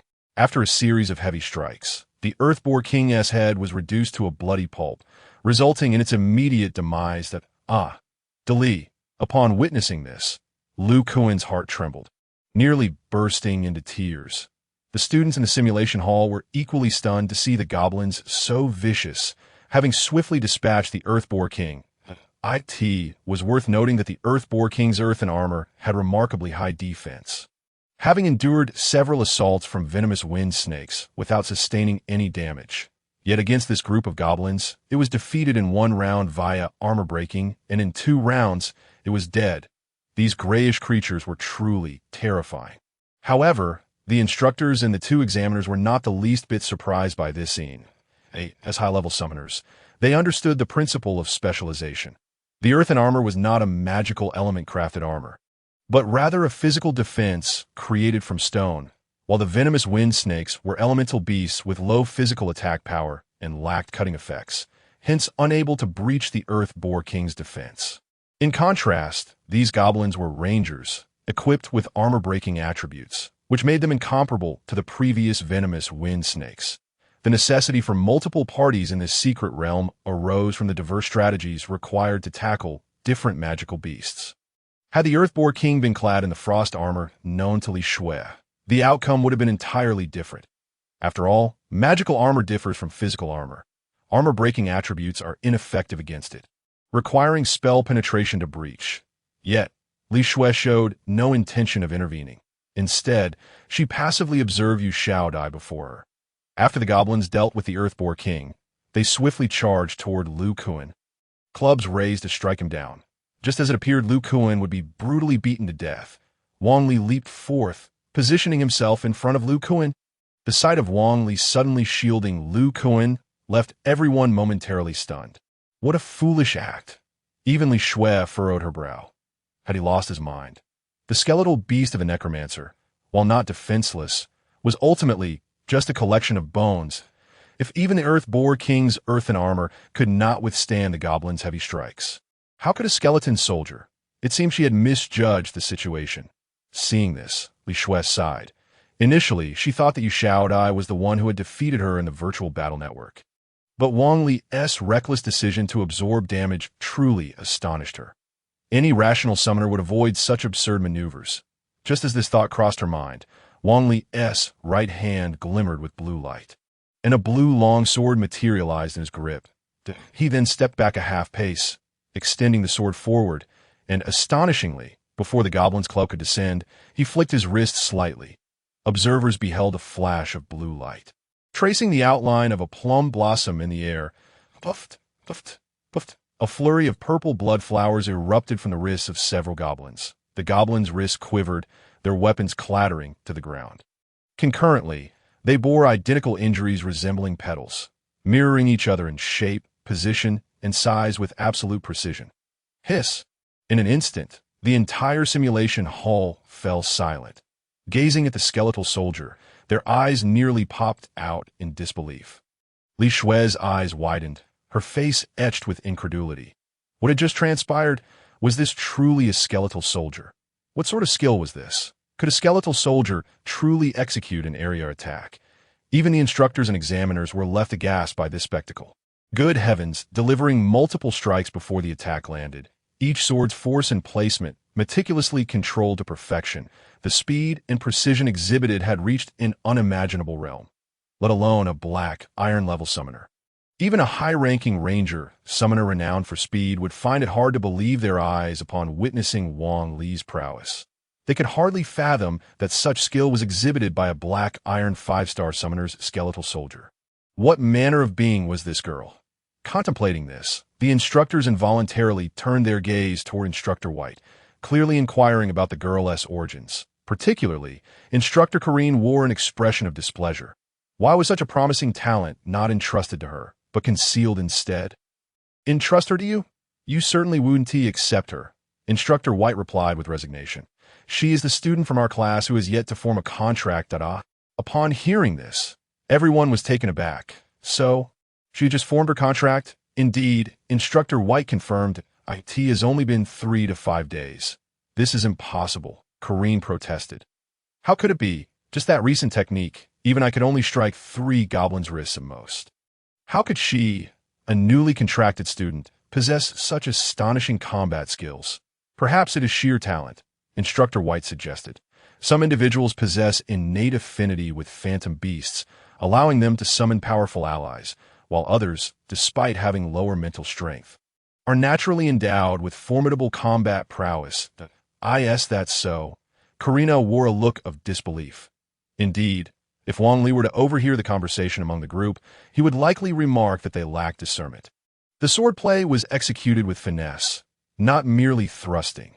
Moreover, even the most gifted individuals, after a century of diligent practice, might not achieve a mastery akin to his own. It is folly to feign understanding. Do they truly believe that genius is easily attained? Wang Li, a peerless warrior of antiquity, bridging past and present, encompassing all martial arts as rivers converge into the sea, was regarded as the foremost talent of all time. Not only was he endowed with innate strength and exceptional potential, but any martial art he beheld was grasped with ease and mastered in a heartbeat. Even so, to execute the earlier technique, Plum Blossom Sixfold, in a timely manner would require 10 years of dedication. It is not merely the ordinary individual who would struggle. Even someone like Li Shui, hailed as a prodigy, might never reach such heights in this lifetime. Effort dictates the lower limit, while talent sets the upper limit. After Wang Li disarmed the goblins with a single stroke of Plum Blossom Sixfold, they clamored to pounce and tear at him. Wang Li stood his ground, his blue sword slicing horizontally. Clouds drift across the Qinling Mountains. A flash, a beam of blue light surged forth, rendering the goblins motionless, as if frozen in time. Splurt, blood erupted from their throats, dissipating into a wisp of white light. Following the demise of the goblin before him, Wang Li made no pause, pivoting to deftly flick his weapon behind him. The sword traced a blue arc. Hurtling towards you, shouted I. A fleeting glance? No. Lu Kuan and Li Shui gasped in astonishment. The onlookers in the simulation hall were equally horrified. Was the skeleton soldier about to turn on its summoner? Or was Yu Shaodai contemplating self-termination? Yet, amid their terror, Wang Li's sword whizzed past Yu Shaodai's neck. With a dull thud, it embedded itself in the air behind her. Simultaneously, the air quivered, revealing a gray goblin wielding a dagger at Yu Shaodai's back. The white light flickered once more. The blue sword pierced the goblin's throat, ending its life in an instant. Witnessing this scene left everyone dumbfounded, as if caught in a dream. Although Wang Li's previous strike against several goblins' wrists was impressive, it was conceivable for an individual of sufficient attributes to replicate. However, this final blow was truly extraordinary. Firstly, the goblin thief had launched a surprise attack from behind. Secondly, the goblin thief had been in a state of invisibility. In such circumstances, the goblin had mastered stealth to an unprecedented degree, imperceptible to the naked eye. Yet, Wang Li, from a distance of 7 or 8 meters, accurately struck the vulnerable throat of the invisible goblin thief. Had they not witnessed it firsthand, no one would dare to even contemplate such a feat. Was this the prowess of the sacred will? Truly, he was someone who had comprehended its essence. The two examiners exchanged glances. Unable to suppress their HWAS for Li Shui, she was utterly stupefied. Indeed, this formidable skill set, this lethal combat style, belonged to the very skeleton soldier that had previously bested her in the virtual arena. Upon confirming Yu Xiaodai's identity, Li Shui's emotions became exceedingly complex. Finding the individual who had defeated her was exhilarating. However, the fact that it was Yu Xiaodai, whom she regarded as a mere lucky underdog, was deeply frustrating. That Li Shui, a prodigious young woman, harbored her own pride. After her defeat in the virtual arena, she had diligently scrutinized the footage of that battle. In her eyes, a lowly skeleton soldier could never stand against her rare phantom beast. The skeleton's prowess was likely a reflection of its summoner's expertise, who deliberately employed a low-level phantom beast to hone their skills at the black iron rank. Upon discovering that the summoner was indeed Yu Xiaodai, Li Shui's mindset began to unravel. She could not accept that the individual who had effortlessly dispatched her rare phantom beast with a mere skeleton soldier was merely a black iron rank summoner of less than a few days' awakening. Her title of genius felt tarnished beyond measure. If she were a genius, then what of Yu Xiaodai? Unbeknownst to Li Shui, the reality was even more disheartening. When Yu Xiaodai had previously defeated her, she had been a mere black iron rank 3, lacking even the qualifications to participate in the assessment. Was this individual truly so formidable? At this moment, the most astonished were the students in the simulation hall. To them, Yu Xiaodai was nothing more than a fortunate little nuisance, clinging to the coattails of Li Shui and Lu Kuan to pass the assessment. That in this apocalyptic world, true strength was the currency of admiration and belief. One could lack ability, but not the audacity to claim fame. That it was when strength did not match status that disdain and aversion arose. Thus, the students harbored no reservations in expressing their dissatisfaction and irritation toward Yu Xiaodai, viewing her as someone who relied on her looks and connections to advance. Yet now, witnessing Wang Li's plum blossom sixfold and the fleeting glance that effortlessly dispatched 5 dark elves, they were utterly captivated. They could never have imagined that the little nuisance they had scorned was, in fact, a figure of such overwhelming prowess. Regardless of the time or place, raw power would always command respect from the common folk. The previous absurdity of Yu Xiaodai passing the assessment now seemed entirely justified. Shall we continue? After eliminating the dark elves before them, Yu Xiaodai inquired of Lu Kuan and Li Shui. With Lu Kuan's phantom beast now deceased, he had temporarily lost his combat capability. Though she felt secure with Wang Li present, Yu Xiaodai recognized that without Lu Kuan's phantom beast, proceeding further would be challenging and more fighting. Li Shui waved her hand, stating, "I've already found the answers I sought. Continuing holds no significance." With that, she withdrew from the team in the instance, doing so without a hint of regret that I too shall refrain from further participation. Lu Kuan added, "Continuing would only hinder you." "Very well. I shall also withdraw." Yu Xiaodai nodded, opting to exit the simulation realm. If they were to persist, clearing the Wailing Lands would pose little difficulty for Wang Li. However, Yu Xiaodai resolutely chose to withdraw. Li Shui sought to confirm Yu Xiaodai's identity, while Lu Kuan feared being a liability without his phantom beast. That why Yu Xiaodai wished to maintain a low profile. In a world where the weak are devoured by the strong, one must not reveal themselves before acquiring the means to protect themselves. Fortunately, Wang Li's current guise as a skeleton soldier meant that observers would instinctively perceive Yu Xiaodai as a battle genius, attributing Wang Li's astonishing prowess to her. For a formidable summoner, those with ulterior motives would merely seek to ally with her. However, should her strength be publicly linked to her phantom beast, it could invite a multitude of troubles. In a world that venerates the strong, masters earn respect wherever they go. Having witnessed Yu Xiaodai's capabilities firsthand, every student in the simulation hall now regarded her with newfound reverence. Their gazes transformed from scorn to awe. For a Black Iron rank 5 summoner to possess such strength, one could only imagine what she might achieve at higher levels. Oh dear, why did they withdraw? Instructor White lamented as the three exited the instance. Given the prowess displayed by Yu Xiaodai and Li Shui, clearing the Wailing Lands should have been quite feasible. Had they succeeded, Yu Xiaodai's assessment score would undoubtedly have stood out, bringing honor to their institution in Kano City. It is too difficult. My skill can only be used once. Yu Xiaodai began to ramble under Wang Li's influence to the skill. Upon hearing Yu Xiaodai's words, Instructor White was taken aback to "Oh, it is a special skill." No wonder these special skills belong to an exceedingly rare category of abilities. Their power may not be overwhelmingly formidable, yet they possess remarkably unique effects. For instance, spatial magic like portals is a type of special skill. The drawbacks of such skills are quite evident. Firstly, they demand a high consumption of resources, with some even requiring the expenditure of vitality. Secondly, they often entail prolonged cooldown periods, necessitating days or even months before they can be employed again. And certain skills may also have a limit on their usage. Exceeding this limit renders them unusable. The others were equally astonished at it. Is no surprise that this girl delivered such an astonishing strike. It turns out to be a special skill. Now it all makes sense that is it truly a special skill. Upon hearing Yu Xiaodai claim she utilized a special skill, Li Shui, however, squinted her eyes and remained silent. Having stood beside Yu Xiaodai while she executed that strike, she perceived more acutely than anyone else that this move did not emanate from the energy fluctuations of a special skill.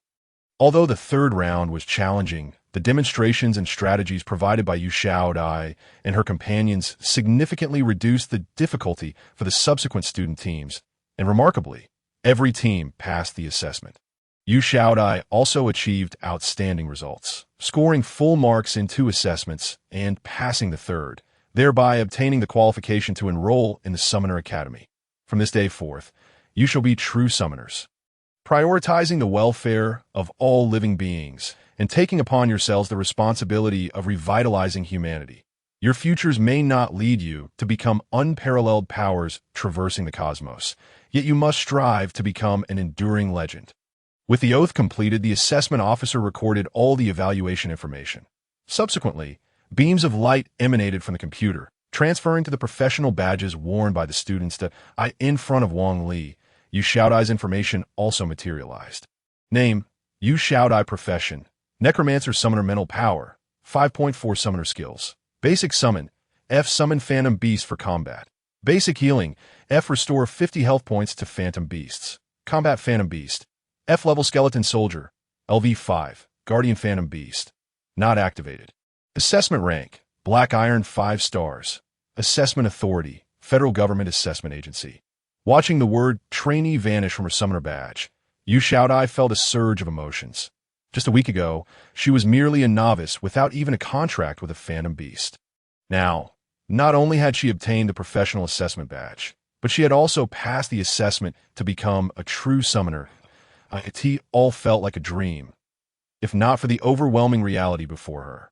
Yu Xiaodai might truly believe she had yet to awaken. The root of all this lay in the peculiar skeleton soldier before her. Without Wang Li, Yu Xiaodai certainly would not have achieved all that she had today. Thank you, Adai. Reflecting on this, Yu Xiaodai sincerely expressed her gratitude to Wang Li, her address shifting from little fish to the more affectionate Adai.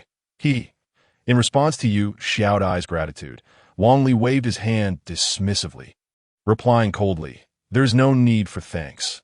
You brought me into this world. It's only natural that I assist you. Your strength enhances my own. Aiding you is tantamount to aiding myself at this juncture." Wang Li added, "I don't know what you think, But for me, it's simply a mutually beneficial arrangement. There's nothing to thank Ada. Upon hearing Wang Li's words, Yu Xiaodai felt as though she had been jolted awake. No banquet lasts forever. Wang Li continued, I cannot remain by your side for eternity.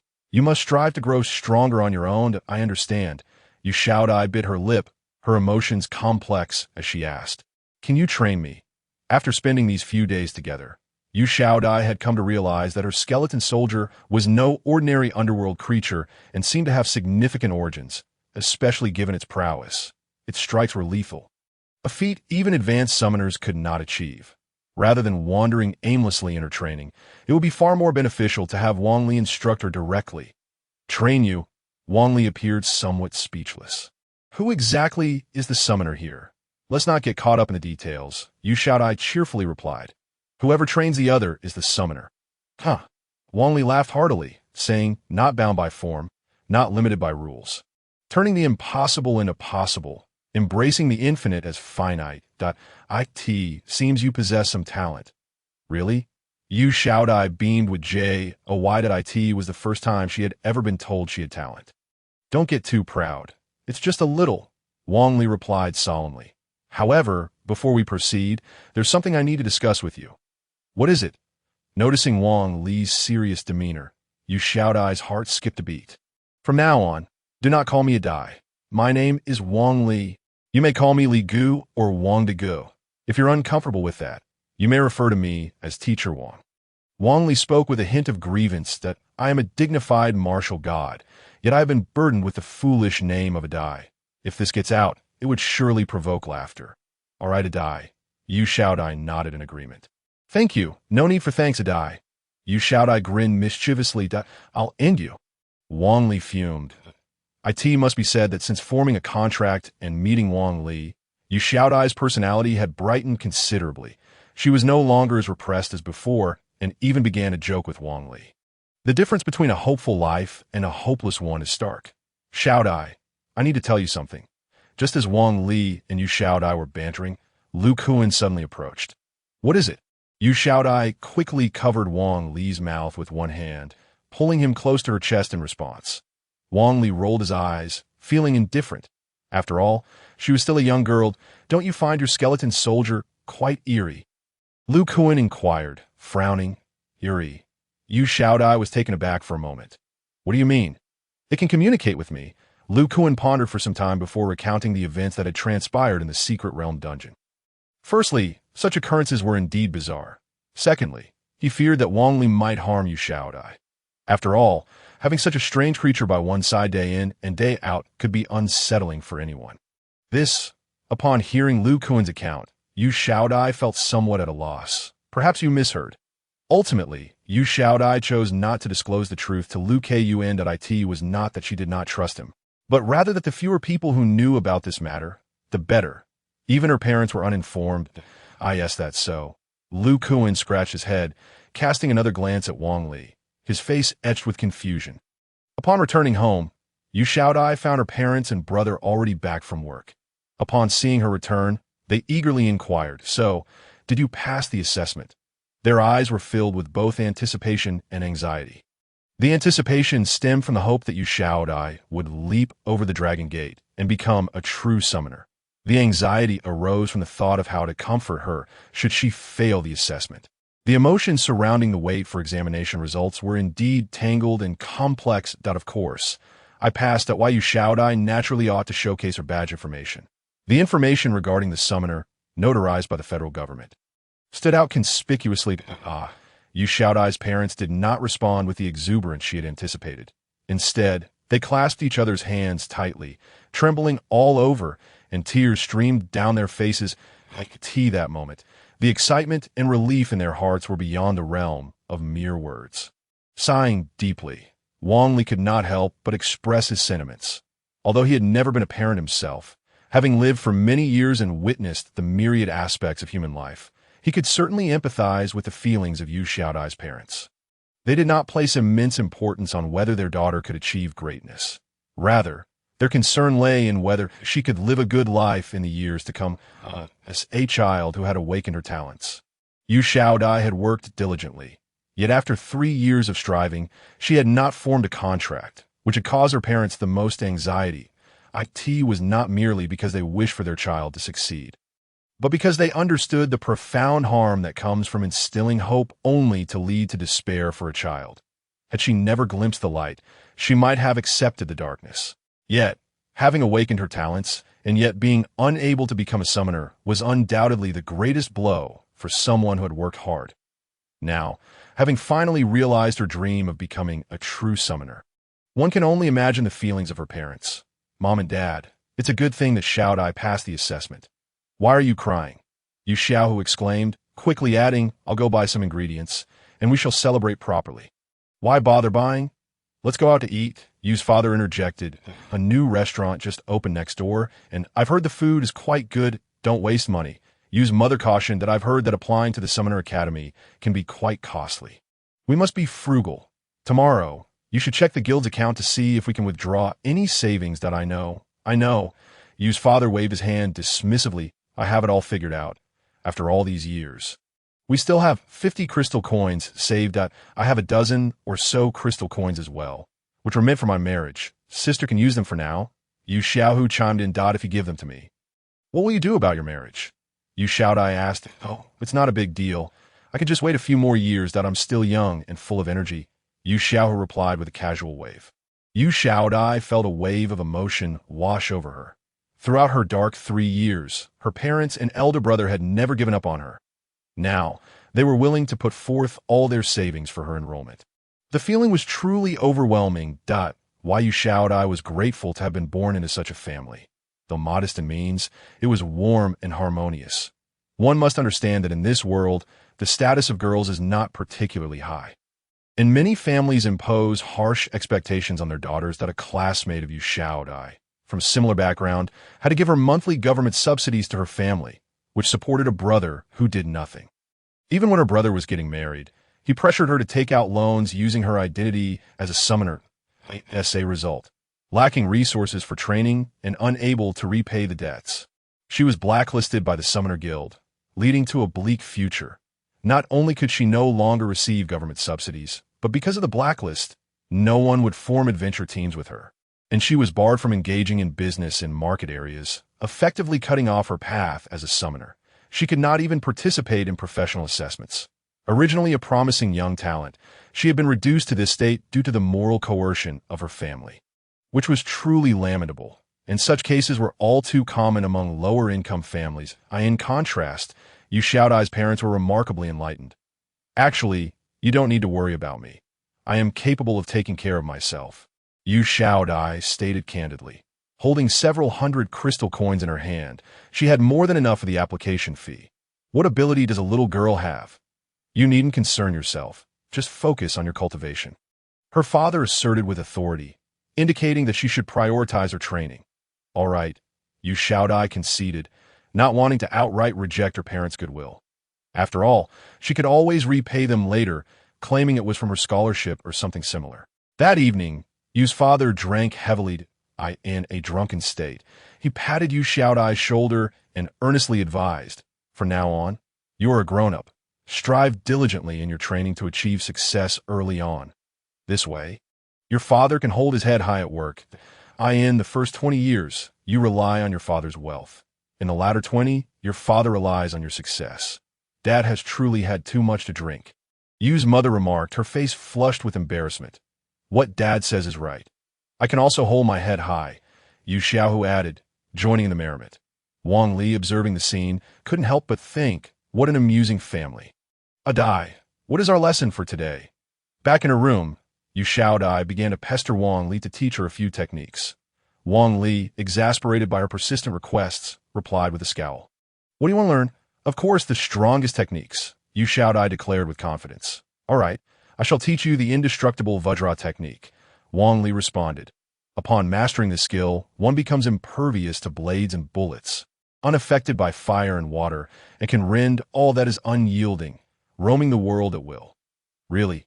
Teach me quickly, Yu Xiaodai exclaimed, captivated by the prospect.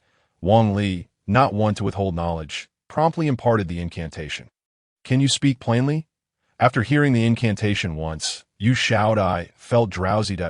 Is this even something a person can practice? You won't be able to practice it if you don't understand the words. Wang Li retorted, you must reach a certain level of internal strength to harness this technique. Then why are you even teaching it? Yu Shaodai shot back, frustrated.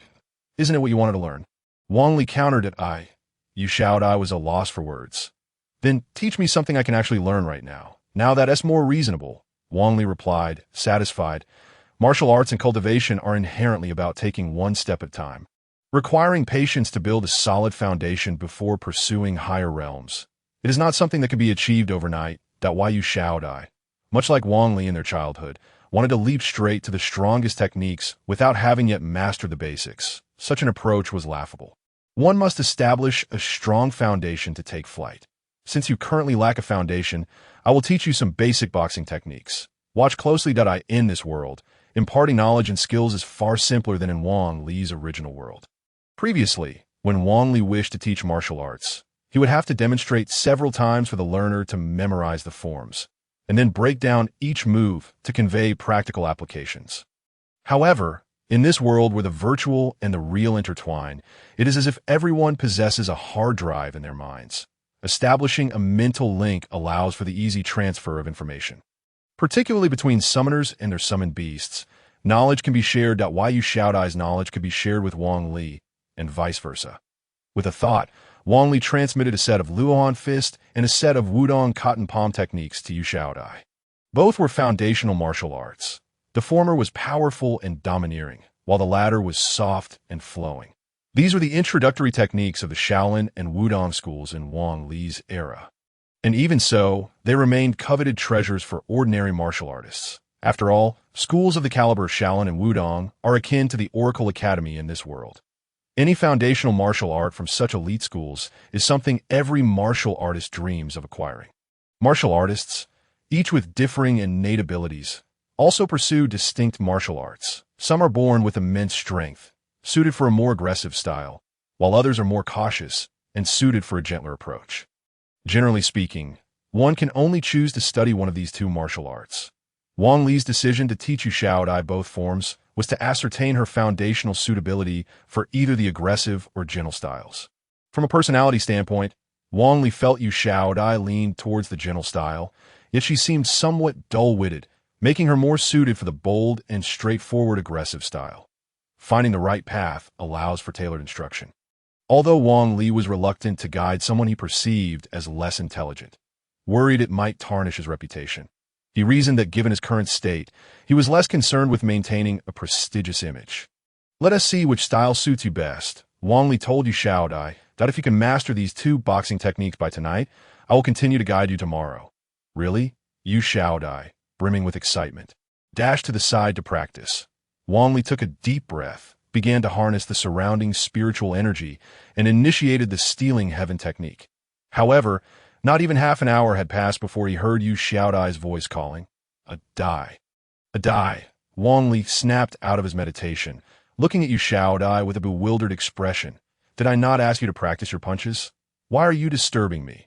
I am in meditation, and it's very dangerous." He had forgotten to remind Yu Shaodai that during internal cultivation, interruptions are the gravest taboo. "I've completed my practice," Yu Shaodai replied. "Finished already?" Wang Li was taken aback. "Which technique did you finish?" "I mentioned two forms of boxing." "Just the two," Yu Shaodai asserted confidently. "I've mastered them both. You've truly learned them?" Wang Li was somewhat astonished. Could this little girl possess such talent? Although these two forms were introductory, mastering them was no easy feat, often requiring an entire night for an ordinary person. Yet in just half an hour, Yu Shaodai had grasped them. Her aptitude was indeed remarkable. While it couldn't compare to Wang Li's prodigious ability to learn at a glance and refine it almost immediately. If true, calling her a genius would not be an exaggeration. Indeed, watched Yu Shaodai assumed a stance and began to demonstrate in the room. The Luohan Fist was fierce and powerful, expansive in movement, while the Wudong Soft Palm was gentle and agile, concealing cleverness within clumsiness. The way she practiced was fluid and graceful, resembling something quite authentic. Impressive. Wang Li couldn't help but feel a sense of wonder, having spent nearly a week with Yu Shaodai. His impression of her had been rather poor, dim-witted, clumsy, and cowardly, with nothing to endear her to him. He had initially thought it would take her an entire night to comprehend these two forms. But to his astonishment, this seemingly foolish girl had an extraordinary talent for martial arts, mastering two distinctly different boxing styles in just half an hour. Although in this world, due to Wang Li's method of imparting knowledge directly, it saved a considerable amount of time compared to traditional teaching methods, the mastery still depended on innate talent. Moreover, Wang Li was transmitting two martial arts of contrasting natures. Understanding one path, whether hard or soft, was not particularly difficult, but mastering both was exceedingly rare. Since he began training, he could count on one hand the number of grandmasters who had achieved the harmonious integration of hardness and softness, and that included himself. Yet, here was Yu Xiaodai, who appeared rather simple-minded, able to grasp both boxing styles in a short time, showcasing her talent.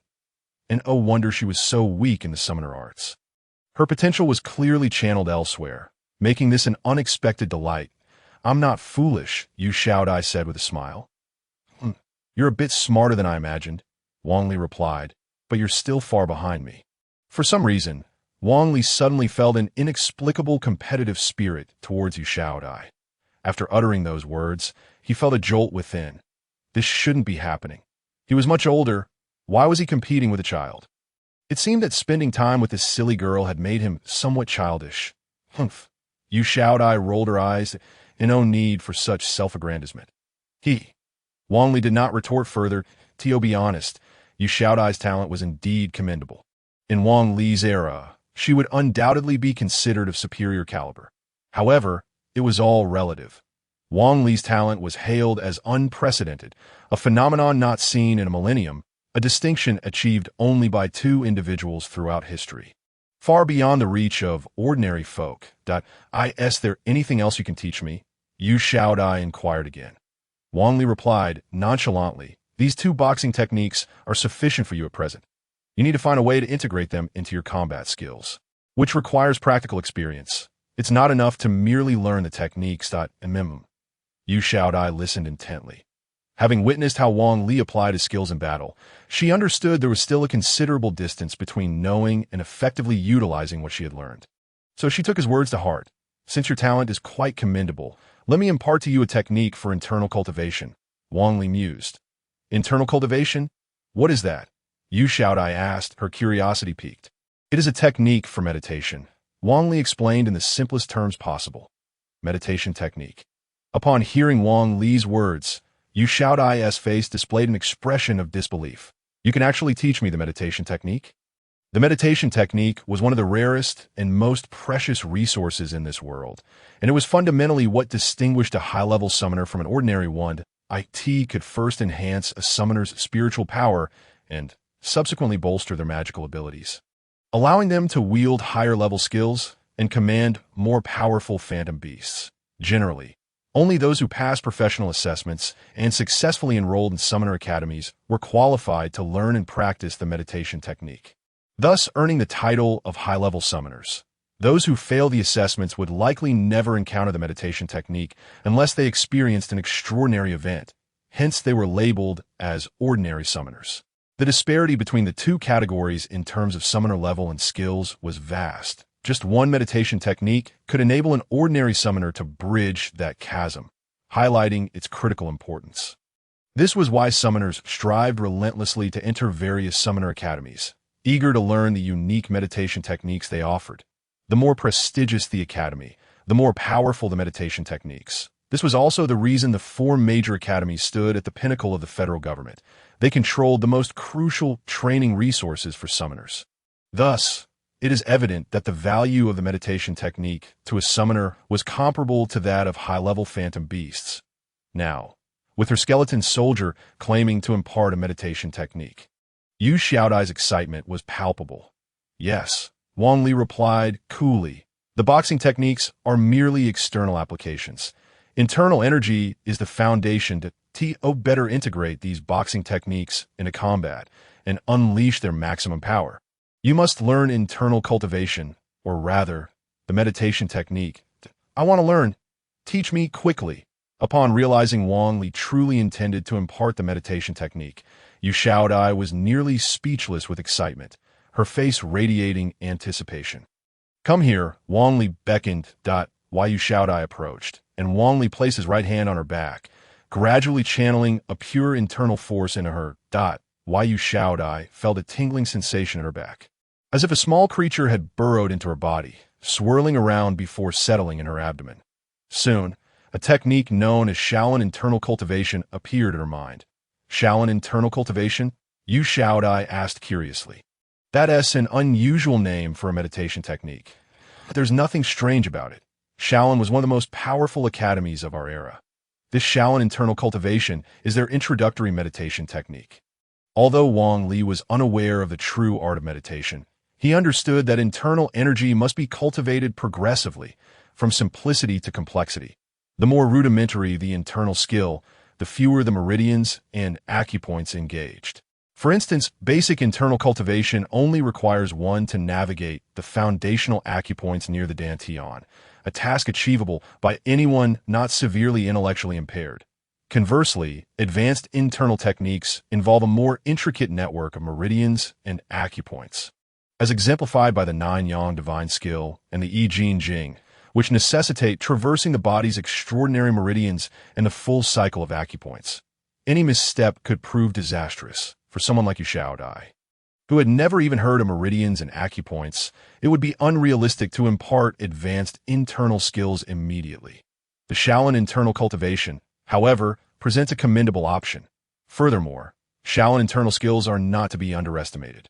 When mastered to the highest realm, they can rival even the 9-yang divine skill. Most importantly, while this Shaolin internal skill is fundamentally yang in nature, Wang Li was aware of a method that harmonizes both yin and yang. Once perfected, one's internal energy could rival any supreme technique. Indeed, there was a remarkable individual in the past who, knowing nothing, was deceived by a strange old man and taken to a cliff, where he was taught the Shaolin internal skill and the yin-yang harmonizing method, with the intent of bringing about his demise. Instead of perishing, he inadvertently achieved extraordinary mastery, becoming a legendary figure. Although Yu Shaodai is equally inexperienced, Wang Li does not possess ill intentions. He believes that once she attains proficiency, a little assistance from him will suffice for her success. Meanwhile, under the guidance of Wang Li and the instructions in her mind regarding internal cultivation, Yu Shaodai commenced her practice. The spiritual energy in this world is far more abundant than in Wang Li's era, and soon she felt the internal energy circulating within her dantian and meridians, unable to suppress her joy as she exclaimed, "Isn't this fun? You can play, right?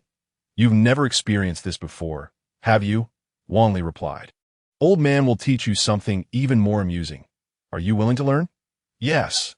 Yu Shaodai nodded vigorously, having tasted the sweetness of success. "You should now reverse the flow of your true energy along the path you just practiced." Wang Li instructed. Reverse flow? Without hesitation, Yu Shaodai mobilized the true energy in her dantian and followed the Shaolin internal skills method in reverse through her meridians. Upon completing a full cycle, she suddenly shivered. "How does it feel?" Wang Li inquired. "I feel cool all over," Yu Shaodai replied. "When practicing the normal flow, I feel warm all over." "Exactly. It seems you're grasping the basics quite swiftly," Wang Li remarked with satisfaction. The Shaolin internal skill, when practiced normally, is pure yang energy, while reverse practice constitutes pure yin energy. Typically, an ordinary individual can only practice one method at a time. Attempting to cultivate both simultaneously is a path to ruin. However, since Yu Shaodai can train in both the vigorous and gentle approaches of martial arts, it is evident that her talent in mastering this method will surely lead her to achieve the harmony of yin and yang. "Your meditation technique is immensely beneficial." Yu Shaodai expressed her excitement to Wang Li. "Yes, that's so. You've discerned its significance already." Wang Li was intrigued, noting her ability to sense the extraordinary nature of internal energy so soon after beginning. "Indeed," Yu Shaodai replied earnestly. "Practicing in reverse during summer can save on air conditioning, while practicing normally in winter can save on heating, thus saving a great deal of money." Wang Li turned away, a dark cloud of disbelief hanging over him as he reconsidered his previous statement. Goodness, after all the effort I put into gathering this internal cultivation manual, It turns out Yu Shaodai sees it merely as a free temperature-regulating device. If the sages of Shaolin were to learn of this, they would surely pursue me across millennia. You can explore it at your own pace, but do not disturb me, he said, casually dismissing her and returning to his meditation. When Wang Li awoke, it was already morning. Yu Shaodai's parents had left for work, while she remained in meditation, diligently practicing her internal skills. Wang Li's stealthy technique had the remarkable ability to absorb spiritual energy. Once activated, a vortex of energy would inevitably converge around him within a 100-meter radius. Yu Shaodai, seated not far from him, greatly benefited from this. After a night of practice, her internal cultivation had progressed significantly, and her mental acuity had risen to 6 points, now classifying her as a black iron 6-star summoner, a pace of improvement akin to that of a rocket launch. Upon awakening from his meditation, Wang Li noticed the spiritual energy vortex abruptly cease. Yu Shaodai, sensing the sudden drop in energy, opened her eyes. Why this time, after a night of training, a small energy sphere, the size of a soybean, had condensed in her dantian. This sphere, half blue and half red, intertwined like the yin-yang symbol, continuously spinning and swirling. Though aided by Wang Li's energy vortex, the fact that she could cultivate internal energy in just one night attests to the remarkable compatibility of individuals in this world with spiritual energy. Having been nurtured by it from a young age, far surpassing the people of Wang Li's era, I'm so hungry. Upon opening her eyes, the first words out of Yu Shaodai's mouth were an exclamation of hunger. Training requires physical energy, and she had yet to reach the stage of absorbing spiritual energy to eliminate the need for food. Thus her demand for sustenance remained high. Let us indulge in some delicious food. I know a wonderful place you will surely enjoy, she chattered while washing up. Wang Li replied, you can crave all you want, but why claim that I will enjoy it too? Look at my skeletal frame. Anything I consume will merely pass through. Truly a hypocritical woman. The weather in Kano City was as splendid as ever, with bustling streets that bore no hint of an apocalyptic scenario. In truth, since the merging of the real and virtual worlds, coupled with the invasion of magical beasts, the world's population had diminished by 2/3, and energy consumption had drastically reduced. However, due to the revival of spiritual energy and prehistoric technology, the productivity of the federal government had not only remained steady, but had also increased several-fold compared to the prehistoric era. Thus, in this world, resources remained abundant, but the constant threat of magical beasts left everyone living on the edge. With life always at risk, creating a sensation of a world where human lives were worth less than that of dogs. After all, no matter how high productivity soared or how much wealth was amassed, without the assurance of safety, it would all be for naught. Wang Li followed closely behind Yu Shaodai, sporting a striking pink straw hat. Summoners typically have a space for their illusionary beasts, and they generally remain within that space. Aside from the particularly ostentatious summoners, few would flaunt their beasts in public. Yet Yu Shaodai was different. She carried Wang Li with her every day, as if afraid others wouldn't realize she had a skeletal soldier. If Wang Li were a high-ranking, rare illusionary beast, such display would be understandable. However, as merely a lowly skeletal soldier, one that would be scorned if left on the roadside, Wang Li felt a deep embarrassment on her behalf. Yet, this girl continued unabashedly, adorning him in flamboyant attire. Thankfully, in this era, no one recognized Wang Li. Otherwise, given his character, either he or Yu Shaodai would have to face dire consequences. After all, a man may be slain but cannot be humiliated. After a brief stroll, Wang Li and Yu Shaodai arrived at the quaint little establishment she had mentioned. It was a small tavern, rather desolate. The proprietor, a young man in his 20s, stood expressionless behind the counter, staring vacantly out the window. Boss Lei, a glass of Kamananai, please, Yu Shaodai ordered with practiced ease, followed by, do you have any fried rice left? I'll take 2 portions. Yes, Boss Lei responded in a nonchalant tone before retreating to the kitchen without further ado. Yu Shaodai chose a corner table for herself. Wang Li glanced around, failing to discern what was so appealing about this establishment. The place was shabby, the service was unenthusiastic, and there were hardly any patrons. One could only wonder why Yu Shaodai favored such a venue. Perhaps it was a case of mutual recognition between the rejected and the rejected. Wang Li surmised with a touch of malice. Perhaps due to the lack of customers, as soon as Yu Xiaodai sat down, the drinks and food were promptly served. An enticing aroma wafted through the air. Upon catching a whiff, Wang Li looked down in surprise. In his previous life, if he had any particular fondness, it would have been for food. Over time, he had become quite discerning, often turning his nose up at ordinary fare. Yet he was astonished to find such delightful fried rice in this obscure little tavern. As the fried rice was placed before her, Yu Xiaodai grabbed a spoon and began shoveling it into her mouth without a care for decorum. Seeing this, Wang Li couldn't help but swallow an imaginary mouthful of saliva. By the way, what is the background of this restaurant's owner?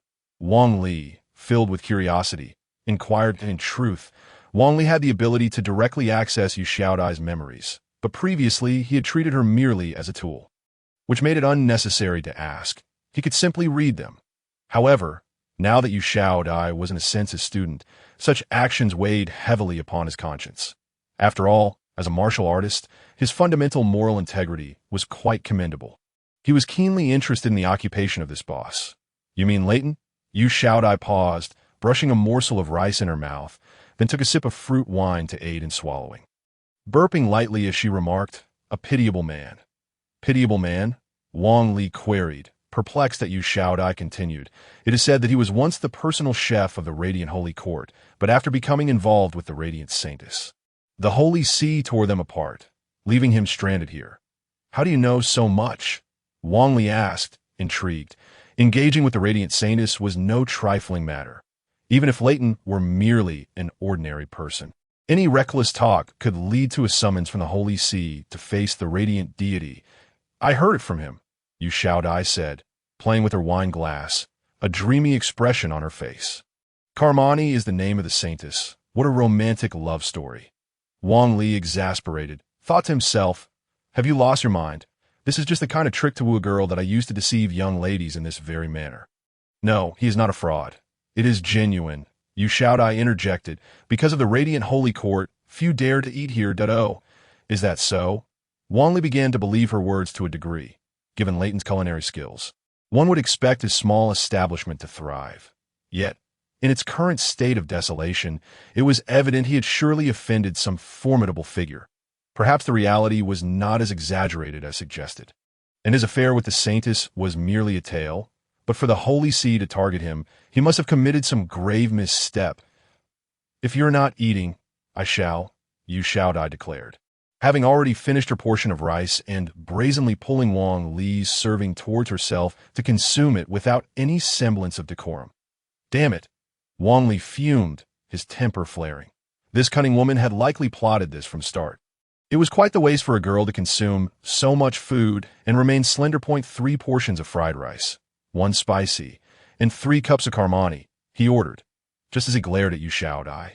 Ready to burst, a familiar voice suddenly echoed from the entrance. Shortly thereafter, a cloaked figure approached the counter, tossing a crystal coin to the owner. "Can't break it." Leighton replied nonchalantly, "I have no change. Just owe me for now." The person chuckled, retrieving the coin, and plopped down in a seat beside the bar. Leighton seemed accustomed to this exchange, retreating silently into the kitchen. Wang Li recognized the individual. It was none other than Bai Yunfei, who had previously packaged an entire shipment for Yu Xiaodai at the market. This fellow was no pauper, casually spending 500 crystal coins as if it were child's play, and among the summoners, he was considered well off. Now, however, he shamelessly sought to mooch off 10 coins for a portion of fried rice. Truly brazen that Yu Xiaodai glanced at Bai Yunfei, but remained silent, then quietly placed several bills on the table. Wang Li did not protest. This girl had that temperament. Typically quite timid, she would never dare to stand up for herself, yet deep down, she could not bear to see an honest person suffer, thus resorting to her own means of kindness. Under normal circumstances, Wang Li would have scoffed at such behavior, deeming it foolishly naive. Yet, in this moment, he found himself understanding. Each individual's capabilities and interpretations of chivalry varied, as did their methods of offering assistance. In this chaotic world, maintaining a kind heart was indeed a rare virtue. Of course, in such an environment, unthinking benevolence could also be a foolish endeavor. Advising against such behavior would be futile. She needed to learn through experience. Have we met somewhere? Bai Yunfei suddenly noticed the secluded little shop, and today, to his surprise, there were other patrons he sauntered over, scrutinizing Yu Xiaodai, then plopped down across from her. Could it be that he recognized me? Yu Xiaodai thought, astonished. At the time, she had been masked. Although they had added each other as friends, it was unlikely Bai Yunfei could identify her. Just as she pondered this, Bai Yunfei produced a crystal necklace from his pocket and said, "Miss, you bear a striking resemblance to a friend of mine. Fate has brought us together, and I happen to have a crystal necklace, a precious item from the Ice Saint Dragon's collection. Today, I'll let it go for 5 crystal coins." Both Wang Li and Yu Xiaodai were taken aback. What a character. I thought this fellow had keen eyesight. Turns out he's just trying to sell something. Even more absurdly, that worthless crystal necklace was the sort commonly found at street stalls for 20 coins, yet he had the audacity to ask for 5 crystal coins. That's outrageous. Utterly outrageous. That I'll pass if you don't have any money. Yu Xiaodai firmly rejected. I may be young, but I'm not foolish. Who do you think you're fooling? Oh dear. Bai Yunfei appeared completely unfazed. Tucking the crystal necklace back into his pocket, he then pulled out 2 iridescent rings, stating, "Look here, limited edition couple rings, crafted by a former European luxury designer. Each couple can only purchase one in their lifetime." "Just 1 crystal coin and I have no boyfriend," Yu Xiaodai replied, rolling her eyes and moving her plate of fried rice to another table. "What a coincidence." Bai Yunfei followed her. "I have a variety of quality male candidates. For just 1 crystal coin, I can assist you." "Old Bai, are you trying to swindle young ladies again?" Just as Bai Yunfei persistently pursued Yu Xiaodai, another familiar voice rang out from the entrance. Wang Li turned once more, and to his surprise, 2 individuals entered. The first, clad in white ceremonial robes with striking phoenix eyes, was handsome and radiated a serene aura. The second was tall and robust, with sharp brows and a muscular build, exuding strength that it was Song Qi and Wang Zheng. Wang Li was genuinely astonished. Kano City was indeed small. He had not expected to encounter 3 acquaintances while merely out for a meal. Moreover, it appeared these 3 were familiar with one another. "Haha, Boss Song," Bai Yunfei exclaimed, abandoning Yu Xiaodai to greet him with a broad smile. I could see that moment. Song Qi spotted Wang Li and Yu Xiaodai in a corner. Momentarily taken aback, revealing a look of surprise that it seemed he was even more astonished than Wang Li. "You're here too." Song Qi greeted Yu Xiaodai. "Hello, teacher." Wang Zheng politely acknowledged her. "Just having breakfast," Yu Xiaodai responded shyly, uncertain how to engage in small talk. After all, her long-standing solitude had rendered her somewhat socially anxious. "Teacher." Upon hearing Wang Zheng's address, Bai Yunfei exaggeratedly stared at Yu Xiaodai, then looked at Wang Li in astonishment. "Old Wang, have you lost your mind?" "Yes, your teacher." Bai Yunfei was well aware of Wang Zheng's prowess. Although the latter did not hail from a prominent family, he possessed a family legacy of martial arts and meditation techniques, making him stronger than many high-level summoners. Have someone of such strength willingly call her teacher was indeed remarkable. Yet this girl appeared to be merely 18 or 19, accompanied by a flamboyantly dressed skeleton soldier. She hardly seemed like a formidable figure. "What do you know?" Wang Zheng retorted, casting a disdainful glance at Bai Yunfei. "Where's the stuff?" It's right here." As Wang Zheng got straight to business, Bai Yunfei's attention quickly shifted back to the matter at hand. He chuckled as he pulled out a silver-white beast hide from his pocket, placing it on the table while boasting, "What do you think? Is this not a fine item?" Gasp upon seeing the beast hide on the table. Both Song Qi and Wang Zheng's eyes widened in astonishment. "Quality 94 silver moon wolf king hide." Wang Zheng exclaimed, "Where did you acquire this?" "No need to mention it," Bai Yunfei exclaimed with gusto. "I spent half a month tracking that beast in the Dawn Plains. And after battling for 3 days and nights, I finally subdued it, which was no easy feat. In our line of work, it's a matter of life and death, after all that we are friends here. So you must offer a fair price." "Damn." Upon hearing Bai Yunfei's words, Wang Li and Yu Xiaodai exchanged astonished glances, utterly taken aback. Is there truly such a shameless person in the world? How brazen! This Silver Moon Wolf King was clearly slain by me, you 2-bit merchant. In the face of Bai Yunfei's boastful exuberance, Song Qi listened intently until he finished, then replied with an expressionless countenance. Old Bai, you are an experienced hand. Can a battle lasting 3 days and nights yield a quality of 94? As previously mentioned, the quicker a beast is slain, the lower the combat losses, and the higher the quality of the materials.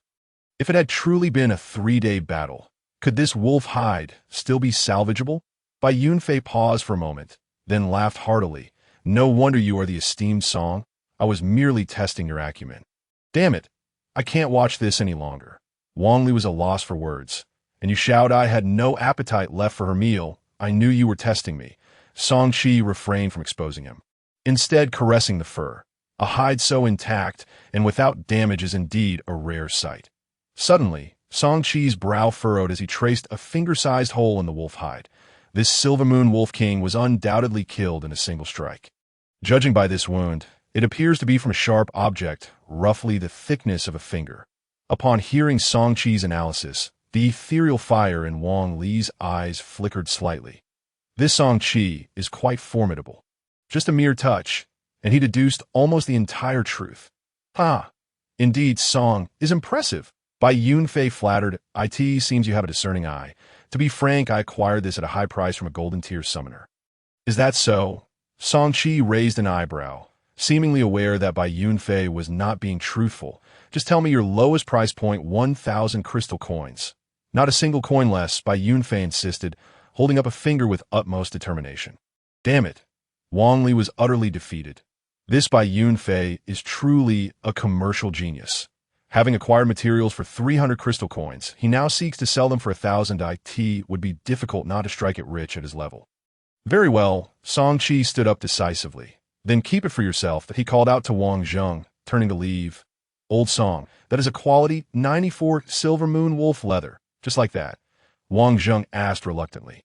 Even if it were quality 100, it would merely be a second-tier silver-grade leather. A completed second-tier silver equipment costs only a few coins. He dares to ask for 1,000 crystal coins?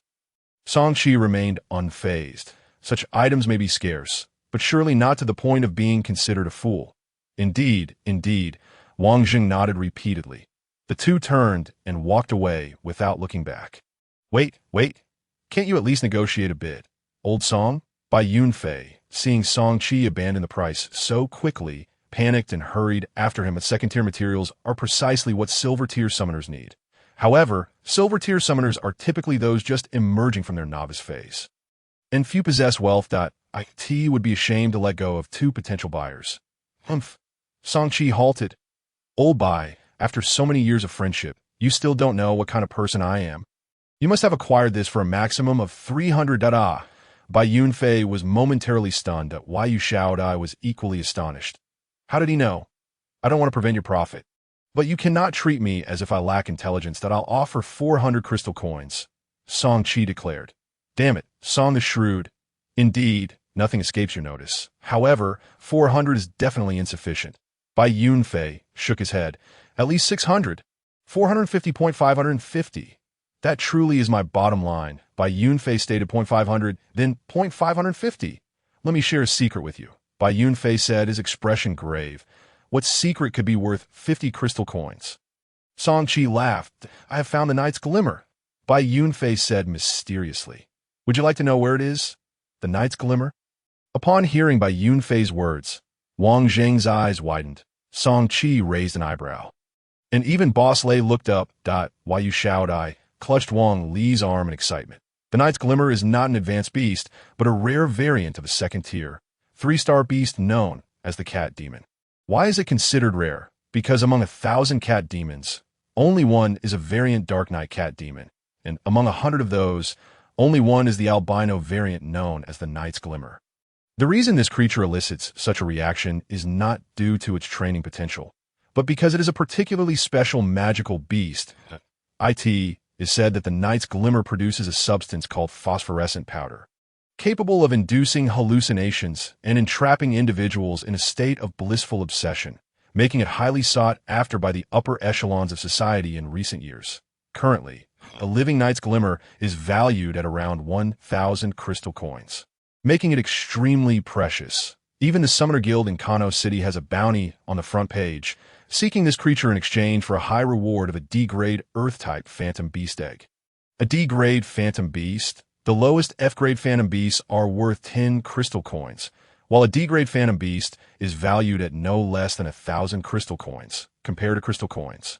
Phantom beasts are rare and hard to come by, hence the excitement among the crowd.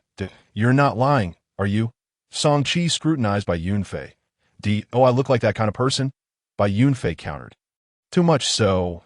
Wang Li silently scoffed. Don't you have any self-awareness? Song-Chi was more direct. Don't mind the details. This time, I assure you, I'm not deceiving you that I can even take you along. Oh, you'll take us? I've made a note of that. Upon hearing by Yunfei's words, Song-Chi was somewhat convinced if this guy lacked confidence, he certainly wouldn't dare to say he would take them along. However, the three of us likely can't enter the dark night forest alone. We'll need to find some assistance. Song-Chi pondered, then turned his gaze toward Yu Xiaodai. Why Yu Xiaodai? Her cheeks stuffed with rice. Noticed Song-Chi looking her way and quickly glanced around before pointing to herself in bewilderment. You mean to seek my help? Her? Bai Yunfei turned to glance at Yu Xiaodai. We're heading to the dark night forest. Bringing a woman along is hardly fitting. What do you know? Song-Chi replied. This Miss Yu is quite formidable. Miss Yu? What's your rank? Bai Yunfei stared intently at Yu Xiaodai's badge. Black iron 6 stars. Yu Xiaodai casually displayed her information. Why does this name sound so familiar? Aren't you one of my clients? Bai Yunfei scratched his head. You're my client, Yu Xiaodai replied dryly. Oh, it's you. Upon hearing Yu Xiaodai's words, Bai Yunfei suddenly recalled who she was, exclaiming in surprise. So it's you. At this, Bai Yunfei's face flushed crimson. Song-Chi and Wang Zheng exchanged glances. Intrigued, what kind of woman could make Bai Yunfei blush? It's me. Yu Xiaodai spoke softly. I'm just a black iron 6 star. How can I be of help to you? To speak candidly, Yu Xiaodai is rather reluctant to go, as the saying goes. Extensive reading cultivates wisdom. One can only wonder if these three individuals are in cahoots, deliberately staging a performance for their own amusement. It is worth noting that incidents involving deceitful schemes to lure young women out of the city with ulterior motives are not unheard of. In truth, going may not pose a problem. However, Wang Li expressed his support for Yu Xiaodai's decision to venture forth. Aren't you afraid I might be sold into trafficking? Yu Xiaodai inquired. Why, dear sister, what status do they hold? They belong to esteemed families. They have their reputations to uphold. Wang Li replied. Oh, you truly believe your meager worth could entice them to traffic you? What if they are merely coveting my beauty? Yu Xiaodai retorted, exhibiting a newfound audacity reminiscent of Bai Yunfei. Come now, they would be better off trying to sell you. Wang Li countered, delivering a ruthless blow. I shall strangle you. Yu Xiaodai exclaimed in fury, wrapping her hands around Wang Li's neck in a fit of rage. One cannot help but commend Yu Xiaodai's innate talent. In her wrath, she inadvertently grasped the technique of a rear naked choke. However, she had yet to witness a deathly beast being subdued in such a manner. Observing Yu Xiaodai's merciless assault on her own illusionary beast, Song-Chi and the others stood in stunned silence. Truly, a master at work. Her actions were indeed unconventional. After a prolonged moment of shock, the three finally regained their composure. Not be modest. We trust in your abilities, Song-Chi remarked, wiping the sweat from her brow. You must understand, that is the night glow with a bounty of a D-rank beast egg. Given your prowess, if an F-rank skeleton soldier is already formidable, imagine the potential of a superior beast. Yet, Yu Xiaodai remained unfazed. An ordinary individual. Song-Chi's words would be utterly irresistible. After all, a D-rank beast is a treasure beyond measure. Attainable only by gold-tier summoners, for novice summoners, it is truly invaluable, far beyond monetary worth. Yet to Yu Xiaodai, it held no allure whatsoever. What makes Yu Xiaodai formidable? It is largely due to Wang Li's presence. In comparison, even a legendary beast would not capture her attention, let alone a mere D-rank.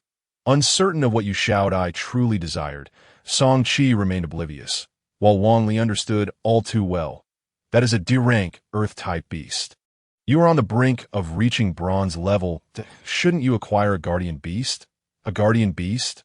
Upon hearing those words, Yu Xiaodai momentarily faltered. Only summoners with a guardian beast can be deemed true summoners. Equipped with the ability to survive in the wilderness, N01 understands Yu Xiaodai's potential better than Wang Li. It took her 3 years to summon a skeleton soldier, and the prospect of summoning a guardian beast seemed an insurmountable challenge. Although one can trade illusionary beasts once a contract is established, D-rank beasts are virtually non-existent in the market. Relying solely on her own abilities to summon a comparable beast appears exceedingly unlikely. If we miss this opportunity, it may never arise again. There is but one beast egg. How shall we divide it? Yu Xiaodai inquired. We shall sell it and split the proceeds. Song Qi suggested.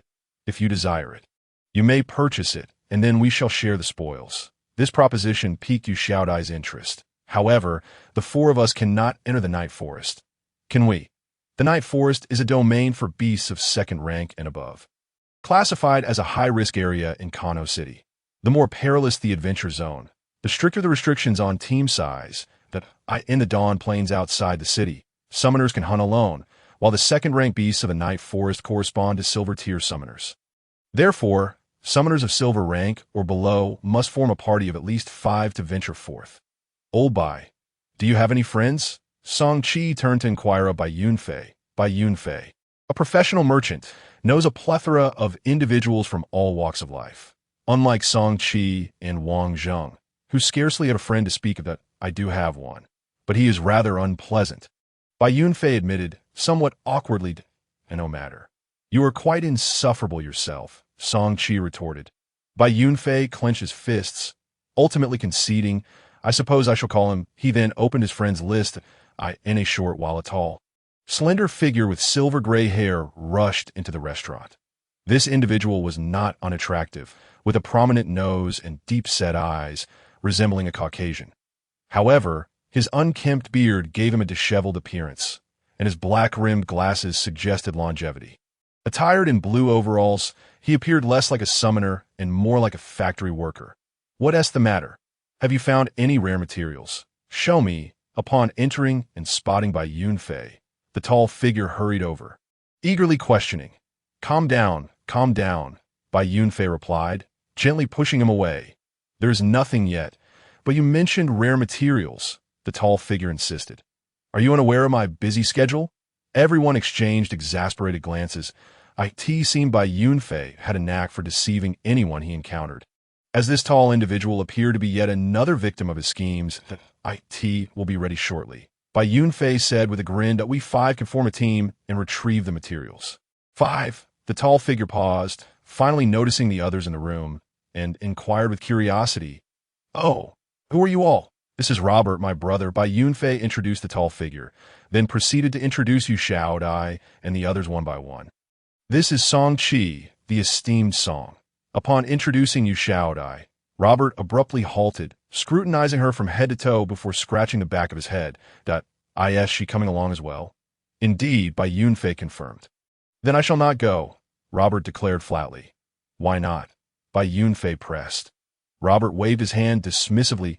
I have many unfinished tasks. I cannot risk my life.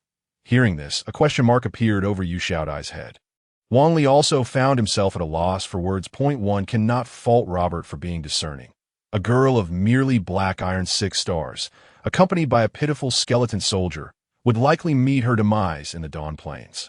Let alone while seeking rare materials, as the saying goes, one need not fear a godlike opponent, but rather a pig-like teammate. But a single underperforming ally can drag down the entire team, potentially lowering everyone to their level or worse. Generally, summoners, unless they are exceptionally confident top-tier masters, will not venture forth with a low-level summoner. This is not only a matter of self-preservation, but also a responsibility to their comrades. One cannot expect to remain indifferent while witnessing a teammate's demise. Thus, the most straightforward solution is to embark on adventures with peers of similar strength. Yu Xiaodai, possessing only black iron 6 stars, had yet to reach even bronze level, and without a guardian beast to defend herself. Taking such a novice on an expedition would be tantamount to courting death. What are you thinking? Bai Yunfei nudged Robert with a kick. Not underestimate her. She's quite formidable. Indeed, Song Qi chimed in, nodding in agreement. Wang Zheng added, she is my mentor. Minter, Bai Yunfei shot Wang Zheng a sidelong glance, furrowing his brow. Have you forgotten the materials I procured for you? They all came from her, and she. Here, Bai Yunfei glanced at Song Qi, then rubbed his nose. She has slain the Silver Moon Wolf King. The Silver Moon Wolf King? Her. Upon hearing Bai Yunfei's words, Robert's face was etched with skepticism. He would not even trust the punctuation in Bai Yunfei's statements. Naturally, Robert was well aware of the Silver Moon Wolf King, a beast that had wreaked havoc outside Kano City for so long that nearly every resident had heard tales of its brutality and cunning. With a formidable strength of a 2-star, 5-star silver tier, even a gold tier summoner would find it a considerable challenge, and there could be no guarantees of victory. Silver summoners, if not accompanied by 3 to 5 allies, would not dare approach. And as for bronze tier summoners, encountering such a creature would merely be tantamount to delivering themselves as a meal, let alone a mere black iron 6-star novice who would likely soil themselves at a mere glance. Furthermore, the materials Bai Yunfei sold to Robert were all of high quality, rated above 90, implying that the summoner capable of slaying the Silver Moon Wolf King must possess the power to dispatch it in an instant. The notion that a black iron 6-star weakling could eliminate a 2-star, 5-star silver boss was absurd, a thought that could only be conceived with one's toes. Robert, well acquainted with Bai Yunfei, knew that this individual was not one to speak the truth. Even if he were to act with integrity and honesty in his dealings, Robert would not place faith in a single syllable uttered by him. It was nothing short of nonsense. Meanwhile, Song Qi and Wang Zheng, upon hearing Bai Yunfei's claims, exhibited no trace of doubt. Wang Zheng gazed at Yu Shaodai with astonishment, his eyes brimming with admiration. Song Qi, far from surprised, stroked the holes on the wolf pelt, exclaiming, "Just as I suspected." "You truly believe him?" Robert expressed his incredulity towards Song Qi and Wang Zheng. Any rational individual would harbor doubts upon hearing such a statement. After all, these two were silver-tier summoners, yet they reacted as if they were completely convinced. "Of course we believe," Wang Zheng asserted. "My teacher is exceptionally powerful." Teacher. Upon hearing Wang Zheng once again refer to Yu Shaodai as his teacher, Robert's expression grew even more serious, as he thought he must have misheard. After all, it was utterly ludicrous for a silver-tier summoner to address a black iron 6-star summoner as their teacher, just as absurd as claiming that Yu Shaodai had slain the Silver Moon Wolf King. "Indeed," Wang Zheng affirmed, nodding, then pointed at the small hole in the wolf pelt. "No one but my teacher could dispatch the Silver Moon Wolf King with a mere finger." "All right, enough of this boasting," Robert waved his hand dismissively. "I don't care how much you pay Bai Yunfei for this charade to dupe me. I simply do not believe it. Given the choice between believing that Yu Shaodai could slay the Silver Moon Wolf King, Robert was far more inclined to think that Bai Yunfei had hired someone to put on a performance to fool him. At least that scenario had some logic behind it, whereas Yu Shaodai's supposed prowess was utterly preposterous. With that, Robert turned to leave. "It's free." Just as he had taken a few steps, Song Qi casually declared, "What did you say?" Robert paused, frozen in place like a statue. "We won't charge you anything for this journey into the dark forest." Song Qi replied nonchalantly, "Charge? Are you serious?" Wang Li and Dai Yuanyuan were perplexed, wondering why they would still be discussing payment when they were merely gathering a team for the venture into the dark forest. Just then, as Wang Li and Dai Yuanyuan pondered this, Robert's eyes lit up as he turned back. "That of course it's true." Song Qi said, "How much did Bai Yunfei ask you for?" 50 crystal coins. Robert recounted. He claimed to have spent 100 crystal coins hiring someone to take me for materials, and then we would split the cost. Unbelievable. Yu Shaodai, Wang Li, and Wang Zheng exchanged incredulous glances at Bai Yunfei. This fellow was truly shameless, seeking payment even for enlisting help. They had encountered shameless individuals before, but never one as brazen as this. Ha. Song Qi shot a glance at Bai Yunfei, unfazed by being publicly exposed. Bai Yunfei chuckled and replied, "Boss Song, you are truly generous. You've saved us a great deal of money." Indeed, Song Qi seized the opportunity to gain a favor, then continued, "You can keep all the materials you need. And if we manage to capture the night's luminous glow, we will split the commission. So, you're taking me along to gather materials, providing me with materials, and paying me as well." Robert was utterly moved by Song Qi's words, as if he had never encountered such kindness in his life. Exactly. Song Chi nodded. What do you think of this arrangement? You are a good person, Robert exclaimed, tears of gratitude streaming down his face. I will definitely join you. Goodness. Wang Li and Yu Xiaodai were taken aback. What an extraordinary situation. If Bai Yunfei is a grand deceiver, then Song Chi is a true mastermind. Robert's level of naivety is truly touching. He is being manipulated while counting coins for these two schemers. In a world filled with such duplicitous individuals, it was imperative to maintain a safe distance from them. Whether or not one would be taken advantage of was one concern. But the real issue was that people like them often did not live long, having undoubtedly made numerous enemies. Associating with them could lead to one's downfall. Yu Xiaodai was merely an innocent child, understandably shaken by the actions of such unprincipled characters. However, for Wang Li, a seasoned veteran, to be astonished by Song Chi's cunning was a testament to the depth of this individual's intellect, as if he could see through the actions of everyone around him, which was truly alarming. Wang Li feared that if Yu Xiaodai spent too much time with him, her own secrets might be unearthed. Such a person, if they had no moral boundaries, could indeed become a calamity. However, I must lay down a warning. Robert, still unconvinced of Yu Xiaodai's safety, pointed at her and declared, if she encounters any danger, I will not be responsible, and no worries. You need not concern yourself. Song Chi assured him directly. That's good to hear. I will accompany you, Robert finally resolved, expressing his willingness to join the group after receiving Song Chi's assurance. Once Song Chi organized the team, they departed the tavern and made their way out of Kano City. Kano City served as the frontline stronghold of the federal government, nestled at the edge of the Dark Night Forest. After traveling westward for a short distance, Wang Li and his companions reached the outskirts of the Dark Night Forest. Miss you, the Dark Night Forest is genuinely perilous. Are you certain you wish to accompany us? Robert asked, having posed this question to Yu Xiaodai more times than he could count throughout the journey. While he claimed not to care for her, deep down, he was not entirely heartless.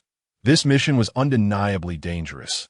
The cat demons within the Dark Night Forest were not comparable to the beasts of the Dawn Plains. Though the mighty magic boar was fierce, its strength was manageable. With the right strategy and positioning, most summoners could handle it. However, the cat demons were not only swift but also possessed formidable aggression, and inexperienced summoners could easily fall prey to their tactics. Even high-tier summoners had met their demise in the Dark Night Forest. And remember, the commission will be shared, Robert noted, as a silver-tier summoner. He was reluctant to share the bounty with a mere black iron 6-star summoner. Growing weary of the repetitive questioning, Wang Li expressed his impatience to Yu Xiaodai. I've already said it's fine. Why does this guy keep whining? To Wang Li, the cat demons were merely a challenge.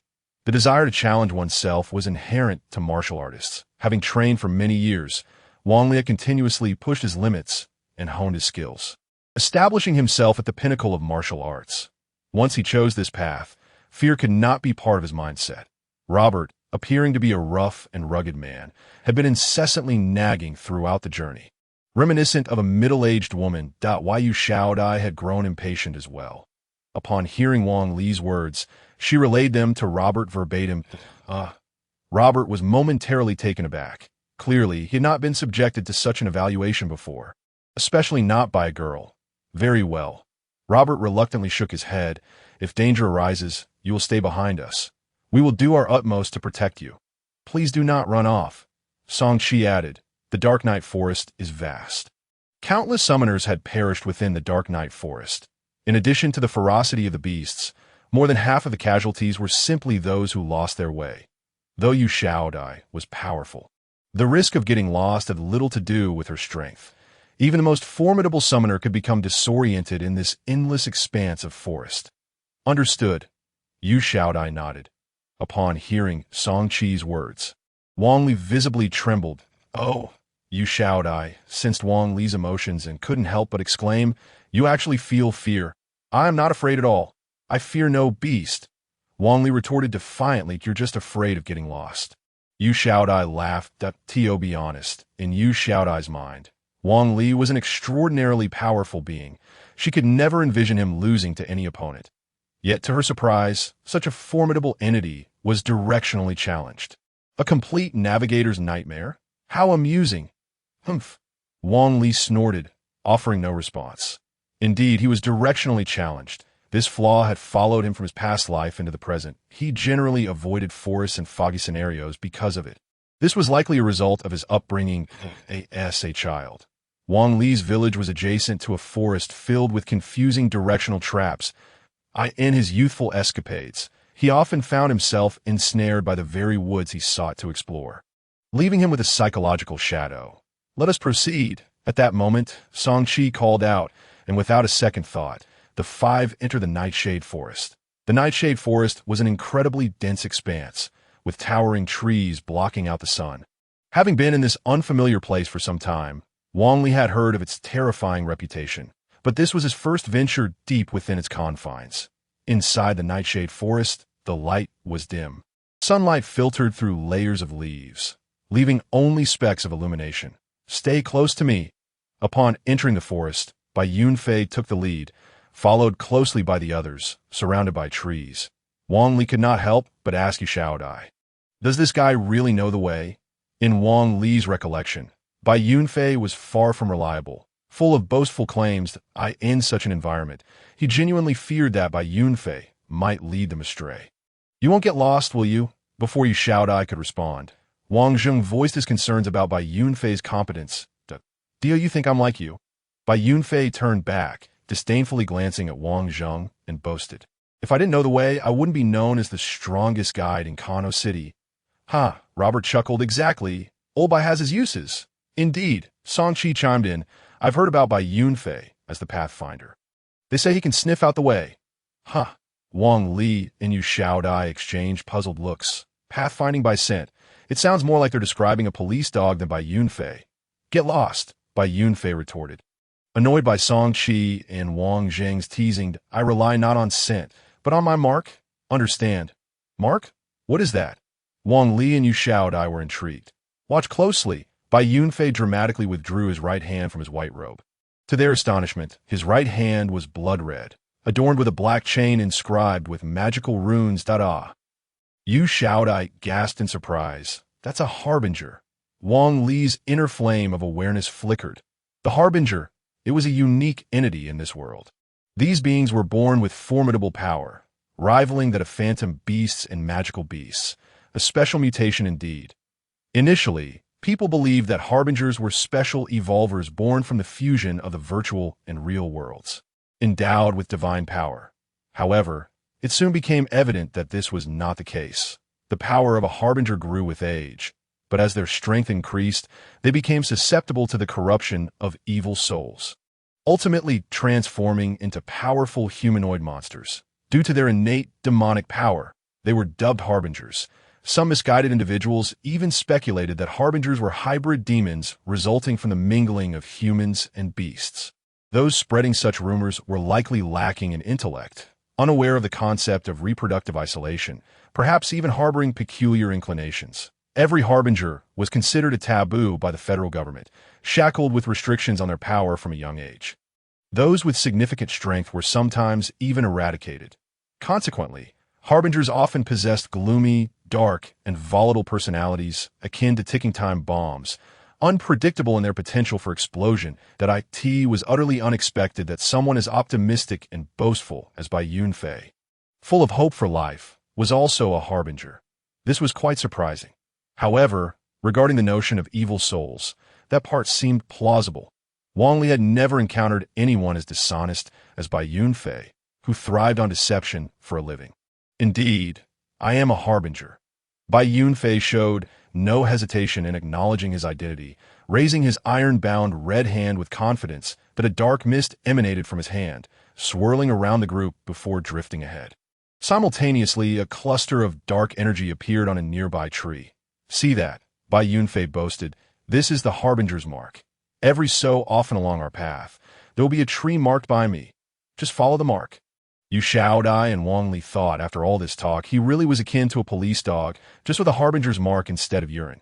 Nonetheless, with Bai Yunfei's unique skill, Wang Li felt reassured and followed closely behind him. Venturing deeper into the Glen Forest, as the adventurers continued their journey, unaware of how long they had walked, the sky darkened and the forest grew increasingly dim. Finally, The trees ahead bore no trace of Bai Yunfei's harbinger marks. "Everyone, be cautious!" Bai Yunfei halted, drawing a large sword from his storage ring. "The swamp ruins are nearby, and the night's glow lies within those ruins. There are many cat demons guarding the vicinity. We must infiltrate quietly, lest we alert them." "Understood." Song Qi removed the cross from her back, holding it in her hands. Wang Zheng's gauntlets shimmered with blue light, while Robert cautiously retrieved a crossbow from his pocket. Robert had a holster for a firearm, indicating that his main weapon was a gun. But in such a silent environment, firing it would undoubtedly startle the cat demons in the ruins. As for Yu Xiaodai, she produced a wooden staff from her ring. The staff was a universal weapon for elemental and necromancy users, capable of enhancing phantom beast damage. However, Yu Xiaodai's staff was rather rudimentary, a cheap novice staff bought for 5,000 from a shop. "Miss Yu, is this your weapon?" Song Qi furrowed her brow at the sight of Yu Xiaodai's staff. Although she had witnessed Yu Xiaodai's strength, venturing into the perilous nightshade forest armed with merely a novice wooden staff did seem rather unreasonable. "Yes, this is my weapon." Yu Xiaodai waved her staff, asserting, "In truth, strength does not solely depend on the weapon." To be fair, Yu Xiaodai's statement was not an attempt at bravado, but rather an honest acknowledgement of her own limitations. After all, her true strength stemmed not from her gear, but from Wang Li's formidable prowess. Yet upon hearing her words, the others couldn't help but display expressions of surprise. "All right," Song Qi conceded, "just stay behind me and control your phantom beast. I will protect you." Why Yu Xiaodai was still just at the black iron level, lacking a guardian phantom beast, making her quite vulnerable. "Okay." Yu Xiaodai nodded gratefully. Once prepared, the five followed, closely behind by Yunfei, moving stealthily forward. After traversing through several thickets, they spotted a campfire. Wang Li looked up and saw four bizarre creatures gathered around it. These monsters had elongated bodies, sharp claws, long hair, and long tails trailing behind them. "Is this what cat demons look like?" Wang Li inquired of Yu Xiaodai. "Indeed." Yu Xiaodai cautioned, "Be careful. They are fast." Before she could finish, a sudden gust of wind swept past them. The group felt a jolt of alarm and quickly looked up, only to see Wang Li had already leaped to the campfire, beckoning the four cat demons with a finger. "What on earth are you doing?" Upon witnessing Yu Xiaodai audaciously commanding the illusionary beasts to charge forward, Robert nearly gasped in astonishment. "Miss Yu, please do not act recklessly." Song Qi, equally startled, swiftly turned around, instructing her subordinates and the radiant beast to assist. Wang Zheng, on the other hand, activated his unity with the ethereal being, merging with his fierce spirit, and his gauntlet transformed into a colossal BOW'd that very moment. For feline demons instinctively lunged towards Wang Li, that he deftly leaped back, creating distance to evade their pouncing trajectory.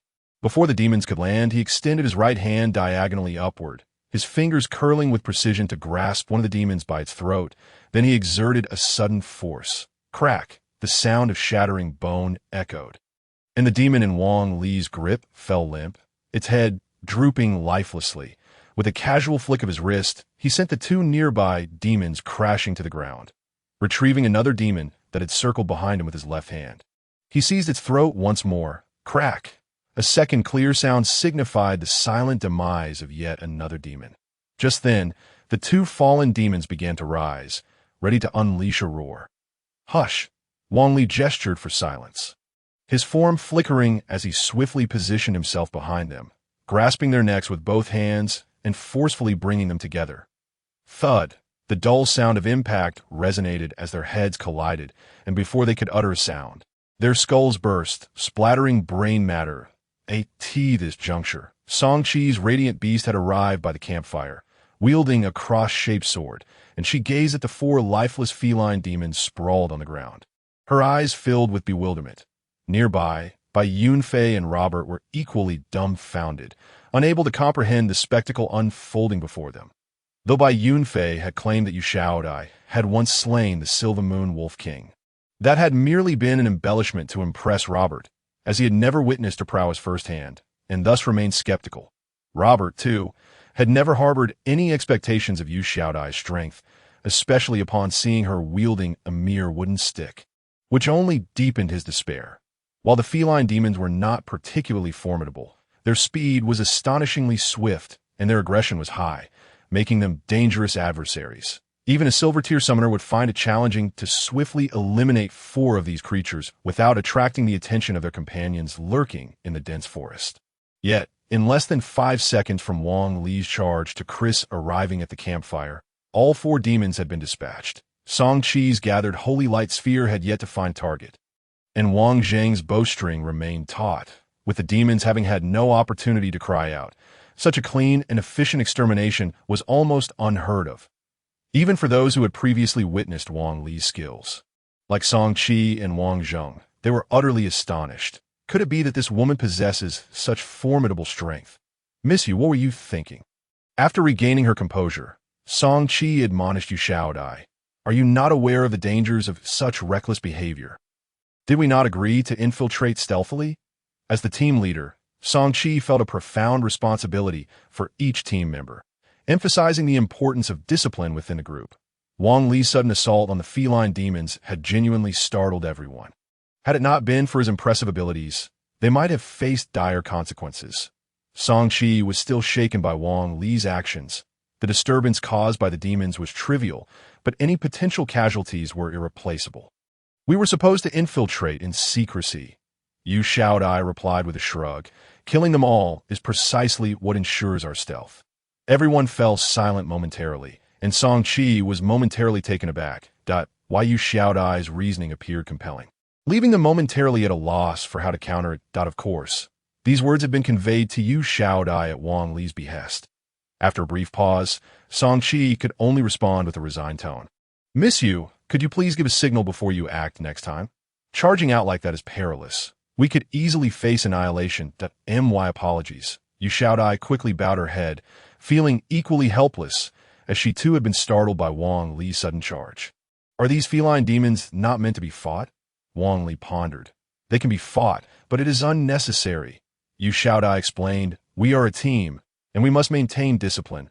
We should not waste our energy here. If we alert the Knight's radiance, our efforts would be in vain. Wang Li, accustomed to acting independently, instinctively rushed at any creature he encountered.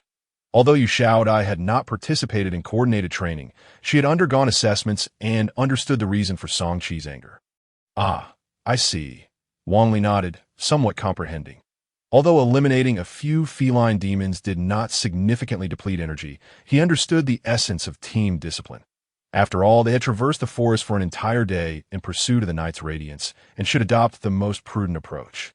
Once Yu Shaodai assured that she would refrain from acting impulsively again, the adventuring team continued their quiet advance. However, throughout the journey, Robert's attitude towards Yu Shaodai underwent a significant transformation. Initially, Robert had an unfavorable impression of her. Before encountering Yu Shaodai in Kano City, he had envisioned a formidable figure resembling a towering warrior based on by Yunfei's description. Upon meeting Yu Shaodai, a seemingly ordinary girl, Robert's disappointment was palpable. Throughout their journey, he had perceived Yu Shaodai as a competitor merely seeking to ride on the coattails of others for experience and rewards, so his impression of her was far from positive. However, witnessing Wang Li's display of skill had genuinely left Robert in a land rife with adventurers. The strong were always respected. Miss Yu? Robert inquired, trailing behind her with admiration. Are you truly a necromancer? Indeed. What other conclusion could one draw? Yu Shaodai retorted. If I am not a necromancer, then who else would command a skeleton? Is that not a sign of insanity? Then why is your little skeleton so formidable? Is there a secret to it? Robert asked eagerly. Could you teach me a few tricks? My summoning system is quite similar to yours, yet I clearly fall short. Your summoning system? Yu Shaodai regarded Robert with intrigue. What system do you follow? At that moment, Yu Shaodai realized that Robert had yet to summon his own illusionary beast, a unique mutated system. Robert sighed, conjuring a metallic skeleton that appeared strikingly formidable.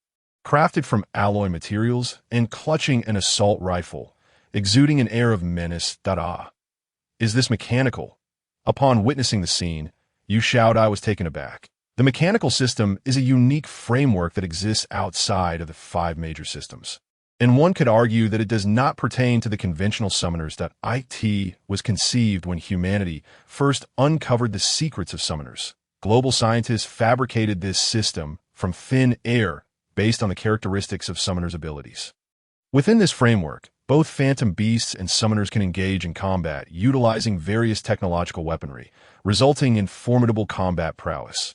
Unfortunately, this system is ultimately a technological creation of humanity, possessing numerous shortcomings. Firstly, mechanical summoners are not innate awakeners.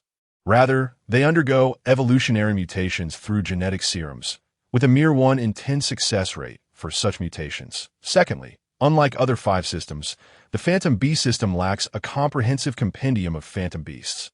To date, there is only one known mechanical Phantom Beast, termed the mechanical body. Moreover, the growth and development of the mechanical body do not follow the conventional route of feeding it magical crystal cores. Instead, summoners must utilize various high-grade materials for enhancement and armament to evolve it into a more powerful Phantom Beast. Given these stringent conditions, it is nearly impossible for the federal government to find even a handful of individuals capable of transitioning into mechanical summoners. High-grade materials are not only exorbitantly priced, but also require expertise in mechanical modification, in essence, even if one possesses the wealth to purchase the serum and the egg of a mechanical Phantom Beast. The success of awakening is not guaranteed. Even upon successful awakening, acquiring power necessitates substantial financial resources for materials, and possessing materials demands the requisite modification skills. Given such high barriers to entry, those who can successfully awaken as mechanical summoners are indeed a rarity. It was truly unexpected that Robert, standing before them, turned out to be a mechanical summoner. Wang Li and Yu Shaodai found it peculiar that mechanical summoners were typically affluent, yet Robert appeared rather destitute. "Oh, you are familiar with the mechanical system?" Robert was momentarily taken aback, having noticed that Yu Shaodai recognized his Phantom Beast as a mechanical body. Song Qi and Wang Zheng, equally curious, inquired by Yunfei about the mechanical system. The mechanical system is a concealed project from history, known to only a select few. Yu Shaodai had stumbled upon a brief mention of it in a rather obscure book while perusing in the library. Indeed, Yu Shaodai nodded, refraining from elaborating further. However, Robert's demeanor shifted, and he regarded Yu Shaodai with increased wariness. After all, even the likes of Song Qi and Wang Zheng, scions of prominent families, remained ignorant of the mechanical concept. Yet this young girl could discern it at a glance, indicating that she was far more formidable than she appeared and likely a powerful individual intent on capturing him. Indeed, Robert was not an awakener and possessed no innate talent for summoning. He was merely an experimental subject, perhaps the sole survivor of an experiment that had escaped from a federal government laboratory a decade prior, accompanied by a mechanical body in his flight to evade capture. His true identity eluded him. He adopted the name Robert, derived from the term for robot. "Who exactly are you?"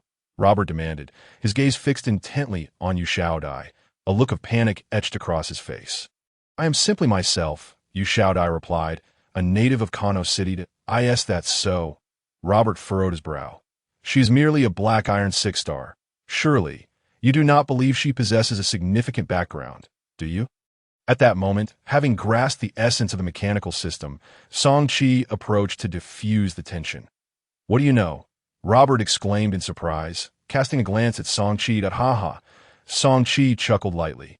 "Though I have not heard of the mechanical system, I am aware of what the federal government laboratories entail. Your presence here undoubtedly carries a story of its own." Hiss upon hearing Song Qi's words. Wang Li inhaled sharply, realizing why Robert was so on edge. However, what astonished Wang Li even more was Song Qi's sharp intellect. He could glean insights into the human psyche from the faintest of clues. A truly remarkable skill. While Wang Li was unafraid of him, he worried for Yu Shaodai's safety. It is worth noting that Yu Shaodai and Wang Li shared a symbiotic relationship. Should anything happen to Yu Shaodai, Wang Li's survival would be in jeopardy. What further surprised Wang Li was the evident potential within this seemingly humble 5-person team. Besides Yu Shaodai, the necromancer with an autonomous skeletal soldier, there were also an exceptionally intelligent holy system summoner. A power system summoner connected to the wrath of heaven, a summoner possessing both strength and ranger attributes, and even the legendary mechanical system summoner. Wang Li couldn't help but muse that perhaps all the peculiarities of Kano City had converged here. Rest assured, Robert, Bai Yunfei reassured him, noticing Robert's lingering apprehension. Song Laoda is undoubtedly someone you could trust at IS that so. Robert scrutinized Song Qi, then glanced at Yu Shaodai. Ultimately, he chose to place his trust in Bai Yunfei, though a hint of caution remained in his heart. Song Qi calmly asserted, regardless of the circumstances, now that we are teammates, the utmost priority is mutual trust. Each of us may harbor our own secrets, and we should respect one another's privacy. Bai and I share a long-standing acquaintance, and I have never divulged his secrets. Indeed, I can attest to that. Bai Yunfei added, I have been friends with Song Laoda since our time at the Summoner Academy. He is the sole keeper of my secrets. Very well. I suppose I was overthinking things, Robert conceded with a hint of apology. Such is human nature. After all, everyone has their own secrets, Song Qi replied, casting a glance at Yu Shaodai. For instance, why is Miss Yu so formidable? If she wishes to share, she will undoubtedly do so in due time. The group exchanged glances, each choosing to remain taciturn, suggesting that they were all individuals with stories to tell. Should you require anything, feel free to consult me at any time, Yu Shaodai offered. If trust is lacking, Yu Shaodai could exchange secrets with him. Haha, Robert laughed heartily, opting not to inquire about Yu Shaodai's secrets, but instead said, I merely wish to learn how to make my phantom beasts so agile and powerful, while mine is indeed strong. It is rather dull-witted. The primary mechanical body, akin to a skeletal soldier, possesses limited intelligence and is generally sluggish in movement, effectively a mere ironclad skeleton wielding a potent firearm. Robert speculated that since Yu Shaodai could command Wang Li with such finesse, she might also impart guidance on controlling his mechanical body. Well, Yu Shaodai pondered momentarily before responding. You must communicate with it sincerely in truth, Yu Shaodai was uncertain how to provide a comprehensive answer and resorted to vague advice. With sincerity, Robert scratched his head, deep in thought. As the conversation continued, the group pressed onward. Under Bai Yunfei's guidance, Wang Li and his companions traversed several cat demon camps until they were met with a pungent, foul odor. At this juncture, Bai Yunfei announced, we've arrived. The marsh ruins lie just ahead. Following the stench, they beheld a marshland not far off, shrouded in mist that emanated toxic vapors. Dozens of cat demons lay quietly, seemingly in slumber. At the center of the marsh ruins, on an altar, rested a pure white cat demon, approximately twice the size of an ordinary cat demon, radiating a faint luminescence that stood out starkly in the dim surroundings. Haha, it truly is the light of night. Upon spotting the pure white cat demon, Yu Shaodai's eyes sparkled with excitement. I've struck gold. I must buy plenty of delicious food. What good are edibles?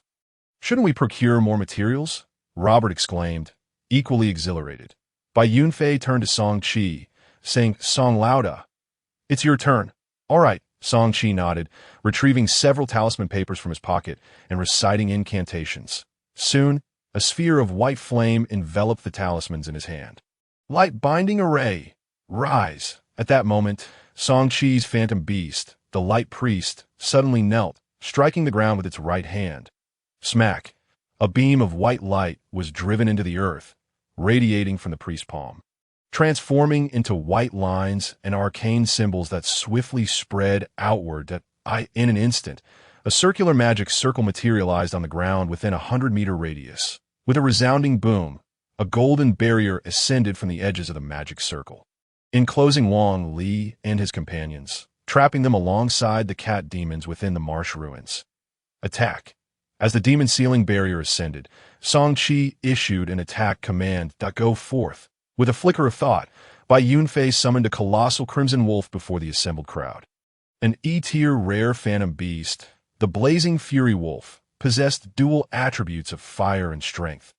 Not only was it swift, with formidable attack power, but also wielded exceptionally potent fire-based magical skills. Under Bai Yunfei's command, the blazing fury wolf lowered its head and charged, covering a distance of several meters to plunge into the throng of cat demons. Wahoo! the cat demons, startled by the sudden incursion of the blazing fury wolf, yelped and scattered. "Temptation fire!" Bai Yunfei shouted, and a ring of flames erupted from the blazing fury wolf. Whoosh! The scattering cat demons found themselves irresistibly drawn toward the wolf's side. Crack! Meanwhile, Wang Zheng raised his black longbow, knocking 4 arrows onto the string before pulling back sharply, the bow resembling a full moon. Hit! He then released his grip. Bang! The sound of the bowstring twanged as the 4 black arrows flew forth. Thud, thud, thud, thud! Each arrow landed in a corner of the cat demon cluster. Confinement! Simultaneously, Wang Zheng clasped his hands together. The 4 black arrows emitted intertwining rays of light, enveloping all the cat demons within. Return! Bai Yunfei gestured, summoning the blazing fury wolf back. Judgment! At that moment, Song Qi, the light priestess, conjured a massive sphere of light and struck it forcefully against the ground. Boom! The golden holy light instantly engulfed all the cat demons. The tremendous impact sending tremors through the earth. The spot where the blazing fury wolf had stood was transformed into a massive pit, measuring over 10 meters in diameter. The cat demons were obliterated on the spot, their severed limbs and dismembered bodies strewn across the ground, mingling the scent of charred flesh with the foul odor of the swamp, creating an extraordinarily bizarre aroma. Hooray! After annihilating all the cat demons in one fell swoop, the 3 exchanged high fives, exclaiming, "Our cooperation grows ever more seamless." It was evident that these 3 individuals had adventured together more than once, their synergy remarkably fluid. Impressive! This was the first time Wang Li had witnessed the combat styles of the other members of the adventuring party. While Bai Yunfei's tactic of drawing aggro was not particularly surprising to him, Wang Zheng's arrow formation and Song Qi's judgment spell genuinely astonished him. For anyone who had traversed from the modern world, the concept of magic was utterly unfathomable, especially Song Qi. The power of her judgment spell transcended human capabilities. Wang Li could evade it, but resisting it was entirely out of the question. In awe, Wang Li recalled the knowledge of magic stored in Yu Xiaodai's mind, extending his left hand and spreading his fingers to sense the magical elements. Whoosh! Suddenly, he felt a warmth in his palm as a flame enveloped his right hand. Ah! Wang Li observed the palm-sized flame in his hand and then glanced at the enormous pit on the ground, unable to suppress a sigh. I still have a long way to go. However, at that very moment, as Wang Li summoned the flame, Song Qi and the others were taken aback. Even Yu Xiaodai was stunned. "You can use magic? Just a novice. How embarrassing." Wang Li casually flicked his hand, extinguishing the flame. A novice. Yu Xiaodai was even more bewildered. Magic was not something just anyone could learn. In this world, apart from phantom beasts with elemental powers, only summoners could wield magic. Basic healing spells were the simplest form of white magic, while elemental magic represented a more advanced category. Even summoners had to undergo rigorous training and meditation to perceive elemental forces. Wang Li had merely observed once and was able to summon a palm-sized flame. What kind of being was he? "Are you really human?" Yu Xiaodai inquired earnestly. To be precise, I'm currently a skeleton soldier. The mention of this caused Wang Li to feel a pang of sorrow. Yu Xiaodai, stunned for a full 3 seconds, Bai Yunfei exclaimed in horror. "Wait, your skeleton soldier can use magic? Could it be a special phantom bee skeleton mage?" The skeleton soldier, the most common and basic type of necromantic phantom beast, primarily relied on physical attacks, adept at wielding a broken sword to slash. The realm of magic seemed worlds apart from the skeleton soldier. Yet exceptions existed, namely the skeleton mage, which bore a striking resemblance to the skeleton soldier but was classified as a D-tier rare phantom beast. In addition to its necromantic traits, it could randomly utilize an elemental magic type, making it an extremely rare variant. At this moment, Wang Li's effortless summoning of flames clearly surpassed the capabilities of a typical skeleton soldier. "Sort of," Yu Xiaodai replied, unsure how to explain Wang Li's magical prowess, her words vague. No wonder, the others exclaimed in realization. It made sense why this skeleton soldier was more intelligent and powerful than the average one. It was indeed a D-tier rare phantom beast. Only Song Qi, stroking her chin, muttered to herself, "Can skeleton mages engage in close combat? What are you all discussing? Quickly capture the knight's radiance." just as Song-Chi was in deep thought. Robert suddenly shouted loudly from the side. Everyone looked up to see the knight's radiance, witnessing its minions being obliterated, turning to flee. Robert was directing his mechanical body in pursuit, gun raised and firing furiously. It was then that everyone regained their composure, remembering their objective. Seeing the situation unfold, Yu Xiaodai and the others ceased their chatter and swiftly surrounded the knight's radiance from three directions with their vacant phantom beasts. Though Robert's mechanical body displayed commendable marksmanship, it could not match the incredible agility of the knight's radiance. This creature was remarkably alert, darting left and right, leaping forward, and rolling to evade all of the mechanical body's bullets. And several shots missed as it dashed toward the edge of the demon's ceiling formation. Then, with a sudden leap, it crashed into the barrier with a resounding bang, tumbling over Dahaha. "Keep running." Robert chuckled upon witnessing the knight's radiance foolishly collide with the barrier and suffer the consequences. Advancing with his gun raised, "Surrender, little kitty. We'll introduce you to a good family. Wahoo!" At that moment, the knight's radiance let out a fierce roar, turning to glare at Robert with a menacing gaze before leaping directly towards his body. "Oh no, guys, save me." Robert was merely a summoner. Although he had a protective phantom beast, he was not skilled in close combat. Startled by the sudden assault of the knight's radiance, he instinctively recoiled, slipping and falling to the ground. The fur on the knight's radiance bristled, sending a flurry of light particles flying onto Robert's face. Just as Robert was about to rise, he was struck as if by electricity, his face breaking into an angelic smile. "Miss, don't go. Just let me touch you just once." Everyone, who would have thought that Robert, with his seemingly harmless appearance, harbored such a peculiar interest? "Get off." Just as it appeared Robert was about to be pinned down by the knight's radiance. Bai Yunfei commanded the blazing fury wolf to intervene, crashing into the knight's radiance and sending both wolf and cat tumbling together. "Taste my sword." Bai Yunfei gripped his great sword with both hands, stepping forward to deliver a powerful strike that a strength-based summoner was inherently formidable. Once they acquired a protective phantom beast, engaging in melee with magical beasts became second nature. Wahoo! However, to everyone's surprise, the knight's radiance quickly regained its footing and shook itself. The light particles sprinkled onto Bai Yunfei's face. He shuddered and collapsed to the ground, grinning foolishly, his hands waving in the air as he muttered, "Thank you. Thank you." Heaven knows what he was expressing gratitude for. At this point, he was clearly incapacitated. Although phantom beasts possessed their own consciousness, they still required the summoner's commands to act. With Bai Yunfei and Robert in such a state, they could no longer control their phantom beasts.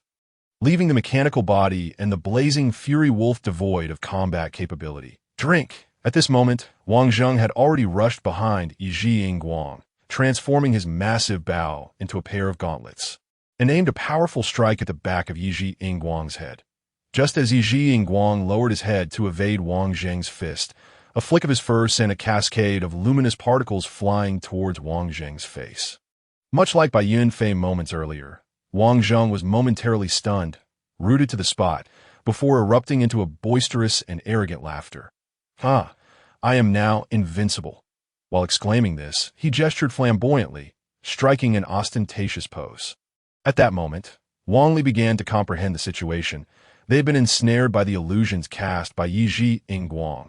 "Expel," as she witnessed the three fools succumbing one after another. Song-Chi's thoughts raced, prompting the luminous priest before her to launch a dazzling orb of light towards Yi Yingguang. The holy light magic was primarily supportive in nature, lacking the offensive prowess of elemental spells. Although the luminous orb radiated with brilliance, its purpose was merely to banish Yi Yingguang and prevent him from harming the trio. Meow.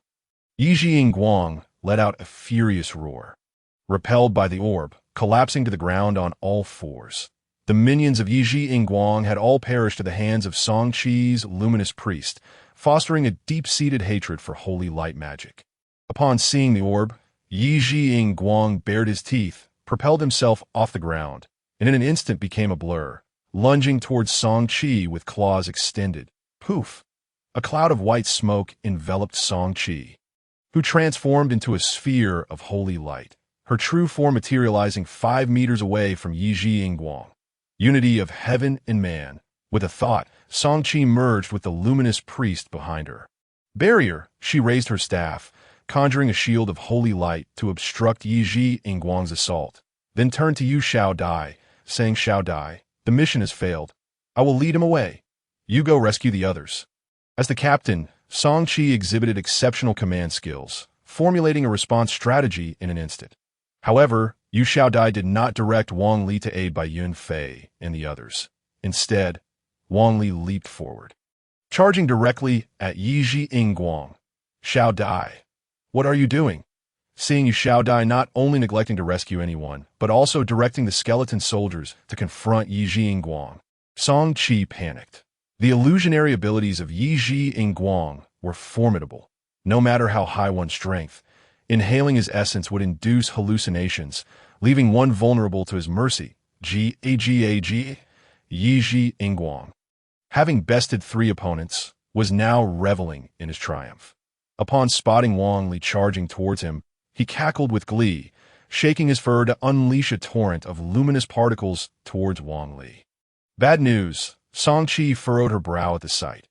Although Yi Ji Ingguang's illusionary agent affected all creatures, it could not directly ensnare Yu Shao Dai. However, hitting Wang Li could still grant him control over him. To her astonishment, Wang Li remained unfazed, turning his back to Yi Ji Ingguang. Heavens, what is he planning? Even someone as composed as Shang-Chi felt a shiver run down her spine at this sight. The Dark Knight Cat Demon was notorious for its ambush tactics. Presenting one's back to them was tantamount to inviting death. Wang Li had already breached one taboo by engaging with Yi Ji Ingguang, and now he was committing a second. Did he truly believe he could survive? Swish! As Wang Li turned, the luminous powder of the Dark Knight Cat Demon sprayed onto his back, yet he remained entirely unaffected. Yi Ji Ingguang's illusionary assault missed its mark, and he lunged at Wang Li's back.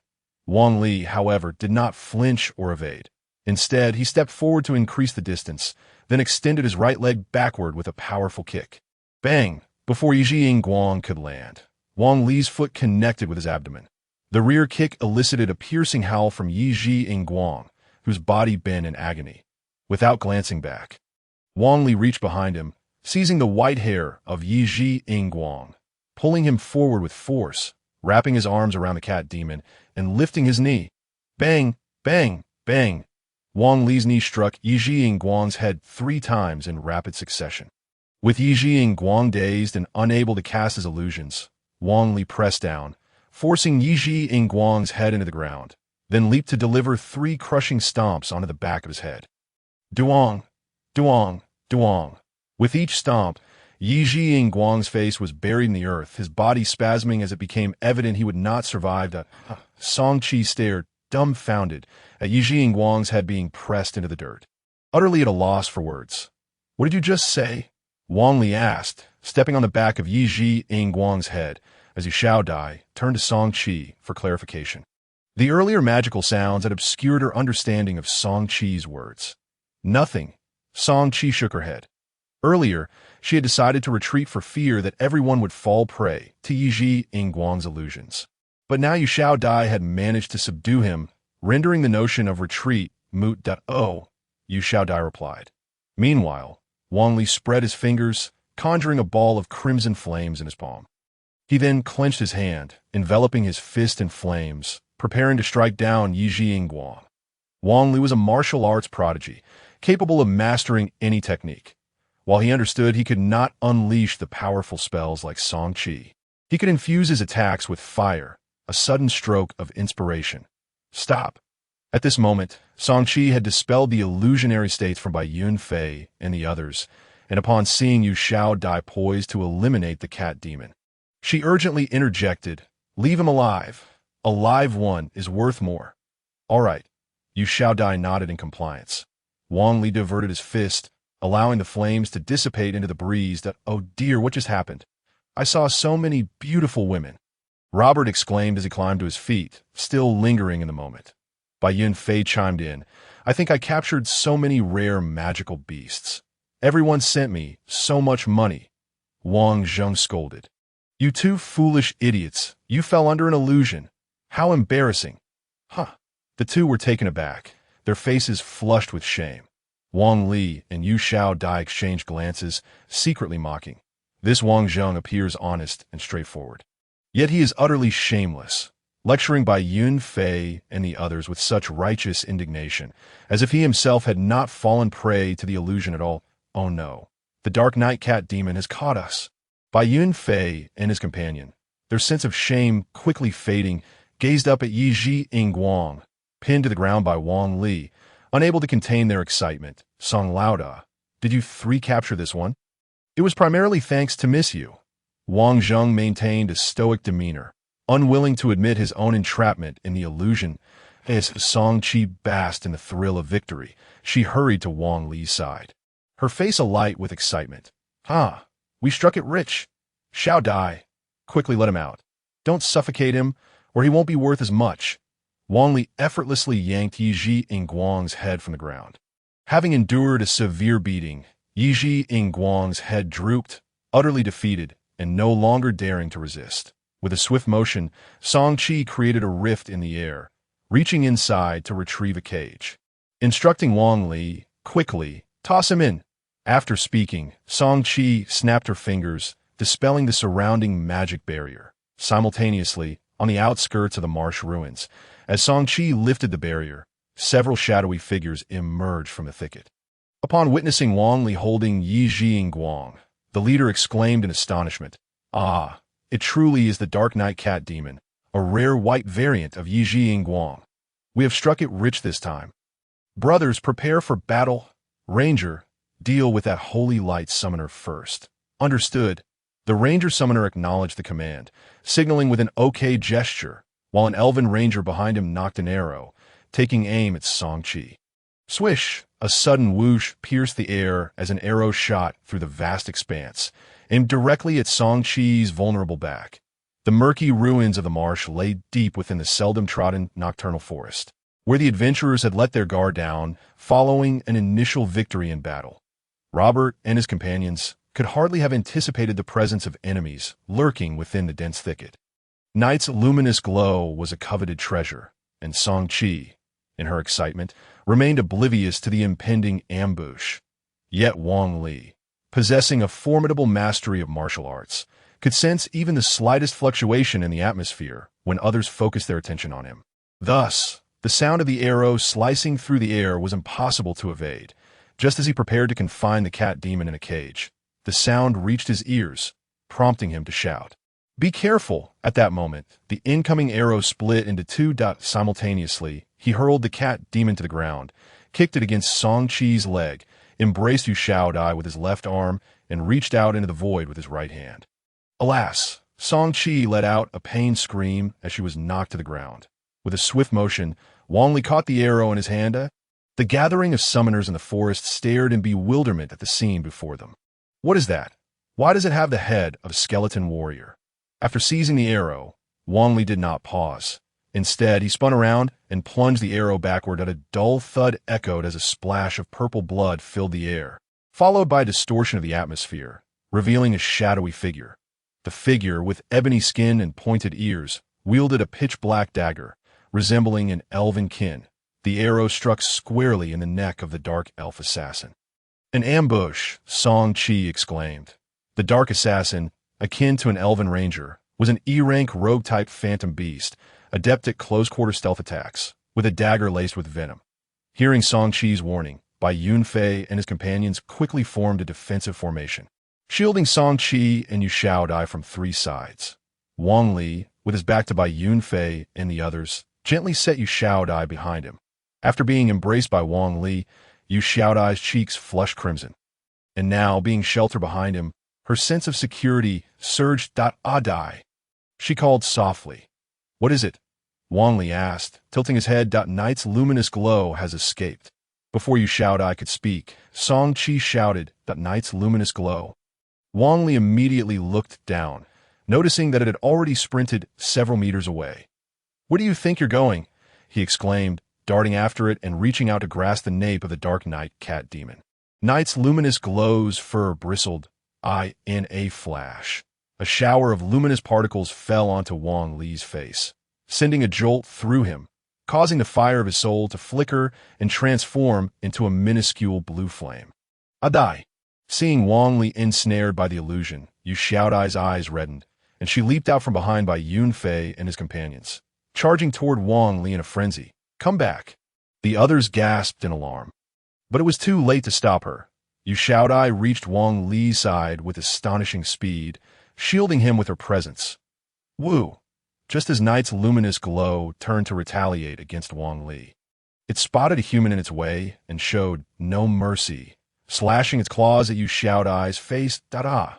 Get away! Faced with such peril, Yu Xiaodai instinctively dodged the claw aimed at her, simultaneously channeling two distinct energies in her hands. Her feet firmly planted on the ground. With a powerful thrust, she propelled herself forward, delivering a formidable strike. Bang!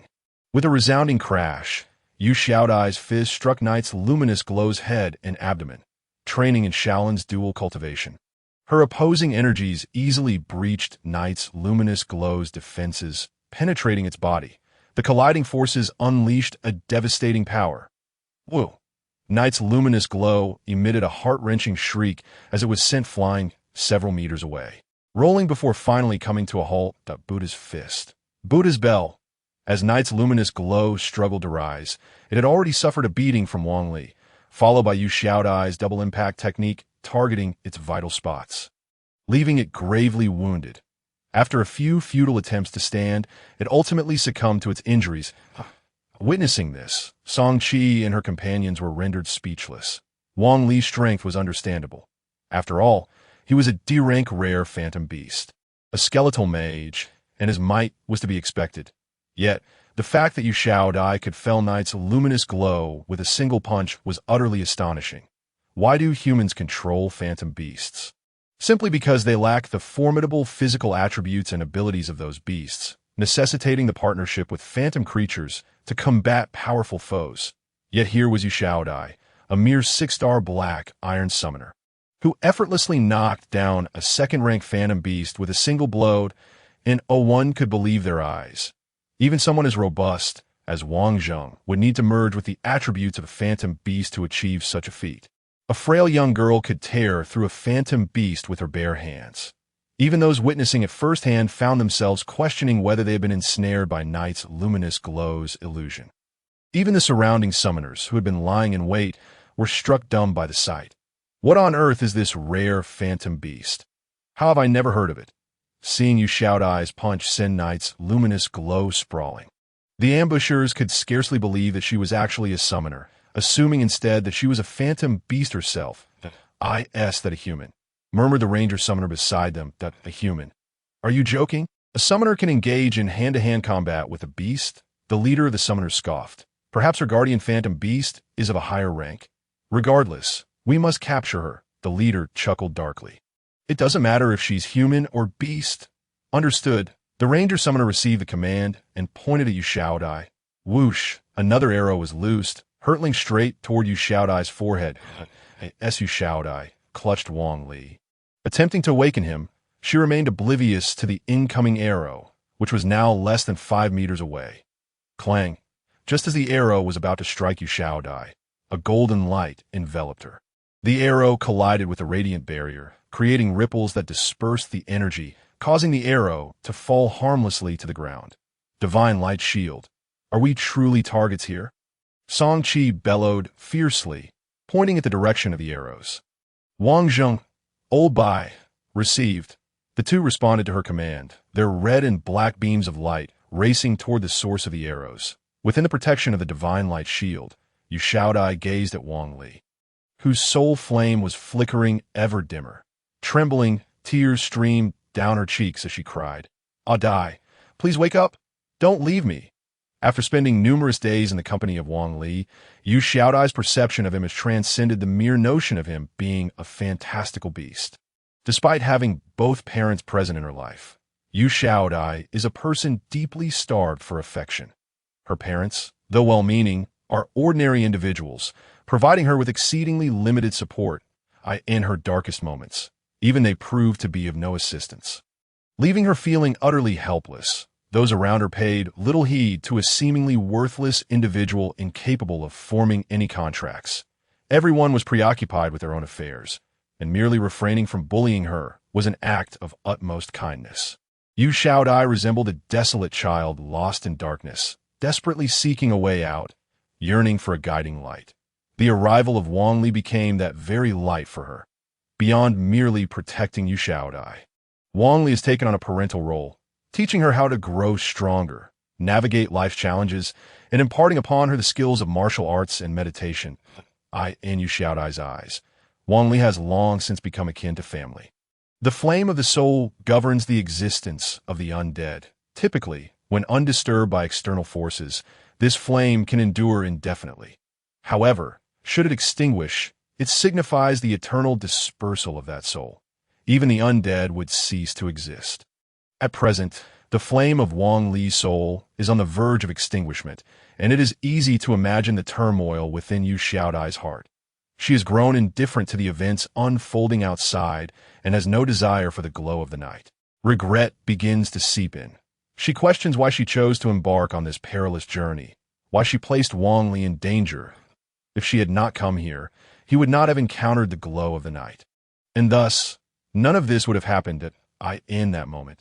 Yu Xiaodai feels lost, helpless, and utterly at a loss, more desperate than during her 3 years of darkness.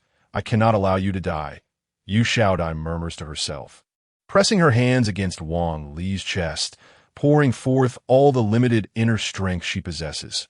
Yet at that instant, an overwhelming force of true qi ensnares her, and she soon finds herself enveloped in darkness.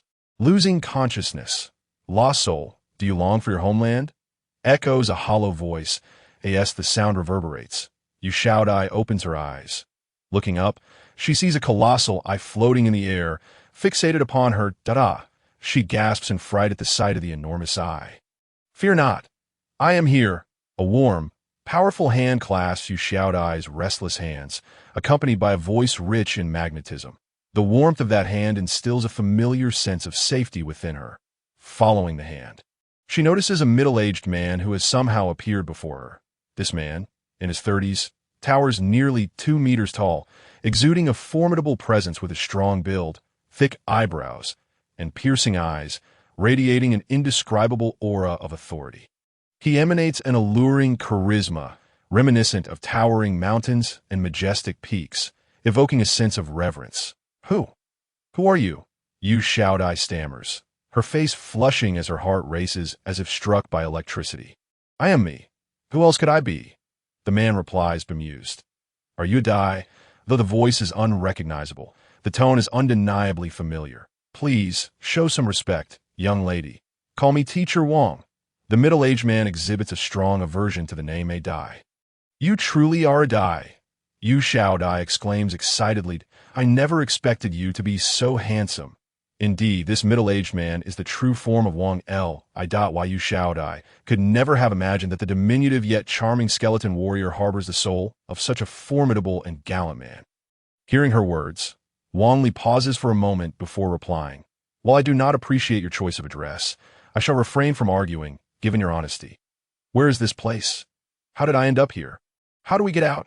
Reunited with Wang Li, Yu Xiaodai is overwhelmed with excitement, her fear dissipating as she contemplates how to return with Wang Li.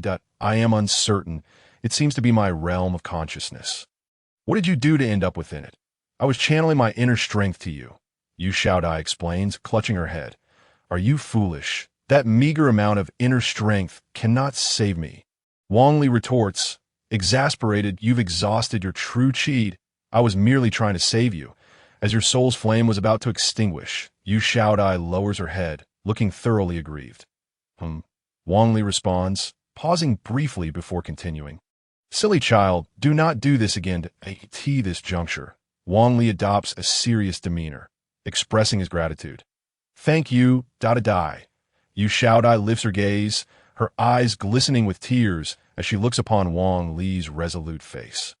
Uncertain if her emotions stem from excitement or grievance. Ahem, could you two refrain from causing a scene? I'm still here, interrupts the hollow voice once more. The colossal eye appears to brim with sorrow. Who are you? Wang Li inquires, casting a glance at the floating eye. Despite its unappealing appearance, the eye seems devoid of malice, prompting his curiosity that I am like you, a lost soul adrift in a foreign land. The eye replies, during the upheaval of the heavens and earth, I was transported here by magic. Magic? By whom? Wang Li presses on with his inquiries, the mysteries surrounding the merging of the real and virtual worlds, and the transformation that rendered him a skeleton warrior, have long perplexed Wang Li. Unraveling these enigmas is essential for him to return to his original form. I do not know, the eye responds. Have you heard the prophecy? What prophecy? Wang Li asks, utterly bewildered. The prophecy speaks of a child from a different time, bearing a mission to restore order to this chaotic world. What lies before you may not be real, and what you hear may not be true. Through the door of time and space, you shall uncover the truth. I am weary.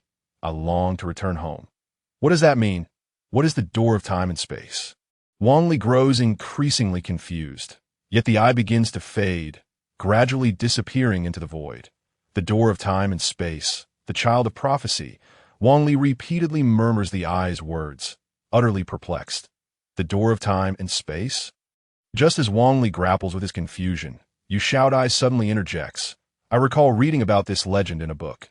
The door of time and space is an ancient tale passed down through the ages. It is said that dimensional rifts connect various worlds, including those where time is distorted, known as time-space rifts. The legend tells of individuals who traverse these rifts, returning to centuries past, witnessing the upheaval of the heavens and earth before the merging of the real and virtual realms. However, the veracity of this tale remains unverified, with most people holding a skeptical view. Yet, there exists a faction that firmly believes in it. After all, this world is already so fantastical. Why adhere to science? Theoretically, the virtual world should never have merged with the real world. Yet it has that if theories were indeed useful, the world would not have devolved into its current state. Why Yu Shaodai is astounded to discover that the door of time and space truly exists and is even intertwined with a prophecy. Is this a dream or reality? As she gazes at the imposing Wang Li before her, she feels momentarily disoriented. Could this all be an illusion? Are you all right? Just as Yu Shaodai questions her own reality. A familiar voice resonates in her I in the darkness. Yu Shaodai feels a sudden brightness, and the scene shifts back to reality. Slowly opening her eyes, she sees Song Qi and Bai Yunfei, among others. Looking at her with concern, she's awake. She's awake. Bai Yunfei exclaims loudly. What did I tell you? How could this woman, who can tear apart magical beasts, possibly succumb to an illusion? It was my dispelling spell that saved her. Song Qi scoffs. Was it truly an illusion? Upon hearing the words of several individuals, Yu Shaodai was suddenly taken aback and hastily turned to glance at Wang Li, exclaiming, a die. At that moment, the flame of the soul within Wang Li's eyes rekindled. I'm fine. Just then, a voice rich with magnetism echoed in Yu Shaodai's mind. Is that really you? Yu Shaodai stared in astonishment. That of course it is. Wang Li replied with resignation. Only you would give me such a foolish name. Ha! Yu Shaodai laughed joyfully, throwing her arms around Wang Li. Let go of me, you utterly unremarkable woman. Wang Li struggled vigorously. Old song, your dispel technique won't drive her insane, will it? Observing Yu Shaodai's disorientation, Wang Zheng's face turned pale with fear. Song Qi, infuriated, retorted, what nonsense are you spouting? Where's the ambusher? Suddenly, a realization struck Yu Shaodai. It was because everyone had been ambushed that Wang Li had fallen prey to the phantasm of the night's radiance. It's already dealt with, Song Qi stated nonchalantly, his expression devoid of much emotion. The meaning of the word dealt was not lost on Yu Shaodai. In this world, both eliminating others and being eliminated were commonplace occurrences. However, Yu Shaodai, being a novice, had yet to truly kill any living being. Witnessing the calm demeanor of Song Qi and the others left her feeling alarmed. It was evident that these individuals were not novices. After all, they were all silver-tier summoners, so it was impossible for them to be beginners. Bai Yunfei even exclaimed with excitement. This trip was truly worthwhile. These 5 are absurdly wealthy. Indeed, especially the leader, who possesses silver-grade gear. I wonder which guild's leader he is, Wang Zheng remarked, nodding in agreement. Such rare equipment should not go to waste. Acquiring it through elimination was merely standard practice. This is for you. Yu Xiaodai was momentarily stunned as Song Qi casually handed her a ring. Flowing Cloud Ring, Ring Grade. Silver Attack, 13 Magic, 15 Strength, 4 Constitution, 3 Flowing Light. Passive Skill, increases attack speed by 5. Cloud Body. Passive Skill, 5 chance to evade target's attack. 100 Cubic Space, Required Class. Universal Required Level. Black Iron, 5 stars. Item Description, an exceedingly rare magical ring. This ring, upon seeing the equipment in her hand, Yu Xiaodai was taken aback. It was magical gear. No less, and of silver quality. Although the attribute of increasing attack speed by 5 was relatively inconsequential, the Cloud Body attribute, which offered a rare evasion chance, was invaluable. A 5 chance to evade an attack translates to a 5 chance of survival, making it a vital asset in critical moments. Setting aside other attributes, this single trait could double the ring's value. Without at least 100 crystals, one could not hope to acquire it. What thrilled Yu Xiaodai the most was that this ring also boasted a storage space of 100 cubic units, far superior to the worthless storage ring she currently possessed. You don't want it? Yu Xiaodai felt somewhat embarrassed. After all, it was they who had vanquished the foe, and logically, the spoil should be divided among them. Yet, they had chosen to gift her such a precious piece of silver equipment, leaving her both touched and feeling undeserving. Wang Li interjected, "If they give it to you, just take it if they didn't want to give it. They wouldn't even let you know." Sure enough, as soon as Wang Li's words fell, Song Qi stated, "If we didn't wish to share with you, there would be no need to inform you of this. We are all companions after all. If we weren't, there would be no need to share. Furthermore, this ring's level is far too low for us." The implication in Song Qi's words was unmistakable, since they had already killed the adversary. As friends, she should take the equipment, solidifying their bond for future adversities. Not taking the equipment would mean severing ties, leaving them as strangers to one another. In this apocalyptic world, ambiguity was scarce. Actions were either friend or foe, black or white. Companions in an adventuring group were those to whom one entrusted their back, brothers in life and death. Absolute trust was paramount. Very well, Yu Xiaodai nodded vigorously, declaring, "Since that is the case, we shall be partners from now on." With that, she slid the flowing cloud ring onto her finger, and no matter how powerful a summoner, it was impossible to traverse the wilderness alone. Finding like-minded companions was, aside from training, the most significant endeavor for every summoner. But Yu Xiaodai felt no aversion towards Song Qi and the others. Although Song Qi could be chillingly clever at times, and Bai Yunfei had a proclivity for exaggeration, they were genuinely sincere toward their friends. Earlier, when Yu Xiaodai had been entrapped in a hallucination, Song Qi and the others had protected her. For this reason alone, she accepted them as her partners. "Have you captured the Knight's Radiance?" Yu Xiaodai inquired. Everyone had rushed here despite the danger, their goal being the Knight's Radiance. "That we have," Wang Zheng replied, admiration etched across his face. "Thanks to your punch that rendered the Knight's Radiance immobile. Otherwise, all our efforts would have been in vain." "What martial art was that?" "Luohan Fist," Yu Xiaodai replied nonchalantly. Since Wang Li had informed her that this martial art was not particularly remarkable, she did not dwell on it, and certainly did not conceal it. "Luohan Fist." Upon hearing those words, Wang Zheng's eyes widened in disbelief. Could it be the legendary Shaolin Luohan Fist? Wang Li was momentarily taken aback. "He knows about Shaolin." "You know Shaolin?" Yu Xiaodai asked, her curiosity piqued. Even she was unsure of what Shaolin was, wondering if it meant a forest. Was there Adwalin as well? She had seen references in ancient texts. Wang Zheng explained, "In my family's collection, it is recorded that the Shaolin Luohan Fist belongs to ancient martial arts and is extraordinarily powerful." This left Wang Li speechless. In his era, the Luohan Fist was hardly considered an exceptional martial art. While there were distinctions among schools, it was not an exaggeration to call it a beginner's art. How had it transformed into a formidable ancient martial art here? What kind of combat techniques were practiced in this realm? "I can teach you when I have the time," Yu Xiaodai offered generously. "Really?" Wang Zheng's eyes sparkled with enthusiasm. "It's a simple task," Yu Xiaodai replied dismissively, waving her hand. Wang Li had no objections to Yu Xiaodai teaching Wang Zheng the Luohan Fist. After all, it was not originally his, and the Shaolin Temple had long since disappeared in this world. Moreover, Wang Li despised sectarianism, and Wang Zheng appeared to have a slight blood relation to him, by the time the group returned to Kano City. It was already quite late. Upon their return, they first visited the Summoners Guild to submit their mission. You actually captured the Knight's Radiance? When Song Qi placed the Knight's Radiance before the staff member responsible for task distribution. The staff member could not help but exclaim, "Knight's Radiance?" This utterance drew the attention of all summoners in the hall. The Knight's Radiance was a mutated cat demon, lurking in the perilous Dark Night Forest. Despite being only a second-tier magical beast, cat demons were exceedingly swift and highly lethal, classifying them as extremely dangerous creatures. When appearing in swarms, they could be even more terrifying than an equal number of third-tier magical beasts, especially when bolstered by the treacherous environment of the Dark Night Forest. Generally speaking, summoners below Silver Tier had a minuscule chance of survival when encountering groups of cat demons without a team.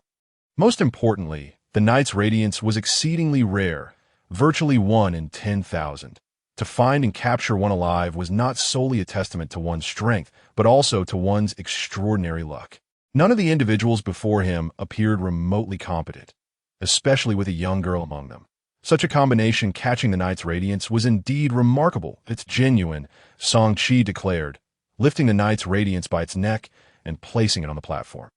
After the staff member conducted a thorough examination and confirmed it was indeed the true Knight's Radiance and not merely an ordinary cat demon painted white, he finally felt at ease.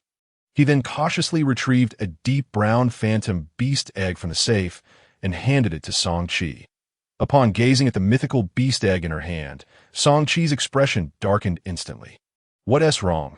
The others, noticing the usually composed Song Qi suddenly display such a grim countenance, couldn't help but feel curious. "Damn it, I've been duped." With that, Song Qi revealed the attributes of the mythical beast egg. Mythical beast egg type, giant stone demon rank, D attribute, earth description, an earth attribute mythical beast egg capable of hatching a D-rank giant stone demon. How infuriating. Refund. Upon seeing the attributes of the egg, Bai Yunfei and the others erupted in outrage, clamoring for the staff to process a return. Even Yu Xiaodai, a young lady known for her restraint, felt the urge to strike someone. Around them, the summoners who witnessed the exchange of Knight's Radiance for such a beast egg frowned, unable to suppress their disdain for the individual who had posted the task. Yet, more were reveling in their misfortune. To have traded for a stone demon was indeed a despicable act. Wang Li was puzzled. While it was true that the stone demon belonged to the D rank, why was everyone reacting so vehemently? However, after sharing Yu Xiaodai's insights, he too couldn't help but curse. This is outright scamming. Indeed, while the stone demon was classified as a D-rank mythical beast, it was in truth a worthless entity, owing to its peculiar attributes that in this world. It is a well-known fact that the higher the rank of a mythical beast, the stronger its abilities. However, the rank is determined not by the strength of the beast itself, but by its base attributes, its initial stats, when the total initial attributes reach a certain threshold. The beast's rank is established. For example, an F-rank beast has an initial attribute of 40, F is 50, while an E-rank stands at 60, and so forth. Each type of mythical beast possesses distinct initial attributes. Some excel in strength, making them suitable for offensive roles, while others shine in intelligence, qualifying them as magical beasts. Each attribute corresponds to a specific category of mythical beasts. The stone demon, however, is an anomaly. Despite boasting an initial attribute total of 80 points, placing it firmly within the D rank, it has no specialties whatsoever, with all 5 of its attributes rated at a mere 16.1, could say is balanced. As it manages to maintain all attributes, but in harsher terms, it is a jack of all trades, master of none. To put this into perspective, even the most abysmal skeleton soldier possesses an initial strength of 12 points. While a D-rank beast with only 16 points in strength is simply laughable. While its attributes might seem adequate, the nature of mythical beasts dictates that prominence in a single attribute is far more valuable than mediocrity across the board. Of course, being a D-rank beast implies that if its initial attributes were merely average, it wouldn't entirely qualify as trash. With leveling and appropriate allocation of points, it could become formidable.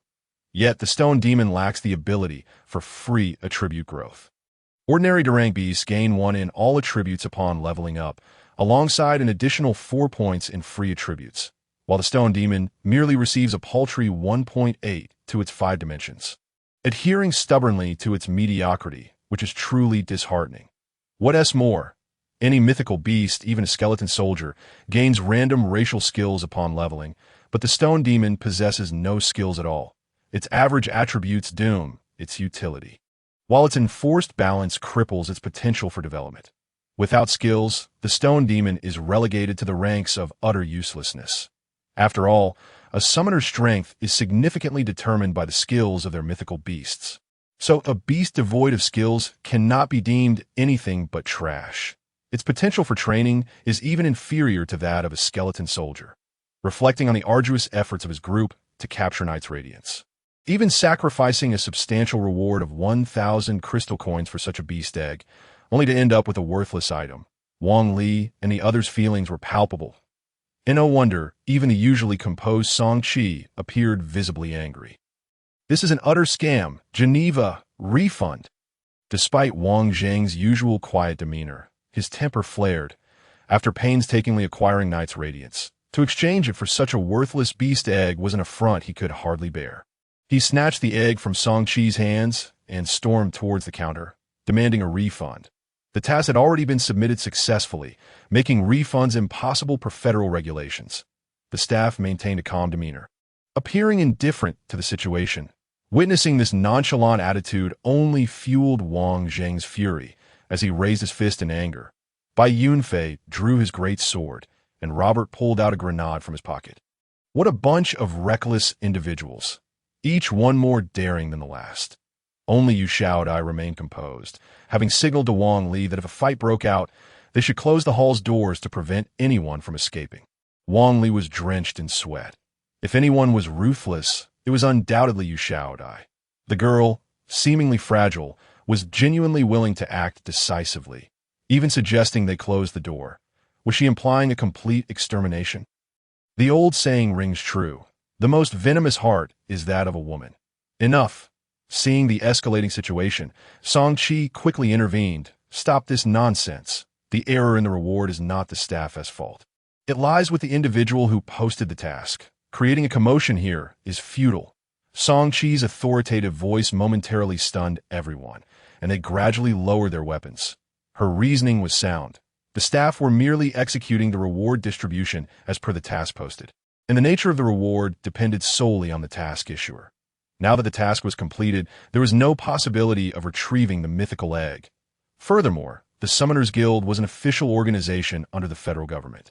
Causing a disturbance here would be tantamount to opposing the government. A serious matter indeed. Fortunately, with Song Qi's calm presence, the group was spared from further trouble. Your words carry weight, the staff member remarked, softening his expression upon glancing at Song Qi. Can you divulge who posted this task?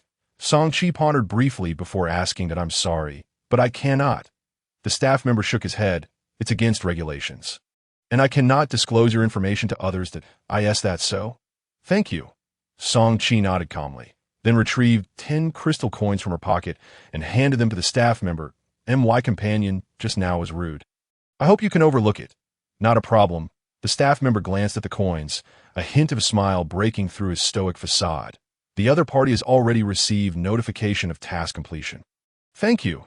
Hearing this, Song Qi smiled faintly. Damn, this guy is really clever. Wang Li remarked again, impressed. Not only was Song Qi intelligent, but her social skills were also impeccable. Presenting the 10 coins was not merely a bribe. It was an act of atonement. The giver maintains dignity, while the receiver does not feel awkward. When communication is precise, one can achieve a success rate of 40 through dialogue and with the right monetary incentive. That can soar to 80. Combined, they yield a 95 success rate. The staff member, seasoned in his role, refrained from divulging any information about the task issuer, merely informing them that the other party had received notification and suggesting they manage their next steps accordingly. The bounty task was akin to online shopping. Once the delivery arrives, few can resist the urge to unpack it. The art of communication among the astute is to leave matters implied, Song Qi instructed everyone to remain in place, awaiting the arrival of the task issuer. For the one who claimed Knight's Radiance would be the individual responsible for posting the task. As anticipated, shortly thereafter, a suspicious-looking character entered the guild hall, striding directly to the staff member, retrieving Knight's Radiance, and discreetly stowing it in a storage ring before turning to exit. All of this was keenly observed by Wang Li and the others. "Where do you think you're going?" Just as the figure stepped outside the guild hall, they were intercepted by a tall and imposing figure blocking their path. The man glanced at the obstacle before him, exhibiting no trace of fear. Instead, he spoke with an air of arrogance, declaring, "Good dogs do not block the way to I am in high spirits. Do not dampen my mood, or you will find yourself regretting it before you even realize what has happened."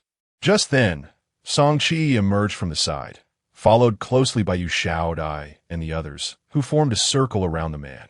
Seeing himself encircled, the man, though perplexed, remained defiant. "Oh, you dare to surround me? What do you intend to do? You recognize this, don't you?" Song Qi retorted coldly, producing the illusion beast egg of the stone demon. Upon seeing the egg, the man recognized the intentions of Yu Shaodai and her companions.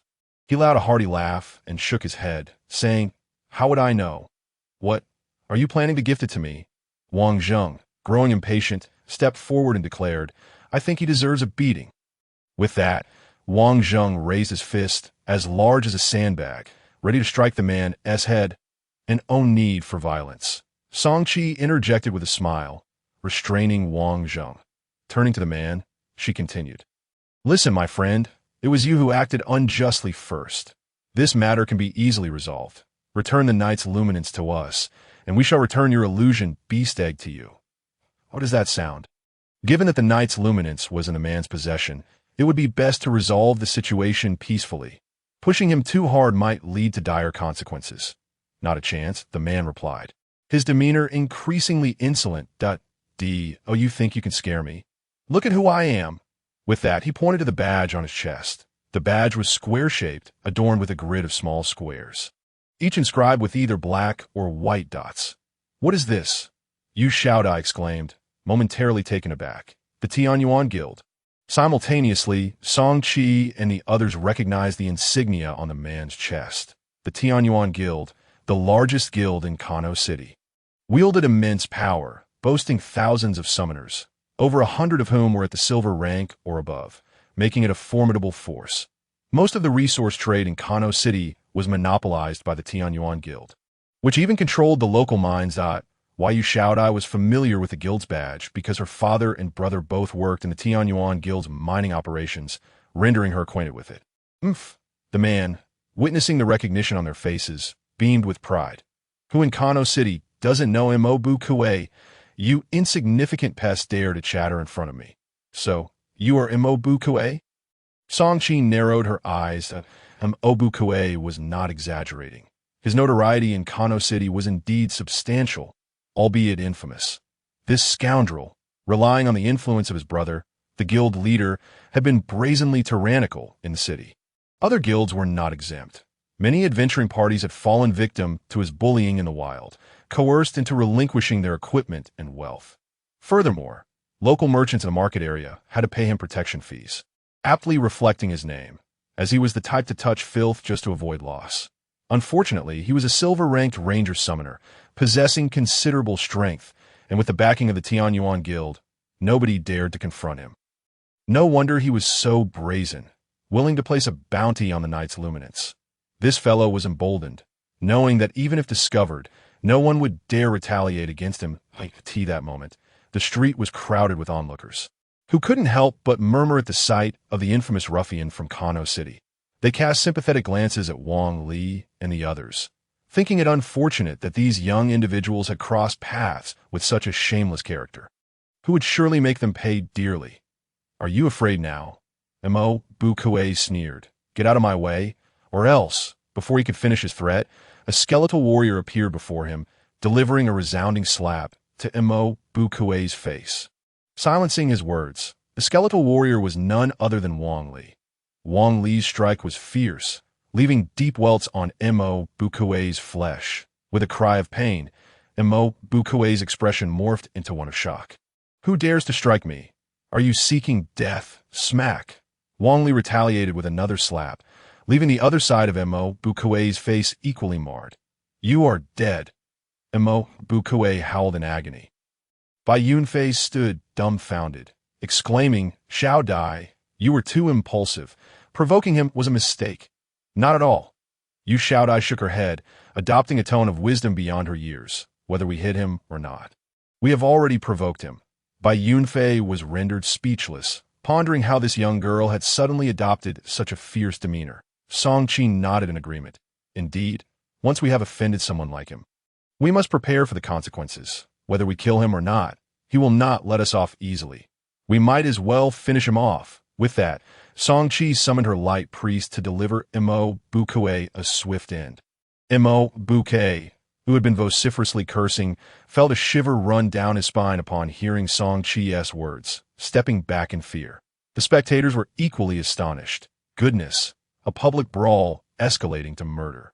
And they intend to kill the third in command of the Tianyuan Guild. Who on earth are these people?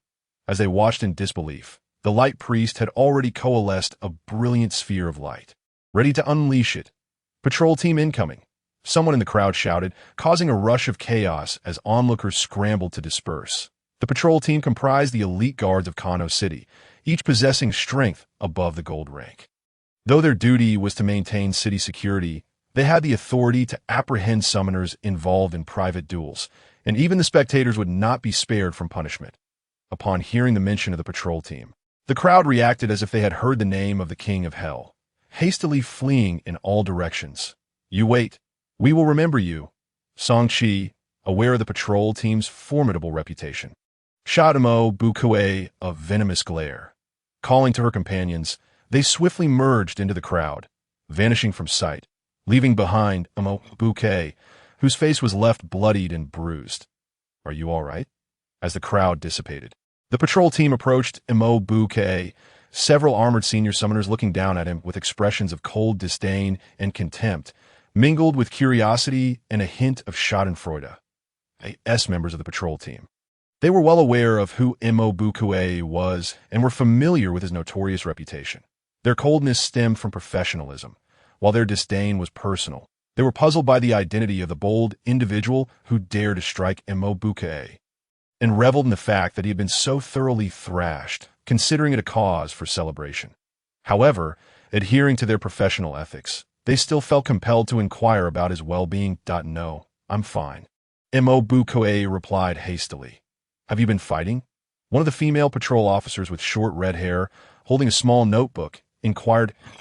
Mo Bukue was momentarily taken aback, unsure of how to respond. The question posed by the female patrol officer was quite cheeky. Mo Bukue replied, no, and if that were the case, the matter would likely pass. If he answered affirmatively, it would mean fighting and brawling, which would lead to incarceration for both the assailant and the victim. Now that the assailant had fled, only the victim remained to be apprehended. No, Mo Bukue shook his head, tears streaming down his face. Then how did you sustain these injuries? She asked. I fell. Mo Bukue covered his face and replied, hey, that fall was quite skillful. A few patrol officers couldn't help but tease, then added, since it was just a fall, then it's nothing. You may leave. All right then. Mo Bukue felt as if he had been granted a reprieve and hurriedly bowed his head, swiftly disappearing into the street. Sis, thank you, he expressed as he departed, and shortly after, Song Qi and her companions emerged from a nearby alley by the guild, greeting the red-haired patrol officer. Oh, Shao Qi. Several patrol officers acknowledged Song Qi, revealing their familiarity with one another. You, that patrol officer gritted her teeth and said, just because I can assist you doesn't imply I can protect you, that if there's a problem, resolve it in a secluded area. Brawling on the streets is disgraceful. Moreover, do you even know who Mo Bukue is? You must exercise caution in the future. Yes, Song Qi, chastised, kept her head down, not daring to retort. Who is that? Yu Xiaodai inquired curiously of Wang Zheng. Wang Li also leaned in, intrigued. It was rare to see someone reprimanding Song Qi in such a manner. Her sister, Song Yu? Wang Zheng shrugged, seemingly accustomed to it. And no wonder, everyone exclaimed in realization. Wang Li couldn't help but reflect. No wonder Song Chi was bold enough to ambush Mo Byuk in the bustling city. It was unexpected that her family had connections within the patrol. The patrol was not comprised of ordinary individuals. To join the patrol, one must at least possess the strength of a gold tier. The gold tier is a dividing line for experts. Most ordinary summoners peak at silver tier throughout their lives. Only those who have studied meditation techniques have a chance to break through to gold tier. Those capable of learning meditation techniques are evidently gifted individuals who graduated from summoner academies. Summoners of this caliber are generally accepted by the federal government, becoming elite instructors at summoner schools or public law enforcement officials. Belonging to the privileged class reliant on federal sustenance, even a mere patrol officer is not someone an ordinary person can provoke. After all, patrol officers are considered elite combatants of Kano City, with fewer than 50 in total. Furthermore, there are only about 200 gold-tier summoners in Kano City. In such a large school as number 27, with 100-strong faculty, only 4 are gold-tier summoners. Song Yu, despite her youth, has already attained the gold tier. Song Chi is also quite young, not far from the gold tier, indicating the formidable lineage of their family and their remarkable inherited techniques, ensuring at least a few gold-tier summoners, and possibly even a platinum-tier expert. It is only natural for the signs of such a family to be fearless. Wang Li pondered this. A subtle sense of crisis began to rise within him. Upon returning home, only Yu Xiaodai's mother was present. Her brother and father had yet to return. "Mom, where are Dad and my brother?" Seeing her father and brother absent, Yu Xiaodai was perplexed, as they usually returned by this time. "Aren't you planning to apply to the Summoner Academy? Your father and brother intend to withdraw the money they had in the guild. They went to the guild headquarters after work today." Her mother replied, Oh, Yu Xiaodai responded, feeling immensely touched. Despite already being a summoner, her father and brother still regarded her as a child, not wanting her to worry about tuition fees. In truth, Yu Xiaodai initially intended to refuse their help, but couldn't bear to dampen her father and brother's enthusiasm. She understood that they genuinely wanted to assist her, but being ordinary people, what could they truly offer? She resolved to contribute her modest efforts and help them save money. With a sigh, she made her decision. "I have an ominous premonition." Just as Yu Xiaodai was lost in her thoughts, Wang Li's voice echoed her mind. "What?" Yu Xiaodai glanced at Wang Li, her face reflecting her confusion. "Why are we going today?" Wang Li responded, exasperated, "We just offended Mo Byuk. Upon hearing Wang Li's words, Yu Xiaodai felt a jolt of alarm. Meanwhile, in the headquarters office of the Tianyuan Guild, several key members were convening. President Mo Booping wore a tense expression. His gaze dark as he asked, "Qianfan, has the second son of the Yun family returned yet?" "No. Their people left early, claiming to be hunting in the dark night forest," responded a bespectacled summoner, Guo Qianfan, the second core expert of the Tianyuan Guild, candidly. "Hunting? Are they unaware of their purpose?" Mo Booping remarked, "Neglecting important matters to go hunting. I am at a loss. How can the Tianheng Alliance rely on such unreliable individuals for such significant negotiations? What can we do? After all, he is the second young master," Guo Qianfan replied. "Speaking of which, where is Mo Byuk?" Mo Booping sighed. He mentioned that someone submitted a bounty he had posted and went to the Summoner Guild. Guo Qianfan explained that he won't stir up trouble today, will he? Probably not. But who can say for certain? Guo Qianfan adjusted his glasses, clang. Just as he spoke, the office door swung open, and a bloodied individual stumbled in. Who? The members within the office were startled and quickly rose. It's me. It's me." The person staggered toward Byuk. "What happened to you?" Mo Booping exclaimed in astonishment. With a quivering voice, Mo Byuk lamented. "I was beaten. I nearly didn't make it back. Goodness, how exhilarating." Upon hearing Mo Byuk's words, the core members of the office exchanged glances filled with a mixture of surprise and schadenfreude. However, in front of Mo Booping, they dared not express their amusement, resorting instead to silent exchanges of glances, their eyes betraying a sense of glee. It was evident that Mo Byuk was not just a nuisance in Kano City, but also unpopular among the core summoners within the Tianyuan Guild. Yet, as he was the brother of the boss, they could only suppress their feelings of anger. Now that Mo Byuk had encountered formidable opponents and sustained injuries, their emotions were unmistakable. Who dared to strike you? Do they not know you are with the Tianyuan Guild? Mo Booping inquired, frowning that I've already found out. The ringleader is that kid from the Song family. Mo Byuk declared loudly. Brother, help me take him out. The Song family? Which Song family? Mo Booping was taken aback. There are several Song families in Kano City. It's that particular one. Mo Byuk shouted. Mo Booping inhaled sharply. You are no longer my brother. You are my father. How can you provoke everyone? They are affiliated with the federal government. Mo Byuk felt aggrieved. While the Song family was formidable, there were certainly others who were not to be trifled with. Guo Qianfan inquired. Is there anyone else? Yes, Mo Byuk replied. There is also a brat from the Wang family. The Wang family? Both Mo Booping and Guo Qianfan turned pale. Forget it. I don't know you to let's sever our ties. Shall we? Goodness. It seems this kid will need to stay in the guild for a while. Has his troublemaking skills already escalated to this level? How audacious to provoke even the scions of noble families. Yet, let it not be misconstrued that the Tianyuan Guild fears the families of Kano City. These families are not comprised of ordinary individuals. Their bloodlines are steeped in legacy, with intermarriages amongst themselves. And each possesses their own distinctive meditative techniques. While their numbers may not rival those of the guild, any solitary individual drawn from their ranks is undeniably elite. To cross paths with a member of a family in Kano City is tantamount to inciting the wrath of all those who wield power at the golden level and above. No. Mo Bouquet, realizing that Mo Booping was reluctant to intervene on his behalf, hastily clarified, the one who struck me is called You Shall Die. The others did not lay a hand on me. You shall die? Who might that be? Mo Booping inquired, a hint of trepidation creeping into his voice, fearful that his own father would inadvertently embroil him in further troubles. Just an ordinary civilian. Mobu Kue responded. Her father and brother work in our mine. Yes, that's so. Upon hearing this news, Mobu Ping felt a weight lift off his chest, responding with an air of indifference. Since she is merely a commoner, let her take responsibility for this matter. In this world, a civilian, euphemistically referred to as common folk, is derogatorily likened to insects. Their role is to dedicate their lives as laborers for summoned masters and nobility in exchange for a semblance of stability. Embodying true survival on the fringes. Why would Yu Shao Dai's father strive tirelessly to assist her in becoming a summoned master? It is solely because attaining that status is the only means to transcend their class and rise above the commonality. Escaping their subservient existence. Before any summoned master, a civilian is but a mere pawn.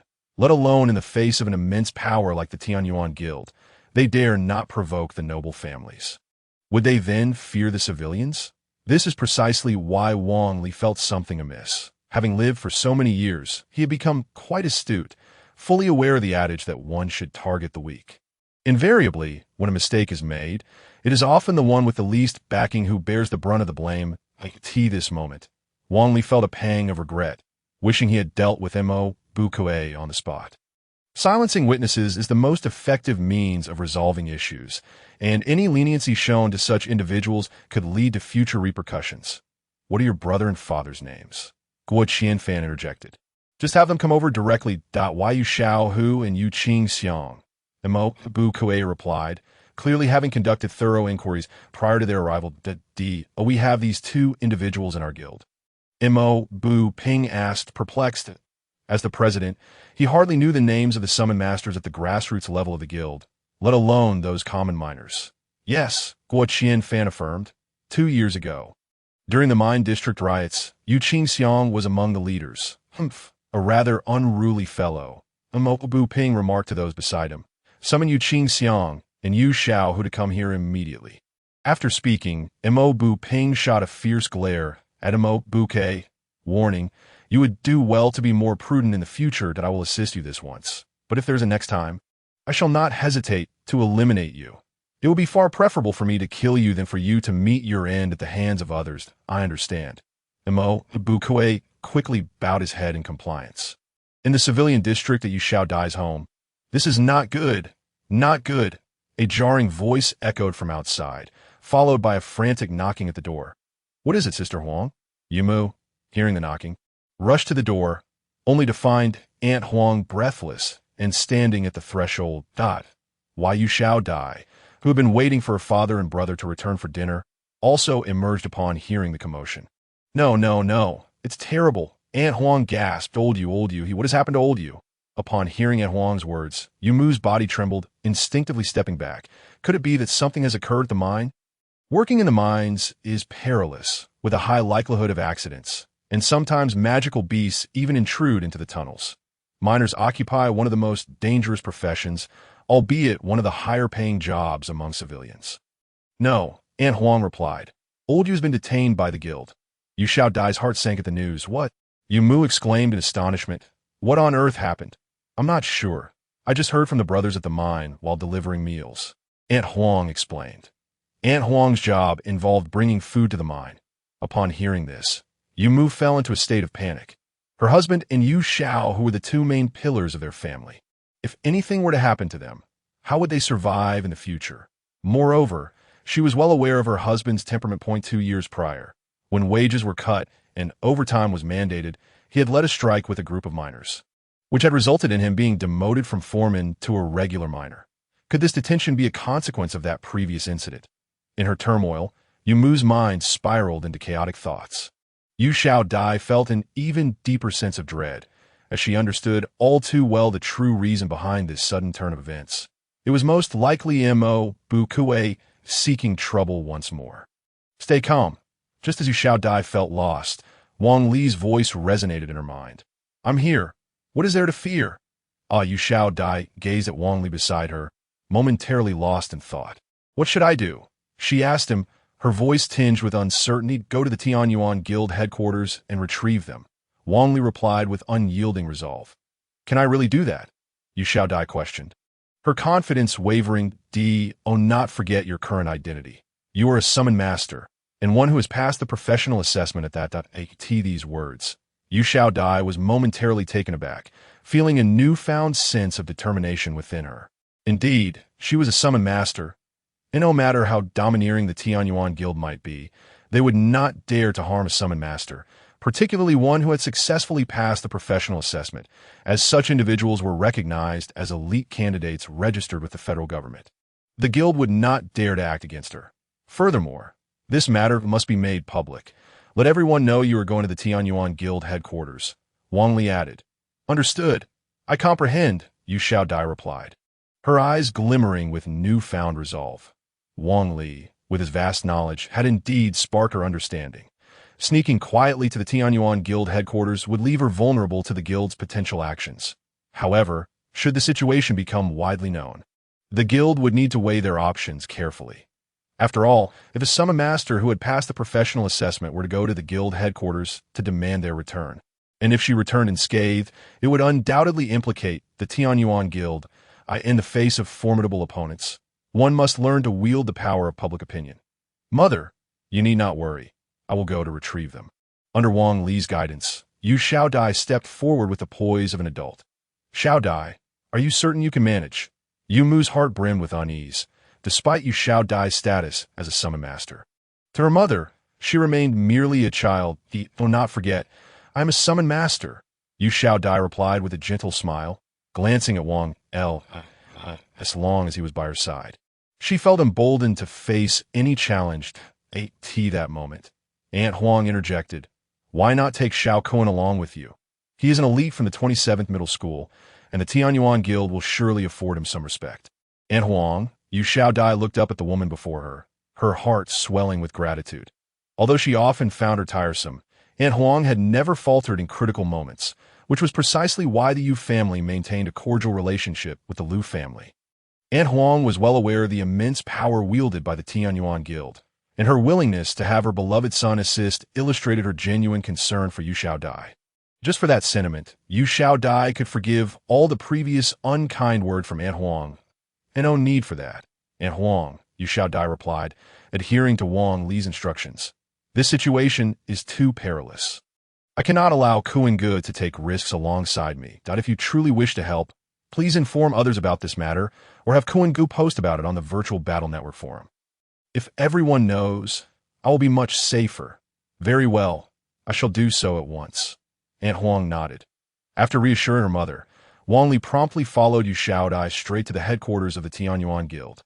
One should never underestimate the capacity of a middle-aged woman to convey information, nor should one disregard the speed at which news spreads online. Before long, the tale of a young girl who ventured alone into the Tianyuan Guild's headquarters to rescue her father and brothers began to circulate throughout Kano City. Goodness, who possesses such audacity to storm into the Tianyuan Guild headquarters alone? Is she not concerned for her life? It seems she is a recent graduate of summoning arts. T.O. provoked the Tianyuan Guild right after graduation. She must be keen to leave Kano City. Upon hearing this news, the overwhelming majority of Kano City was left in utter shock. After all, the influence of the Tianyuan Guild in Kano City is substantial. Aside from the esteemed families and the federal government, the Tianyuan Guild holds sway over virtually all aspects of life, from mineral resources to daily necessities, with their enterprises entwined in nearly everything required for living. Whether one is a commoner or an ordinary summoner, seeking employment inevitably leads one to the Tianyuan Guild. Consequently, setting aside the tens of thousands of common workers, the number of summoners within the Tianyuan Guild alone reaches into the thousands. In a major city like Kano with a population of 1 million, the total number of registered summoners in the guild is merely a few tens of thousands, with the Tianyuan Guild accounting for a full tenth. Underscoring its formidable power, even small families dare not provoke them lightly.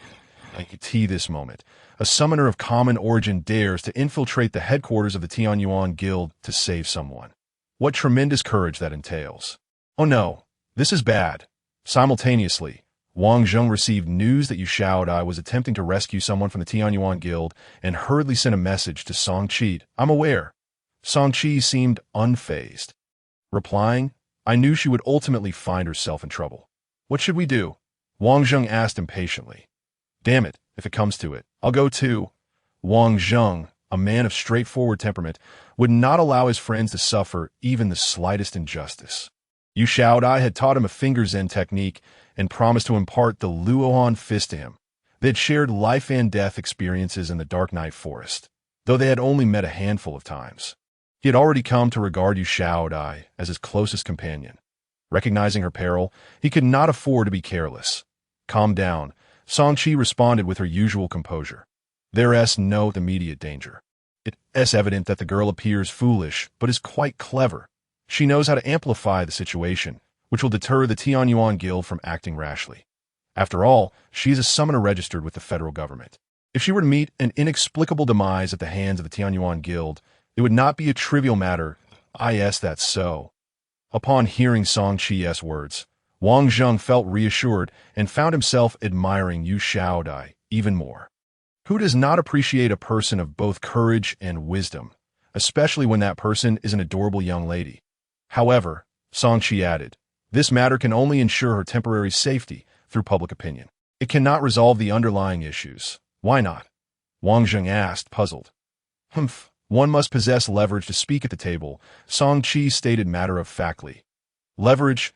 Wang Zheng remained confused. Influence, Song Qi elucidated. Rational discourse also requires consideration of the audience. Would you reason with an ant? No, Wang Zheng replied. Then what if the ant were as strong as you, or even stronger? Song Qi inquired further. Well, it's best to reason when possible, Wang Zheng answered. Do you understand now? Song Qi smiled faintly. Yes, Wang Zheng seemed to grasp the concept. In this post-apocalyptic world, only those of equal strength are worthy of standing and discussing matters of principle, but she lacks any background. Wang Zheng mused, stroking his chin at why Yu Shaodai had previously shared her commoner background with them. This is where we come in, Song Qi declared. If we wish to quell this situation, we must support her. I understand, Wang Zheng responded, enlightened. I will seek out assistance immediately. Indeed, I shall also join you, Song Qi replied before closing the chat window. Meanwhile, Bai Yunfei and Robert received the news as well. Old Bai, think of a solution quickly, Robert urged. This doesn't concern us too much, does it? Bai Yunfei replied weakly that, in truth, Bai Yunfei had only met Yu Shaodai twice. Although they had collaborated on missions, he was essentially a rootless wanderer seeking a bit of coin. The thought of risking his life for a barely acquainted woman filled him with hesitation. The world had changed. Those who cling to loyalty are unlikely to survive. The more one betrays their comrades and shirks responsibility, the more likely they are to endure. Nonsense. Is she not our comrade? How can it not concern us? Robert erupted in anger that you're being stubborn. Bai Yunfei retorted, we are all struggling to survive. Do we truly need to rescue others? Don't be ridiculous, brother. You don't even have identification. If it weren't for Boss Song, you wouldn't even be able to leave the city, and you dare to meddle in this affair. Robert was momentarily taken aback by Yunfei's words. After all, he was still the target of a manhunt, a black market fugitive in Kano City, unable to step outside without risking exposure. Running into the open would be tantamount to courting death. After pondering for a while, Robert resolutely stated, I don't care. I'll just go and exchange myself for her. Are you out of your mind? Bai Yunfei said, face-palming in exasperation. Oh, you know her well? Does it matter how well I know her? This is our issue. We cannot let her shoulder the burden alone that if something were to happen to her. Could you live with yourself for the rest of your life? Robert argued. I could. Bai Yunfei replied weakly that I could not. I'm not a harbinger of doom. I refuse to possess such a dark and twisted heart. Robert shouted loudly. Watch your language. That is an ad hominem attack. Bai Yunfei retorted that if you want to die, be my guest, but don't drag me down with you. I owe you nothing. Robert was a loss for words, letting out a cold snort before storming out. He had not gone far when he heard footsteps behind him. Turning around, he found it was Bai Yunfei. Weren't you saying you wouldn't go? Robert asked, I just don't want to make it a hassle for you to hold a funeral for me later. Bai Yunfei spat, cursing under his breath. Meanwhile, Yu Shaodai had already arrived at the Tianyuan Guild headquarters under the cover of night. Listen to me. Do exactly as I say. Wang Li instructed once more before entering. Understood. Yu Shaodai nodded vigorously. Having never experienced a solo negotiation like this, her confidence stemmed solely from Wang Li's presence. Thus, she was determined to heed his words. Who goes there? As Yu Shaodai was about to step inside, two guards obstructed her path. Following Wang Li's instructions, Yu Shaodai boldly declared, Inform your boss that my surname is Yu. I am here to demand someone. The two guards, taken aback by her fierce demeanor, exchanged glances and their attitude softened considerably. This was not due to any fearsome reputation Yu Shaodai might possess, but rather the undeniable intensity of her presence. Given the Tianyuan Guild's significant influence in Kano City, the guard were well aware that few dared to speak in such a tone. Moreover, those who did were typically formidable individuals. While Yu Shaodai might not appear particularly strong, it was better to err on the side of caution. Who knew if a major player was among them? A careless offense could lead to dire consequences. Everyone present was merely trying to earn a living. There was no need to gamble with their lives. I'll notify you immediately. One of the guards quickly sent a message and sighed. Had they really backed down? Observing the guard's demeanor, Yu Shaodai was quite astonished. She had initially feared she would be met with violence. Humph. Wang Li smirked that of course, they have too many people they cannot afford to offend. They certainly wouldn't risk their lives. Inside the Tianyuan Guild's office, the news from the entrance was promptly relayed. What? A girl with the surname Yu? Upon receiving the news, Mo Booping was utterly astonished and cast a glance at Yu Qingxiang beside him. Yu Shaodai, is she your daughter? It was evident that any young woman bearing the surname Yu who sought someone must certainly be Yu Qingxiang's daughter. What left Mo Booping in disbelief was that he hadn't even dispatched anyone to inform them. Yet they had already come seeking a person. Humph. A flicker of panic flashed in Yu Qingxiang's eyes, and he turned away in silence, his intentions unmistakable. How many? Mo Booping inquired. Point one. Mo Booping was taken aback once more. Then ordered, let her in. Please enter. At the entrance, two guards nodded and gestured for her to proceed inside. As Yu Shaodai entered alongside Wang Li, the guards secretly wiped their brows. Their boss had allowed her in, indicating she was indeed a formidable figure. They were fortunate not to have spoken out of turn moments earlier. In her childhood, Yu Shaodai had accompanied her father to the headquarters of the Tianyuan Guild. Although she wasn't intimately familiar with the place, she was aware of the office's location.